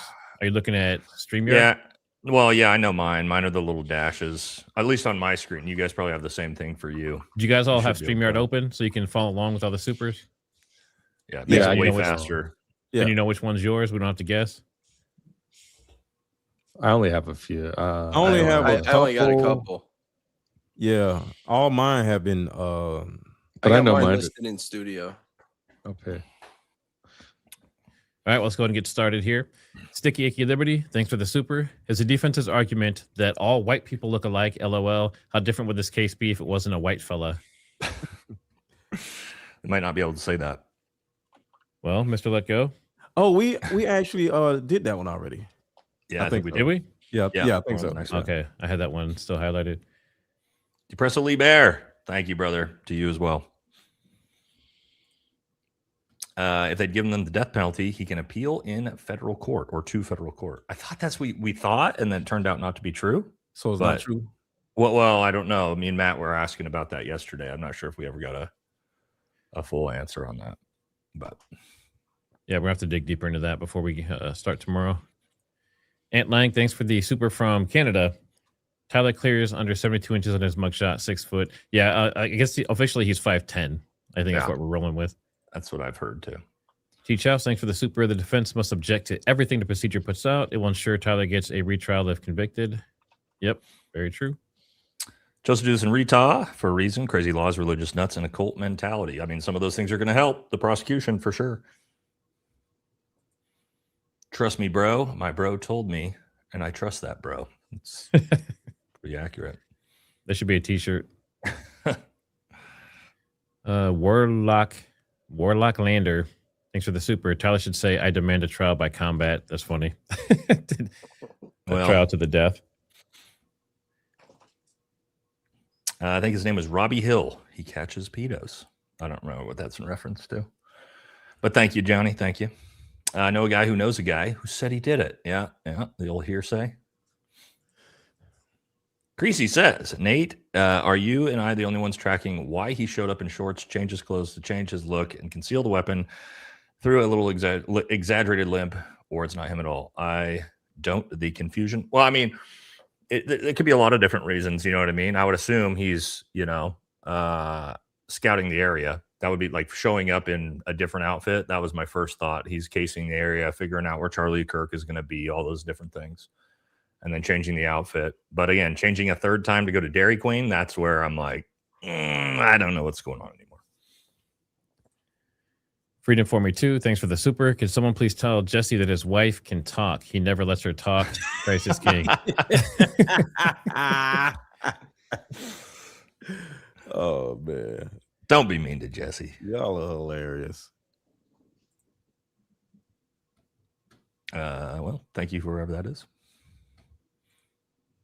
If CK's neck could stop 30-06, I wonder what D's you-know-whats could stop. Not sure. Probably not a 30-06, though. You could test it. No. But don't do that. Yeah. We don't recommend that. No. Kyle, it's just who I am. Thanks for the super chat again. Based on what we've seen so far, I can't help but feel like it's going too well. They must have something. Then I remembered Lance Twiggs. I'm sure they got him to say their perfect story. Back 100%. up to hearsay dump truck. That's definitely coming, I think. Full confession.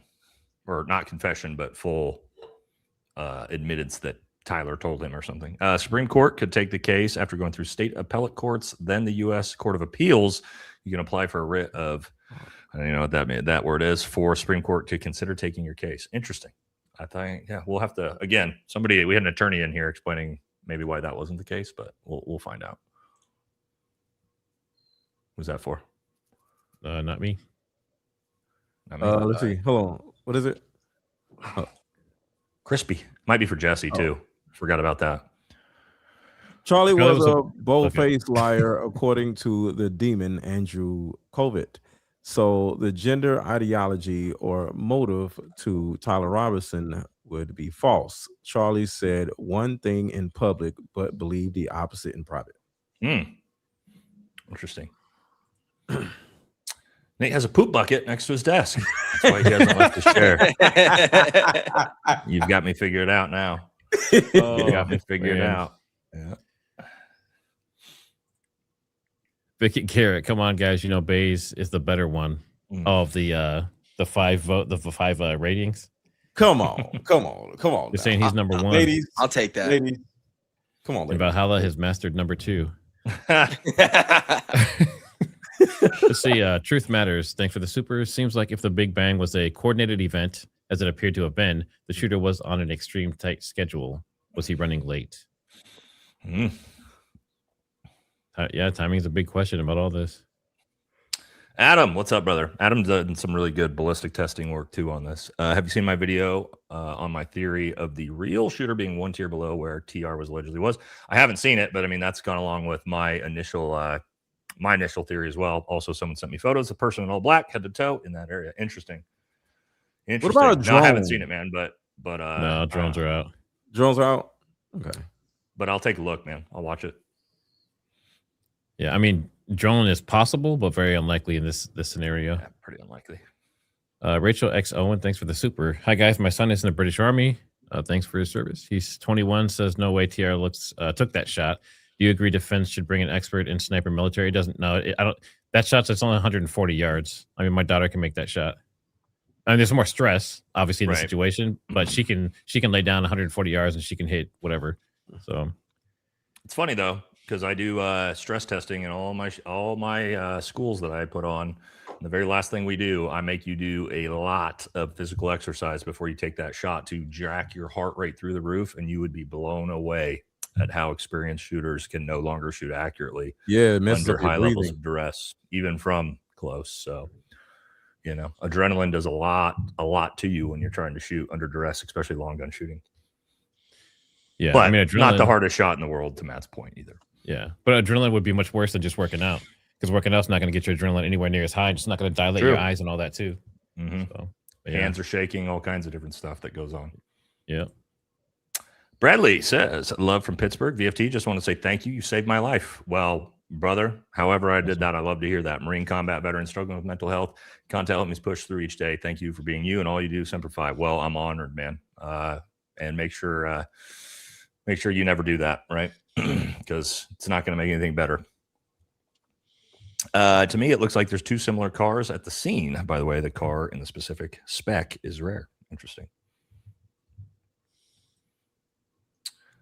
At Darren, Jesse has talked about this a lot, says Robinson was bribed to be a patsy due to his web history. But I'm not going to prison or getting the blank penalty Yeah. for no money. So I don't agree with that. Yeah, I think that one's a stretch. Yeah, that's crazy. Unless they hit him with the trust me, bro. Yeah. Rich X Owen, thanks for becoming a channel member. Love and follow every one of you. Keep doing what you're doing. This live's great. If I wasn't poor because of Trump and our greatest ally, I'd give you more. Well, brother, just you being here is good enough. I always tell everybody that. Yep, just hit that like. That's all it takes. Tesla rent. I have felt this was a cover-up for months and also feel that something will happen to cause someone to expose it. And Bays, you are on the list. There you go. Bays feels sexy now. Yeah. Look at his head. He's getting built up now. You can go find his wife tonight. Let's see. Colleen Kelly. Let's see. I was just WAO with a friend who's watching Trail on Fox. He literally said there's a mountain of evidence to prove Tyler Robinson did it. Maybe it's still coming, guys. You know, we're still waiting for the mountain. Yeah, and the thing is, when it comes, will you be open to it? Will you climb that mountain? So, Well, right now we got a little that. bit of an anthill. Not quite Mount Olympus yet. So don't know. Oh, that one's me. Sorry. Off topic, but important. Call your Congress and demand taking out sections 219 and 622 of the 2027 NDAA. We need to help Massey block this. 1,000%. That's actually important. 1,000%. It's going to go through. Section Understand 2. that our Congress is completely bought and paid for, and it's going to go through. But at least What's we can get as much eyes 219? on it. I think the that's the new That's- subset of 220 that 224 Yeah, was, and the they've- merging. Yeah, and then 622 is the Senate version of this as well. Yeah, the Isn't this- 622 is what makes it so the president has to sign off on why This is crazy. Not good. Where did he change into his black clothes and conceal the rifle? We don't know. Apparently on the roof, but we haven't seen that. So, running for president of the United States of America, independent and radical transparency party with AI assistance. Vote for me. You want to run as president as AI? I mean, why not at this point? I guess. F it. Sandra Allen, circumstantial isn't beyond a reasonable doubt. Correct.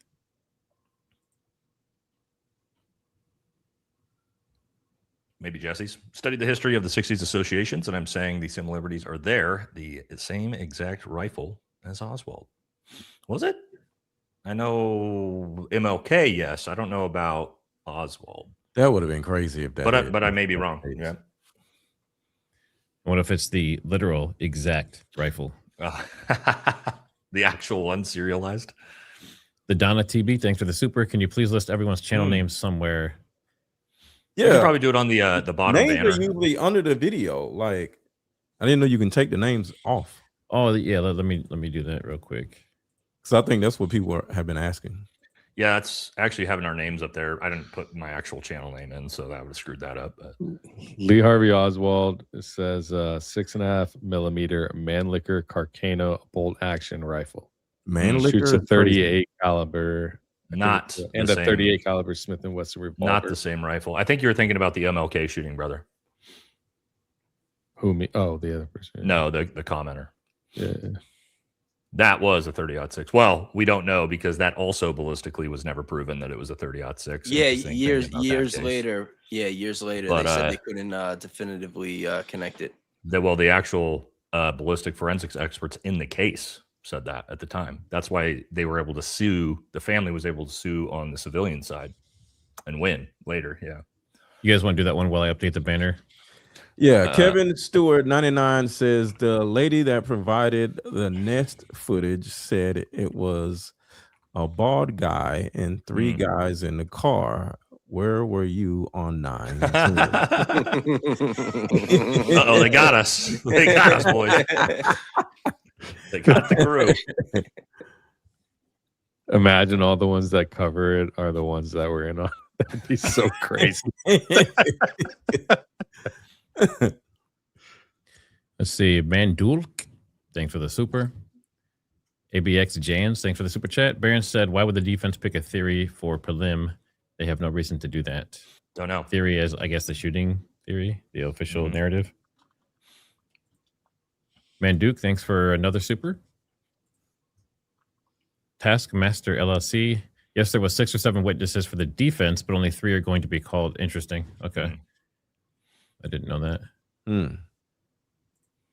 Everybody calm down now.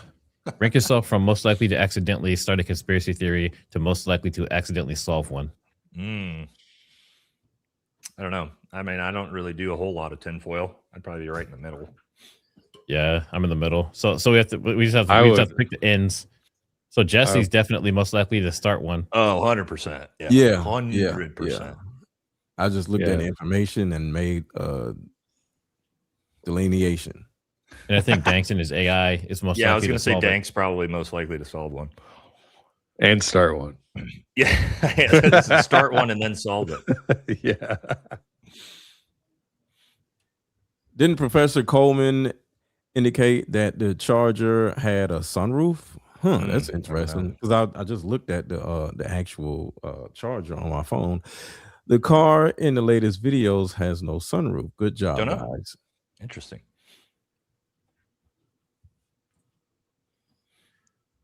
Paul Pearson, thanks for the super. Look at the e-files. How many covering up that right now in our faces? I think they gave examples of what they would do to youth, like they do in the e-files. Zorro and said your kids or this plan. Just my theory. Well, you have that, and you have the war. You know, like I don't know if you guys saw, but today the U.S. just attacked Iran again today.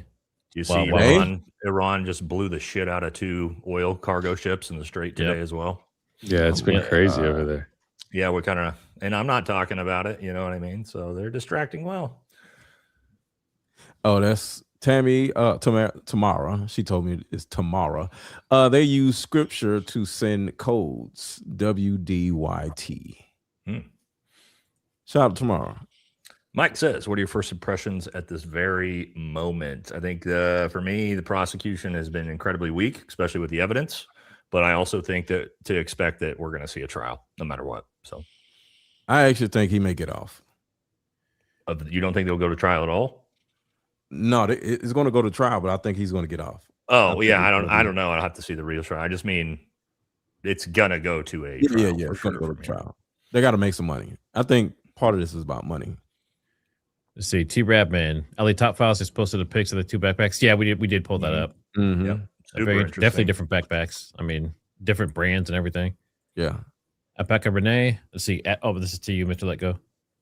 Mr. Let Go. Yes. If Erika pushed not to have TR tried and it was in line with their script, they would make it go away. Rules don't apply to them. And I'm going to do a video about making things go away because Candace talked about something. They made something go away from Candace. Candace had like some kind of scandal. So yeah, thank you for reminding me of that. Seems like would take a gymnast or someone trained to parkour who has been conditioned bones and joints to pull that drop off without getting hurt. I mean, it would snap my knees in half at 40. I'll tell you that, but maybe not a skinny 22-year-old kid. Yeah, he's a kid. Yeah. TR groomed to be on the roof, but didn't take shots. Smaller caliber rifle from somewhere else was taken. The missing SD cards would have proved this. Hi from the UK. You're not far off my initial theory, man. So I don't know if I'm still there, but awake, not woke. Leaving. Oh, here we go again. Leaving the base off the list has the same problem as the case. What we're seeing doesn't match what we're being told.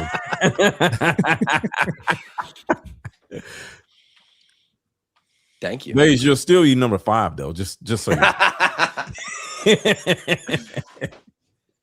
Dear Do Jen. a poll on men who own maroon shirts. That is a point. I don't think I own a maroon shirt. I don't have any maroon clothes.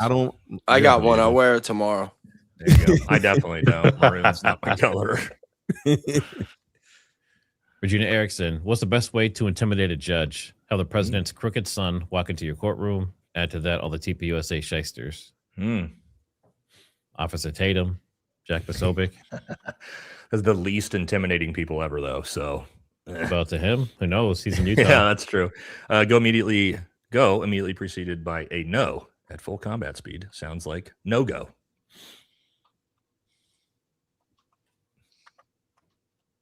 Somebody's here. Oh, Kelly. that's mine. I believe it was close range. What's up, Kelly? Jay Fraven. This guy sure has several clothing personalities. What has not been addressed by anyone are the injuries present on his hands and the separate torso injuries that are unrelated to an alleged gunshot. Talk about Charlie? Yeah, I think so. Hmm. Yeah, I mean, Well, I mean, that's been addressed by a lot of independent creators, but definitely not by the trial yet.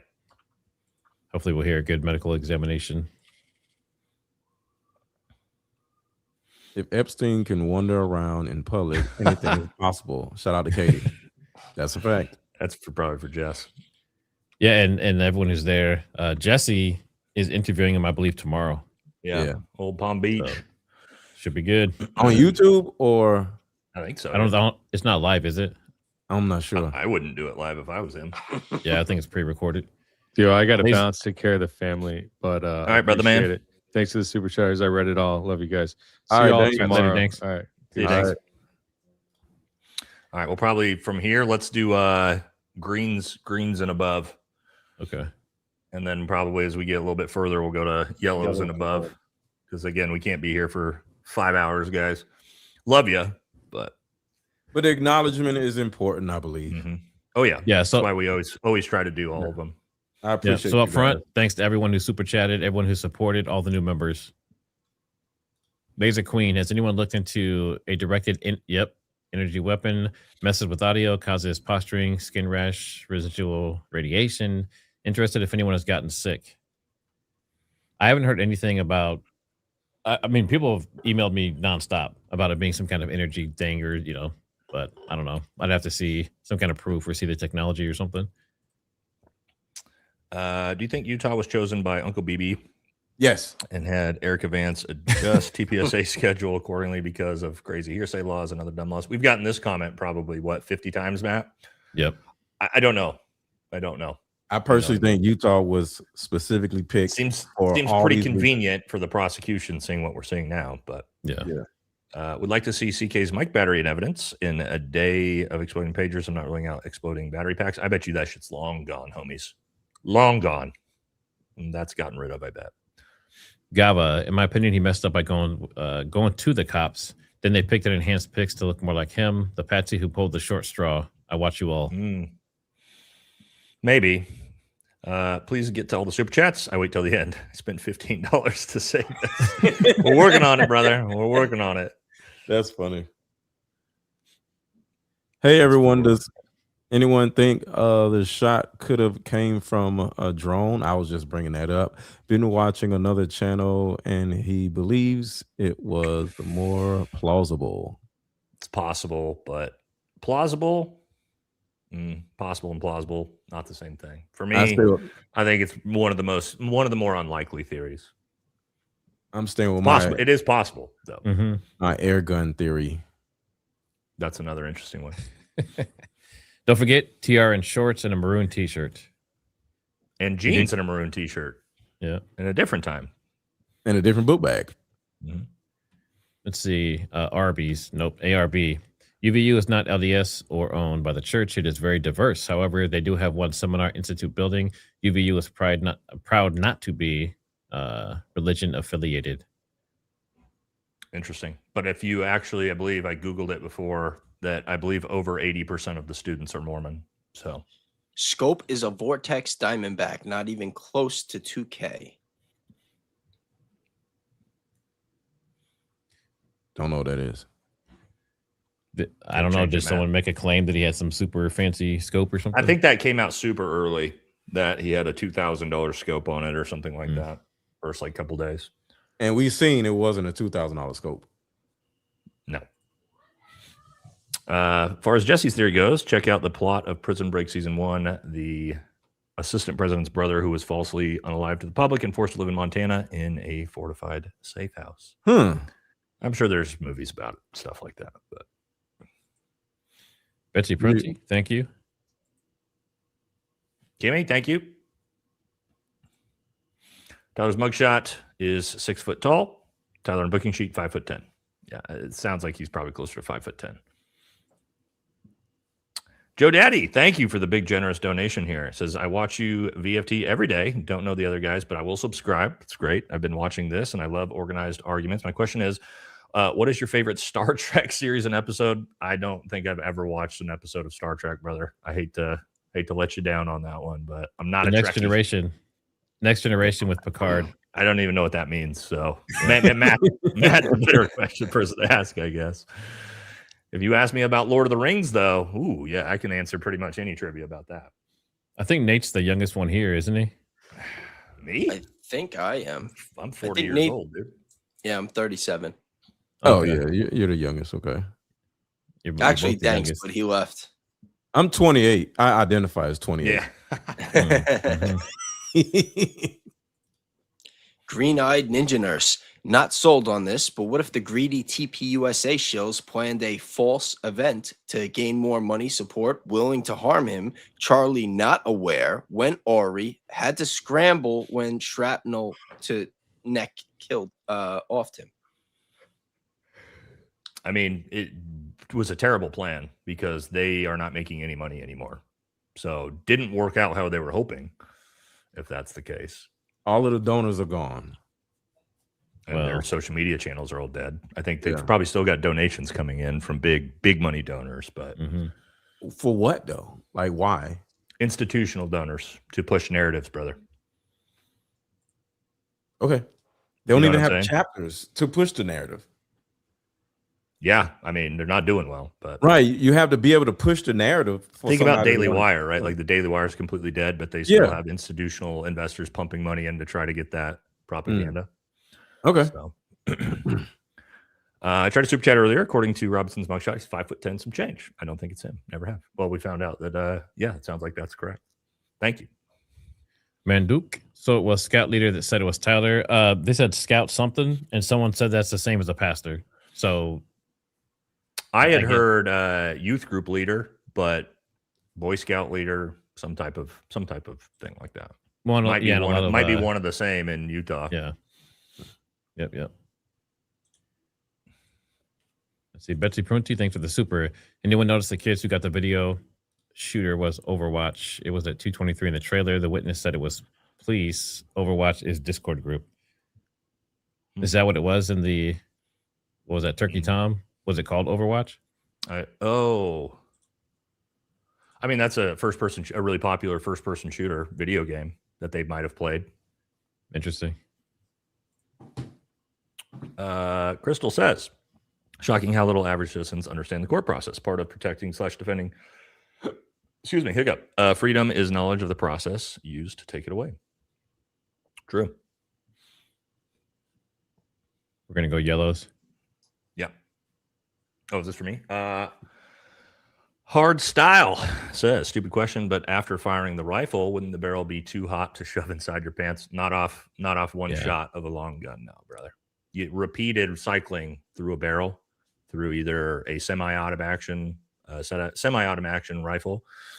If you do it fast enough and long enough, you'll get that. Or a machine gun, you can melt down a barrel, but nah, one gunshot's not going to heat up the barrel. Why would the prosecution even bring up Tyler? May have opposing views. That's who Charlie wanted at every event. It was a debate. The guy at the mic hated Charlie. That's true. He actually did encourage that. You guys want to read him for a second? I got to fix my lighting here real quick. Yep. All right.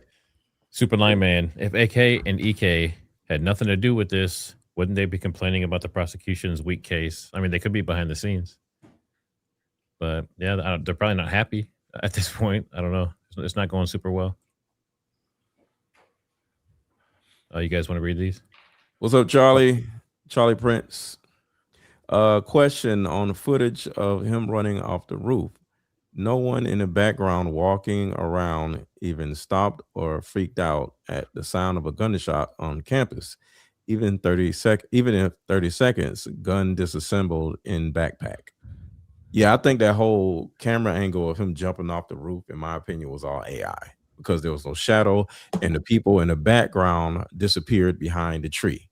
So it all looked So Gary technically did debunk that, and I will give him credit for that. He actually went there and actually showed what you see that guy disappear behind the tree, because I thought that too. It's actually a downgraded path. And as you're walking down that downgraded path, he actually went and walked it and showed it. In fairness, to him. You know, I'll give credit where credit's due on things like that. So, okay, shout out to Goofy Gary. Now, as for the shadows not being there on the white surface, that shit I don't think anybody's been able to explain away. This guy. Oh, go ahead. Jay Fraben, this guy sure has several different clothing personalities. I feel like we read this one. That's not been addressed by anyone or are injuries present on his hands. And we did read this one. Is this a repeat? We might have got it when it came up, but thank you. We already got it already. Yeah. Are we done? Oh, I used to think Valhalla was a douche. Well, I look like a douche, brother. So that's fine. Mostly because my girl has a crush on you and listens to your podcast on full blast when she's in the shower. All right, man. I look like a giant douche, man. So like I got no problem with initial impressions on that.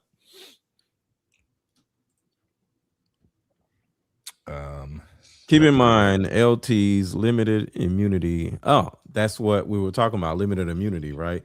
Has to do with the case.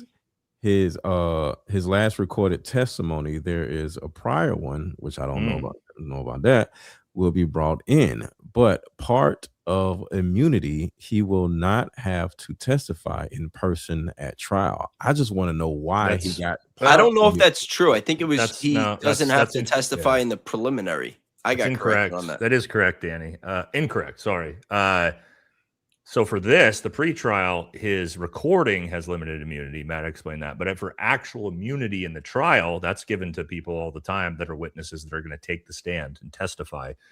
Drug dealing cases, for example, if you're a low-level drug dealer that's testifying against a hire, they're going to wipe away anything that you talk about that you did incriminating about yourself so that you can be a witness against a bigger whatever. So immunity doesn't mean you don't have to testify necessarily. It means you're immune from prosecution based off of what you say while based off what you say, right? Yeah. Someone said who's the guy in red? That is Mr. Let Go. His name is Aaron. I am Mr. Let Go. MRLETGO. It's not for me. This might be for Jesse. The immunity that witnesses get is not the same as what cops get. Cops get qualified immunity, which allows them to avoid ever going to trial, even if they commit a crime. There you go. That's a good explanation of that. January says, yes, religion should be introduced. CK was driven by faith, and every issue he debated stemmed from his faith-based ideology. It is an essential part of who he was, but that does not mean that's why Tyler Robinson allegedly killed him. And that's the point. Just because one person is one way doesn't mean the other person by default is the other way. True. Day 2, tuning in with y'all, daily watcher of the content VFT. Thank you. Would love to have you on my buddy. On my buddy? Have you on my buddy? Okay. And have you on my buddy and I show. Matt covered your content on your CK Theory episodes. Keep it up. You can shoot me an Instagram message. Can't guarantee that I'll do it. I get a lot of requests for that, but is that appreciate is he friends with Matt, the one that rated us on looks? Oh, maybe. Is that the same Matt? Yeah, hit me up on Instagram, brother. Books, thanks for the super chat. Weird how some have the presence of mind to take out the mic audio immediately after the shot. Otherwise, the whole audience would have heard the security. They did turn off radios and stuff, it looks like. That was interesting. And body cams, it turns out. Yep. Jax 101, you guys rock with Baron. Jesse can coach Lionel, Zach. So you want, I mean, we've invited multiple people. Whether they come on or not is completely up to them, but they're busy as well. Girl from 99.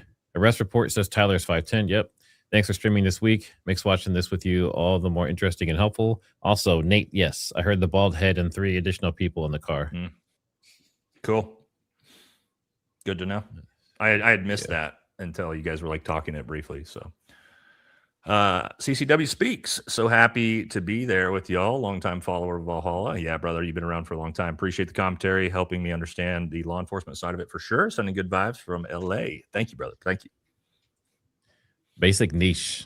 In video, Nestor referenced to Hull She said the suspect was described as Overwatch.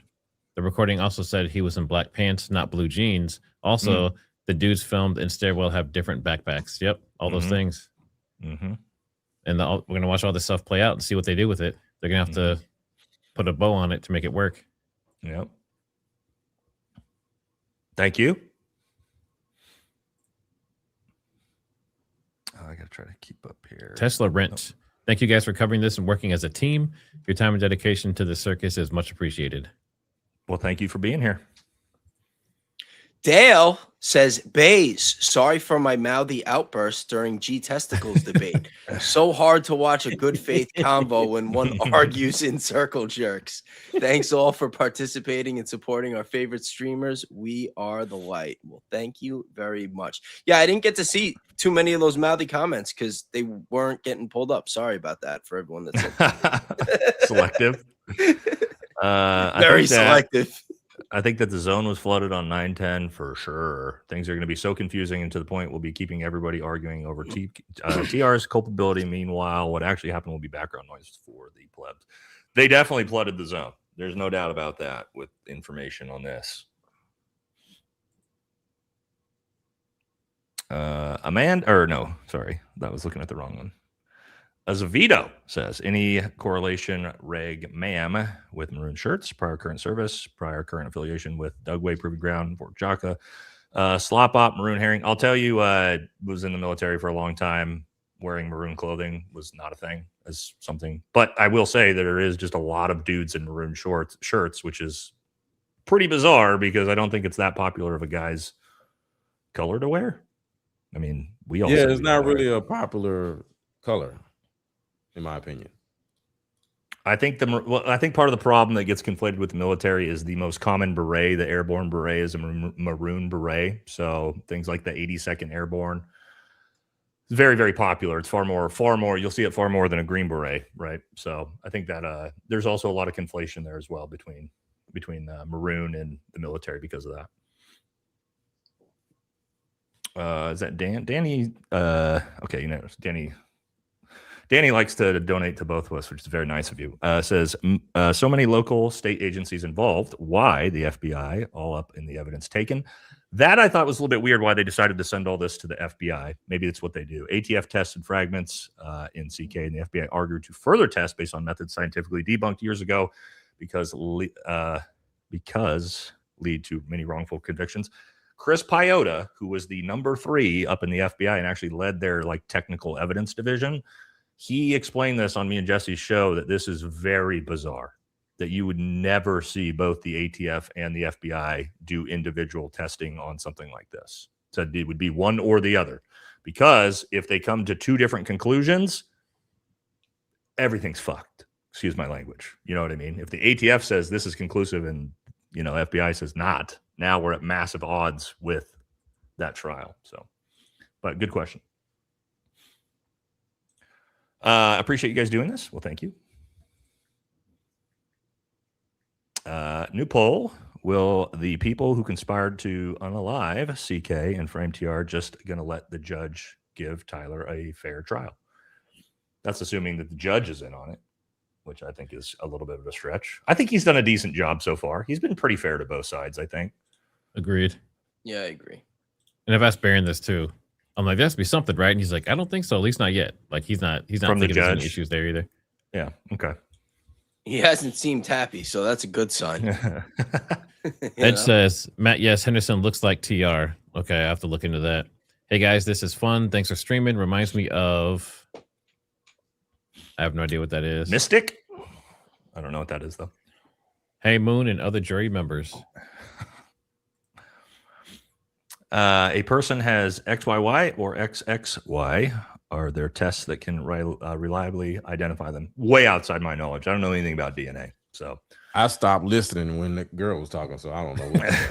I think it's pretty niche science. So I don't know. I don't know if you guys do.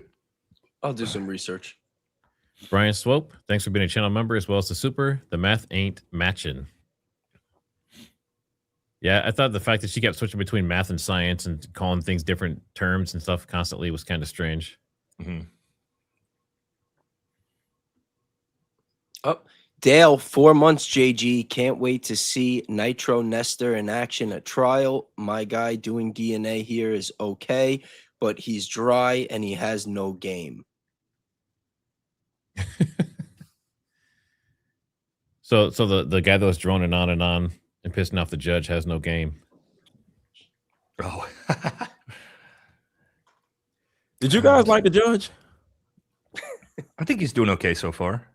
I think he seemed a little fair. I'm not mad. I admire his patience. That's what I keep looking at. Sorry, you I'm can trying see to catch inside and some facial expressions he makes. Yeah. He's snapping. He's ready Yeah. to snap, but he's like, "Can you I mean, please like, just?" The defense there, he definitely gave him a ton of leeway after telling him he needed to wrap it up. So, Well, like I said, he said one more question and then it went for another 2 hours. Yeah, that's my whole thing.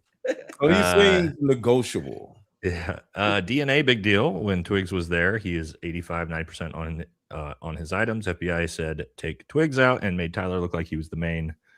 Now, I don't know what the percentages of who had what. Did they ever say who was? Yeah, no. They majority? said that the percentages were higher for Tyler. 95 is Tyler. For 5 Tyler, is- right? Yes. Yeah. But Lance's DNA is still on those other items. But the defense was arguing how they got to those numbers. That a lot of it was a lot of those steps to get to those numbers were subjective. That's what all that was about. Right. And did those numbers change when they went from 3 to 2? Right? Like that's there's a lot of questions there. Yeah. Let's see. Heavyweight. Thanks for the super. Bravo Zulu fellas. Keep it up. Justice for Charlie Kirk. Thank you, brother. Let me see. Scrolling through here. Yep. Nate, Mormons have infiltrated the military, no doubt. I served alongside them for 2 decades, so have the gangs there. Don't let Jesse downplay it. Jesse, why I was in the military, brother. I talked about we have a ton of Mormons that are Green Berets, especially in 10th Special Forces Group. But actually, it does make sense if you know the back history of Mormons and Mormonism. They fought the U.S. government for a long time, so they actually are very sort of prepperish, firearms, like a lot of things you'd actually kind of expect. So there are definitely a lot of Mormons in the military. That is true. Don't understand how they exclude LT's DNA to look at TR as a suspect. So why can't they do the reverse and exclude TR and look at LT as a suspect? Yeah, good point. I agree. They 100% should. And if they should have done that in their investigation, I don't know if they did. If they IVE together, how can one be excluded and not the other? Well, they're trying to make it portrayed as, Lance had nothing to do with it. And so because he's his roommate, that makes him what do they call it, like a disqualifying. Yeah, an eliminating sample. Eliminating. Yeah, that's sample, what it was. That's Yeah. right. Caravan 800. But real quick, sorry. Yeah. It's almost like if me and my wife committed a crime together, but then I told her not to say shit and all of our DNA was on it, and I just said I was the one that did the crime, they might let her off and be like, well, yeah, her DNA's on everything, but we live together. You know what I mean? Yeah. Is that the makes plan? sense. There were 2 crime scenes, one after the other per Baron. They brought the yellow tape up, then down, removed the gun. The gun 1, then someone came and planted gun 2. Okay, all on police radio. Yeah, I remember him showing those examples. And I wonder if they're going to get deep into that stuff during trial. I didn't see that. Interesting. Yeah, it's he had an episode where he just covered all the radio stuff. They had like probably 20 different radio recordings and stuff that happened. I probably should have watched then as a Special Forces communication sergeant. All the radio stuff's my expertise. I didn't even know he did that. I should go back and watch that one. Trisha Victory. Where a gun was, they took down tape just before midnight. That's when the Charger was a Challenger, supposedly. Video shows up on ring cam, then they put the tape back up in the AM. Watch RBP from the other day. New info, I think, from Candace Owens last week. So yeah, messing with the crime. This That'd be vehicle messing with stuff is bizarre. Well, that'd be tampering if they're putting up and down crime tape and messing with stuff. So interesting.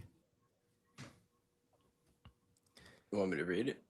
Is that Jesse? Maybe it might be I don't know. Jesse's. All right, I'll read it. All right. So in Australia, there has been the greatest global failure in a state-owned DNA lab. It was completely based around these thresholds. They are now retesting 100,000 plus samples over the last 15 years. Wow.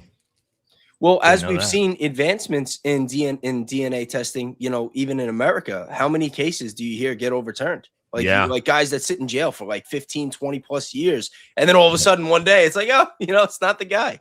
You're right. Yeah. Yeah. And they get those big payouts. Mm-hmm. And I got to get ready for my live, so I got to use my camera for my own StreamYard. So You're good, brother. I'll Do what you got to do. And Baze, let me know if you want to come on. Yeah, what time you going? Now. You going right? You going right now? Right, you guys. I need an hour, but if you're still 8 o'clock in 7 minutes. All right, I'll text you. All right. All right, Rebecca Lovelace, thanks for being a new channel member. How many times does he change his bald guy cap, please? And thank you. Nate and Jesse got to subscribe the read of y'all. Well, thank you, brother. I don't know how many times he's changing a bald cap. Who's this, me? I'm a little behind. Wait, did Tyler actually wear a maroon shirt? He did, yes, in 2 different photos, in 2 different outfits. Wasn't the color of the day op. I know lawyer call it red, but that's maroon. As for a color of the day, that is potentially something that we use when we're in plain clothes in the military. But I just meant as for like specifically maroon as a color, that's not really something relevant. But color of the day is a real thing in things like this. Low visibility operations. Yeah.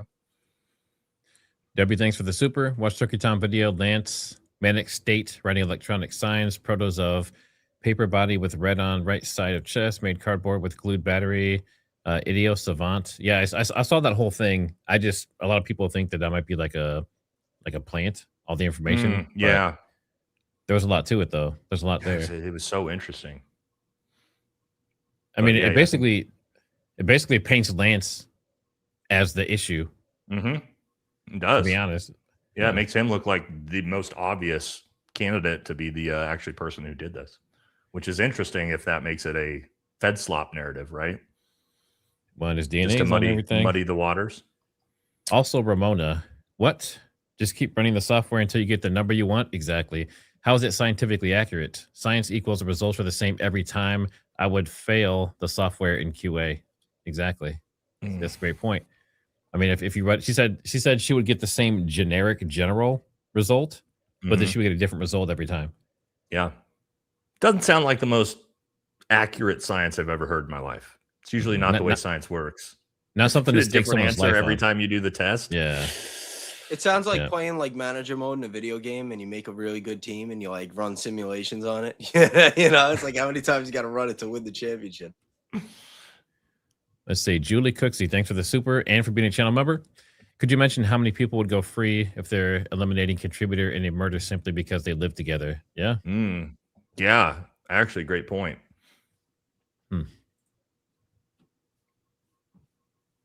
I don't know who that is. So strange to see this play out in court as opposed to trial by YouTube, like 2 separate realities. Yeah, at least so far until the main trial.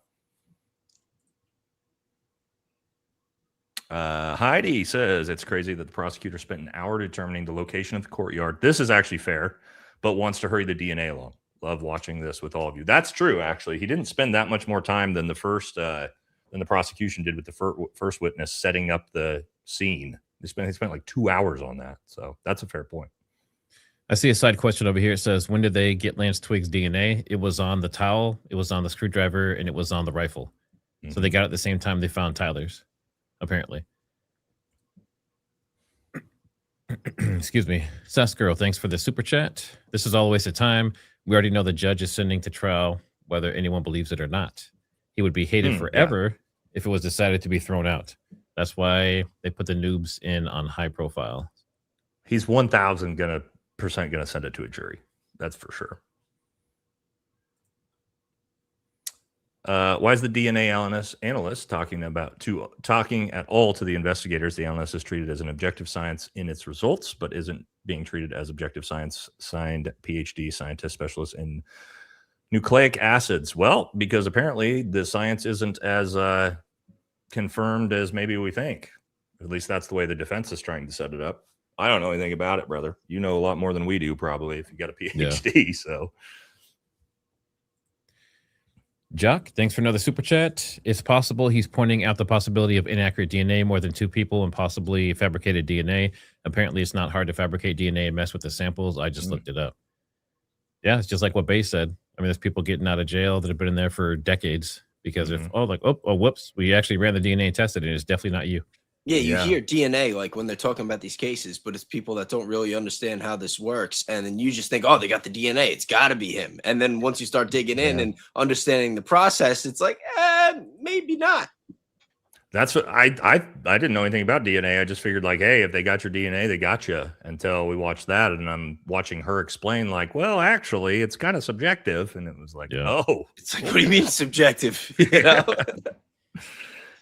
Thanks to all you 6 for your efforts and dedication to the truth. First time super chat on YouTube, but want to show appreciation. Well, thank you very much. Thank you. Glad to be your first. And congrats on your first super chat. I'll read this one. The Real Amorosa, just saying thanks to Danks and the guys to do it live for that long. You all deserve medals or something. Sure, you all must be excited to do it again tomorrow. Oh, I can't. Tomorrow's a half day, though. Tomorrow's a half day. So we'll be better. K. Breach, $50. Thank you very much. Does anyone know if Tyler Robinson's hands and skin were tested for gun residue when taken into custody? That's actually a very good question. They should have been. So what I did hear this again, this came from Gary. This was early on. I did hear from Gary that they did test that, and they tested the vehicle and found gunshot residue in both, apparently.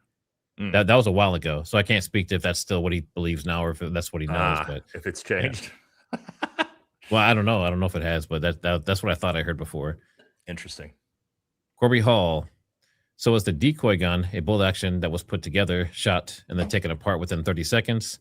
Who has demoed that kind of function under stress along with taking a semi-precise shot? Not possible with that rifle.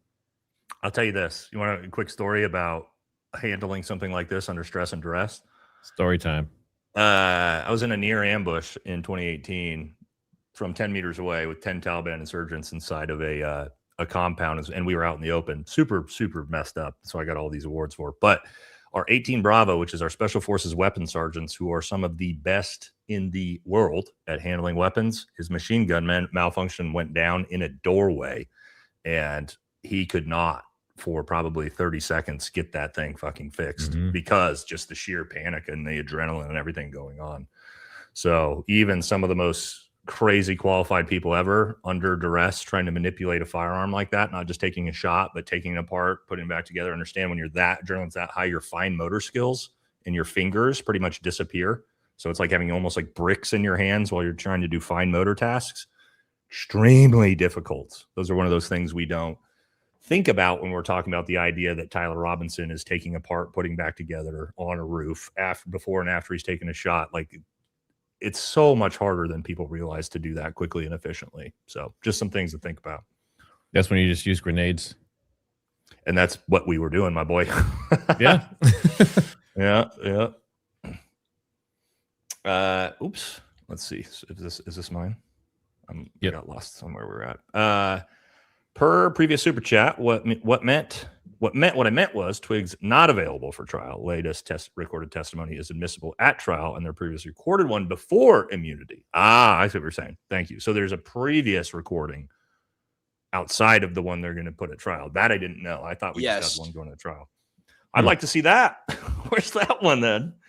Prosecution doesn't want to show that one? It should all come out. Sarah Havelock. Thank you, guys. Thank you. Thanks for being here. How are you looking on time? That's all the yellows. I'm good. We can go back. We did that fast. We can go back and hit some greens. We don't have to go back at all. We're not gonna be able to do all of them, guys, because there's a lot. But yeah, we can go back and hit some more if you want. Yeah, let's keep the love going. Just where are you going back up to is the question, so I can. We're at Shellishire, about a third of the way up from the bottom. All right. I'm not going to be able to find this. Do you want to read that one, Baze? Yeah, Utah here. Once there is hearsay established that Tyler Robinson is the figure, any objection with be denied. Cruiser ready is a thing here, but not leaving round.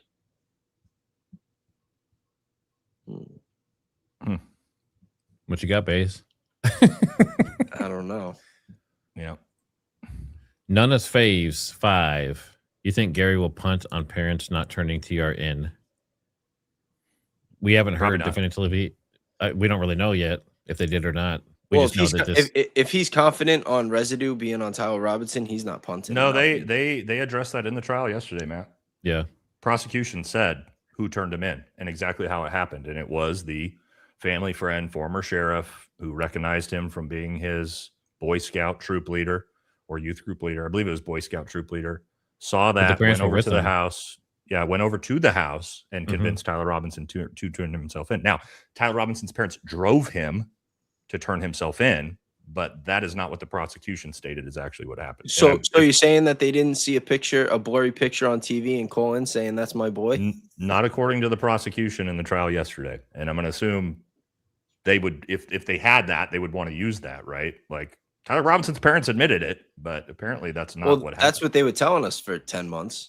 I get it, but even the prosecution has said that's not the case. All right, Jessica, the video of the person on the roof, the timestamp is missing the minute 12:16. That's somebody said that earlier. Interesting. Yeah, I didn't notice Skipped that. over something, huh? Do you think that the video of the suspect jumping off the roof is prior to the one of the guy on black limping up down the stairs? Just curious. I mean, the timestamps don't suggest that, but it makes more sense. But I don't know. It's hard to argue. It's against possible. timestamps. It's I say it's possible, but I don't know. Bucknut, thanks for the super. The Furby did it, not the furry, the Furby. Do you remember the Furbies? I do. Yeah. I'm old enough to remember Furbies. My first job was selling Furbies at the flea market. I'm not even kidding. Yeah, I can't tell which ones are mine anymore because I don't know where we're at. So In Utah, yes, additional evidence is allowed in regular trial. This is just to decide if trial can proceed. The evidence presented is now to prove there is enough to hold him, not convict him. Nate? I just got booted from the live, and when I came back, I was unsubbed. Yeah, that's a huge problem. Whoa. They love to unsub people from the channels. There's Effery afoot. Check your subs. Huge issue that we've been seeing lately. One of my moderators got unsubbed from the channel the other day. Really? Z-Spot ATX. Graham Allen claims to be inside court yesterday. Yes, that is true. I guess. Of course. If he claimed it, he must be true, right? Of course. I bet he was. VIP Fed Pass? 100%. And as far as I know, I don't know any podcasters that have actually gotten in yet. There's a bunch on the ground there, and they're doing Well, when tours you're and all friends that. with the administration and working with the Department of Defense, it's a little bit easier, probably. Nate? It's all WWE. BS. Vince McMahon still alive. Yeah, I mean, I agree with you on that. I love the WWE, by the way, but me too. But I'm a huge WWE fan.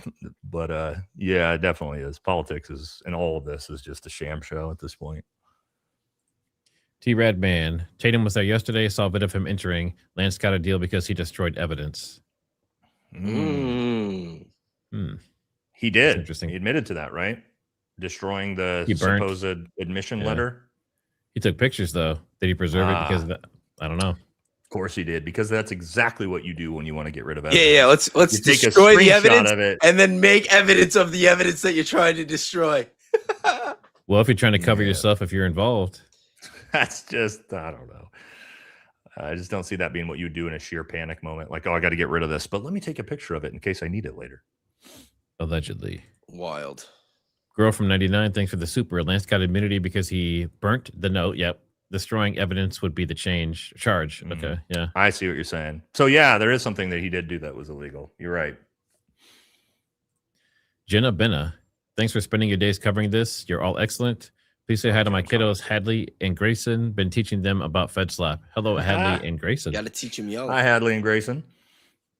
I'm all right. I'm caught up now. I see where you're at. Joe says, I'm not too familiar with guns, yet I'm providing testimony. Sets the tone, doesn't it? Just saying. Yeah, that first witness, when being asked, she's like, I don't really know anything about guns. It's like, okay. Maybe get her off the Mandoop. stand then. Item 3 DNA swab. Sweat drop on second ledge. Please tell me how a sweat drop doesn't evaporate and they found it to swab it. I don't know. Trust me, bro. Well, there's molecules of, like it's coming out of your body. So there has to be something in there. And then when it was just like when you have salt water, when the water goes away, the salt's still there. Maybe something like that. I bet. Yeah, I'm sure there's DNA in bodily fluids, right? So I'm sure that's somehow how they do it. I don't know. I'm no expert in that. Stop picking on the Addie's size. Hate her for her character, role, etc. Picking on a woman for her size is tacky. True fans of the pod are above that. Yeah, we don't ever do stuff like that on the channel. So yeah. Do not ever fall asleep with headphones on listening to you guys. Holy effing moly. Seriously effed up dreams. I'm telling you. I'm traumatized now. I bet. That's funny. That was a good one. Danny says, plus the more hands involved, regardless of chain of custody, higher likelihood of tampering. This is true. Even if unintentional. LT DNA all over again. Again, TR in jail. Yeah. Nate saw TR's mugshot stands at just under 72 inches tall. Yeah, so I think that he may have had shoes on at the time. I don't know, but it sounds like he's 5'10" from what everybody's kind of cross-referencing. Shaina, FBI acknowledges flawed forensic testimony affected at least 32 death penalty cases. Oh, there you go. Oh, wow. Oh, that's wild. you don't want to hear that. Mm-mm. Exploding pagers. We know the truth. All right. We'll leave it at that. She Danny said- says, Oh, I got this one. Yeah, you're good. She said DNA degraded on the screwdriver and towel. Why? She said received like the next day or two. Was DNA intentionally transferred onto those items? 4 or 5 people.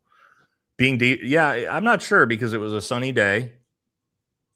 I would assume DNA wouldn't be degraded that fast off of but maybe just the open environment. I don't know. Again, I wish I was a DNA expert, but I'm not. Much respect and love from a fan of all you gentlemen. Keep up the great work. Thank you, Catherine. All right, I got about 5 minutes left in me. Then I gotta get some food and hit the gym. Thank you, Dilbert. It's a good looking Rottweiler you got there. Holisticology. Please summarize. Is TR's DNA in lower ratio deteriorated partial? Tell me like I'm 10 years old. Yes. So all the DNA was degraded in some kind of way, deteriorated in some kind of way. The screwdriver was worse than the towel. But wasn't ratio-wise, though, Tyler had a higher 95% versus Lance. 5% for Twigs. But they're both still on it. Correct. Correct. And they're both on everything so far. Yeah. And one destroyed evidence. Just saying. Yeah. You know what I mean? Come on. Yeah. The guy who destroyed evidence just happens to have his DNA on all of the items. And That's a big And the one bag that- of cash. and talk to the feds first. Limited Yeah. immunity. Kind of weird. Yeah. You know? AJ says, I just know about pie call. I don't know what that is. You were talking about Cash Patel? I don't know what you're talking about, AJ. Eric says that we are all like puppy dogs, thinking the court is going to throw the ball. Real justice of some type. Jokes on us. I mean, I don't have a whole lot of faith we're going to get real justice, but why do I get the impression the DNA expert witness is really the office intern and nobody else wanted to show up to trial? Yeah, that's funny. All right, this is the last 3. AJ says, prosecutor, your honor, please don't tell them to destroy, please don't let them destroy my argument before it even starts.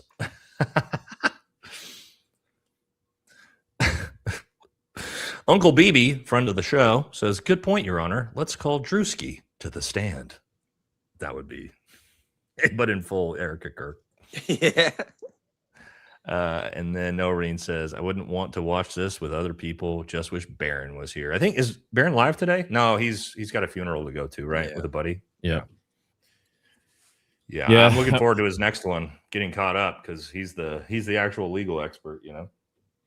We're going to see if we can get him on Friday before his actually usually Fridays he doesn't do a show, but no. Yeah, we'll see if we can get him come on sometime Friday just to kind of do a recap of the week with us.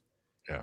Might be able to bully him. All right. We did it, guys. Sorry we didn't get to all of them, but I mean, But at some point, we have to go home, and it's 10 hours into the stream. We love you guys. Appreciate it. Make sure you go, if you're one of my subscribers, make sure you go subscribe to Baze and Matt. And Vice versa. Vice versa. Thank you very Some much. quick PSAs for whenever we can all give them. I will do my day 2 recap in the early afternoon tomorrow, so that way I don't have to try to do it tonight, because my God, that was brutal last night. And then we'll be back, right? Tomorrow at what time, Matt? Now, tomorrow is at 1 Mountain, 2 o'clock Central. So it's not going to be a morning stream. It's going to start in the afternoon. Thank God. And of course, thanks for being here. Thanks for all the supers, the ones we couldn't get to. Hit the like on the way out, and we will definitely see you guys tomorrow. And thank you guys for having me. Yeah, absolutely, man. All right, guys.